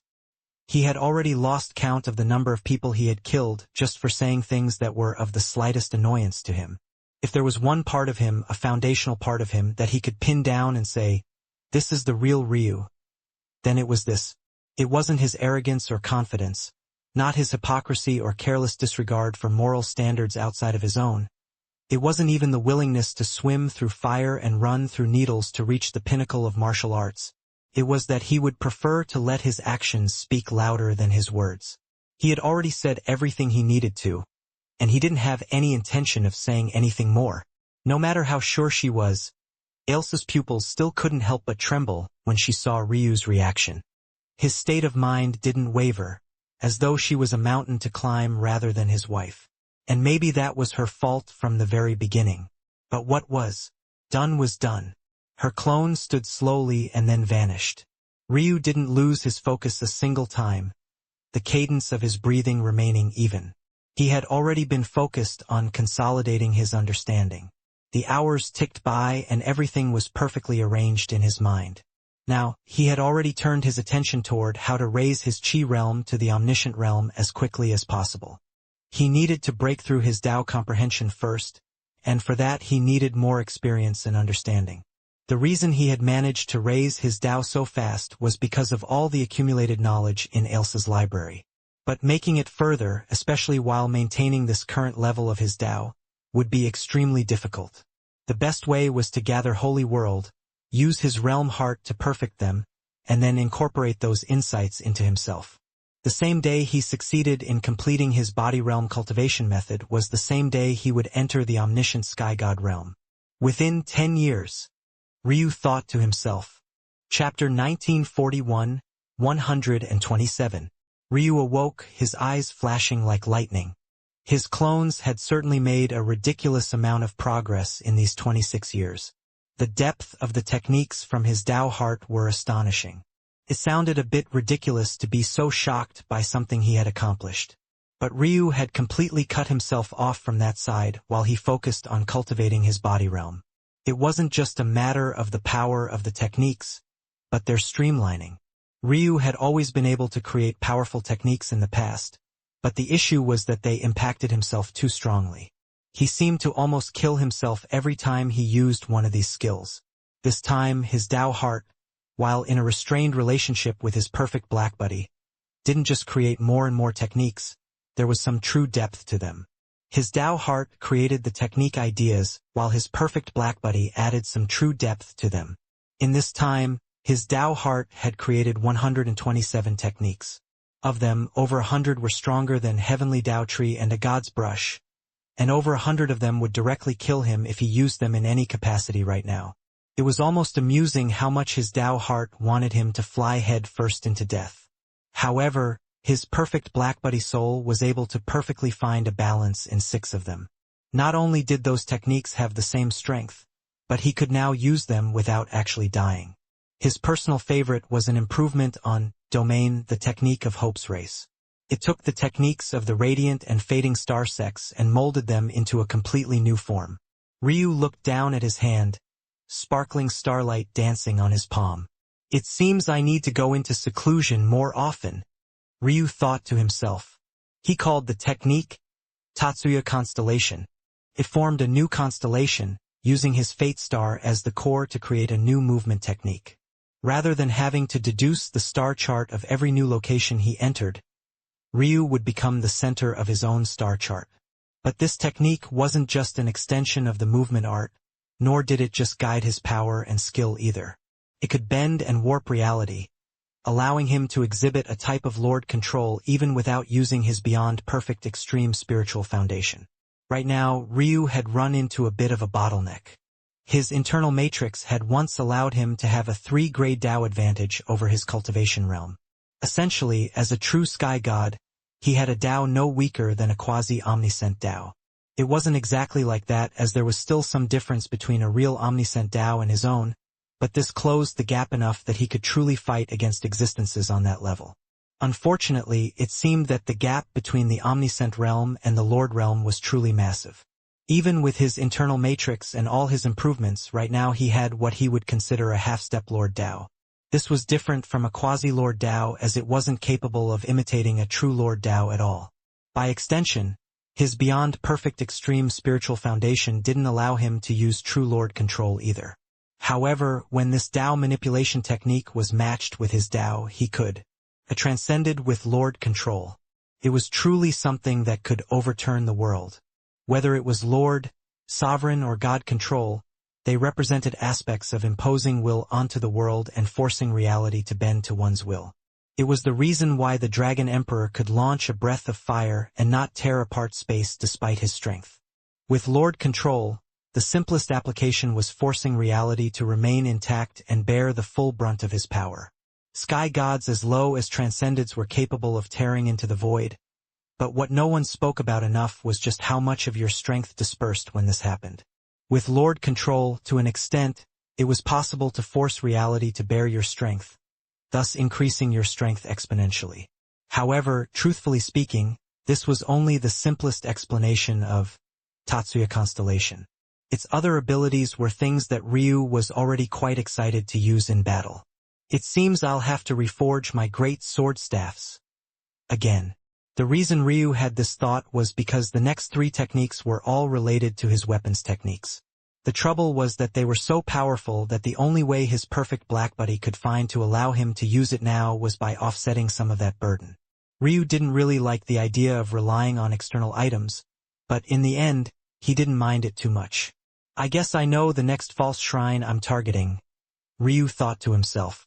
He could already forge the one false shrine into one of his great sword staffs, but he would need a darkness false shrine in order to forge the other. He still needed to destroy 2 more of these false shrines within the next 70 years or so it would be killing 2 birds with 1 stone.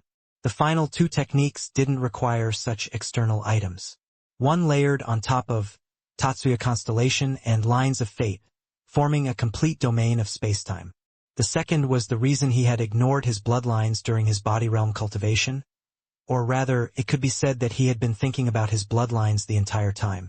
His spirit bodies, his bloodlines, his body realm cultivation skills, his scaled and winged forms, his bloodline birthed phenomena. There was too much, honestly. Trying to get his full potential out of all of them was next to impossible. This time, his Tao heart had come up with an ingenious method, one that relied on a skill of his heavenly pupils. He had always kept perpetually active ever since it mutated into existence. Ephemeral Tapestry. Chapter 1942. Ephemeral Tapestry. Ephemeral Tapestry wasn't a technique.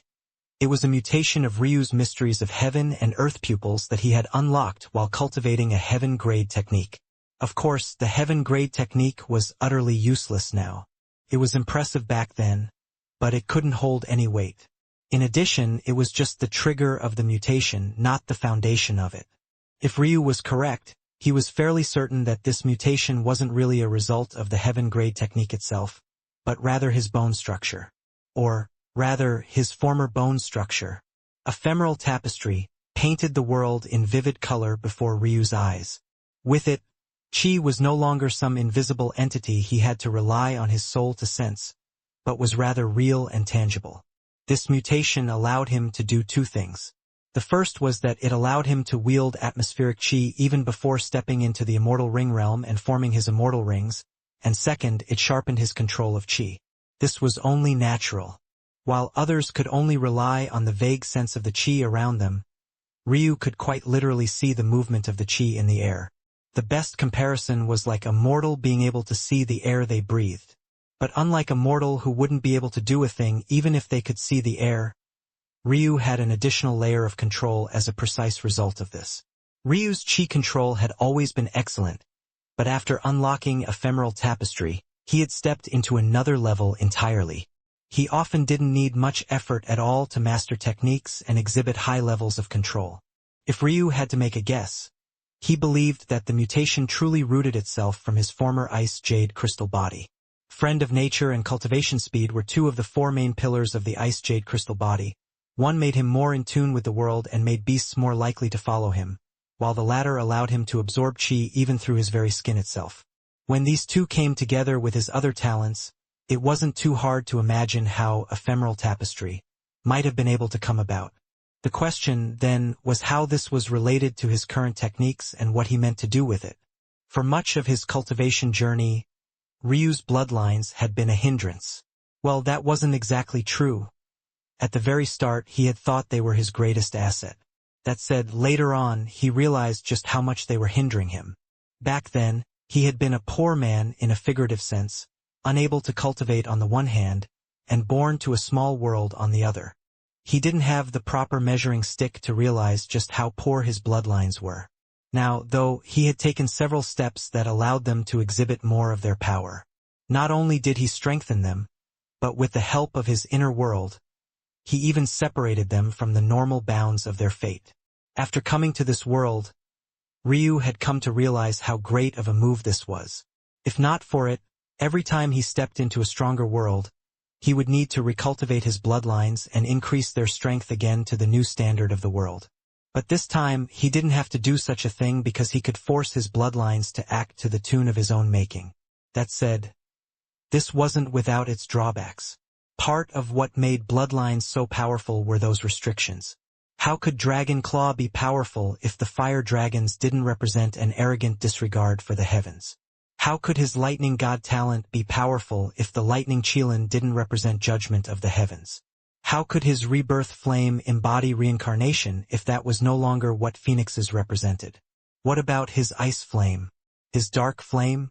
Just having a powerful body wasn't enough. These were the foundational strengths of these bloodlines, and ignoring them was like picking up a mountain just to drop it onto his own feet. It felt impossible to come up with a solution to this. On the one hand, rooting his bloodlines in his own inner world gave him a great deal of flexibility, but on the other, it restricted his bloodlines in other ways, making it difficult for him to rely on the foundation that his ancestors had laid out for him. There were too many worries. Until Ryu realized something. A balance. He had been so eager to run away from the restrictions of the heavens that he had forgotten one of the most valuable lessons he had learned on his cultivation journey. The heavens weren't his enemy. In some cases, they were actually the best of friends. When the shroud of his first life's hatred was shed, and he realized just how lucky he was in this life to have so much of what he did, he also realized that there were times when the heavens could be relied upon. Without the heavens, his beyond perfect extreme spiritual foundation would still be in the cosmic seed realm. Without the heavens, his greatest strength, his heavenly pupils, would be nothing more than a burden. Without the heavens, he wouldn't even have any of the talents that he did right now. Maybe in the future there would come a time where he could truly separate entirely, but now wasn't that time, nor was there necessarily a need. For the Phoenix Sky God to be trying so hard, to have offended so many people and worlds, it could only be said that even they were still restricted in some way by the heavens. If even someone so powerful was still under the umbrella of the heavens, who was he to ignore it completely just yet? And that was when he realized exactly what his body needed. Chapter 1943 Doubt. Ephemeral Tapestry. Beyond perfect body. Ryu's body shook slightly and blinding light began to swarm beneath his skin. His veins gave off a bright rainbow-like color that was quickly overwhelmed by gold, black, and an icy blue. These colors came together in a beautiful array, forming a map of complex runes and tattoos across Ryu's body before it suddenly solidified. At that moment, there was a resonance between Ryu and the world around him. When he suddenly opened his eyes, there was a bright flash and deep within them, It was possible to see the roaring forms of his bloodline-birthed phenomena, as though they were souls trapped within his inner world. Though trapped as they were, they didn't seem to be fighting it. Instead, they were displaying their majesty, their shadows growing in size and then fusing into Ryu's body. Scales danced into being across Ryu's body, his claws growing from his hands and a trembling power exuding from his frame.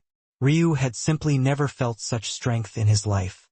He felt so powerful that collapsing mountains would be a matter of a single finger, so powerful that a single stomp to the earth would make even the skies above quake.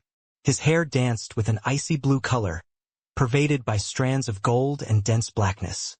Flames of various colors danced around his wrists and ankles, flashes of lightning pulsing in his eyes. With every beat of his heart, his veins bulged and his muscles squirmed as though they were going to burst out from his skin. Right now, he didn't quite look like a humanoid dragon. In fact, he looked far more human than anything else. Even the scales on his body were both sparse and illusory, almost as though he was wearing chi armor rather than his own skin. Strong, Ryu thought to himself. His heartbeat was steady as he allowed it to slowly fade away, his eyes flickering with hints of excitement that he quickly suppressed. This was only the first stage of this technique. It wouldn't be complete until he had absorbed all the other holy worlds he needed. But even so, the power was shocking to an extreme. Beyond Perfect Body worked by using ephemeral tapestry to commune with the world, forming a connection between it and his inner world almost similar to how he might sometimes project his inner world into the outside world. However, in the latter case, he was circumventing and oppressing the outer world. But in this case, he was forming a bridge between the two. Using his perfect comprehension of the elements, he was essentially using it as a cheat to commune with the truest fate of the bloodlines within his body. This way, he wouldn't be restricted by his own limitations, because he would be relying on the heavens to withstand it all for him. Essentially, the more powerful the world he was in, technically speaking, the more powerful his body would be. Just like how third perspective worked best when he was trying to communicate with someone he had a strong fate link with, he was essentially using his holy worlds as a shortcut to commune with the heavens. Because the fate was so strong between them, almost all of the pressure had vanished. The only trouble was that Ryu only had a strong comprehension of light, dark, and ice right now, and those were either secondary affinities to his bloodlines or only good enough for a few of them.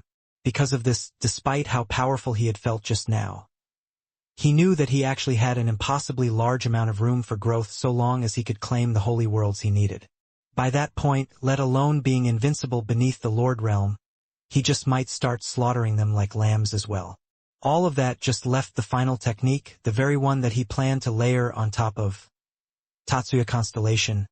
Ryu's gaze flickered and he slowly stood to his feet. First, he needed a target. Since he was lacking in a darkness shrine to forge his other great sword staff, he would do that first. Star River's lip twitched as she looked at Ryu. First, she was a Tao god. Not just anyone could come and see her when they pleased. But not only had Ryu come, he strolled into her territory and right into her courtyard. No one could even stop him because, technically speaking, a throne did have access to the entirety of a sect or clan. These were privileges that Ryu had earned through his own combat strength. Second, was he asking her to break rules to give him what he wanted?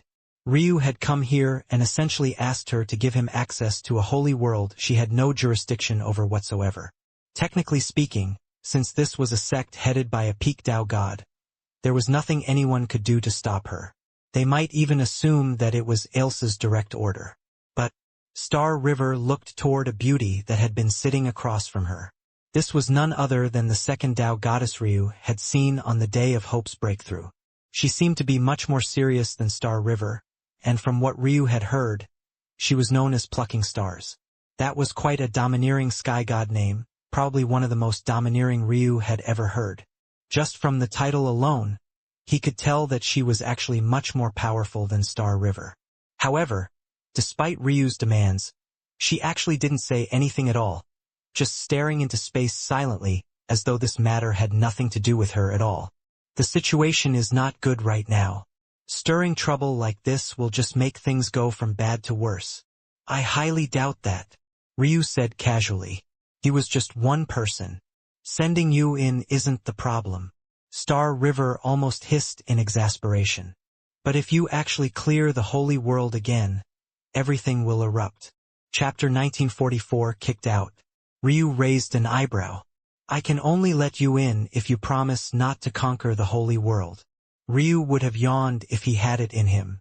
Unfortunately, he was feeling particularly good right now, and he was neither a person who would fake his reactions nor mince his words. That's exactly what I plan to do. Plucking Star's expression flickered for the first time, and Star River looked like she was going to lose her mind. But before she could speak, Ryu spoke first. Are you a Tao god or not? The playfulness in Ryu's expression changed, replaced by an almost cold indifference. Right now, he didn't have the patience to waste here while these people were dragging their feet. What's that supposed to mean? Star River almost snapped, but seemingly feeling the implication of Ryu's words, she still managed to control herself. I've read the records on your war in the library. The death of our own Tao gods is the first in millennia, and you've yet to get any sort of revenge. If not for me, the plan of the fiends would have succeeded, and you all would have lost on two fronts. Yet, instead of focusing on getting those losses back, you're sitting here and speaking to me about not rocking the boat. Do you not find it pathetic? Ryu was about to speak again, but he stopped himself. He was about to say something about what he would do if he was a Tao god, but the words would have sounded weak. He realized that he had lost control of his emotions again, but he meant every single word nonetheless. Who do you think you're speaking to like that? Star River's temper flared, and she finally showed some of the edge of a Tao god. You're asking me for help, and yet instead of showing the posture of someone who needs something, you're actually being so arrogant? To Star River's surprise, Ryu didn't react to this at all. She would have thought that he was ignoring her or didn't hear her at all if it wasn't for the fact she was staring her dead in the eye. For some reason, Star River found herself getting very uncomfortable with the silence, the gentle sway of her and plucking Star's tea being the only sound in the room. Is that what you think? Ryu finally spoke. He nodded once and then turned around to leave. Star River's eyes opened wide. This was the last sort of response she expected. She thought about going after Ryu, but then she snorted. She was a Tao god. Why would she go after a little transcended throwing a tantrum? However, minutes later, she furiously rose to her seat, the tea table almost flying into the distance. If not for plucking Star calmly using her chi to stabilize it, it would have already shattered to pieces. Star River vanished in the next instant and plucking Star slowly put her teacup down, looking up with a curious light in her eye. Ryu struck out with a palm and a disciple fell from the skies in heaps of blood. He coughed up mouthful after mouthful of the precious liquid, hacking and wheezing as though every bone in his body had been shattered apart. The disciple, though, couldn't seem to feel the pain, or rather, it was overwhelmed by despair instead. He clenched his chest, feeling as though he had lost a part of himself. Next, Ryu said coldly, "You bastard!" Sagar roared out from a distance, zooming over with a shocking speed. His omniscient sky god aura blazed with light, and he cut toward Ryu with everything he could muster. He had wanted to kick Ryu down a peg for a long while now, but after the throne challenge, especially after seeing Ryu's strength, he simply couldn't find an opportunity to do so. Now seeing all the disciples laying in a mangled heap, his fury rose to his head. A golden halberd appeared in his hands and all the metallic energy of the world seemed to sing. Golden tattoos stretched across his brown skin and it made him look like a true deity. However, Ryu just stood there, standing in the skies as though it was flat ground. His robes hardly rustled, his feet remaining firmly planted. Sagar roared, slashing down with his full might. Ryu reached out a hand as though he was about to greet a friend with a handshake rather than entering battle. Boom! Ryu's hand and the halberd's blade met. A resounding clash echoed into the distance and strong winds cut into the ground. Soon, the sound of metal grating against metal echoed, but Sagar couldn't move forward even a single inch. Light gathered on Ryu's fingertips and rainbow light surged within his veins. He squeezed down. Crack. The blade fragmented and then shattered completely, the pieces that fell into Ryu's palm being ground to dust. Ryu's eyes flashed and the world turned a blinding white. He took a single step forward and pressed down a palm to Sagar's chest. Boom! Sagar was known for his metal control. His body was far stronger than most other fairies. In fact, it was stronger than even most beasts and fiends.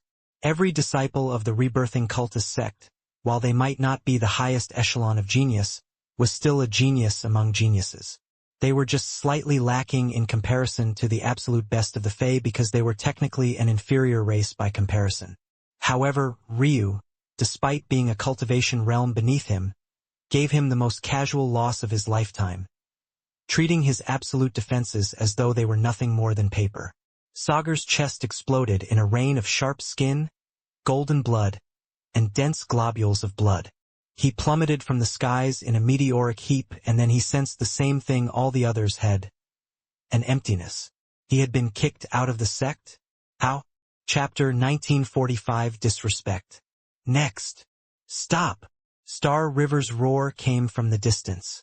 She was so fast that the moment she appeared in everyone's vision, she seemed to have already arrived, her silver long gown fluttering into the wind. Ryu gave her a glance and then continued to speak indifferently. Next. I said stop. What are you doing? Challenging your disciples. Ryu replied plainly. That's well within my right. So long as any one of them defeats me, they become the new throne. Isn't that it? I want to avoid the hassle, so I came here to defeat all of them first. This was indeed the case, though it was a very rare application of the throne rules. And that was mostly because Ryu had explained it all too simply. Technically speaking, because it was his third throne, it was much easier to take the throne away from Ryu.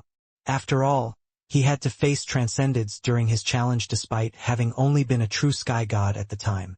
That meant that now that he was a Transcended, although Lord still wouldn't be able to challenge him, Omniscience certainly could. The problem with all of this was that while it was technically true, there were restrictions. After all, the heavens wouldn't allow a sect to force a throne into a battle of fatigue.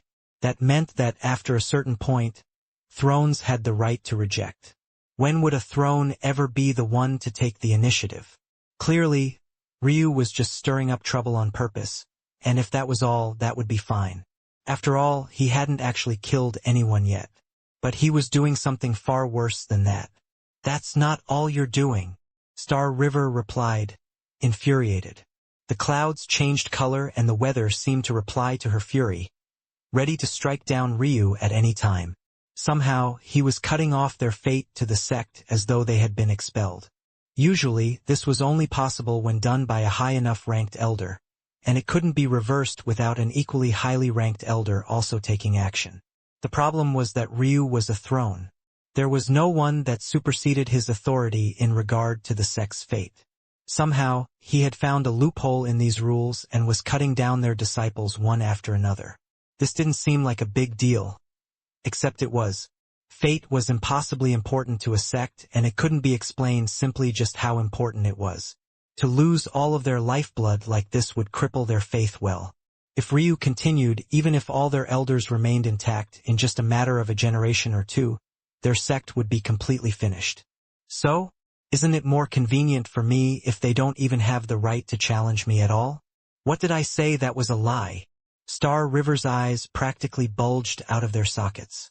You are a descendant of the goddess. How can you do this? Star River's words were like a bomb going off in the sect. By this point, practically the entire sect had been alerted. They weren't a very large sect to begin with, which was part of why Ryu's current actions were so terrible for them all. A descendant? Ryu asked calmly, looking into the distance as though he was lost in his own thoughts. I don't know what you're talking about. The Tatsuya name is mine, was always mine, will always be mine. When it rings through existence, echoing over all heavens to hear it, it will be because of my path of cultivation. Ryu's words echoed, but he didn't seem to be speaking to anyone in particular. He had said these words for no one other than himself, and yet they were words that made Star River pale down to her collarbone. She wanted to hurry and shut Ryu up, but it was already too late. Disrespecting a peak Dao god like that could end your life instantly. Just stop. Star River finally said, her eyes darting around. This isn't appropriate. If you continue, I'll have to. You'll have to what? Ryu finally looked at her once again. Star River froze. If she said stop him, it would impact her. If the backlash was bold enough, she might never progress in her cultivation again. It was only now she seemed to remember what it was Ryu had said before he left her courtyard. Is that what you think? Do you finally get it? Ryu asked. As a throne, the amount of resources I can ask from your sect is nigh endless. Those resources include and extend to what you may have deemed to be functionally out of your jurisdiction or control. I asked you not because I needed to beg you for anything. The same way I can peruse your libraries at my leisure, take your techniques as I please, plunder your resources with a thought or a breath. I can force your hand to do almost anything for me. If you ever say that I, Ryu Tatsuya, have to beg for anything again, I promise you it won't end like this the next time. I will raze this sect to the ground before I allow you or anyone else to disrespect me again. Tao God or not. By the end of his words, Ryu was exuding such a biting, chilling cold that the temperature over the entire sect plummeted, penetrating through the protective formations and pervading the very laws themselves. After saying this, Ryu vanished. I will give you 3 days. Otherwise, my challenges will continue. Star River stood in the skies in a daze. Her pupils trembled fiercely, and if not for being aware of her status, she would feel tears brimming in her eyes. She had lived such a long life, but she had always been sheltered and cared for. Never had she suffered such a grievance in her life. How could a man be so callous and cold? Didn't he realize that she was trying to protect him? Chapter 1946 cleared.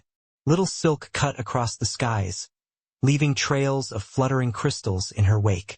In these years, the always sleeping butterfly had obviously finished her evolution into sovereign beastdom. It was quite funny in Ryu's opinion. This little guy got a boon from his mother and had been on a rapid pace of evolution for as long as Ryu had known her. But she spent most of that time asleep in her little cocoon, not helping much at all. Ryu had a feeling that that would change after she truly became a god beast. Only then would things truly change. Little Silk was just a small creature without a significant bloodline. In a lot of ways, she was quite like the beasts of this world, forging her own path forward. She had managed to reach the 11th Order on the Shrine Plane all on her own despite not having a significant background. After a boost from his mother, something that Ryu still hadn't quite studied all that closely, she managed to take her billions of years of experience and condense it, using it to break through barrier after barrier. While it seemed like this little guy was just freeloading most of the time, at the very least while she was awake she was quite useful. By now, it had already been a couple decades since she last woke up, and Ryu couldn't help but wonder when she would enter her last stage of evolution. And at the same time he couldn't help but think about Nemesis, Little Gem, and Little Rock. It had been so long since he had seen any of them. He wondered if they met again today if their relationship would still be so close. He hadn't ever been worried about such a thing before, but if that could happen even with his own wife, what of a few beast companions he had known for a fraction of the time they've been alive? Nemesis was stuck with that disgusting example of a man. Little Gem was apparently taken away by a Griffin clan in this region of existence, and as for Little Rock, he honestly didn't know. Elsa had never mentioned Little Rock. For all he knew, Little Rock was either dead, or maybe had ended up wherever Yana was. Ryu hoped that Yana had such a companion by her side. The fact that Elsa had never mentioned Yana once made him realize that they were certainly not together. And if there was one person he wasn't worried about turning their backs on him, it was Yana. Yana and Elsa were simply different people. At the same time, he had spent far more time with Yana. She had watched him grow up, and those memories from her first life should have long since come back. In fact, they had grown up together across not one lifetime but two, first as Nuri and then as Yana. For the first time in a long while, Ryu smiled. Genuinely. He didn't find himself having to fake it as he thought of that adorable little half-fairy who would get embarrassed about the slightest thing. He should have been able to use his third perspective to find her. At the very least he had tried, and tried, and tried, but he couldn't even form the connection. All he had managed to do was confirm that she was alive. As for where she was, he couldn't even pinpoint a direction. He was still too weak. Ryu looked into the skies in a bit of a daze. He needed to be faster, and anyone who stood in his way would feel his wrath. Shoo! Little Silk cut through the air and suddenly appeared high above what looked like an encampment. However, this encampment, as always, was split into two fields, one manned by the fiends and the other by the Fae. The holy world was one with an omniscient grade, and it had a fire and wind affinity. Ryu landed on the ground, a chilling wind spreading out in all directions. The heat was a bother to Little Silk, so she didn't bother to hide her aura, masking herself in cold to avoid the discomfort.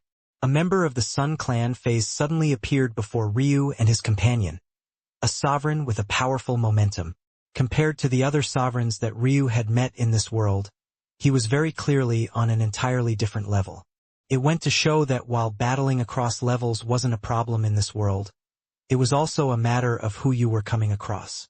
Because this world only had a single plane, all those of great, mediocre, and poor talent were gathered on the same place and commingled far easier than they would in Sacrum or in the true martial world. As such, battling across levels was much more common in this place. It would only be impressive if your opponent was an acknowledged genius. Even so, Ryu hardly acknowledged the man. He gave him a nod and then took out an order. The expression of the Fey man somewhat changed when he read this, then became a bit ugly. He was about to open his mouth to say something that would delay Ryu while he went to report this. However, it was already too late. Ryu had, at some unknown point, vanished from Little Silk's back. And because he was masked by her sovereign aura, even if the Fey man had sensed him, it would have changed a single thing. It could be said that the only reason the man was respectful in the first place instead of shooting Ryu from the skies was because of the power of this beast. And now, Ryu entered the world of fire and wind, scanning the region with a light of indifference in his eyes. Let's end this quickly. Ryu began a blazing trail through the world, erupting across settlement after settlement and destroying everything he came across. Not a single fiend survived, and those Fae that stood in his way were crushed just as unreservedly.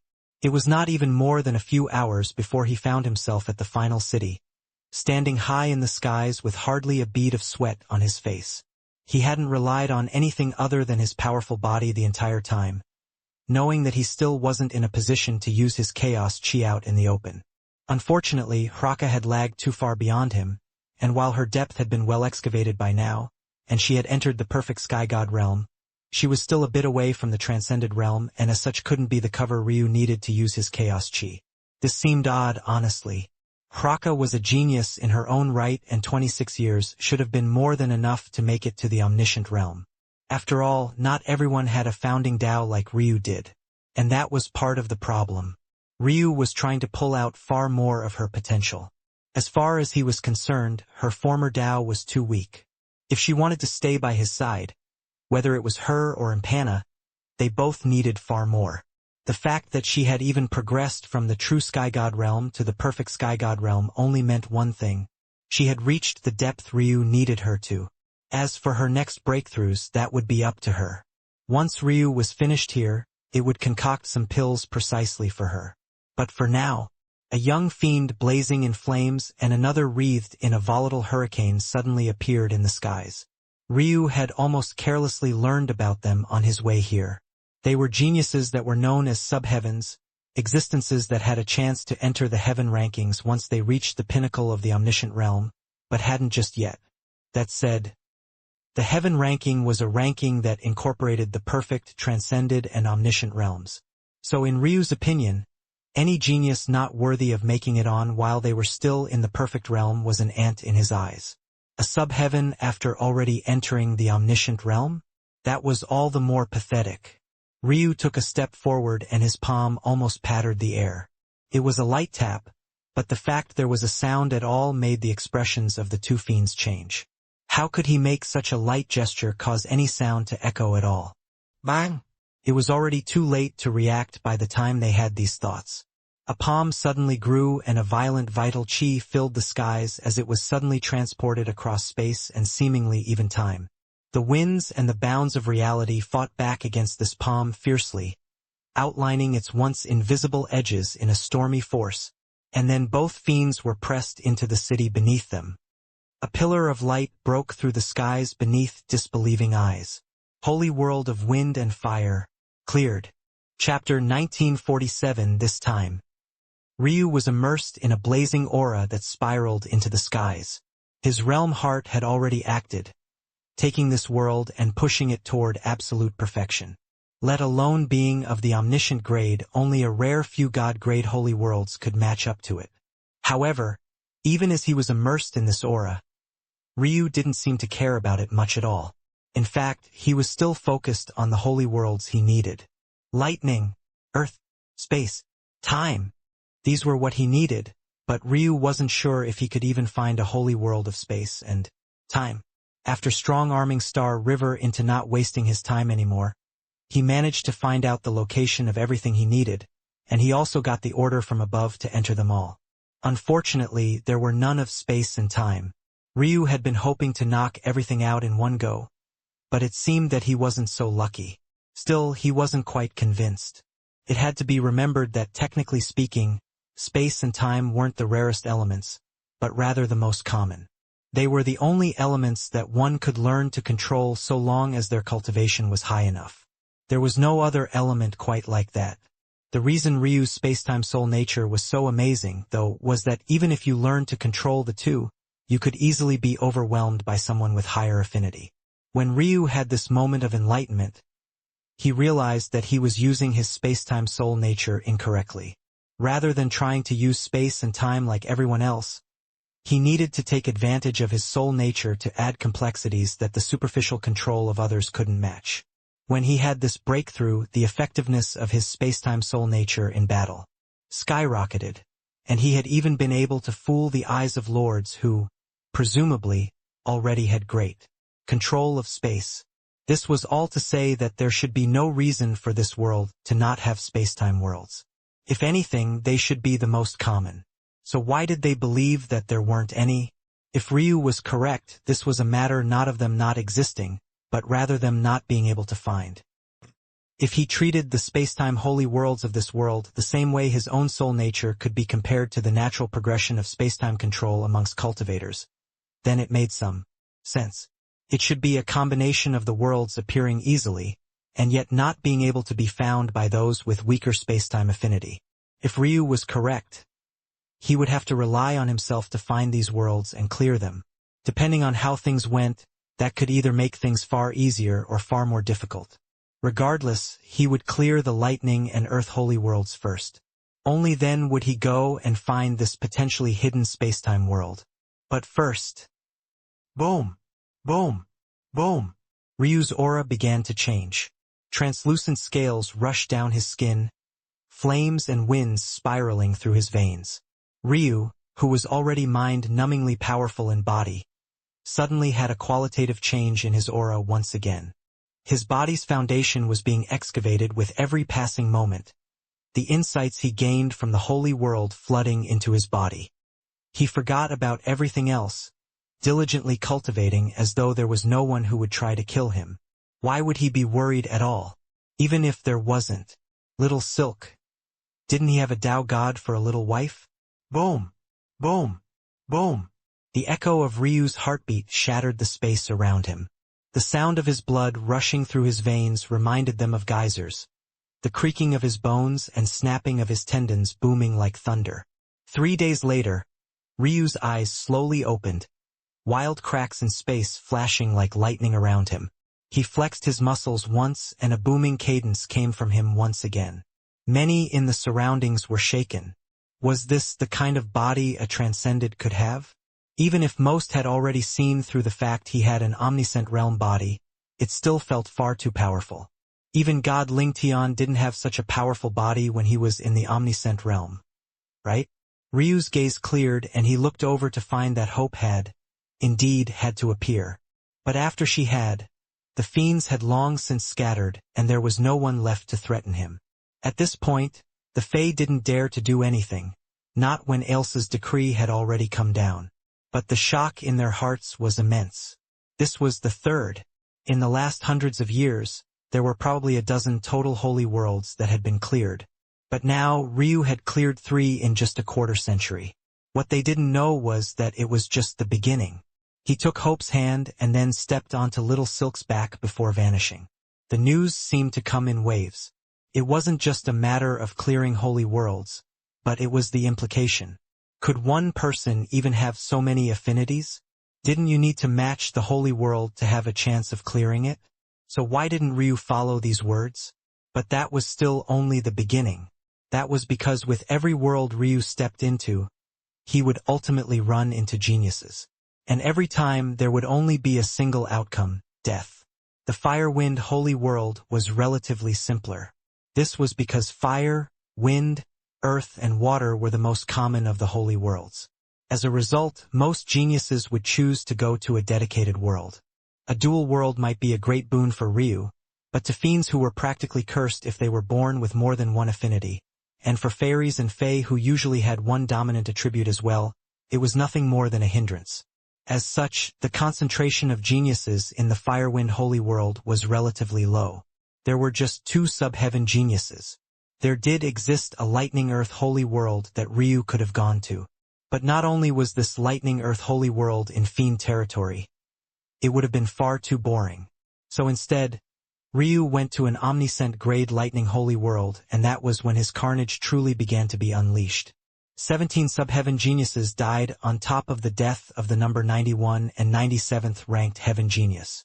When this news was disseminated, especially when it was recalled that Ryu was only in the transcended realm, it was something that shook the very foundation of this chaotic world. And then Ryu actually got stronger. He incorporated the Lightning Holy World into his body realm cultivation technique, and his aura skyrocketed once again. For every element he added, his strength didn't increase linearly, but rather exponentially. And the closer he got to completion, the more exaggerated the leap was. His aura was so powerful at this point that in terms of sheer body realm cultivation alone, he was already nearing the best of the absolute best. This didn't refer to just a single world or a single corner of existence. It was a measurement of all. Of existence. No matter how strong the world, no matter how powerful the background, the talent Ryu's body was. As strong as any other omniscient realm body to exist currently, to have ever existed in the past, or would ever exist in the future. And yet, he still wasn't done. Ryu entered an Earth Holy World soon afterward. No one knew where his next targets would be, and every time he appeared, he seemed to vanish without a trace in the next instant. Also, news that he had a Tao god as a Tao protector following him around made many extremely cautious with how they would approach this matter. That was when Ryu entered the world. Just half a day passed. 32 sub-heaven geniuses fell. Then came the 83rd, the 72nd, and the 69th ranked geniuses. They fell like weeds at his hands. No one ever personally saw Ryu take action, at least not closely. Most of this news came from the unlucky fae, fairies, and naturals that had their worlds basically taken away from them by Ryu. All the glory, all the benefits, all the strength was concentrated onto his body alone. When Ryu incorporated the earth element into his body realm cultivation method, the skies overturned. Tribulation clouds so massive they put most Lord Realm tribulations to shame appeared. Thunder cracked and rumbled. And yet Ryu continued to sit in silence high in the skies, breathing in the delicate scent of rain. The first bolt of lightning fell from on high, but soon after, there came a scythe of wind, then a pillar of earth, a blade of light, and a suffocating fog of darkness. A multicolored light painted the skies, crushing Ryu from above. This time, he couldn't just casually dismiss it all with his lightning god talent. Chapter 1948 no different. Ryu slowly opened his eyes, looking high into the skies. He couldn't remember having ever gone through a true tribulation in his lifetime, and honestly, this would really be no different. Streaks of flames descended from the skies. Ryu's body only flickered once and the flames swam over him, being absorbed in one part and dismissed in another. He reached out with a hand, causing the dismissed flames to form a long whip that lashed out at the air, shattering the falling meteors of earth apart. With a squeeze, The whip cracked into pieces of falling rain, drizzling down from the skies in a fluttering descent. The pieces of the meteors collapsed, crashing down. Boom! Boom! Boom! Boom! The land beneath was devastated, crater after crater ripping it up. It was a harrowing sight, one that told the tale of the power of the heavens. And yet it highlighted the strength of the young man that stood in the middle of it all the more. Ryu stood from his seated position, taking a step forward. Whipping winds and howling thunder boomed in a cascade of air and sound attacks. However, the air around him rippled with an odd cadence. The sound waves dispersed and the wind flew right through his body as though he wasn't standing there again. He clenched a fist and the wind that should have vanished suddenly gathered at his hand. He pulled back and his aura soared. Bang! He punched out, his power ripping a hole through the tribulation clouds above. However, the rumbling thunder didn't stop. A violent upsurge rolling through the skies as countless runes and patterns began to reform the tribulation clouds with an even more powerful vengeance. A rainbow of colors flickered. On the one hand, such clouds were absolutely gorgeous. But on the other, it was like watching the heavens celebrate the end of the world. The elements began to gather once again, even more powerful than before. The cycle was relentless. Raging flames, howling winds, streaking bolts, falling meteors. And Ryu's response was the same every time. He directly ignored the fire, wind, and lightning as though they were made for him. Then he turned the power of the tribulation against itself, gathering up its power as though it was normal atmospheric chi. All the while, a swirl of colors pulsed through his veins. The vascularity of his body pumped the gorgeous blood through every ounce of him, and he seemed to embody all of his spirit. Bodies in a moment. The skies split open like the ocean's waters, and a waterfall suddenly formed high above. However, this water didn't fall immediately. Instead, it began to rain. It was a fantastical sight, and one that looked completely harmless, until the first water droplet hit the ground. Boom! The eyes of those spectating widened into a dense horror. How could so much weight be concentrated into such a small droplet? What would happen if run? It was unknown who spoke these words first, but in that same instant, the clouds unleashed a hail of revenge. It began to storm, the thunderous and booming claps of the heavens above resonating with the falling rain and enhancing them into a formation that cast a heavy formation over the land. Everyone's body began to feel heavy. Without a choice, they were forced to use their trump cards to escape further and further away, the horror in their eyes clear. However, Ryu stood in the midst of it all, almost carelessly holding his hand out as though he was waiting for the first droplets to hit his palm. And that they did. Doom! Doom! Doom! Veins bulged across Ryu's arm, but his hand didn't move in the slightest, holding up the water as it began to pool. The rain droplets hitting against his skin felt like countless sledgehammers ramming into him, and yet he didn't move the slightest bit. The rhythm of the heavens filled with the booms of a bass drum. It echoed through his heart and then suddenly erupted with his aura. Boom! The rain was stopped by a barrier around him, dancing with just the faintest wisps of infinity mist. Crack, crack, crack. In one moment, there was a strong rainfall, and in the next, the entire world became one of ice. Trees were encased in a crystalline armor, craters filling up with water iced over, and all the droplets in the sky seemed to freeze in both time and space, their bodies forming into snowflakes that reflected the light of the rainbow clouds above. It was a gorgeous sight without equal. Ryu raised up a hand, a line of blood flowing down the corner of his lips, but his indifferent eyes piercing through the secrets of all things. Shoo! Feafe! Fafa-fafa! The water droplets turned sharpened snowflakes suddenly began to accelerate through the skies once more, reversing course and ripping hole after hole through the clouds. The tribulation clouds were destroyed once again and Ryu continued to stand high in the air, his white and sky blue embroidered robes fluttering wildly. The rainbow clouds suddenly split down the middle, one becoming dark cumulonimbus clouds, so dense it felt like blackness itself was invading the land. On the other sides, It looked as though silky gold strands were being woven through the hands of the heavens, forming golden Qilins for as far as the world could see. And then both sets of clouds rumbled, turning their rage toward Ryu. The strands of darkness gathered up and formed black armored knights. The strands of light did the same, creating an army of gold armored knights. The clanging of armor echoed through the skies as they raised their weapons. Heaven's Knights. Chapter 1949 Sever. For the first time, a savage grin spread across Ryu's face. What a truly full-circle moment. This time he wasn't a favorite. He wasn't a person of this world, but he had taken so much from it. It was only natural that their heavens try to wipe him out. Sending down Heaven's Knights was only the obvious course of action. But rather than feeling like he was being targeted, his blood boiled. 26 years. It had been too long since he had had a real battle. Not against those pitiful so-called geniuses who couldn't even withstand a single strike from him. His body shook, and suddenly the translucent scale armor that coated him became more obvious. The torso of his robes shattered into a rain of fabric, and a robust, vascular figure appeared. His skin was so clear that it seemed possible to reflect the lights of the tribulations itself. His muscles so condensed they looked like filaments of steel had been run beneath his skin to form them. Ryu took a step forward and he actually attacked first. He appeared before the first Heaven's Knight and punched out with a brutal fist.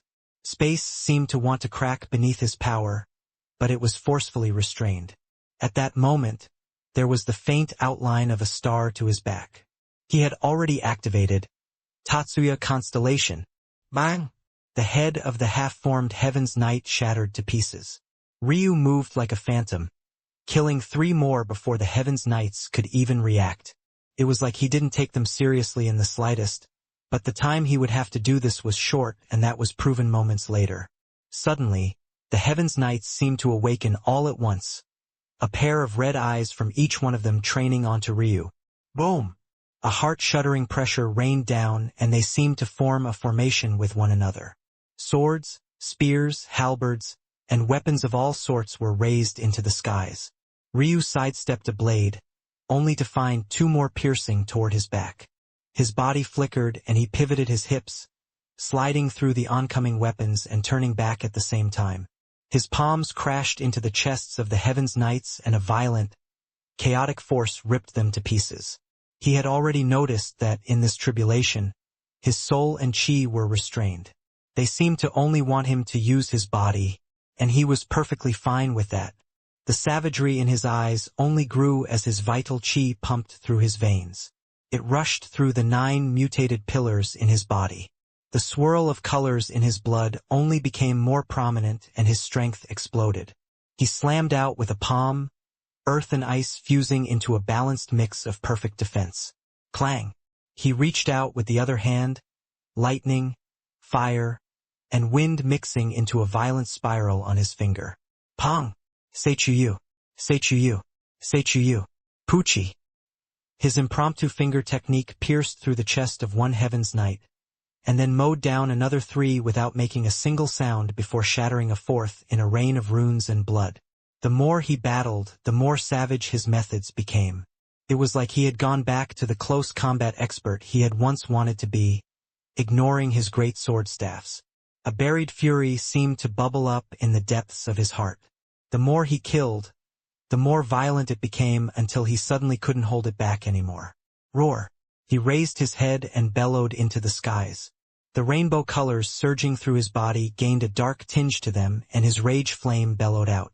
All the Heaven's Knights above him were enveloped by a cone of red-black fire breath, only to be incinerated to ashes. Ryu took another step, ripping a claw down the head of a Heaven's Knight and tearing them into 5 pieces. A tail of multicolored energy formed to his back along with a pair of multicolored scaled wings. With a single swipe, a scythe of energy ripped into a troop of Heaven's Knights, severing them at the waist. Everywhere he stepped, death reigned, and soon there was no one left to kill. His heaving breaths sounded like the howl of a storm, but when he looked into the skies, he knew that it wasn't over. Is this all that you have? Ryu's voice seemed layered by 3, an abyssal rage ripping into the resonance of the clouds above. There was a change, and suddenly the world fell into silence. The finger, that was what it looked like, and it was hard to tell when it had appeared at all. It was so large that from another angle, it might have looked like a pillar of solid elements falling from the skies above. Ryu found himself locked down by an aura so powerful that he couldn't move a single inch. It was so oppressive that his bones began to creak even before it got close. But the excitement in his eyes only grew more fierce. With a violent momentum, he shredded through the lock of that aura. "Take form, and let your name roar." Ryu mouthed these words, but for some reason, most couldn't hear exactly what he said at all. However, while they couldn't hear him, they could see the result.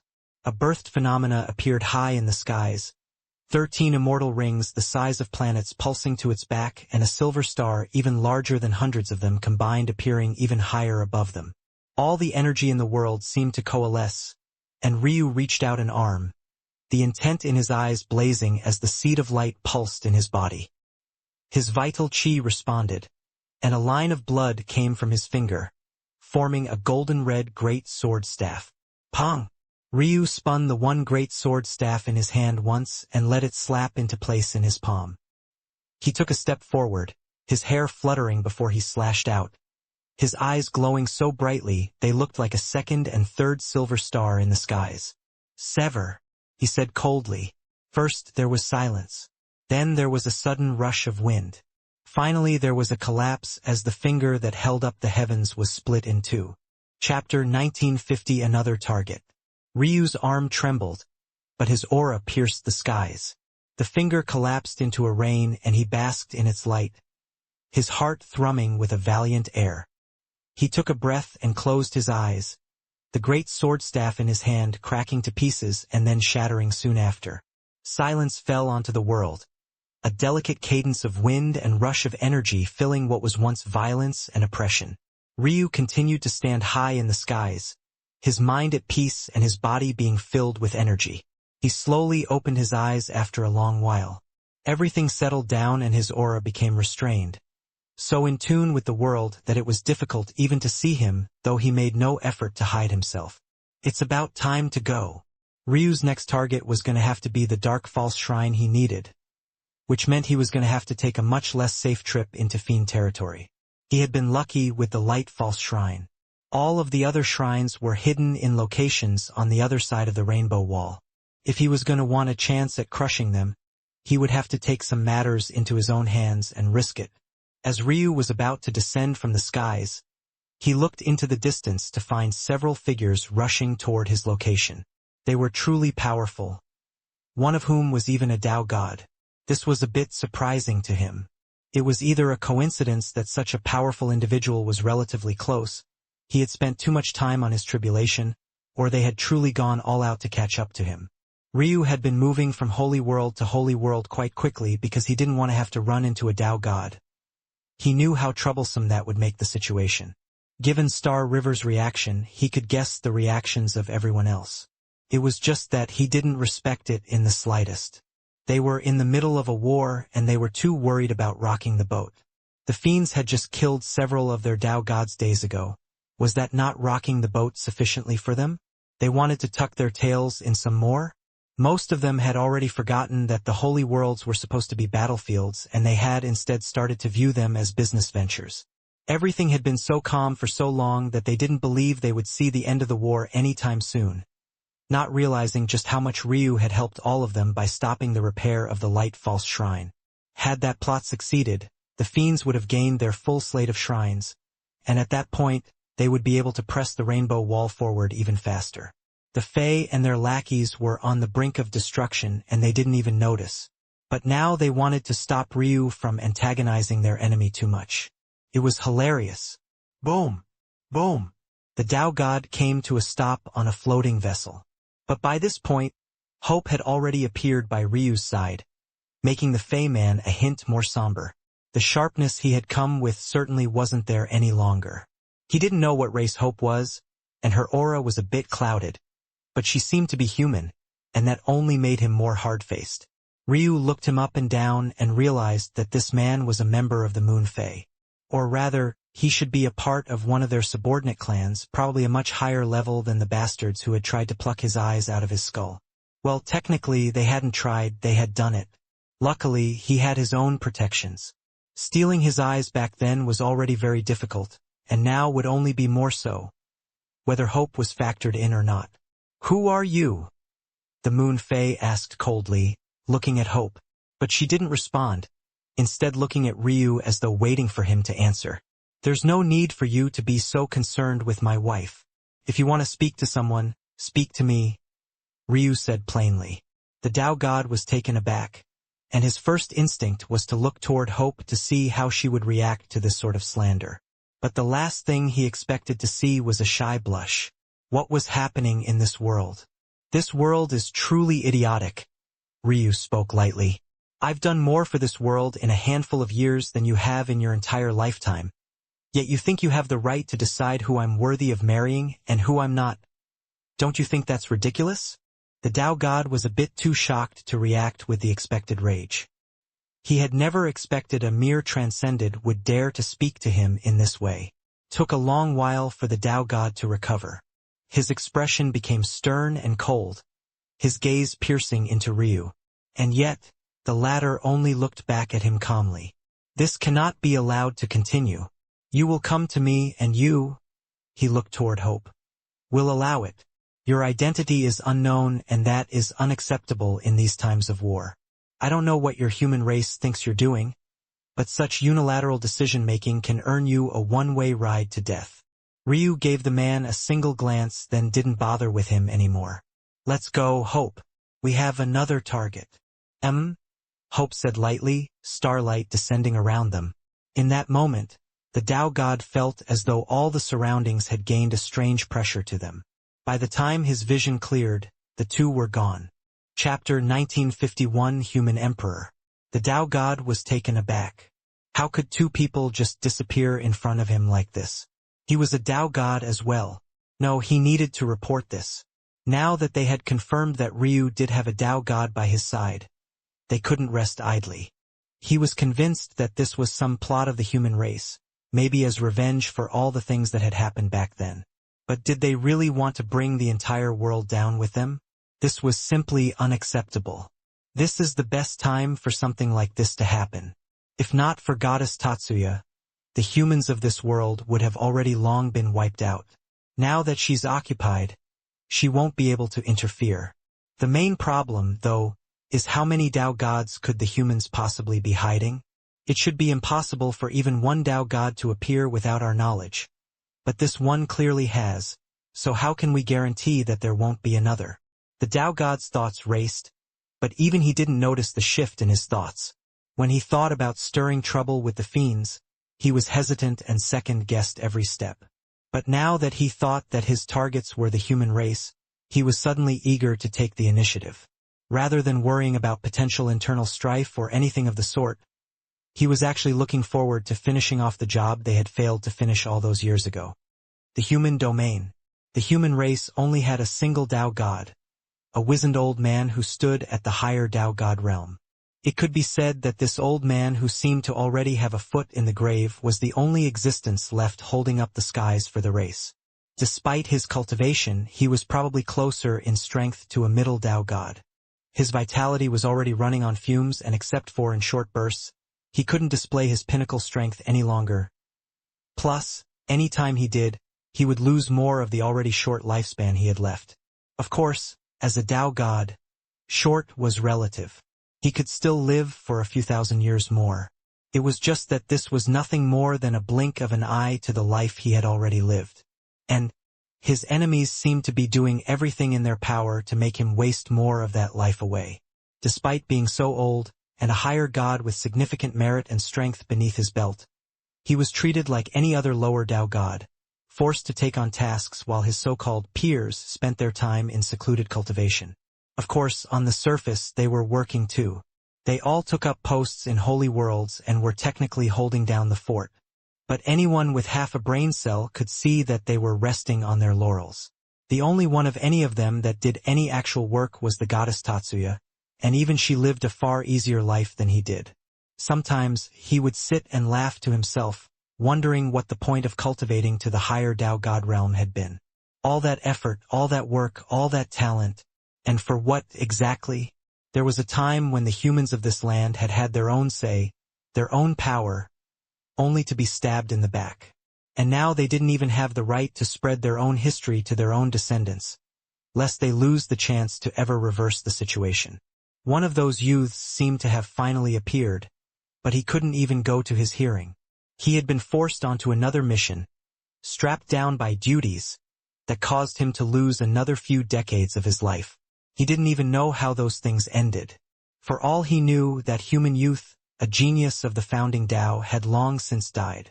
I should have chosen a different title, he thought to himself. They called him the Human Emperor. It was a burden he had taken on for himself despite the kind of weight that came with it. Maybe if not for his Tao being built off this foundation, he would have long since escaped this world, leaving to another place rather than suffering this torture again and again. He looked up at the dark skies of the Chaos Plane, sighing lightly. Then he continued his trudge forward, his loose, torn robes dragging against the dusted ground. Ryu appeared by the rainbow wall. I'll do the rest on my own, Ryu said to Hope. Don't appear unless you feel like you absolutely have to. Hope hesitated, but in the end she sighed and nodded. She had a deep understanding of Ryu by now, and nothing she said was going to stop him from doing something so dangerous anyway. One would think that much like on the real Plainside, the Chaos Plainside had their holy worlds divided evenly among the two parties. But as one might expect from the cowards, this wasn't exactly the case. It was more like 80-20. If he suddenly appeared on the Chaos Plane, the Fae would be even less likely to tolerate his actions because they were facing the odds. Their own lives were already at risk, so they were already balancing on a wire. Ryu gave Hope a casual smile.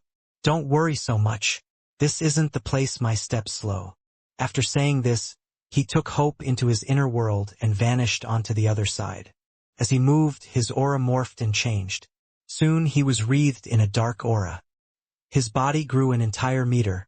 His hair and eyes became dense mats of black fog, and one of his arms and a leg followed suit.